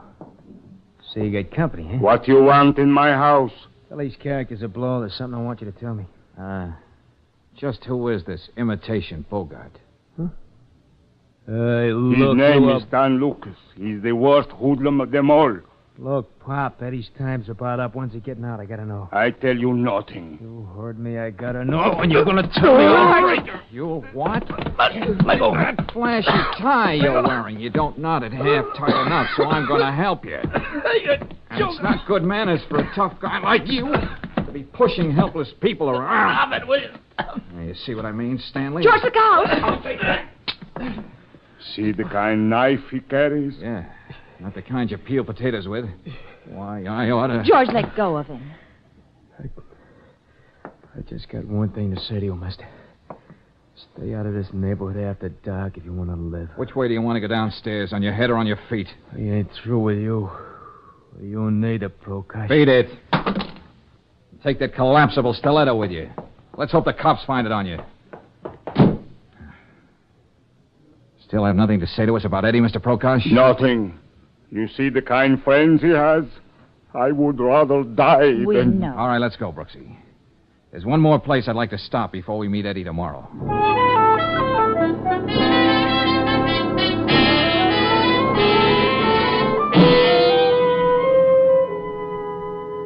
What do I know about Eddie Prokosh? Just about everything, Mr. Valentine. Good, good. That's why we dropped in to see you, Mr. Morrissey. Mr. Prokosh says you and the Chelsea Square Association have been helping him out every month. Well, Miss Brooks, we're sort of a political club, as you know. But we believe in really taking care of our own down here. So I understand. Naturally, we hope to win votes. But in a tough neighborhood like Chelsea Square, there are other things that are more important. Giving out turkeys come Thanksgiving and arranging a boat ride in the summer just aren't enough. Oh, we do much more than that. We cooperate with the police. Even get to the judge when one of our boys gets into trouble. We've been talking about putting up a playground, too. Well, I could get the bare facts of what happened in juvenile court. But I thought a man like you, whose business it is to know what's going on, could tell us more than that. We understand Eddie didn't even try to defend himself on that stolen car charge. Yeah, I know. But I'm afraid there was very little he could say. He was caught red-handed.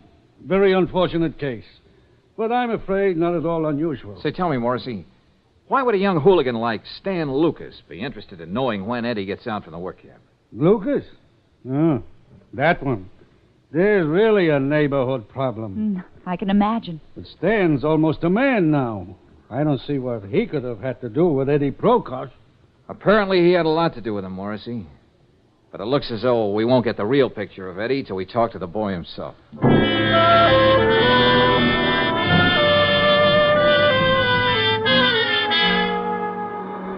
Hey, how about a lift, mister, huh?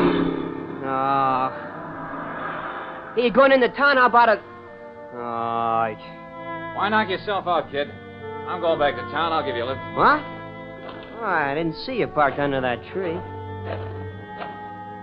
Hop in, Eddie. Okay, thanks. What? How did you know my name? I've been waiting for you, kid. But we'll go into all that later.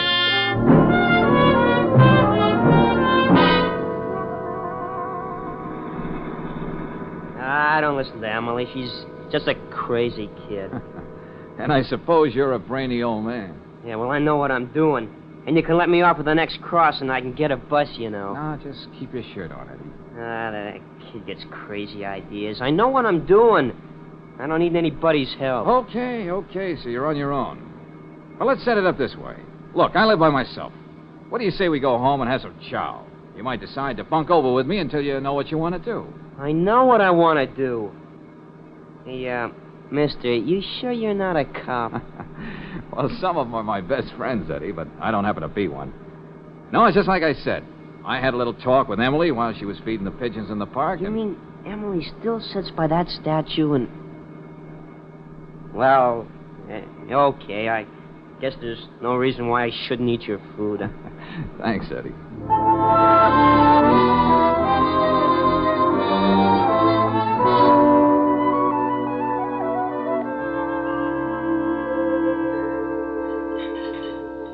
There's only one thing a woman likes better than to see a man clean up that last drop of gravy on his plate. Oh, what's that, Brooksy? Two men doing the same thing. Yeah, I sure packed away a lot, didn't I? That's why I was here, Eddie. Go on, rave some more about my cooking to Mr. Valentine. It may help. See you in the office in the morning, George. Glad to met you, Eddie. Yeah, me too, Miss Brooks. Well, thanks, Angel, for being chief cook and bottle washer. Wait till you see those dirty dishes in the sink. Good night, George. Oh, Mr. Valentine. Yeah, Eddie? Thanks a lot for the meal, but I gotta get going now. No, Eddie, no. You're going to stay right here tonight. Now, look, I said it. You're stewing about something. You can't wait to get it out of your system without thinking of the trouble it's going to cause everybody, including yourself. Will you stop preaching at me? You got no right just because you give me a meal. I'm getting out of here. Not tonight, you're not. Now, look, kid, give yourself a chance to sleep on it. You may feel differently in the morning. I'm leaving by that door, so get out of my way. Now, I don't want to have to get tough with you, but... Yes? Okay, you asked for it. Sorry, Eddie. Oh. Asked for it, too. Oh, what happened? Just a little judo trick I had to learn once. Oh. Yeah, it came in pretty handy at Salerno. Hey, you mean you were in that fight in Salerno? That's right. And the guy coming at you wasn't supposed to land on a nice, soft couch like you just did. Oh. Well, Eddie, there's no reason why we shouldn't settle down and listen to the fights now. Oh, yes. What?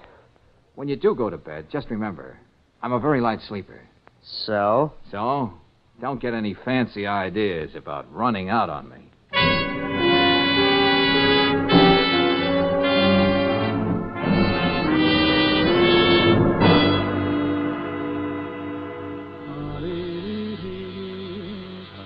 Okay, Eddie, time to get up.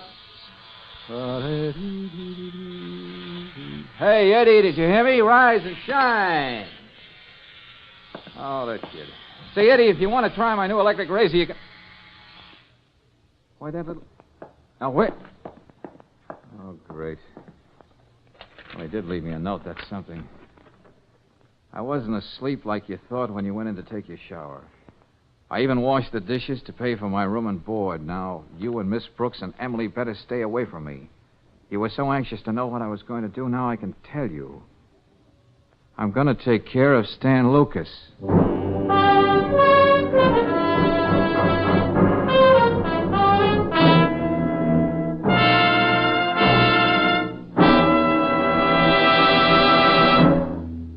We'll return to tonight's adventure of George Valentine in just a moment. Meanwhile, a word about wear and tear. Most motorists believe, and quite naturally, that automobile engines wear out faster when they're running. But that's not true. Your car faces its biggest danger when it's standing cold, for that's when rust caused by condensed moisture inside cylinders starts to work. And that's where RPM motor oil can help you avoid a repair bill.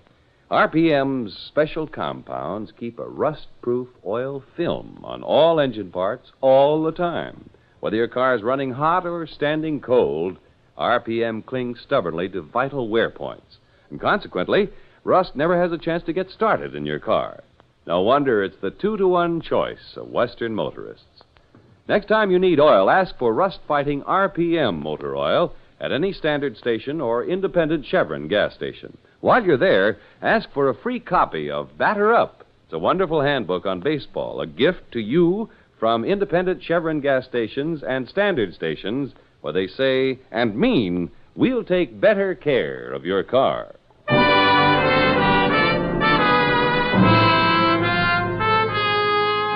Now back to tonight's adventure of George Valentine and to Chelsea Square, a jungle of tenements in the middle of the city and a wolf pack of boys stalking the streets. That's the background for George's present job. The specific challenge to keep 16-year-old Eddie Prokosh from committing a serious crime as he promised. Good morning, George. Huh? Hey, you only shaved on one side of your face this morning. Okay, so that's the side you can kiss me on. But look, we're in trouble, Angel.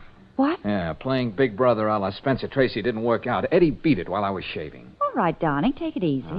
He left this little note. He's out on the prowl. To quote, he's going after Stan Lucas. Oh, no. Yeah. I've got to stop him somehow, Brooksy. If I only knew where to find him down there in that Chelsea district. What pool hall, what dark alley, what hallway. And Stan with that knife. What can we do, George? Well, I'm going to have another talk with Eddie's father. Look, you find Emily. But where? Well, she gave us the name of the secretarial school. Call her. Get her to meet you in the park. Maybe she can give us a clue on how we can find Eddie. Okay, George. And remember, Brooksy, it's a race against time.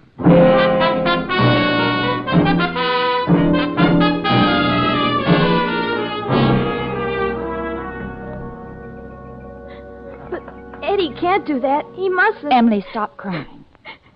Yes, Miss Brooks. Emily, I'm not going to talk to you like a child. If you're old enough to fall in love with a boy, this is no time to let him down. I know. I know. You came to us for help. Now we need yours. Can you tell us some of the places where Eddie might be looking for Stan Lucas? It could be anywhere, but Yes, dear? I should have told you this before, but I couldn't. I mean about Stan. Stan? Did he have anything to do with that stolen car business? I'm not sure, but that's not what I meant. What did you mean? Miss Brooks, you said you weren't going to talk to me like a child. Well, I'm not going to talk to you like I was one either. All this year, Eddie was up in that work camp. I've been going around with Stan. Oh. But I had to. Everybody does what Stan tells them to. I wasn't afraid just for myself, but what he said he'd do to Eddie when he came out. Does Eddie know that? No, you know how men are. And I wouldn't want him to know. Oh, you poor kid. Well, what could I do, Miss Brooks? Stan said he could even stop the few dollars Mr. Prokosh gets from the association. And he needs that money to live on. Stan was just talking. But you don't have to worry about him anymore. Mr. Valentine knows how to take care of him. I'm only thinking of Eddie. If I could only talk to him. I've got to find him. Wait, Emily, I'll go with you. We'll both look for him.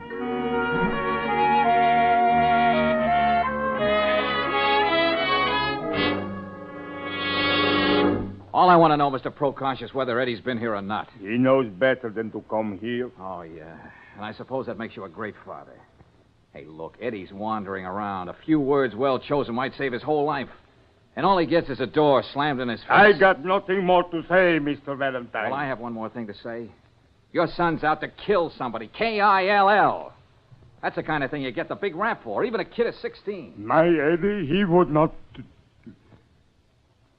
What's that thief? Then a murderer. Okay, Prokosh, I can't waste any more time on you. A 16-year-old girl had more faith in your son than you have. And I've got to keep faith with her. That stubborn old... Remember me, big shot? Well, at least I didn't have to look for you, Stan. No, you didn't. Because I was looking for you. Jump, boys, jump. Hold against that wall. Okay, Stan. Hold him. Twist his arms back, Slim. Yeah. I want to do this right. Hey! No! Oh! I owe this mug something. Imitation Bogart, huh? You had something to say about my knife, didn't you? No.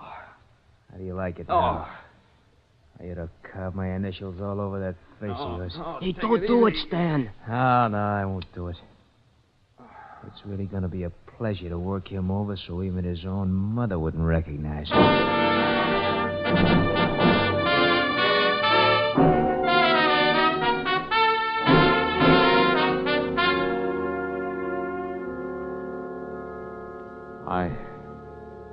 I know my diction isn't very good, Lieutenant Riley. Valentine, what's the matter with you? Where are you? Just about got to the hall phone. Look, you got to do me a favor. Yeah, sure. But what's wrong with you? I thought I could keep the police out of a boy's life, but it's way over my head now.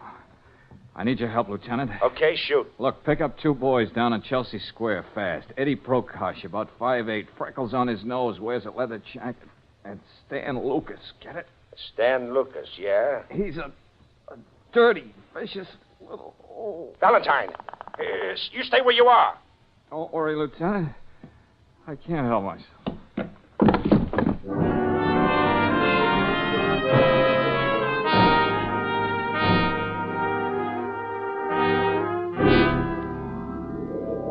Hello, Angel. George, I know. George. I know what you mean. Guy doesn't look his best in these hospitals. Oh, darling, your face. Look, what about Eddie?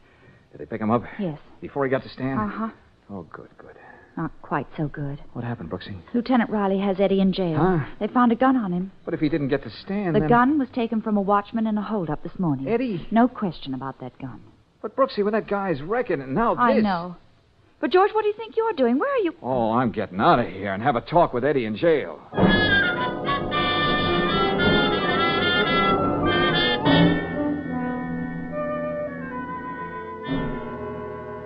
Eddie, you gotta talk. What about you and that watchman? What difference does it make what I say? Nobody will believe me. Come on, Eddie, come on. Oh, I bought that gun from Swenson, the pawnbroker, just a couple hours ago. What? Yeah, I was going to use it on Stan. Well, didn't Lieutenant Riley check with the pawnbroker to see if your story was right? Yeah, sure, but Swenson told him he hadn't seen me since I was sent away. Huh? Shouldn't be any surprise to me. I should be used to getting framed. Now, look, you told me the truth, huh, Eddie? I tell you, I was nowhere near that factory this morning. I was out looking for Stan. And it was Stan who framed you on that hot car deal. That's right. Well, why didn't you say so when you were arrested? Well, what proof did I have? He would have lied his way out of it. And he wanted to get rid of me so he could have Emily for himself. Yeah, I know all about her going on with him while I was away. One of the kids up at camp told me. Oh, now, wait a minute, Eddie. You got Emily all wrong. Yeah, You know why Emily was going out with Stan? She explained all that to Miss Brooks. I'm not interested. She was afraid of what Stan would do to you when you got out. And he said he could stop the allowance your father was getting every month. What? What's that? You heard me, Eddie. If Emily were giving you a runaround, she wouldn't come to me to keep you from making a darn fool of yourself. Yeah, but... nobody does anything for anybody unless there's a payoff in it somewhere. Nobody gives a good hoot about me anyway. Look at me, tough guy. My face, I mean. Stan and the gang did give you a good going over, didn't they? Oh, yeah. Very artistic job. You think I'd look like this if I didn't give a good hoot about you? Well, And I suppose the payoff in this for me is going to be $1 million. I'm sorry, Mr. Valentine. Okay, Eddie, we understand each other. Now, I'll show you how much I believe in you. Here, take this. A knife? Yeah, that's right. Wolfpack style. A la Lucas. I don't get it. I'm going to talk to Lieutenant Riley. And you're going to have a chance to talk to Stan alone in his cell when they bring him in. You mean you're going to let me loose with him? With this? That's right, Eddie. Oh, that'll be just dandy with me. Now, look. We've got to get Stan to talk, and he's not giving out for the police or for me. You're the only one who can make him talk. Now, you listen closely.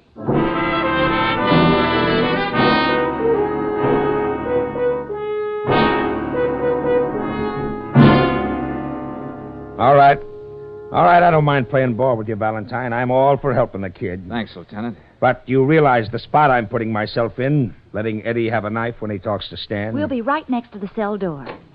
Go right in, Mr. Morrissey. The lieutenant's waiting for you. Thank you. Well, it's good to see you, Morrissey. How are you, Lieutenant? Miss Brooks? Hello, Mr. Morrissey. I see they're keeping you stepping down there in Chelsea Square. I'm afraid so, but we do our best.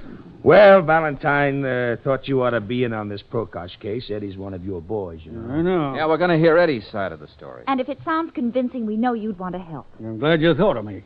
Okay, let's get going. Sergeant, bring the Prokosh boy to cell 9. We'll be right there.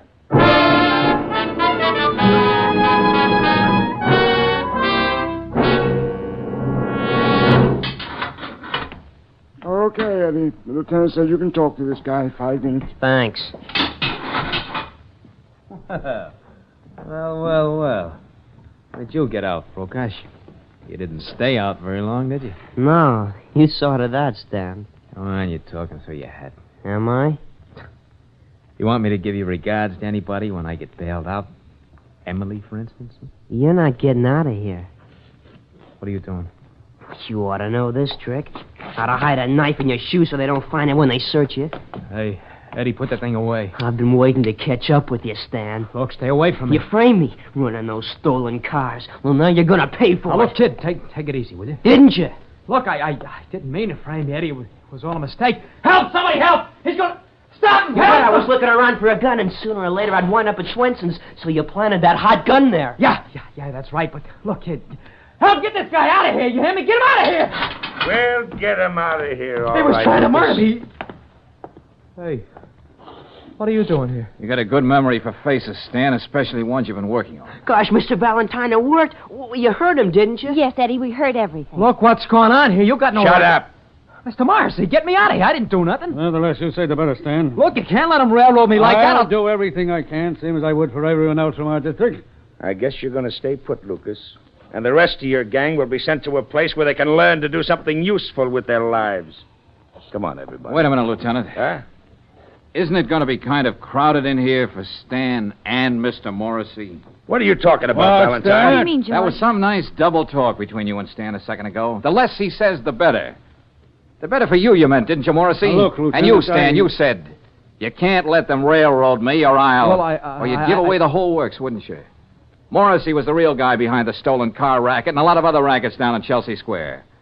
Morrissey, you were using Stan to bully the other kids into line. That's why Stan boasted he could cut off the little money Mr. Prokosh was getting from the association. Well, you don't seem to have much to say, Morrissey. Everybody knows my reputation. Oh, yeah, the big power of the neighborhood. Big enough to make Swenson, the pawnbroker, perjure himself so you could be rid of Eddie.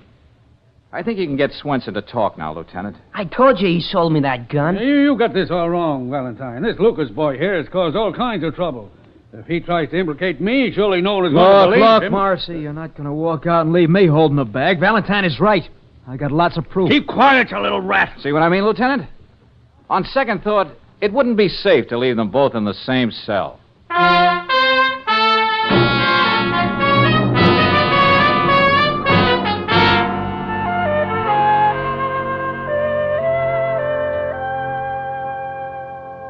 Mr. Valentine, what's that saying about an old fool? Well, I don't know about that saying, Mr. Prokosh. Why not settle for another one? Better late than never. Except for you, I would have made a terrible mistake. Thank you. George, come here. Oh, what is it, Brooksy? Look down there out of the window. Huh? There's Emily and Eddie sitting on the stoop. Oh, yeah. Offhand, I'd call that romance, Angel. And offhand, I remember a saying, too. Speak for yourself, John, if you know what I mean.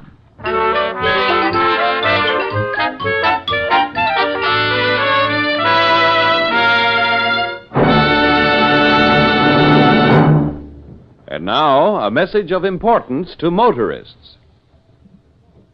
The merry month of May means a merry vacation for a lot of folks. And if you're one of them, here's the way to start out safe as well as happy. Just make sure your car gets a vacation check at a standard station or an independent Chevron gas station. Do this a day or two before you start out. When the men at these service stations inspect your tires, battery, crankcase oil, spark plugs, all the vital parts, they give your car the same thoroughgoing care they'd give their own. While you're getting this important vacation check, get a new keyless gas cap, too. It has a simple combination lock, no key to lose. And it guarantees your gasoline is safe from theft during your vacation trip and whenever you park your car. Keyless, self-locking gas caps are another better motoring item available at independent Chevron gas stations and at standard stations where they say and mean, we'll take better care of your car.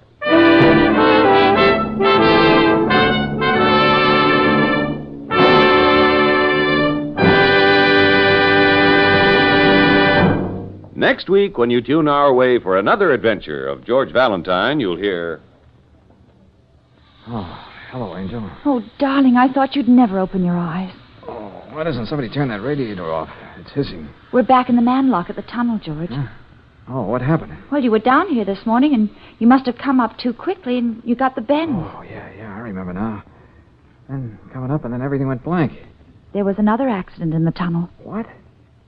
Oh, hey, I'm beginning to remember a few things now. And I'm pretty sure I know what causes these accidents. Brooksy, quick, help me over to that phone.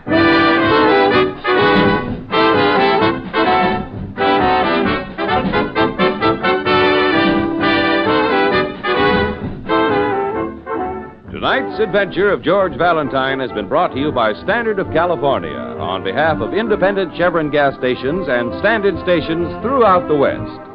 Let George Do It stars Robert Bailey as George with Frances Robinson as Claire. Wally Mayer appears as Lieutenant Riley. Tonight's story was written by David Victor and Herbert Little, Jr. and directed by Don Clark. Also heard in the cast were Mary Lou Harrington as Emily, Jay Novello as Dr. Prokosh, Tommy Cook as Eddie, Tony Barrett as Stan, and Herbert Butterfield as Morrissey. The music is composed and conducted by Eddie Dunstetter. Your announcer, John Heaston. Listen again next week, same time, same station, to Let George Do It.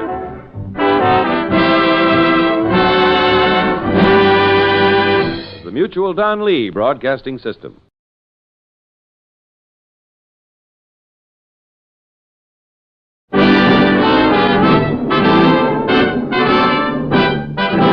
Standard of California, on behalf of independent Chevron gas stations and standard stations throughout the West, invite you to Let George Do It.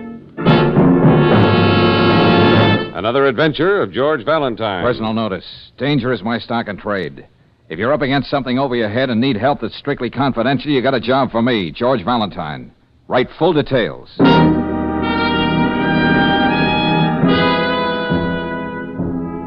Mr. Valentine, let's see if you're as good as your ad says. I am up against something that's over my head. A river. The river my company's trying to push a tunnel under. But we're getting nowhere fast. And I hate to think what the reason would be. If you figure you can help... If you figure you can be of help, I assure you we won't haggle about price. It's signed, William Kane, President. Kane and Bowers Tunnel Construction, huh? Now, I wonder where I could find a diving suit with a new look. Now, seriously, Brooksy, you must mean the West End Tunnel, the one they're having all the trouble with breakthroughs and cave-ins. I could drop in at the Globe department store. Okay, Angel, okay.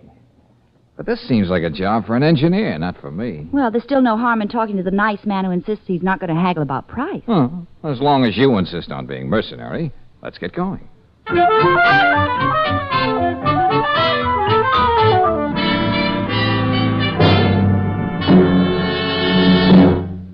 Valentine, you don't know how much it means to a former sandhog like me to wind up building his own tunnel. I think I can imagine, Mr. Kane. It's like a kid with a chemistry set suddenly finding out he's discovered the atomic bomb.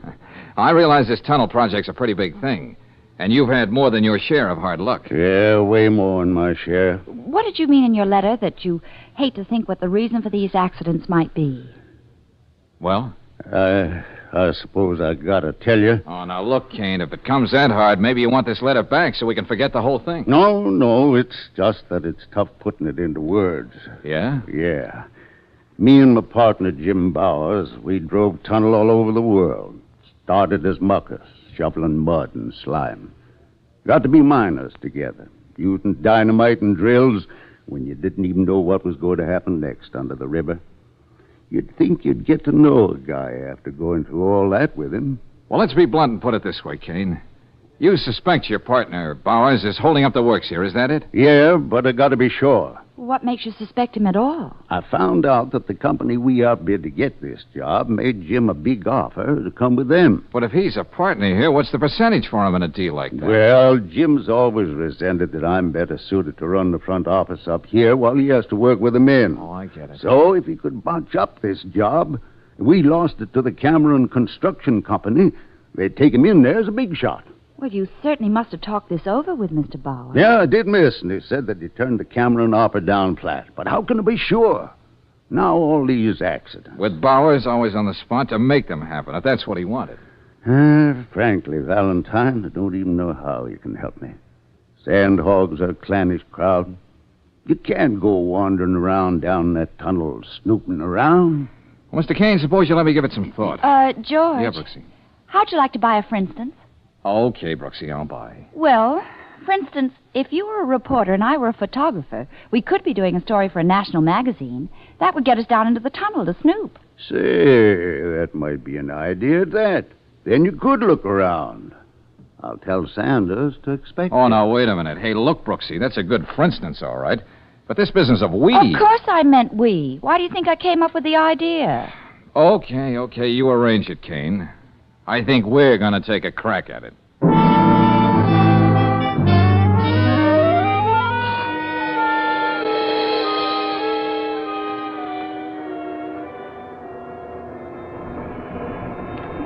Just how far down does this elevator go, Mr. Sanders? About 30 feet, miss. Oh, well, that's not too bad, is it, George? Oh, no, that part of it's all right. I'm thinking of what happens later. What are you so smug about? What do you know that I don't know? Hey, you want to tell the lady what happens next, mister? Well, miss, it's getting into the tunnel that you've got to worry about. Oh? There'll be about 40 pounds of pressure per square inch on you down there. That's why when we get to the bottom, you still got to sit a half hour in the manlock. Manlock? What's that? It's kind of a sealed-up room, miss. We keep shooting pressure into that while you just sit. That's so it ain't so bad for you when you get into tunnel. Get it? I got it. To put it more concisely, my sweet, unless they're very, very careful, the pressure of the river would come down on you and flatten you out like a jellyfish. Oh, lovely thought. Well, here we are. Hey, Charlie, come here. We got visitors. A reporter and a young lady to take pictures. Oh, visitors, huh? Yeah, it's okay. Mr. Kane knows about it. In that case, I'd better sit in the lock with them. Yeah, you better warn the boys. Put their shirts on, Charlie. Ladies' Day. Right here, folks. Okay. All right, step in. Thank you. Hey, looks like a bank vault. Yeah, almost. Important thing is to seal it airtight. You'll see what I mean when I close this door. George, what's that? Huh? That's the air from the tunnel coming in through this valve, lady. When the pressure in here is the same as it is out there, that big door opens by itself. Then you're ready to go under the river. Won't you sit down, Miss Brooks? Yeah, it usually takes about a half hour. Oh.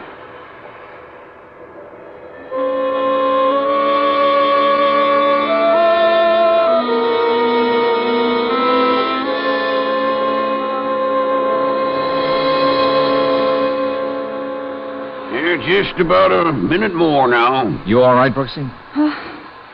I'm just swell. But my ears. It's even worse coming out. You're in too much of a hurry. That's when you can get the chokes and the bends. Nothing like having things to look forward to. You'll have to put these little metal tags around your neck. Huh? What are these, Charlie? All sandhogs wear 'em. It's in case you're found staggering around. Tells the cops not to throw you in with the drunks, but to rush you back here to this decompression chamber. If they don't waste much time, you'll probably live. Oh, goody. Hey, you sound like an old sandhog yourself, Charlie. You can't stay away from tunnels, huh? Old, Mr. Valentine? I'm just like Jack Benny. I'm still 38. I was the same age when I helped build the Holland Tunnel back east. Just got out here a few months ago. Well, that's that. There goes the door. It's okay for you to go into the tunnel now. All right. Come on, Brooksy. It's like the inside of a furnace in here. But there's all this nice water to slush through. Golly. That ought to help keep cool things off. George. Hey, you can still put your back in there with Charlie. Oh, no. I was just thinking of my nylons. Let's go. Okay, everybody, clear. We're blasting. Blasting, George. Go ahead, Hagen. All right, let her go.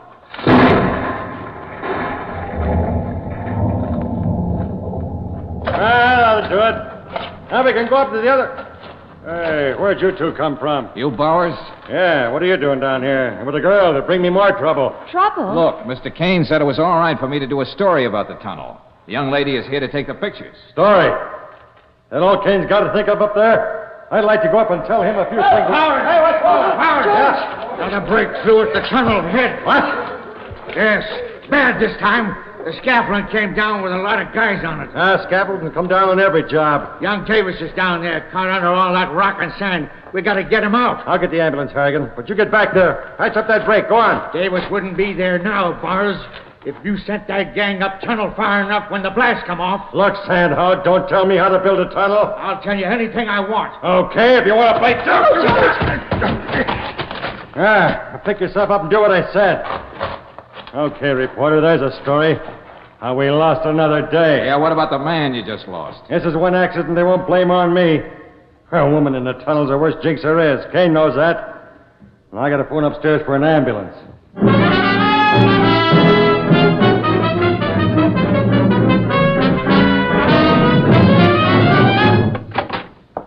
Well, I see the two partners are working late tonight. That's good. Valentine. Did you get a good story out of that accident today? Now, look, let's stop kidding each other. You know I'm not a reporter, Bowers. I wasn't born yesterday. I know Kane had you checking on me. Why shouldn't I? You know we can't go on much longer this way, and you're in charge. A little bribe from the Cameron Company, and you... Another crack like that, and I'll fix you. Okay, break it up, boys. Break it up. Let me do some talking. What I have to say will be short and to the point. Yeah? Yeah. I did some checking today. Bowers isn't the only one who might profit by these accidents. You could too, Kane. Huh? What are you talking about? Let's hear some more. I had a talk with the city engineer. He said he doesn't know how you can do this job on the bid you put in. I admit I was figuring close to the line, but we would have made it if things went right.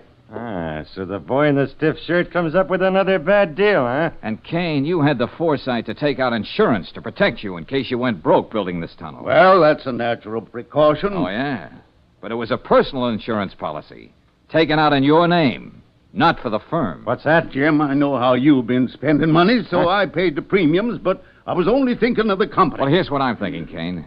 The insurance company would pay off if none of these accidents could be traced to you, and you'd be saved from a ruinous bid. Yeah, but that's how it might look. Gentlemen, look, if there's one thing I don't like, it's to be kidded along. Now, do you still want me to find out what's behind those accidents? I have nothing to fear, Valentine. That's why I hired you. I know I'm clean. Go right ahead, Valentine. Okay. If you're sure that's what you want. Of course. You heard what I said. Yeah, but just remember, if I dredge up something from the bottom of that river that you don't like, you're the guys who ordered it.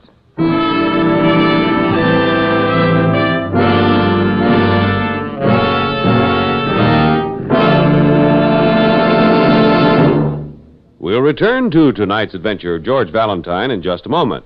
Meanwhile, a word about parlor pastimes. Remember this game a few years ago? Somebody would say, knock, knock, and you'd say, who's there? Many a good gag and many a laugh came out of this game. But at the same time, there was another kind of knock, knock that was no laughing matter. For it was in your car's engine. And engine knocking often caused overstress of parts, severe temperatures, waste of power and gasoline. Today, motor fuel engineers have this problem under control. At Standard of California, they blended several different gasolines into one great motor fuel, Chevron Supreme gasoline. Laboratory tests and road tests prove that premium quality Chevron Supreme burns smoothly, has high anti-knock value. In your new car or an older one, try Chevron Supreme yourself. Besides anti-knock value, you'll find it has all the qualities your car needs for good going.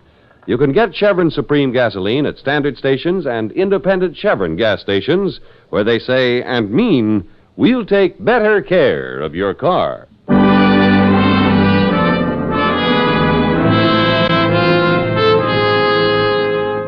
And now back to tonight's adventure of George Valentine and a $1 million tunnel burrowing deep under a riverbed. A series of unexplained accidents that stopped the job cold. Why? That's the answer George has to supply. But so far, all he's learned is the rather startling fact that both partners in the contracting firm of Kane and Bowers have their own good reasons for wanting to see the tunnel left unfinished. Right now, George and Claire have just entered Hogan's Hog Pen, hangout of the Sandhogs, where Big Bill Kane is talking to his workers. And I know we've been falling behind down in the tunnel, but you know Jim Bowers and me were Sandhogs ourselves. We can lick this job, and I've even hired Valentine here to make sure about them accidents. Now, here's an offer. You make up for lost time, and I pay time and a half to every man from then on. I could swallow that better, Brooksy, if I didn't know about that insurance policy Kane took out. Yeah. Now, look, boys. That offer my partner just made you suits me, too. Just wanted you to know. I could swallow that easier if I didn't know about the offer Bowers got from that other construction company. Well, I don't know about you boys, but I still have my doubts. Oh, it's our cheerful old friend from the Manlock. Don't get me wrong, Mr. Kane. I like making extra money. But when a job like this gets off on the wrong foot, it never straightens out. All right, Charlie, you're just getting the jitters. All right, go on and laugh. But I wouldn't be surprised that if we pushed that tunnel another 50 yards, we'd run into a ledge of gravel and hardpan. Boulders will never get past. Just more trouble. Now, what we want to know from you boys is, are you with us or not? Oh, fine. That's all we want to hear. The drinks are on Kane and Bowers. Go and get it. Come on, Brooksy. Where are we going, George? Just riding a hunch. We've got to be someplace before 5 o'clock.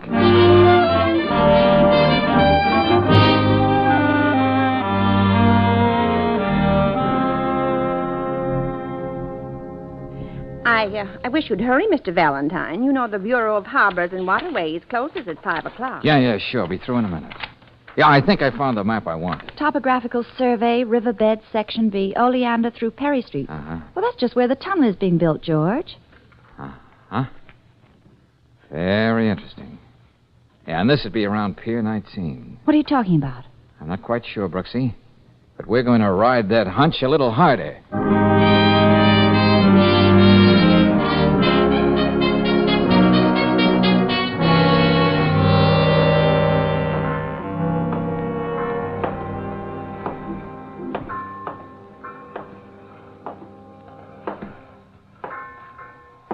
Hey, you the watchman on this pier, Pop? Yep, been here for the last 15 years. Huh? Hey, would you tell me something? Yeah? Those white bubbles coming up there in the river. Yeah, that's where they're working on the new tunnel, son. That's as far as they got in all these months. Yes, we read they're having a lot of trouble. Yeah, they keep working day and night, too. Can always tell by the position of that trawler out there just where they're working. You don't say. Yep, she's there every night, too. Sort of keeps right ahead of the tunnel.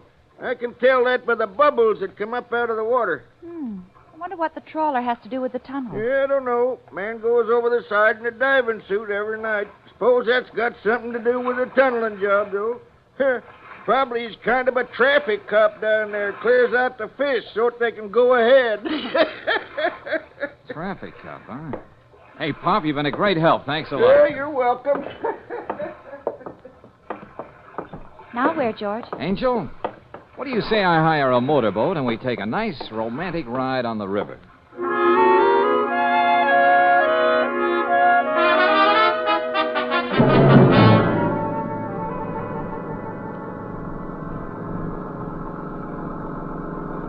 Okay, George, I agree with you.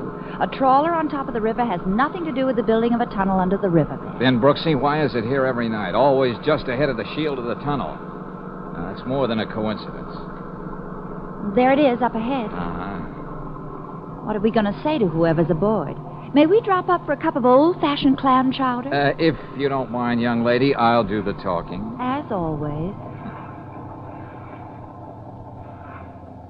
Hey, up there. Hey, can we come aboard? Anybody home? No, and get away from Golly. here. Well, the truth is we ran out of gas, Did and you we thought... hear me? I said get on your way. Well, surely you can spare enough gasoline just... I see you didn't understand what I said. George! Hey, what are you trying to do?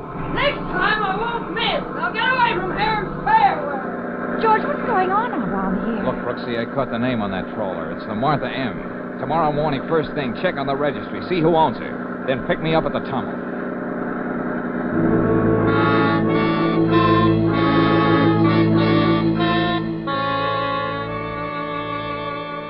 You were down in the tunnel early this morning, Mr. Valentine. I had to look around, Charlie. How long have I been sitting here in the manlock? Oh, just about 15 minutes. Seems like I just got in here. And Charlie, I don't feel so good. You'll be okay. You're an old hand at this now. You've been up and down here a couple of times. But it seems like I got hammers in my head, beating away. And you look like 6 guys lined up 6 miles away. You'll be okay when you get some fresh air.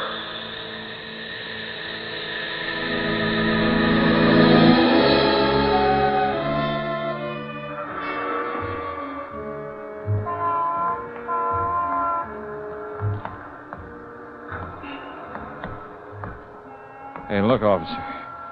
I know where I want to go. Help me, will you? Yeah, you need a lot of help, mister. I've been watching you weaving down the block. I'm very sick. I feel rotten. I wonder why. I think I got the bends. Yes, and you've been bending over the bar too much. Hey, take me back, officer. The tunnel. There's only one place I'm taking you, to jail, so you can sleep it off. Come along with you now.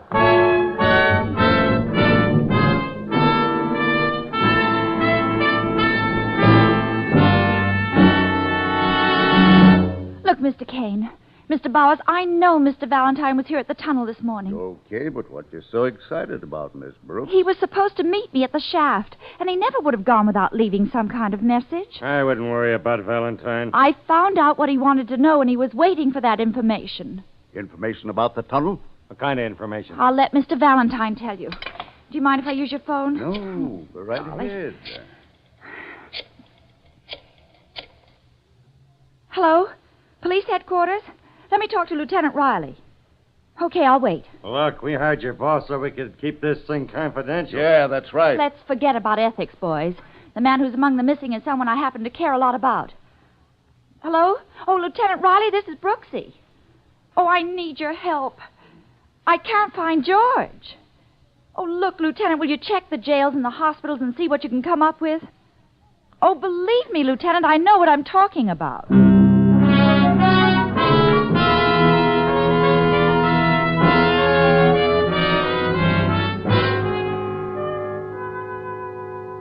We traced him down for you, lady, but you're not taking him out of here. Okay.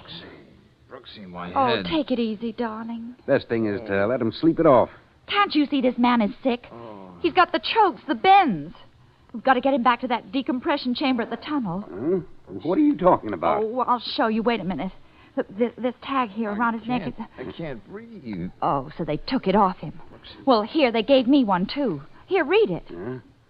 This man is a sand hog. Decompression chamber. Rush. Yeah. Okay, lady, you win. And I hope we make it.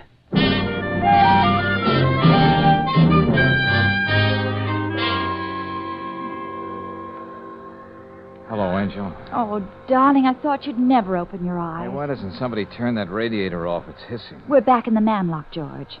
That's why you're feeling so much better. Oh. Hey, but what happened? Well, you were down in the tunnel this morning, and you must have come up too quickly. That's why they picked you up in the street wandering around. Oh, yeah. I remember coming up. Then everything's suddenly going blank. I got all the dope on that trawler, the Martha M. Yeah? Well, it has nothing at all to do with the tunnel. It's registered in the name of C.W. Egan and his wife, Martha M. Egan. Oh, yeah, and the Egans were out fishing. C.W. in a diving suit and Martha M. with a rifle instead of a rod and reel. George, there's something else. No, there couldn't be. There was another accident in the tunnel. Oh, what kind of accident? I don't know. Let me get over to that phone on the wall, Brooksy. I want to talk to Kane. Okay, George. Hello. Yeah? Hello? Bill Kane? Yeah. This is Valentine, Kane. Yeah, Valentine. We're having a lot of trouble. You okay? Oh, sure, just dandy. Heard you had a narrow escape. Oh, what kind of accident was it now? The whole tunnel nearly got flooded. Yeah? Yeah, just a good thing the new ship wasn't in yet. Poor Charlie, the lock tender, got killed. Charlie? Nobody'll ever know why he was down at the tunnel face with a drill, but when we found him, he was over his head in a muck pile. I see. I don't know what the answer is, but it's the end of old Charlie Egan. Egan? George, what is it? Sure, you know Charlie? Egan. So that's the answer. What's that, Valentine? Look, Kane, get Bowers and wait for me in your office. First, I'm going to see a lady about a boat. Then I got something to say to you.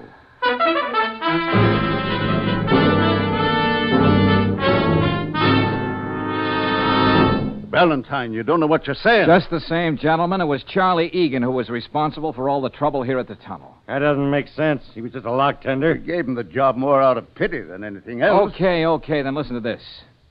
Do you remember what Charlie said at the hog pen? Not particularly. He said if the tunnel went another 50 yards, it would run into a ledge of gravel, hardpan, and boulders. Well? Well, the map of the Bureau of Harbors and Waterways didn't show it. But Charlie knew exactly what he was talking about. How would he know that? That's funny. I asked myself those same questions. How would an ordinary sandhog just in from Chicago know the exact topography of the riverbed? Yeah. He suspected I was getting wise and saw to it that I got a good case of the bends this morning. Just to make sure I was a dead duck, he took that tag from around my neck. Yeah, but why? Was he crazy? Well, that's a matter of opinion. Now, I didn't want to believe the reason myself when I found out. I talked to Mrs. Egan. She's the lady on the boat.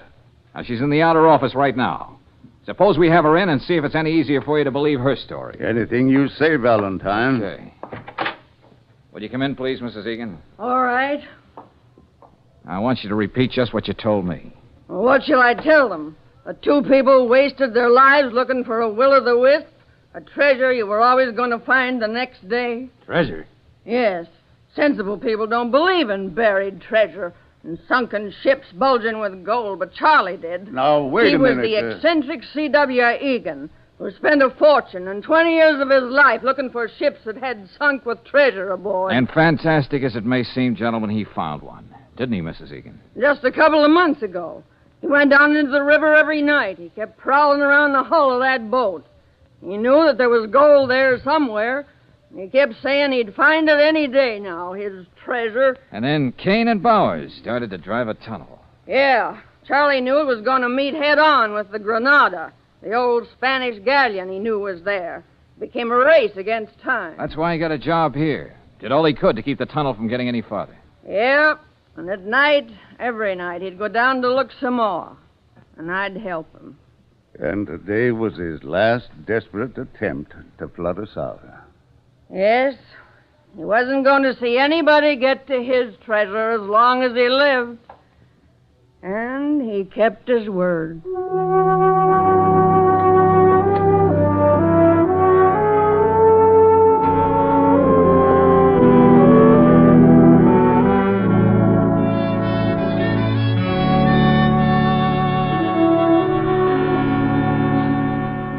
Well, Brooksy, here's the check from Kane and Bowers. That's all washed up.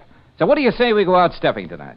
Well, darling. Hey, did you see the paper this morning? No, why? Well, they raised the Granada out of the river last night. They did? And there was a treasure chest, just as Charlie knew all along. Oh, so old Charlie was right after all. Yep, a chest packed to the brim with old Spanish coins. George, how romantic. Oh, yeah, but old Charlie wouldn't have been too happy about it. No, why? No.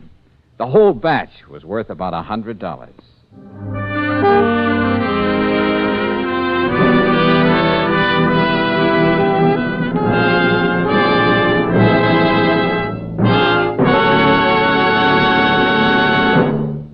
And now, a message of importance to motorists. Maybe you've got your vacation trip all mapped out, but how about the family car? Before you start out, better make sure it gets a thorough vacation check at your standard station or independent Chevron gas station. They'll inspect your tires, battery, spark plugs, and oil filter. They can tell whether there's any risk of your fan belt getting out of kilter. And they'll make sure that each vital lubrication spot is okay. Besides helping you get off to a good start on your vacation, there's another thing about independent Chevron gas stations and standard stations. Wherever you motor in the West, you're never far from their quality products and superior services. And don't forget, whether you're on a vacation or just motoring around town, these are the service stations where they say and mean, we'll take better care of your car.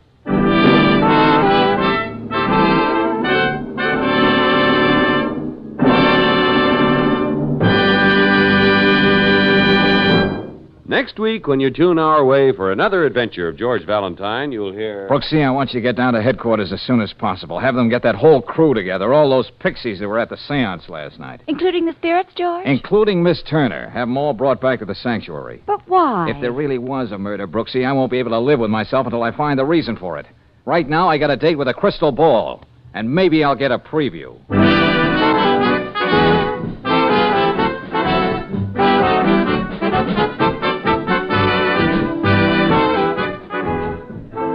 Tonight's adventure of George Valentine has been brought to you by Standard of California on behalf of independent Chevron gas stations and standard stations throughout the West.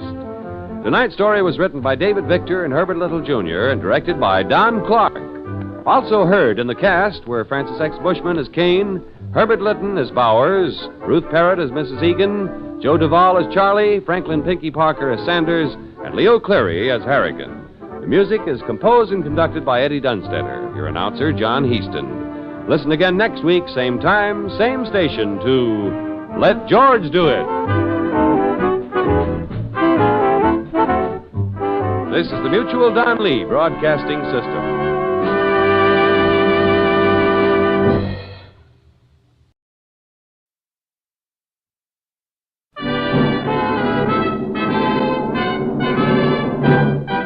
Standard of California, on behalf of independent Chevron gas stations and standard stations throughout the West, invite you to Let George Do It. Another adventure of George Valentine. Personal notice. If it's so fantastic you can do nothing about it yourself, then you've got a job for me, George Valentine. Write full details. Dear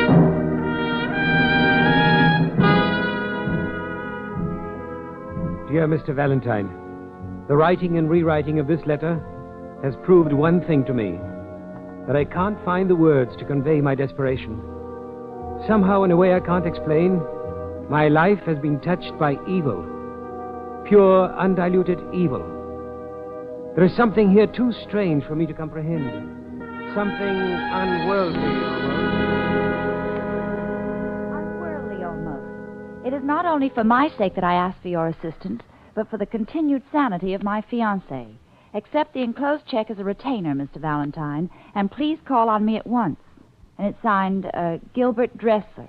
Oh, this doesn't make sense, George. Well, it makes enough sense to show that Gilbert Dressler is pretty panicky. I know, George, but there's something too strange to comprehend, unworldly. Sounds like he's having trouble with banshees. Well, whatever his source of trouble, it's our source of income, Brooksy. But how do people let themselves get into this kind of situation? This kind of situation pays the rent. So let's go find out what's on Gilbert Dressler's unhappy mind.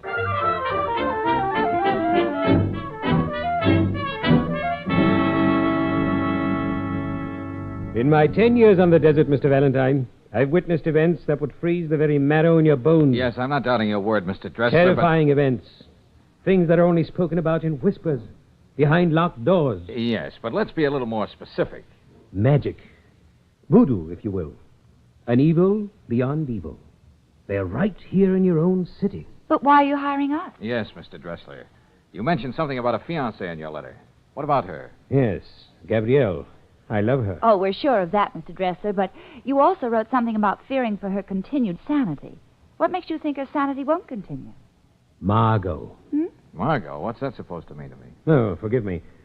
I was referring to Madame Margot. She claims she's a medium. I claim she's a purveyor of black magic. Well, now we're getting somewhere. You're trying to tell us Gabrielle, your fiancée, is somehow being influenced by this Madame Margot. Yes. How? Why, she's taking all her money away from her. Oh, how long has this been going on? Since Gabrielle's mother, Mrs. Turner, died. Oh, what happened? Mary Turner was cleaning her hunting rifle, and it went off. Very unfortunate. The sporting world lost a great devotee because of Mrs. Turner's accident. All right, what do you want us to do? Expose Madame Margot. That's what I want you to do. Expose her? Certainly. I've arranged for you to visit Madame Margot this very afternoon. Here, this is her card. And tonight, you shall attend a séance at the Turner Mansion. A séance? Oh, George, there's nothing I like better than an evening cavorting with the spirit world. Okay, Brooksy, we'll give it a whirl. I never saw a ghost yet who didn't scream when it was pinched.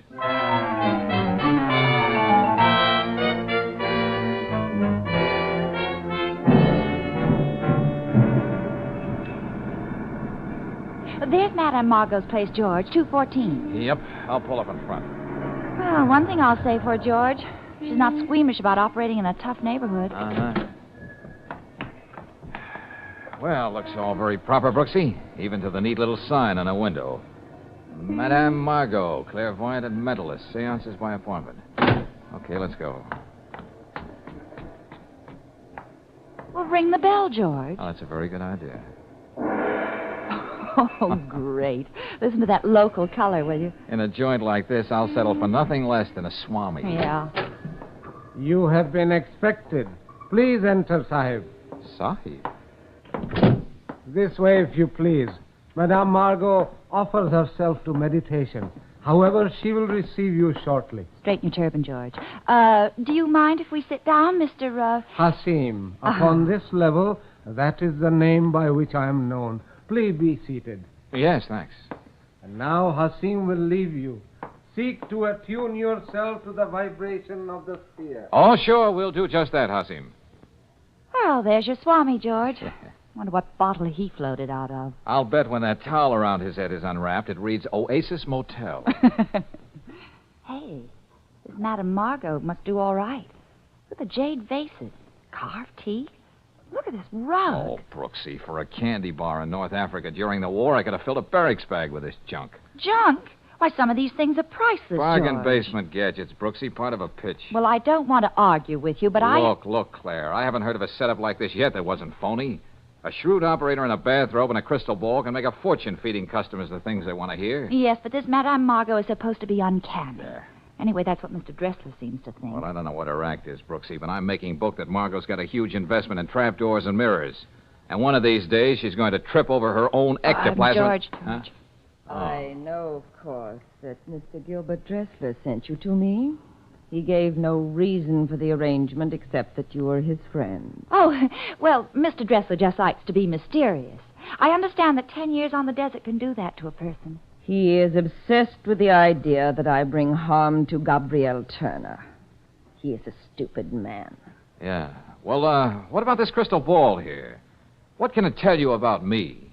Very well. Seek yourself in the past and the future. Margot will seek with you. Believe Margot, and the dimness in the crystal will be swept away and will become as a sudden burst of light, revealing all. See? Even now the shadow's clear. The image asserts itself. There has been violence and terror in your life. Well, I can't say you're wrong about that.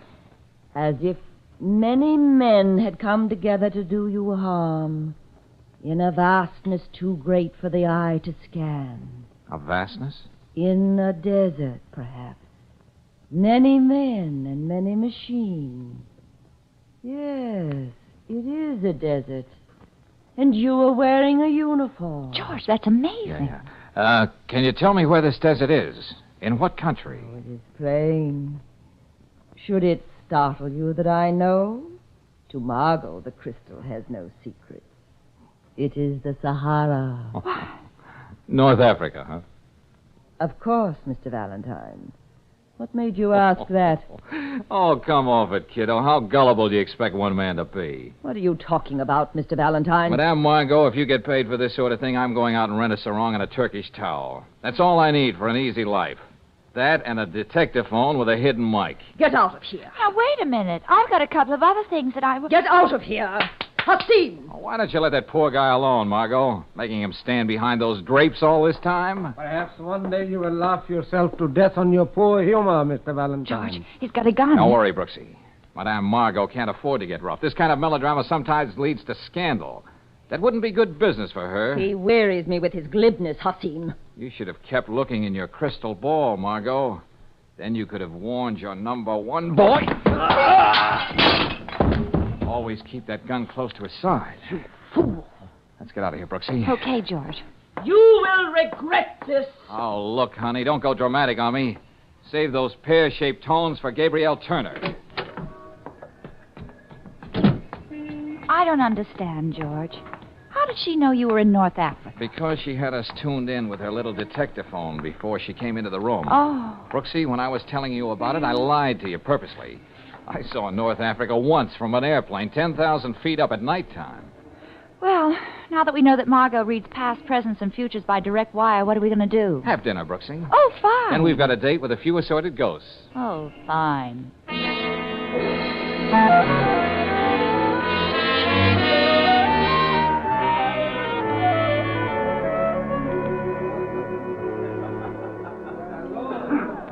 But how about the rest of these people here, Mr. Dressler? Are they friends of the family, too? A cult of vultures, Mr. Valentine. Parasites of the late Mattie Turner, whose interest in spiritualism is heightened by the free champagne served before every seance. Oh, Gabrielle. Gabrielle, my dear. This is Mr. Valentine. And Miss Brooks. How do you do? How do you do? I suppose you're welcome here, both of you. Even though you've come to sneer at us. Oh, I wouldn't put it that way, Gabrielle. We're just here to take a look. There have been scoffers before. Please understand that you've been invited only because Gilbert insisted upon it. Gabrielle? Oh, there you are. Have you explained to Gilbert's guests how stupid they are? Hey, where'd you get all your information, lady? I am Gabrielle's aunt, young lady, Vida Patterson. Oh. I happen to concern myself with the caliber of people with whom Gabrielle is forced to associate. What makes you think Miss Brooks is a bad influence, Miss Patterson? Oh, Gabrielle is emotionally high-strung. People like you, people from the outside, upset her. Ah, from the outside. My dear, the rest of the party is going into the sanctuary. Madame Margot is waiting. Oh, George, not again. Yep. Let's give the old gal another rumble.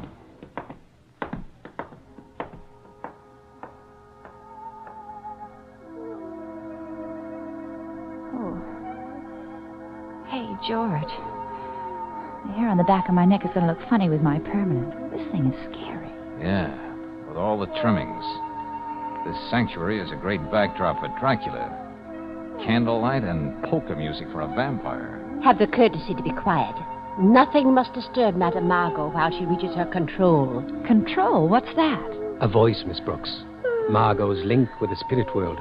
You'll see, it's very weird. The voice with which Margot speaks will not be her voice at all. Oh, Gilbert, why did you bring these people here? Hush, child, hush. There are alien presences here.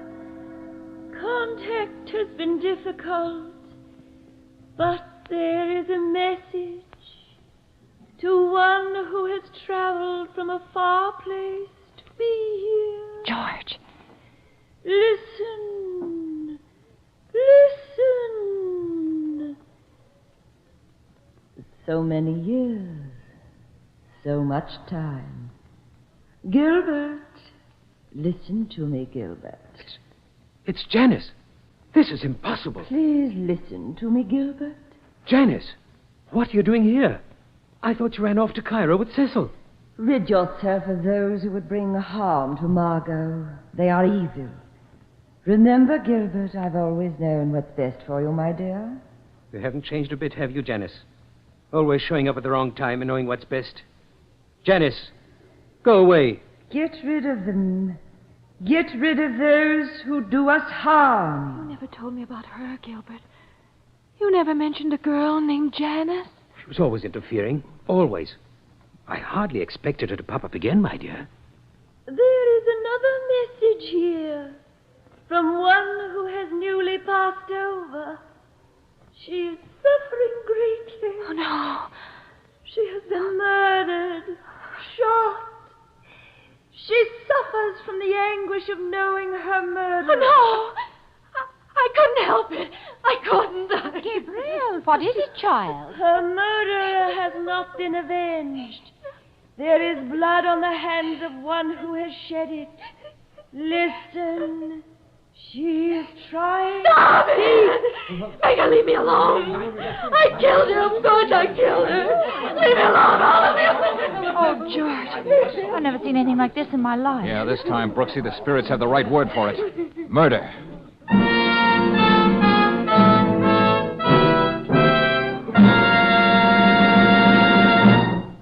We'll return to tonight's adventure of George Valentine in just a moment. Meanwhile, a word about problems, major and minor. You know, a ring that refuses to come off a finger may seem like a major problem, but usually a bit of soap and water does the trick. Stuck rings in an automobile engine would be something else again, and could be very costly, in fact. But today, compounded RPM motor oil keeps the danger of stuck piston rings at just about zero. Even more important, the added compounds in RPM put a stop to the biggest bugaboo of engine wear, internal rust. They also prevent crankcase foaming and stop the formation of gum and lacquer in your car's engine. And a cleaner engine system means extra life for your car. Add up all these advantages of RPM motor oil, and it's easy to see why motorists choose RPM 2-to-1 over any other motor oil in the West. Try this premium quality motor oil tomorrow. Get RPM at standard stations and independent Chevron gas stations where they say and mean, we'll take better care of your car.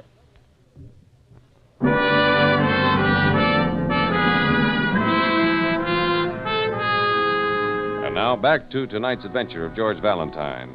Well, there's an old saying that murder will out, but when it comes pointing its finger from the spirit world, then George finds himself tangled in one of the strangest cases he's ever come across.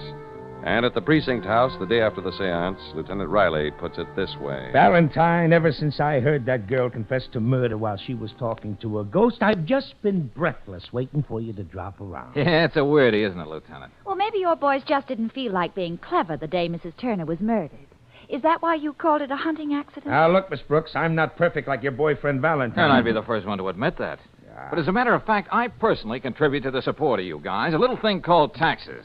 I'm just perfect enough to want a little action for my money. Valentine, 3 months ago, we were called in by Vida Patterson to investigate the death of her sister, Mattie Turner. We called it an accident because that's the way the setup looked. Because there wasn't any reason to call it murder. Well, whatever happened to that suspicious nature of yours, Lieutenant? Yeah. A prominent society woman is found dead, shot. A woman who surrounds herself with a house full of sponging friends. Don't you remember what your correspondence course says about a situation like that, Lieutenant? Look. When a person is found dead with her finger on the trigger, we consider the reports of ballistics, medical examiner, and a dozen other experts. Then we fumbling police arrive at certain conclusions. In the death of Mrs. Turner, that conclusion was accidental death. Hear, hear. Bravo, Lieutenant. But how could so many people fumble about the same thing? Yeah. Does that confession mean that Gabrielle is going to stand trial for murder, Lieutenant? Well, I doubt it. In that household of crazy people, she's the squirreliest of the lot. Unless her Aunt Mrs. Patterson isn't just a little bit ahead of her. Then Gabrielle will be committed to an institution. Yep. She's home now under the care of a physician and under police guard. She can't even remember confessing, much less how or why she killed anybody. Uh-huh. You wouldn't mind if Claire and I dropped in on the Turner family, would you, Lieutenant? Well, sure. Go ahead. You'll be in good company. But take my advice and hide when the wagon comes. Those young interns sometimes have trouble figuring who fits the straitjacket. Lieutenant, I secretly love all men who say nice things like that.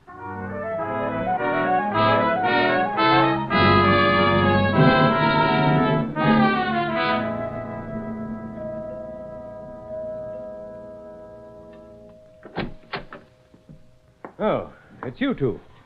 I was beginning to hope that I'd only hired you in a dream. Look, Gilbert, let's both get real grown up and face facts. You really did hire me, and we're both stuck. I'm not in the habit of paying people who bungle their jobs.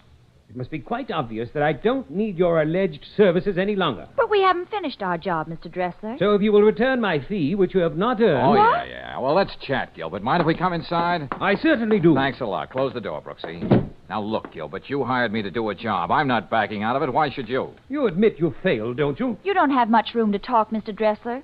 Who was that Janice you were talking to last night? Janice is dead. She died nearly 10 years ago. 10 years? Then how did she I dislike to say it, but even I am now convinced that Margot is not a fraud.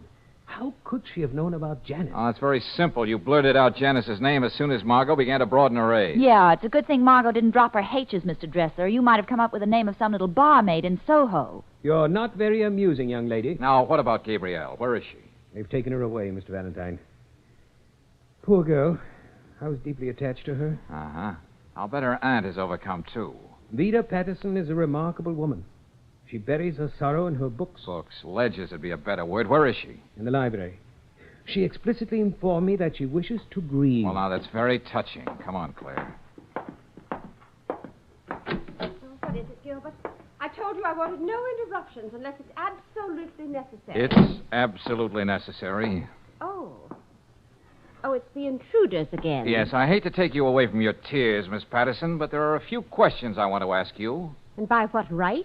You're not the police? Oh, this won't take long. Just a moment of your lonely time, and you can go right back to eating your heart out. What is it you want?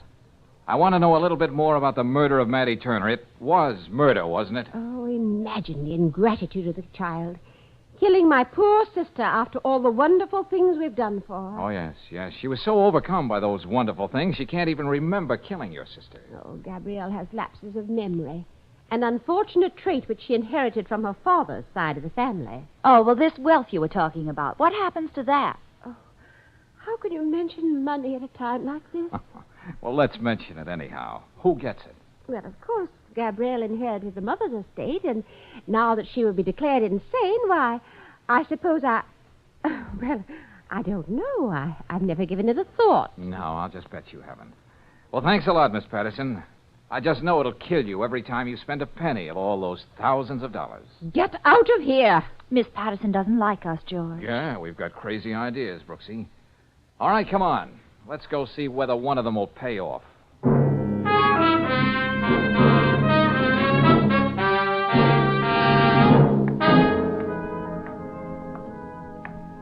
What makes people like that, George? If you're talking about the zanies who wander in and out of the Turner mansion, the answer is money. From here, that's the only way their act makes sense. Well, I don't want to crowd you with funnies, George, but there's Hasim again. Huh? Yeah, he's planted up ahead there. The corner of the house this time. How do you like that? See him in the shadow? Yeah. Let's find out what he's got on his mind. Still looks sinister, even in a pinstripe suit. Yeah. Well, Hasim, doing a little snooping on your own? You go to great lengths to involve yourself in difficulty, my rash friend. Brace yourself, Hasim. You're no friend of mine. Furthermore, you are in our way. Georgie's still got that gun. Watch it, Brooksy! All right, pick up the gun quick. Yeah, George. Here you are. Yeah, you shouldn't carry such things around after dark, Hasim. And so it doesn't accidentally go off and hurt somebody, I'll just take out the clip. And the extra bullet in the chamber. You will be sorry you did this. There you are. Take your plaything. I'll keep the bullets. Now, why did Madame Margot send you here? I know nothing. You're so right. Okay, take off, Nature Boy. Beat it. I'm tired of playing patty cake with people out of storybooks. You know what? It adds up, Claire. It really does. It does? Huh? Brooksy, I want you to get down to headquarters as soon as possible. Tell Lieutenant Riley to get that whole crew together, all those pixies who were at the seance last night. Including the spirits, George? Including Gabrielle Turner. Tell the lieutenant to bring them all back to the sanctuary. But why? If there really was a murder, Brooksy, I won't be able to live with myself until I find out the reason for it. Right now, I've got a date with a crystal ball. And maybe I'll get a preview.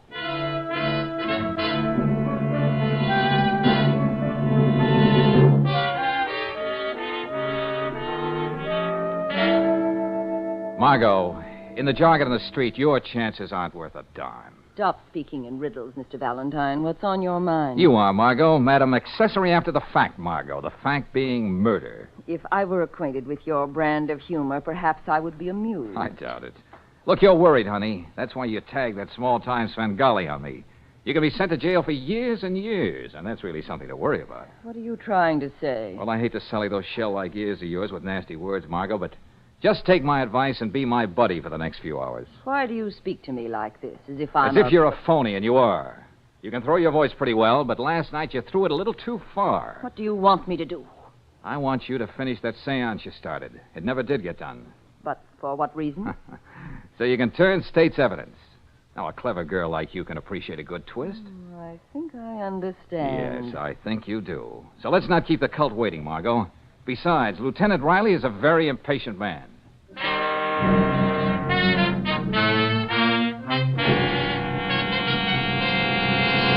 Valentine, if you can figure out how this girl murdered Mattie Turner by asking Mattie Turner how she did it, I'm going to turn in my badge, buy a turban and a crystal ball, and apprehend criminals while I sit in my easy chair. Just stick around, Lieutenant. This Margot will give you a lesson you'll never forget.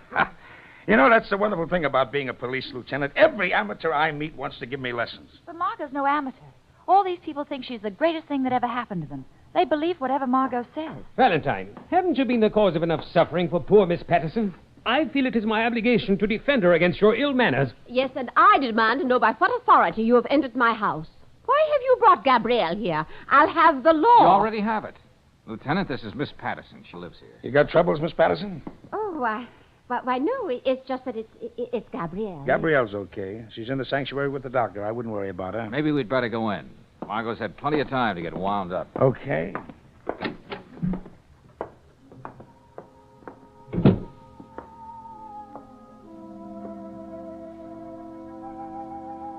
Hello, Gabrielle. How do you feel? I don't understand. This all happened before. Long ago. A very long time ago. Yes, now you're all right. Just take it easy. I really didn't mean to. I didn't hate my mother, you know. Just sit tight, Gabrielle. And whatever happens, don't say anything. You understand? Don't say anything. Of course. Of course, I understand. I killed her, but I didn't mean to. Tonight, for the last time, we seek to journey together into a strange land. A strange land where familiar faces and forgotten dreams dwell without perishing.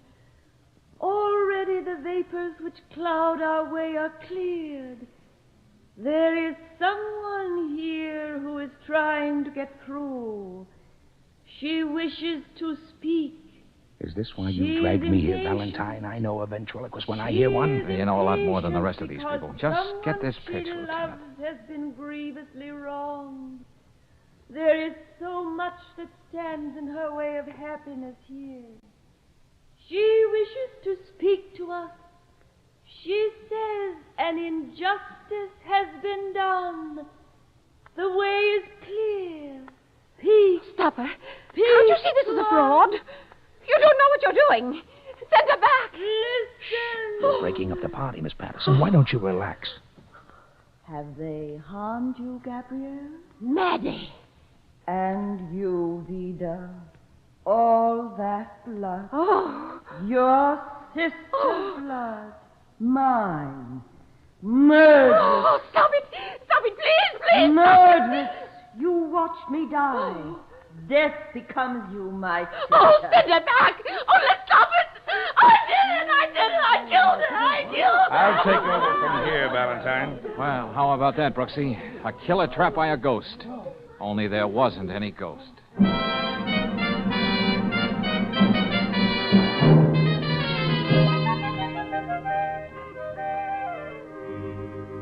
George, if I've got to say it, and I've got to say it, Huh? you're a genius. Oh, that's okay, Brooksy. You can say it.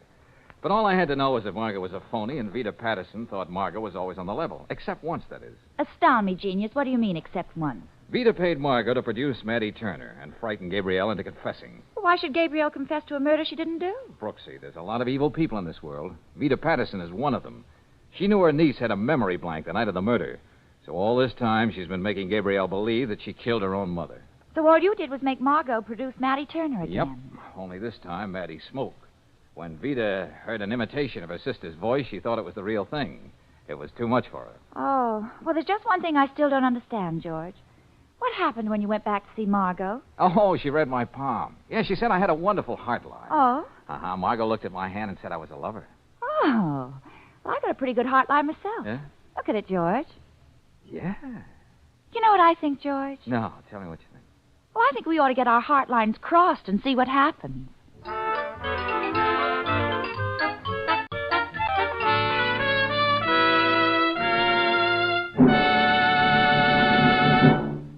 And now, a word of importance to motorists.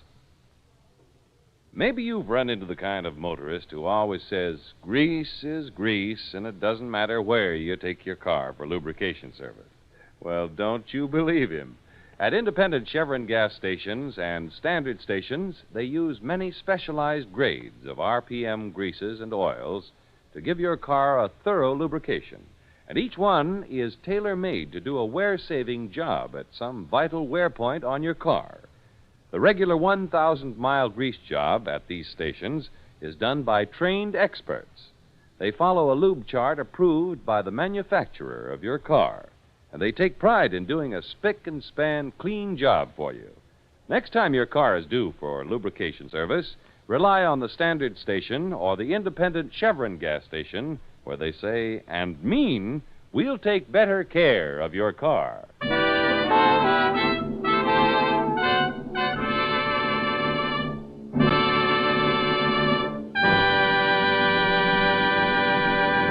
Next week, when you tune our way for another adventure of George Valentine, you'll hear... Hey, Brooksy, tell me something. Yes, George? How would you like to play Cigarette Girl at the Kit Kat Club tomorrow night? You mean in one of those fluffy short skirts and long black stockings? Yeah, the works. Yeah, but what are you talking about, George? We're going to stage a little drama, Brooksy, with a cast of two. A Carnation and Art Gary. And I have a hunch the Carnation will be the star of the show.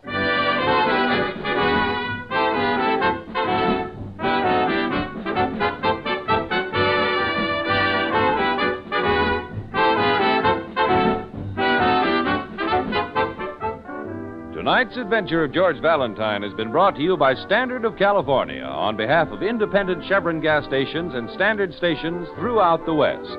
Let George Do It stars Robert Bailey as George with Frances Robinson as Claire. Wally Mayer appears as Lieutenant Riley. Tonight's story was written by Morton Fine and directed by Don Clark. Also heard in the cast were Don Morrison as Gilbert, Irene Tedrow as Margot, Sarah Selby as Vida, Gene Bates as Gabrielle, and Lal Chan Mehra as Hasim. The music is composed and conducted by Eddie Dunstetter. Your announcer, John Heaston. Listen again next week, same time, same station, to Let George Do It. This is the Mutual Don Lee Broadcasting System.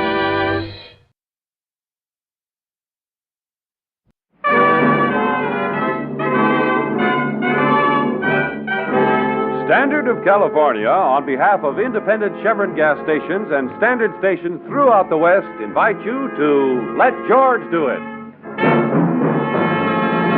Another adventure of George Valentine. Personal notice. Danger is my stock and trade. If it's something you can't handle and it must remain strictly confidential, you got a job for me, George Valentine. Write full details.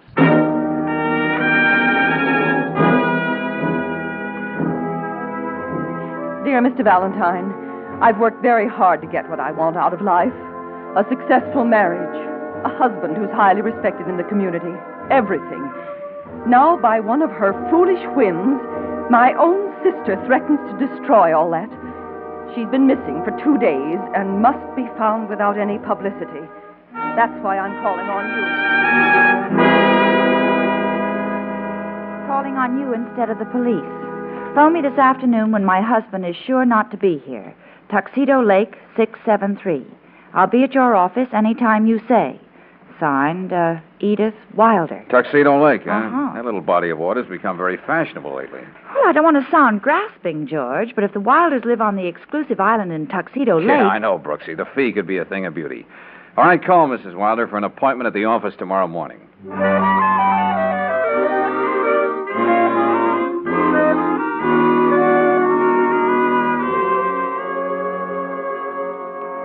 After thinking it over, Mr. Valentine, I decided to bring Angela's husband with me. Oh, Edith, you shouldn't have hired this man's services. Angela is free to do anything she chooses now. Leave this to me, Walter. This is my sister's husband, Mr. Philliston. Mr. Philliston? How do you do? My assistant, Miss Brooks. How do you do? How do you do? Do you mind if she takes some notes?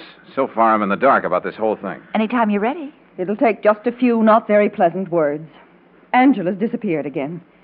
This time, there's every reason to believe it'll cause a scandal none of us will ever live down. Oh, Edith. Mrs. Wilder, just how old is your sister? Well, she's 2 years younger than I am, 42. You'll get all the information you need, and I'm sure you'll know just how to proceed. You may as well tell him the whole truth, Edith, as long as you've gone this far. Walter. Do you want me to put all this down, George? No, Brooksy. I think we'll get to the point right now. Look, Mrs. Wilder, what about the whole truth? Oh, I wanted to avoid that. You see, Mr. Valentine, I'm Angela's third husband. Take it down from here, Brooksy. Right, George. The third man she's married through a matrimonial agency. And now corresponding with another man before she's even divorced from Walter. Oh, I see. No matter what happens, this must never come out. You don't know how people are out at Tuxedo Lake. Even if my own husband found this house... When I put the word confidential in my ad, Mrs. Wilder, I meant it.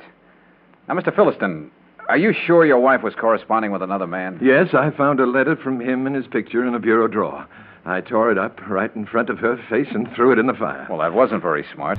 It might have helped you get a divorce without paying through the nose. Oh, I realize that now. What do you mean by that? Well, last Monday I had lunch with Angela. She said she'd settle for $20,000 in cash in our house on Tuxedo Island. And you mean you just shelled out $20,000 like that? Yes, that same afternoon.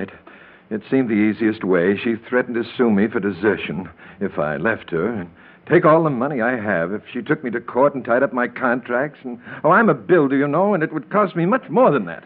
I just want you to bring Angela back here before she causes a scandal that will wreck all our lives. Mr. Philliston, would you recognize the man in that picture if you ever saw him? I can't be sure. I suppose so. I was so upset I don't even remember the name if there was one. George, don't you think we ought to get the name of that marriage club? I ought to know that.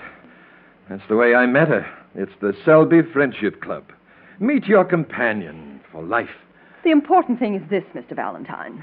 Walter is staying with me and my husband on the island. So far, we only told Richard that Angela is off visiting some friends. It must remain that way. Okay, I'll do my best. You'd better give me the keys to your place, Philliston. Maybe I can pick up a lead there. Here you are. That's that. When a woman is just over 40, you're well over 60. This is no time for you to feel sorry for yourself, Walter. Here you are, Brooksy. Take these keys. I'll meet you on the landing at Tuxedo Lake in a couple of hours. Then we'll go over to Mr. Philliston's house. Okay, George. Well, what are you going to do, Mr. Valentine? Pay a visit to the Selby Friendship Club. See what I can find out about Angela's unknown suitor.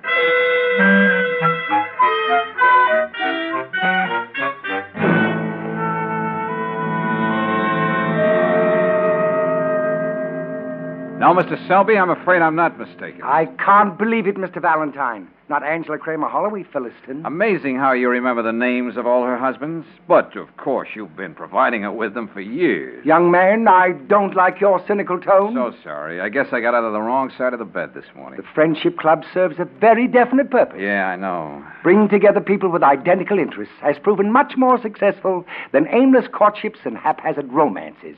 Our motto is meet your companion for life. Such as Mrs. Angela Kramer Holloway Philliston. Of course, there are exceptions. All right, but... let's skip the spiel, Cupid. It stands to reason that if Angela got the romantic urge again, she'd patronize the Friendship Club, which gave us such excellent service in the past. Well, I'm sorry to disappoint you, sir. I know of no correspondence between Mrs. Philliston and any of my clients. You sure about that? In fact, Mr. Valentine, I tore up Angela's card in our files. After a year, I assume she was blissfully united with that nice elderly Mr. Philliston. Well, don't get a nervous breakdown, friend. You can always type another card. Now, look, you put out a bulletin, don't you, listing the different eager beavers bent on matrimony? Yes, indeed, once every month. Well, if I could get a hold of your latest bulletin, maybe Mr. Philliston could spot the man he saw in that letter.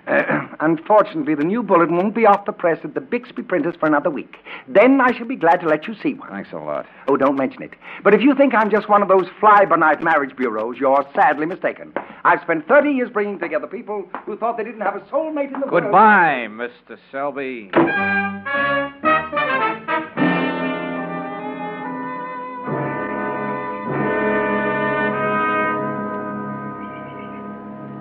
Well, George, looks as though this trip to Philliston's house wasn't worth the boat ride across the lake. Yeah, Angel. Everything neat as a pin inside there. Not a sign of violence anywhere. Well, we don't have much to work on, do we? Well, I thought I could get something out of Selby. That was a complete washout. Well, George, Yeah, Brooksy? may I say something? I mean, as a woman. I wouldn't have you say it any other way. Oh. Well, did you notice Mrs. Philliston's closets? Like any other woman's, why?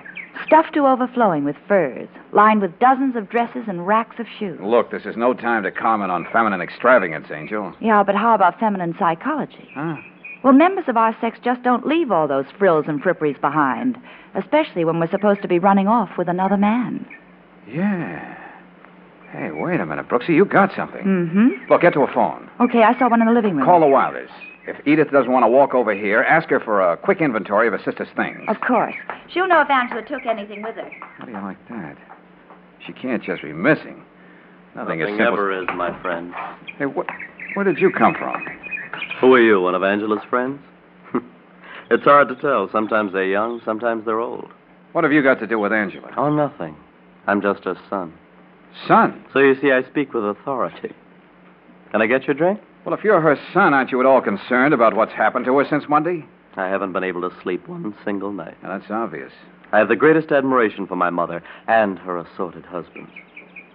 I'm Bud Kramer. I spring from Mama's #1 marriage club bargain. Are you going to be the fourth, Papa? The name's Valentine. I'm here to see if I can find your mother. Get out. Hey, now, wait a minute. I said get out. If you never find her, it'll be the best break I ever got. This house will belong to me, and I'll come into some money. If you don't stop sticking your chin in my face, son, I'm going to have to do something about it. Oh, it's fine to have a mother you can respect. You know, you can always help her with her letters when she decides it's time for another husband. Well, didn't you hear me? Get out of here! Let's not be a problem, huh? Let go of my arm. You'd better go upstairs and go to bed. You've had a busy night, and you've been getting around today, too. Go on, sleep it off. Yeah, I'll do that. I'll sing myself to sleep with Brahms' lullaby. Or maybe I'll make it Mother McCree. Be sure to find my mother, will it? Tell her how much a little boy needs her. George, who was that?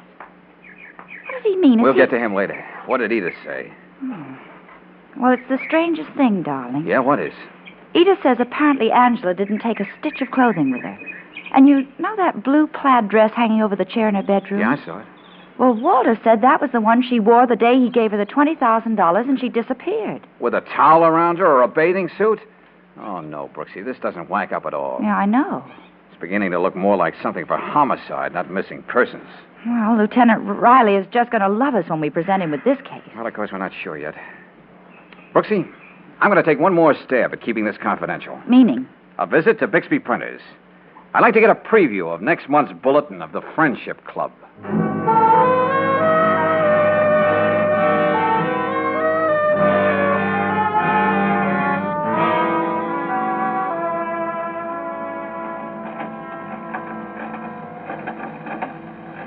I know Selby's bulletin hasn't come out yet, Mr. Bixby, but could I take a look at the advance proofs? Well, I suppose I could do that for you. They're right over here. Oh, we'll have them back in the morning. We just want someone to take a look at them. I take it, Mr. Valentine, you're from the police. Well, let's just say I'm working with the police. Well, okay, just so long I don't lose any time on the job. Yeah, they're right here in this file. I just had them out a couple hours ago.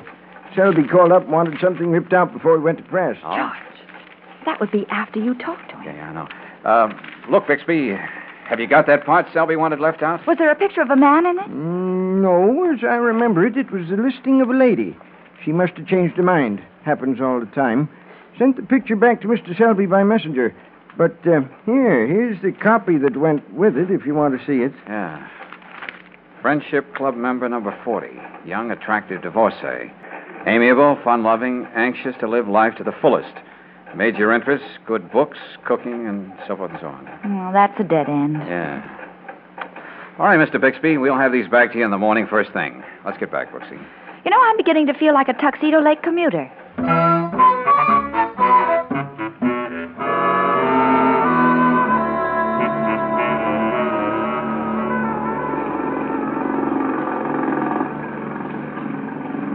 It's all very well to be exclusive, George, but I'd hate to make this trip to the island every time I came home late. Yeah, it is kind of dark, Angel. But that green light way up ahead, that's the Philistine dock. Say, what happens if Mr. Philistine doesn't recognize any of these Romeos in the bulletin as Angela's boyfriend? Well, suspecting what we do, Brooksy, we'll just have to dump the case in Lieutenant Riley's lap tomorrow morning. We won't be giving him much to work on, except our suspicions. And the fact that when a woman walks around with $20,000 in cash, she just naturally... Hey, Brooksy, that motorboat coming toward us. Well, they can see us. They've got their searchlight right on us. Well, I can't see a thing with that glare. Turn, George, turn. They're coming right at us. I'm trying. What's the matter with you, you fool? Can't you see it? Brooksy!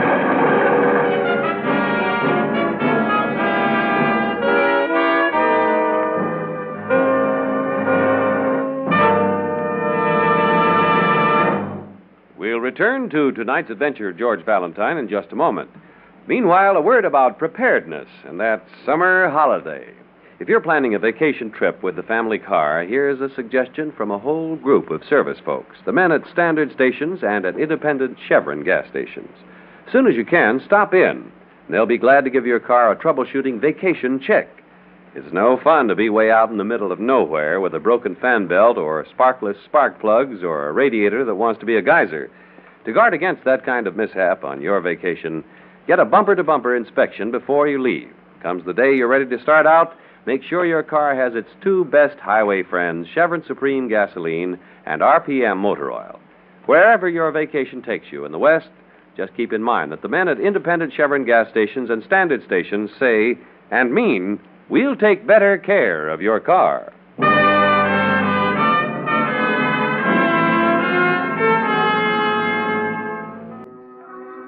And now back to tonight's adventure of George Valentine. A small outboard motorboat heading toward the island in Tuxedo Lake. Suddenly, out of the darkness roars a powerful motorboat, its searchlight blinding George and Claire.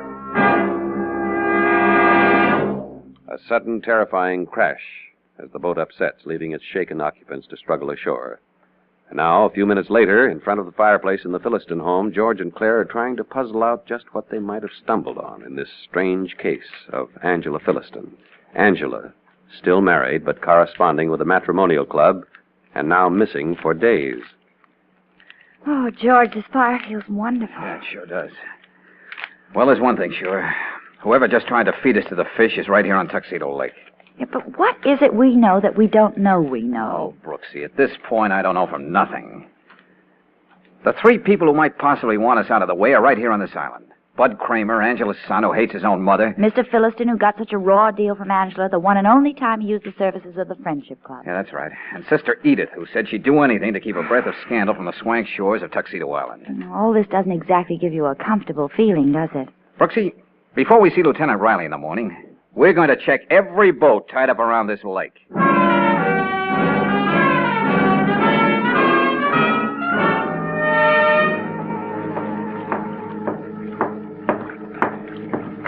George, where you going? Hey, come here, Brooksy. George, the Philliston boat. Yeah, the Angela. Tied up right here in front of the house, as innocent as you please. And look at this big dent right here on her nose. All the paint scraped off. Well, it looks more and more like it has to be one of those three. Yeah. Hey, What the? there's somebody out there in the lake, George. Oh, what a night. Just hope whoever was using this boat tonight left the keys in it.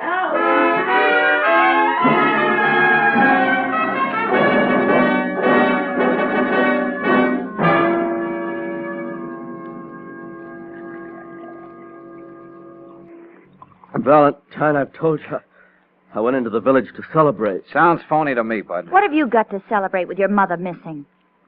Well, that's what I was celebrating. Let's skip that routine. I was feeling pretty good, so I thought I'd swim across the lake. Clothes and all? Seemed like a good idea at the time. Suddenly I had to prove to myself that I was a reasonable facsimile of a man. Yeah. Guess I'm not in very good shape. How about this version, Bud? You tied up the Angela after you plowed into us. And you were swimming away from the island toward the shore. Then you'd be in the clear. I don't know what you two are talking about. We'll see about that later. Now, you go upstairs to your room and stay there. Look, you can't order me around. I said go to your room. Yeah, go to your room, buddy. When I was a kid, whenever I was in the way, Angela would say, go to your room, buddy. My adoring mother. Fun-loving. Anxious to live life to the fullest. Oh, where's my wondering mother tonight? I can't help feeling sorry for that boy, George. To tell you the truth, I wasn't listening to him very hard. What? These red flagstones in front of the fireplace. Yeah, what about them? Red stains on red flagstones wouldn't show up very clearly ordinarily, but the light of the fire brings them out. Huh? Look at them, Brooksy. Is that blood? Could be. This might be the sign of violence we didn't find when we went over this place before. Well, if you're right, Lieutenant Riley will certainly have something to work on when we come back here in the morning. And if I'm right, Brooksy, it means Angela Philliston was murdered.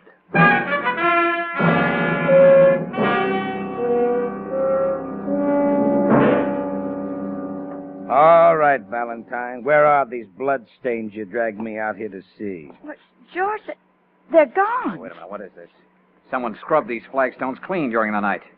You don't say. Oh, what a mental midget I turned out to be. I should have stayed right here while you went back to town, Brooksy. But how could anybody know what we found? Oh, well, at least I'm bright enough to know the answer to that one. Somebody knew every move we made last night. Ah! Stop sounding like a bee picture. Next you'll be talking about trap doors and hidden passages. Oh, that's not fair, Lieutenant I Riley. get dragged out of bed. I bring the best men in the department out here with me. They dredge the lake, and all they're coming up with is some undernourished trout. All right, Riley. Give me a chance to think, will you? Hayes here. Look at him. One of the best men in our lab, crawling around on his knees like a charwoman, looking for something that isn't here. I'll be through here in a minute, Lieutenant. Oh, I can't thank you enough for that bracing, invigorating trip across the lake, Valentine, but I've got better things to do with my time! Lieutenant, somebody tried to run us down on the lake last night, and he was using Philliston's boat. Yeah. Lieutenant. Yeah, what is it, Hayes? These red particles between the cracks in the floor here. They might mean something. All right, be careful with those, Hayes. Very careful. Got them in this bottle. You want to initial the label, Lieutenant, in case we ever need it for evidence? Yeah, sure. But just remember this, Valentine. If this proves to be ketchup from a weenie roast they had in this fireplace, I'll... So help me, I'll do it! What do you say we wait and see, Lieutenant? It may not be ketchup at all. Just barbecue sauce. The kind that's too hot to handle.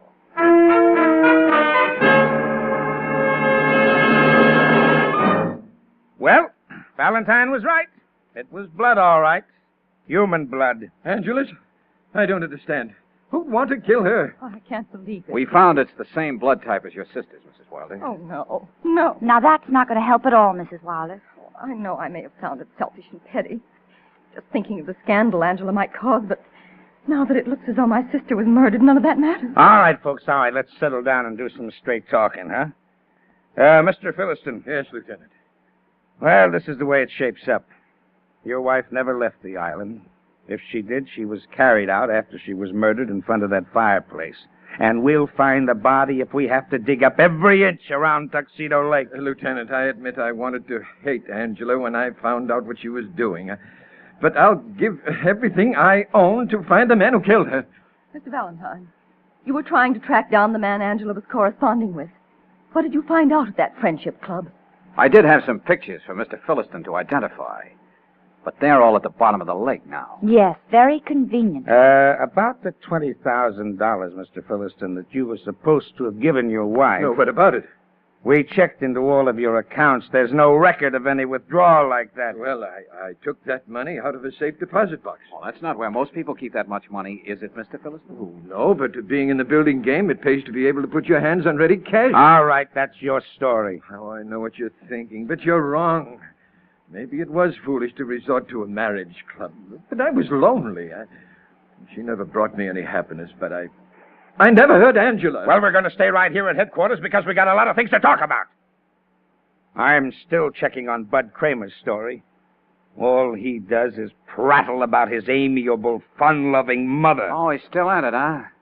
Look, Brooksy. Yes, George. You stick right here. Lieutenant, you don't mind if I duck out for a few minutes, do you? Oh, I won't waste time asking you why. Oh, but I'll tell you.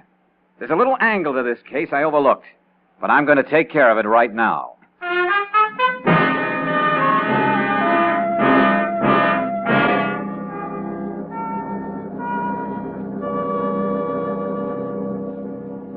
Come on, Selby, give. You were holding out on me before, weren't you? Well, I answered all of your questions to the best of my knowledge. You mean you just told me as much as you thought I should know. But now you got to open up, Selby. This is a murder case, and the police are in on it. Oh, dear. Well, come on, give. All right. You understand, I had to think of my business, what it might sound like if Angela's disappearance ever got into the papers. You know Never mind that, Cupid. Get to the point. Yes, of course.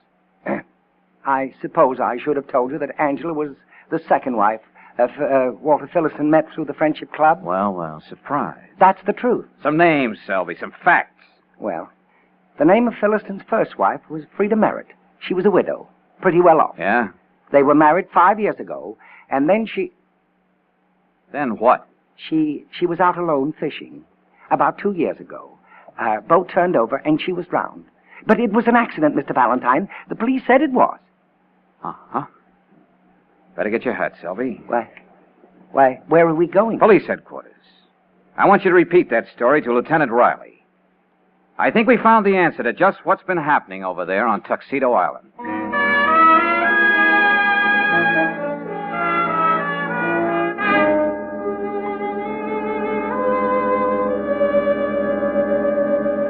Well, thanks, Mr. Selby. Now, what about this, Philistine? I suppose I should have known this would have come out anyway. Why didn't you tell us before that you got your first wife through Selby's Friendship Club? Yes, you made us believe you were just a lonely man. And that was the first time you ever did anything like that. Does any man ever want to admit that he was played for a fool twice? What's that supposed to mean? Frida and I weren't too happy after a while. And she died. Well, believe me, we're going to check into that accident, and much more thoroughly this time, now that we know what we're looking for. That was an accident. And what about Angela? Oh, I don't know what happened to Angela after I gave her the $20,000. Of which we find no record. I'm sorry, Mr. Philistine, but I had to tell them what I knew. Oh, leave me alone. Oh, I do hope there'll be as little mention of the Friendship Club as possible in this affair. Is that all you've got to worry about, Mr. Selby? Of course, Miss Brooks. I've spent years and years building up this... Okay, Selby, okay. You can beat it now. We'll call you when we need you. Yes, Lieutenant. Of course. Just a minute, Lieutenant. Huh? Is it your usual practice to let a murderer walk out of your office? What are you talking about? You mean Selby? What kind of a joke is this supposed to be? I told you all I knew. Let me in on this, Valentine. Me too. I'd certainly like to know what you're talking about. You had me on the hook for a long time, Selby, until I started remembering a few things. Lieutenant, he doesn't know what he's saying. Well, suppose we listen anyway. And stop squirming, Mr. Lonely Hearts. You can't talk your way out of this. It's there in black and white. Please, Mr. Valentine, tell us what you know. When I first walked into your office, Selby, you said you thought Mrs. Philistine was happily married. Well, yes. You said you even took a card out of the file and tore it up. That's right. But then why did you have her name listed in your new bulletin as a likely marriage prospect? That's a lie. Friendship Club member number 40, young, attractive divorcee, amiable, fun-loving, anxious to live life to the fullest. Of course. That was a description of Angela. We never thought of it because we were looking for a man. Those are the same words her son keeps repeating like a drunken parrot. Words he could never forget, because they were the ones Angela always used when she was looking for a new husband. That's the same way she described herself in the ad I answered. Lieutenant, you don't Save believe... it, Cupid.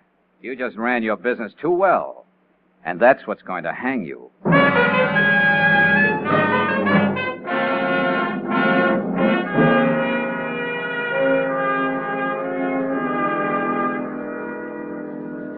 George, I still don't understand what reason Selby had for killing Angela. Because Cupid got double-crossed, Angel.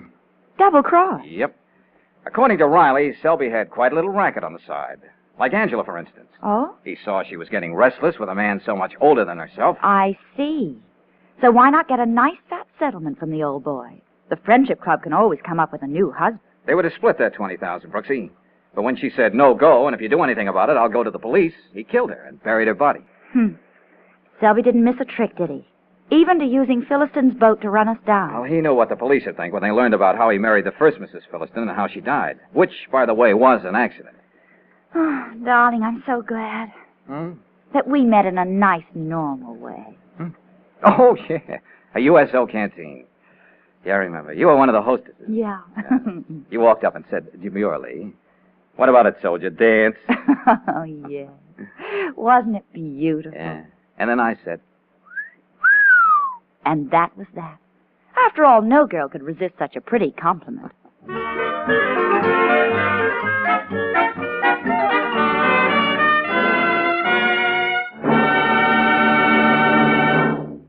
It's after 8 o'clock, and every minute counts. Mary's going to lead the promenade at the senior ball, if she ever gets there. Right now, she's with Roger in his car, and there's a big silence. Roger choked the engine and flooded the carburetor. Too bad. He should have used Chevron Supreme gasoline in his car. Special blending agents in this premium quality gasoline assure instant starts, speedy warm-up, powerful getaway in heavy traffic driving, fast starts, and all the power your car can handle wherever you're driving in the West. That's because Chevron Supreme is scientifically tailored to each different climate and altitude zone. Whether you're driving a new car or one that's many years old, you'll like the new Get Up and Go that Chevron Supreme gives your car. Ask for it tomorrow at any standard station or independent Chevron gas station where they say and mean, we'll take better care of your car.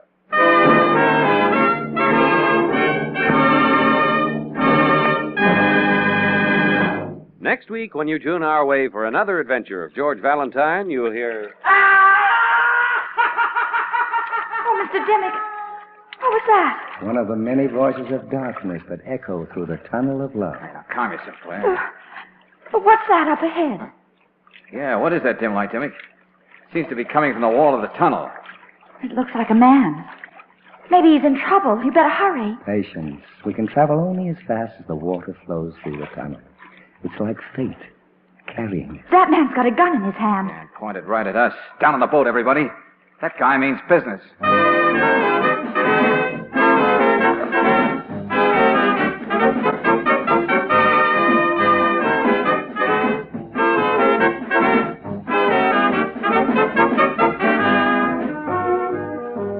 Tonight's adventure of George Valentine has been brought to you by Standard of California on behalf of independent Chevron gas stations and standard stations throughout the West. Let George Do It stars Robert Bailey as George with Frances Robinson as Claire. Wally Mayer appears as Lieutenant Riley. Tonight's story was written by David Victor and Herbert Little Jr. and directed by Don Clark. Also heard in the cast were Irene Tedrow as Edith, Paul McVeigh as Walter, Jack Edwards as Bud, Joe Forte as Selby, and Stanley Farrar as Bixby.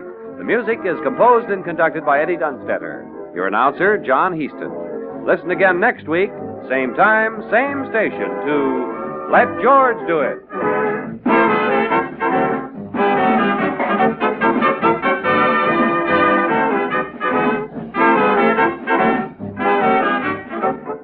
This is the Mutual Don Lee Broadcasting System.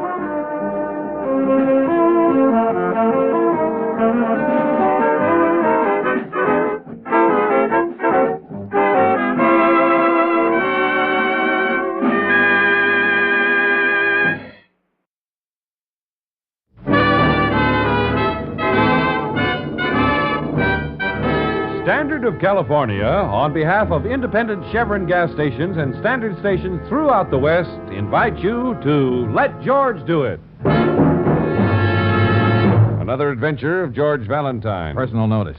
Danger is my stock and trade. If it's too hot for you to handle and far off the beaten track, you got a job for me, George Valentine. Write full details.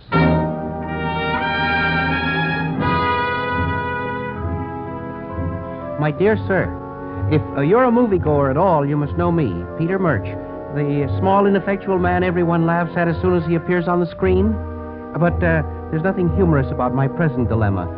After 30 years, I'm to be starred in my next picture. But unless you can help me, I'll have to say no to this dream of a lifetime. This is hard to explain in so many words. But if you'll meet me at the Farm Food Vegetarian Restaurant at 1 o'clock today, I'll explain everything. Signed, urgently, Peter Murch. Oh, sure, Brooksy. You know, that gnome-like character from the movies? Oh, Casper Milquetoast himself. That's the guy. The henpecked little man who puts galoshes over his rubbers when it rains. George Valentine, maker of stars. Hey, I wonder how I fit into this picture. Well, I can't wait to find out. Well, then, on to Mr. Murch. Oh, but just one thing, George. Yeah, what's that, Angel? Well, if we have to have lunch at a vegetarian restaurant, could we stop off for a hamburger first?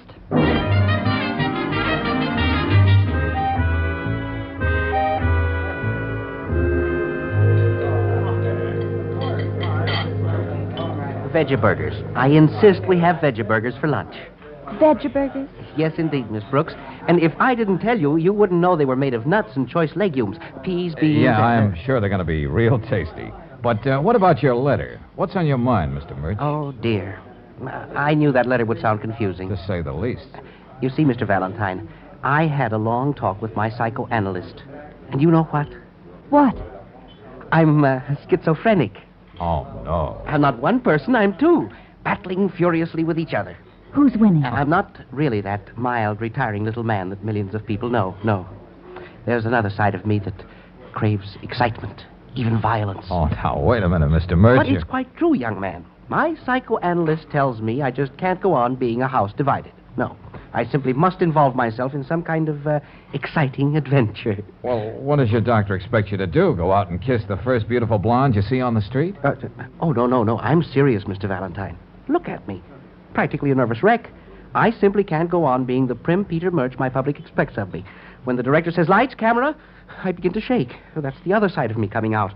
Oh, that's bad. Yes, I break into a cold sweat. I feel like screaming right out there in front of everybody. Well, maybe all you need is a good scream. No, it isn't that simple.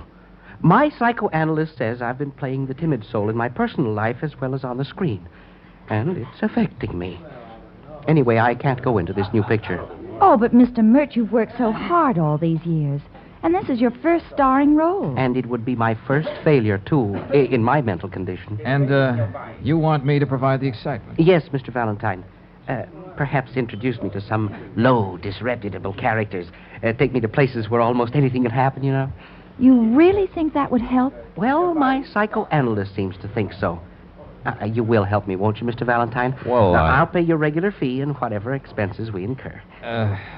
Well, okay, it's a deal. We'll see what forms of mild excitement we can find for you. Oh, thank you, Mr. Valentine. I'll be grateful to you as long as I live. Can we start now? Oh, hey, wait a minute. I have to make some plans. What about 8 o'clock tonight? You see, I usually don't go out hunting excitement, Mr. Murch. As a rule, it just happens.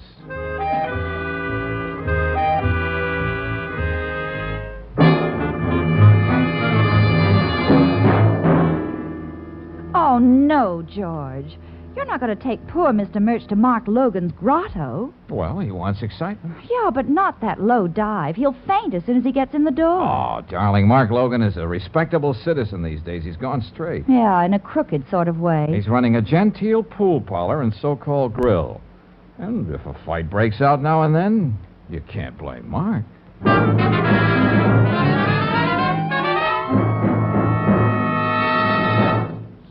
Try and hit me with a pool cue, are you? You had it coming. I seen you move that number 7 ball when you thought I wasn't looking. Why you... Oh, Mr. Valentine. Oh, my goodness. This'll show you. Well, here you are, Mr. Murch. Life on the raw. Oh, my, this is exciting. 3rd brawl in 1 hour. Just what the doctor ordered. Okay, let that mug get up or beat his brains in. Oh, yeah, I'll tell you apart. Come on now, you two lugs. Break it up and get back to your game. I'm running a respectable joint here. Not yet, Logan. Not before I split his skull with his chair. Oh, my goodness. Oh, another inch, Mr. Murch, and that chair would have parted your head. Yeah, and permanently. Okay, beat it, both of you. Finish it out in the alley. All right, Logan, it won't take me long. I'll make it look like a pound of hamburger, brother. You gotta excuse him, Mr. Valentine. The boys get kind of playful once in a while. Oh, sure, Mr. Logan. And you lose more pool cues that way. Oh, Mr. Murch, we'd better get out of here before things really get rough. Oh, I wouldn't think of it for a moment. I'm just beginning to feel better. Oh. Mr. Murch. Yes, Mr. Valentine. Here's a nickel. Well, thank you. Why don't you get something on the jukebox over there? I want to talk to Mr. Logan a minute. Oh, this is so exciting. Evening I've been waiting. Don't pay no attention to them numbers, Mr. Murch. Wherever you put your nickel, all you get is Mother McCree. That's my favorite. George, I'm afraid we've underestimated our timid soul. He can't get enough. Yeah, and you certainly did your best, Logan. Yeah, which brings up a point, Mr. Valentine. I don't want to be mercenary or nothing like that. Yeah? But there's a question of money. Joe and Alex just now almost killed themselves. There's them other 2 fights we framed up. Okay, Logan. Hey, this ought to take care of the boys. Yeah, thanks.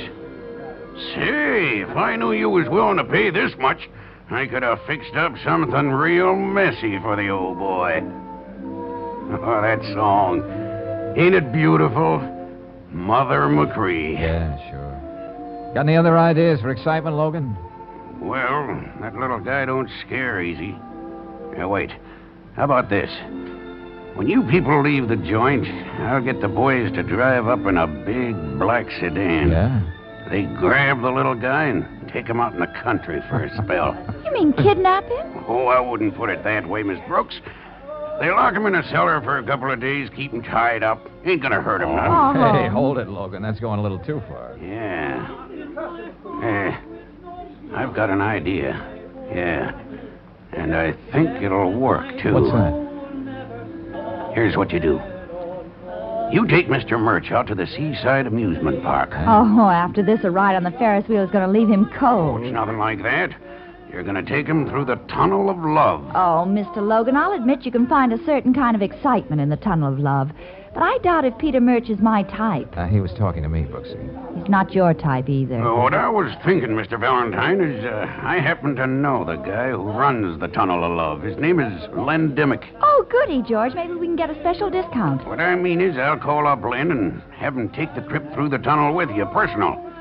He's one of them practical jokers, so he'll play along with the gag. Now, dream up a couple of stunts. Leave it to Len to find a way to scare the pants off you, Mr. Murch. Well, it's worth a try, Logan, and the night's getting shorter. I gotta earn my fee. If you want to get out of that amusement park quick, better take Walton Boulevard. They're tearing up Grayson Avenue. Okay, thanks a lot, Logan. Oh, Mr. Murch, Yes, Mr. Valentine? if you can drag yourself away from Mother McCree, we'd like you to join us in a blood-curdling journey through the Tunnel of Love. Oh, just think of it. The three of us, alone, together. This should be real exciting.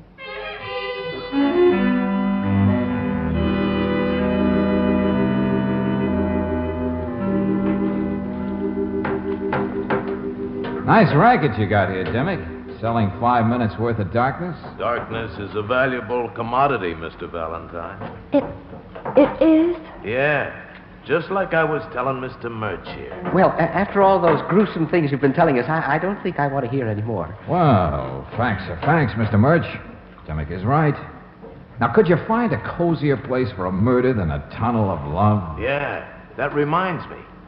I remember a happy couple who took a ride through here just for a little innocent smooching. And then... Yes? Suddenly, death struck. A silent, cruel blow. I wish we had some light in here. What? In the tunnel of love? Oh, yeah, I remember that, Dimmick. It was an unsolved crime, wasn't it? Often wondered how the poor man was killed, and how the young lady felt when she heard him scream. Here, in the darkness.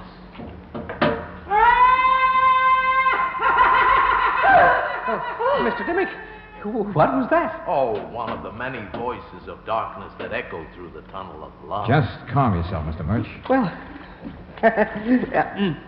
I wasn't really frightened at all, Mr. Valentine. You're a brave man, Mr. Murch. Nobody knows what the next step into the darkness may lead to. Nobody knows... Mr. Dimmick! I think our friend missed his profession. He should have been an actor. Mr. Valentine, Mr. Dimmick, I think he's fainted. Huh? Fainted? And his hair, I think it's blood. Oh, what are you talking about? Wait. My head. Let me get to it. George, he's not doing it. I'll light a match. Look at him. We've got to get him out of here, get him to a hospital. Here, in my... He's trying to say something to you, Mr. Valentine. What is it, Dimmick? What is it? What are you trying to say? In my pocket. Oh. Transfer. Yeah. Take it. Bus. Transfer. Hold on. Huh? We'll get a doctor, Mr. Dimmick. He'll take care of you. Here, strike another match, will you, Mr. Murch? Yes. I don't think Dimmick has much use for a doctor now, Brooksy. George. But, Mr. Valentine, this can't be true. Why, the things like this simply don't happen. I'm afraid this is an exception to the rule, Mr. Murch. Dimmick's been murdered.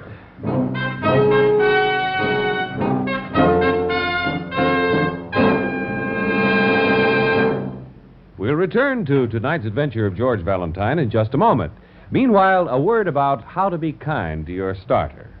It's often the little things that make your day a good one or a rough one. The simple business of starting your car, for example.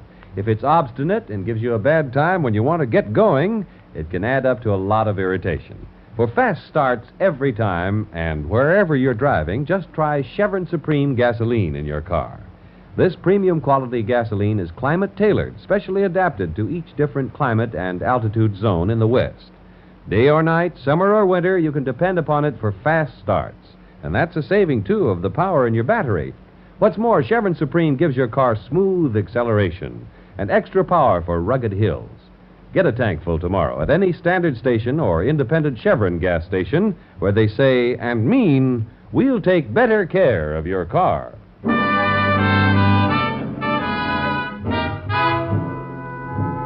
And now, back to tonight's adventure of George Valentine.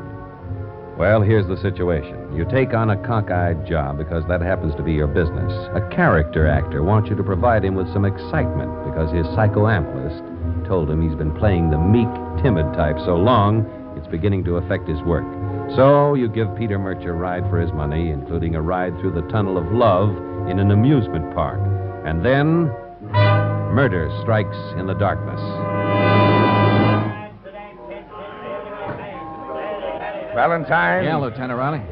Usually people manage to get killed in bed, in their home, or on the street. But Dimmick gets murdered in his own tunnel of love. And you're right there with him. Oh, I know it sounds fantastic, Lieutenant. But believe me, we were just trying to introduce a little excitement into Mr. Murch's life. That's right. It was all very innocent. Oh, well, how was George to know anything like this would happen? Miss Brooks, I'm just a public servant. I get paid a reasonable sum each month to maintain law and order. And I don't like it when somebody gets paid to promote pool room brawls and instigate other forms of public disturbance. All right, stop quoting the police manual, Lieutenant. Whatever happened here tonight would have happened whether I was in on this deal or not. It's just that my psychoanalyst said... Mr. Murch, why don't you go somewhere and have a nice, quiet, nervous breakdown? Oh, my When I'm through here, I'll come and join you. Murder in the tunnel of love. Oh, Lieutenant. Yes, Brennan? The doc just got through with Dimmick. Skull fracture. Blunt instrument. All right, I'll be right there. Tell the boys to get some lights set up in that tunnel. We're going to go over it inch by inch. Yes, sir. Now, Valentine, I suppose you're going to go home to your nice warm bed. Oh, well, I'll be glad to stick around, give you a hand. No, thanks. I've got enough trouble. But I want to see you the first thing in the morning in my office. Sure. And you too, Miss Brooks. Yes, sir. And Mr. Murch. Yes? It might give you a little extra excitement to see the inside of a police station. So be there at 9 sharp. But looks like we're not wanted around here, so come on, Mr. Murch.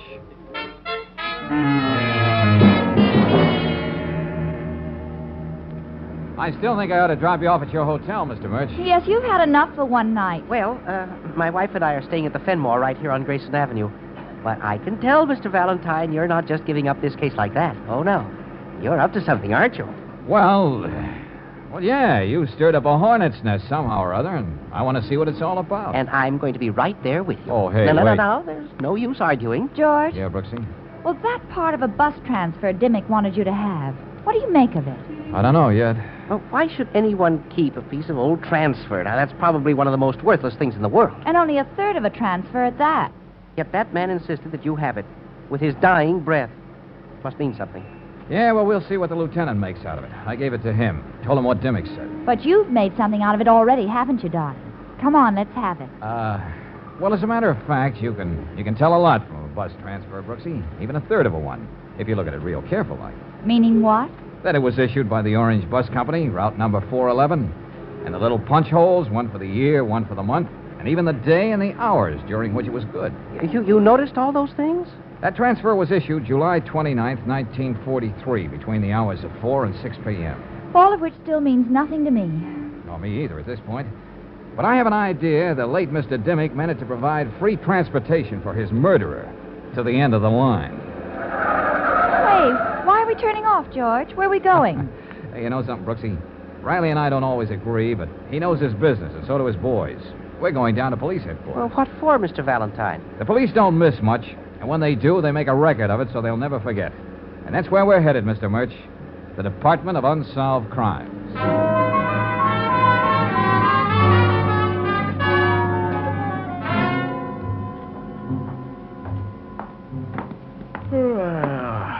Oh, it's you, Valentine. Yeah, and this time I brought you a container of coffee, Dawson. Thought you'd need it. The sleepier we can get down in this department, the better we like it.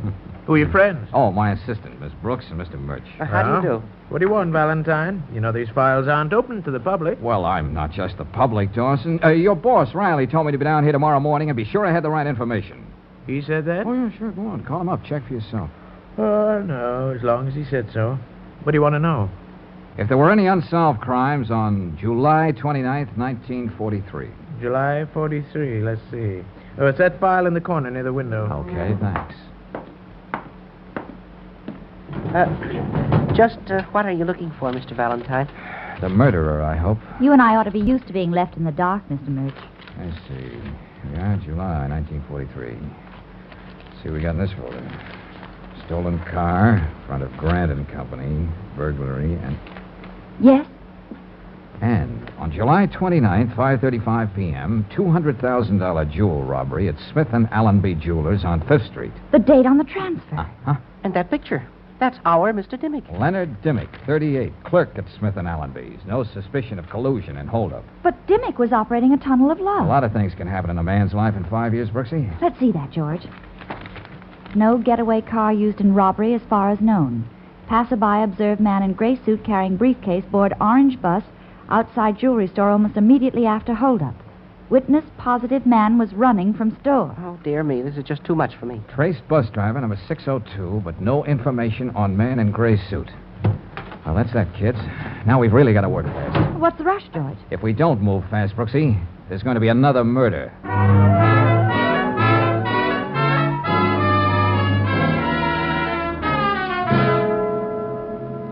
Mr. Valentine, as I told you, this is the busiest time of the day for us here at the depot. You know, getting the buses out on schedule. Yeah, I understand, Mr. Eldridge. But look, this is very important. Who was your bus driver, number 602, on July 29th, 1943? Oh, very well. If you can't wait, I'll look it up for you.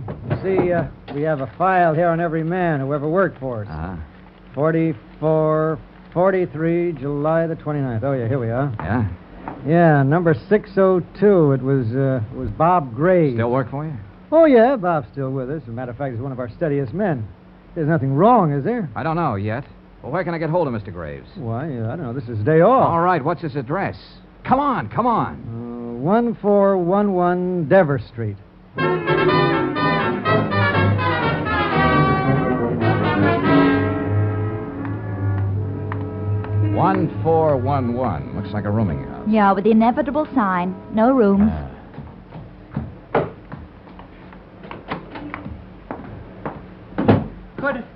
Could you take these steps a little slower, please? Oh, Mr. Murch, I almost forgot about you. Well, I'm not just as young as I used to be. Who is? But right now, I'm interested in seeing that someone else has a chance to grow a little older. Wait a minute, George. There's a name here under this bell. What does it say?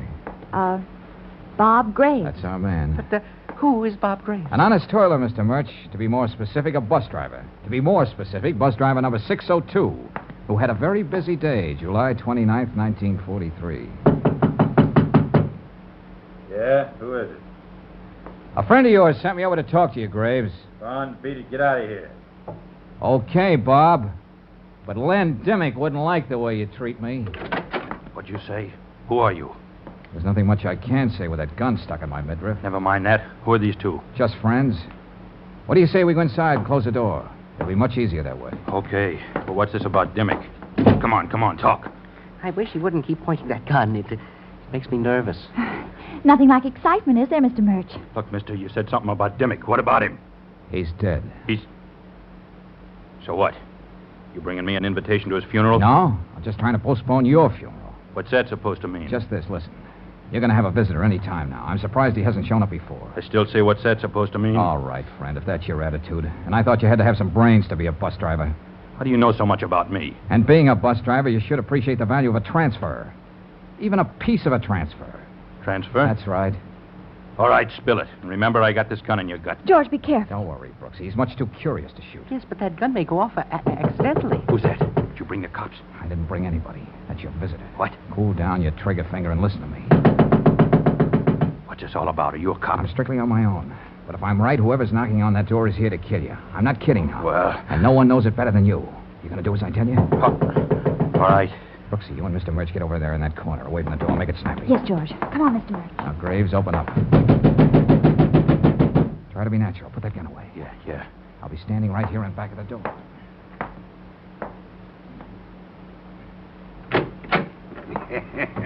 Well, Graves, I was beginning to think you were out. You know how it is, Logan. My day off. I guess I fell asleep. Awful thing happened to Len Dimmick, didn't it? Yeah, I heard about it. Come inside, huh? And just when we were going to split everything 3 ways. Yeah, that's right. That makes the gravy all the richer for you and me, don't it? I don't get it. And if there was only one, there'd be nothing but gravy left. What are you talking about? You want me to interpret? Valentine, you... What Logan means, Graves, is he was going to kill you just as he killed Dimmick. You're out of your mind. Maybe, but you killed Len Dimmick. When I heard about Len, I thought it was something like that. Don't listen to him, Bob. You were just too clumsy about it, Logan. I took Grayson Avenue coming back. It wasn't torn up at all the way you said. So what? You sent us the long way so you could get to the Tunnel of Love before us. That's right, George. And he'd be the only one to know that Dimmick would be inside the Tunnel of Love with us. He arranged the whole thing. Oh, my goodness. You sneaked into the tunnel before us, Logan. You were waiting on the platform for the boat to pass. But in the darkness, it could have been me. I could have had my head bashed in. I don't think I feel so good. No, it wouldn't have been you, Mr. Murch. Len Dimmick was doing all the talking. Made himself the perfect target. Graves, you're not going to believe this guy, are you? Yeah, I believe him. You killed Len, and you came here to kill me so you could have all the gravy you was talking about. Put that gun down, Bob. Put it down. Double-cross me, will you? Yeah, let me have that, Graves. You got a big enough rap against you now. George, let go. He shot Mr. Logan. And the first one who moves will get what he got. I'm getting out. Stay where you are. Drop that gun. Huh? I said drop it. That's better. Oh, Lieutenant Riley. Glad to see you, Lieutenant. Sergeant Dawson called and said you were snooping around the Unsolved Crimes Department, so I had you tailed. Now, who's this guy on the floor here? How bad's he hurt? My arm. I should have blown your head off. Brennan, get this man out of here into a hospital, whoever he is. That's Mark Logan, Lieutenant. Ex-con. Now runs a pool parlor. Now, what's this all about? Well, Logan's one end of a triangle. Len Dimmick, former jewelry clerk, was the second. And Graves here, bus driver, is the third. They're the trio who waltzed through that Smith and Allenby job back in 43. How do you know all of this, Valentine? Lieutenant, I think that if you go through Logan's clothes when he gets to the hospital, you'll find a third of a bus transfer on him. Wouldn't you say so, Graves? Why not? Sure, we pulled that job, the three of us. Dimmick, Logan, and me. We decided to wait 5 years because the jewels were too hot to touch right away. Where are they now? Buried under the water in the Tunnel of Love. But those transfers. Yes, what about them? Lots of things can happen in 5 years. Guy can die, get put in jail. So we decided whoever showed up with a third of the transfer from my bus would get his share. Valentine, how did you stumble onto Graves? Well, Lieutenant, why a third of a transfer? Why not a quarter or a half? I knew about Dimmick and Logan. That makes two. But there was still one more to account for. I get it, and it had to be the bus driver. That's right, Brooksy. They wouldn't leave their getaway to chance. And they were sure the bus would be right there at the exact minute. Well, I'll be... Almost $70,000 for a third of an old transfer. No wonder Logan was willing to go to all that trouble to get rid of Dimmick and Graves. Well, is that enough excitement for you, Mr. Murch? Mr. Murch? What's the matter, Brooksy? He's fainted.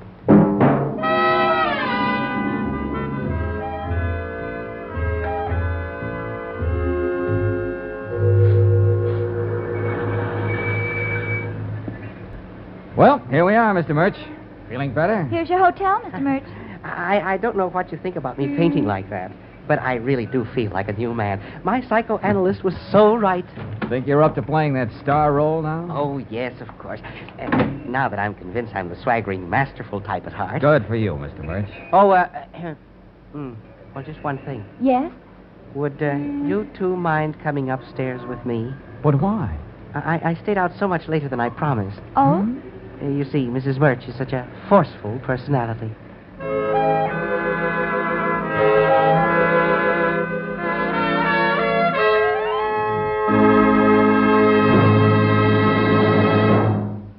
If you're planning a motoring trip, here's something you should do to make it a safe trip.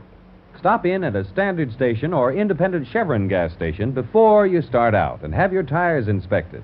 If you find they're worn smooth, have risky cuts or bruises, don't take a chance. Play safe and get a new set of grip-safe Atlas tires. The wider, skid-resisting Atlas tread gives you greater driving protection. There's more rubber to grip the road to give you quick, safe stops and absorb road shocks. With each new Atlas passenger tire, you get a full year's written warranty against damage to the tire from road hazards. No wonder Atlas is the tire known nationally for its safety, long life, and economy. Another tip, when you're on the open road, keep safe by keeping the right amount of air in each tire. And that's a job for the folks at independent Chevron gas stations and standard stations, where they say and mean, we'll take better care of your car.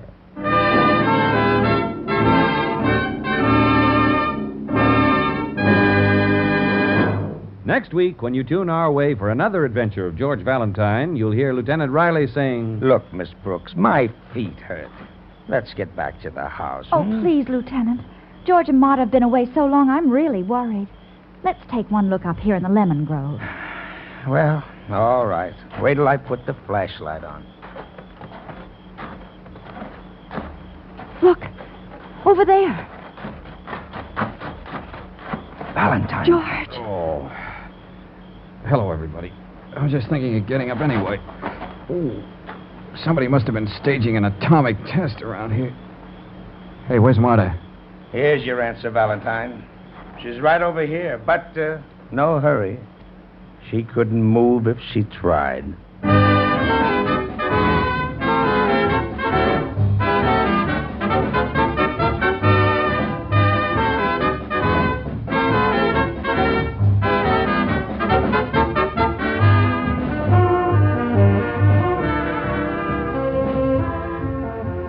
Tonight's adventure of George Valentine has been brought to you by Standard of California on behalf of independent Chevron gas stations and Standard stations throughout the West.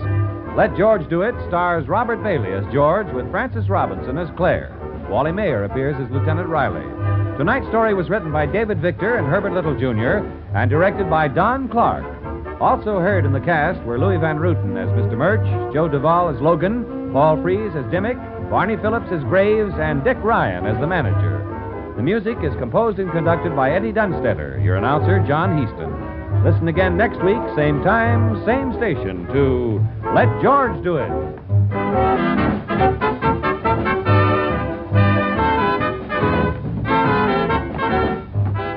This is the Mutual Don Lee Broadcasting System.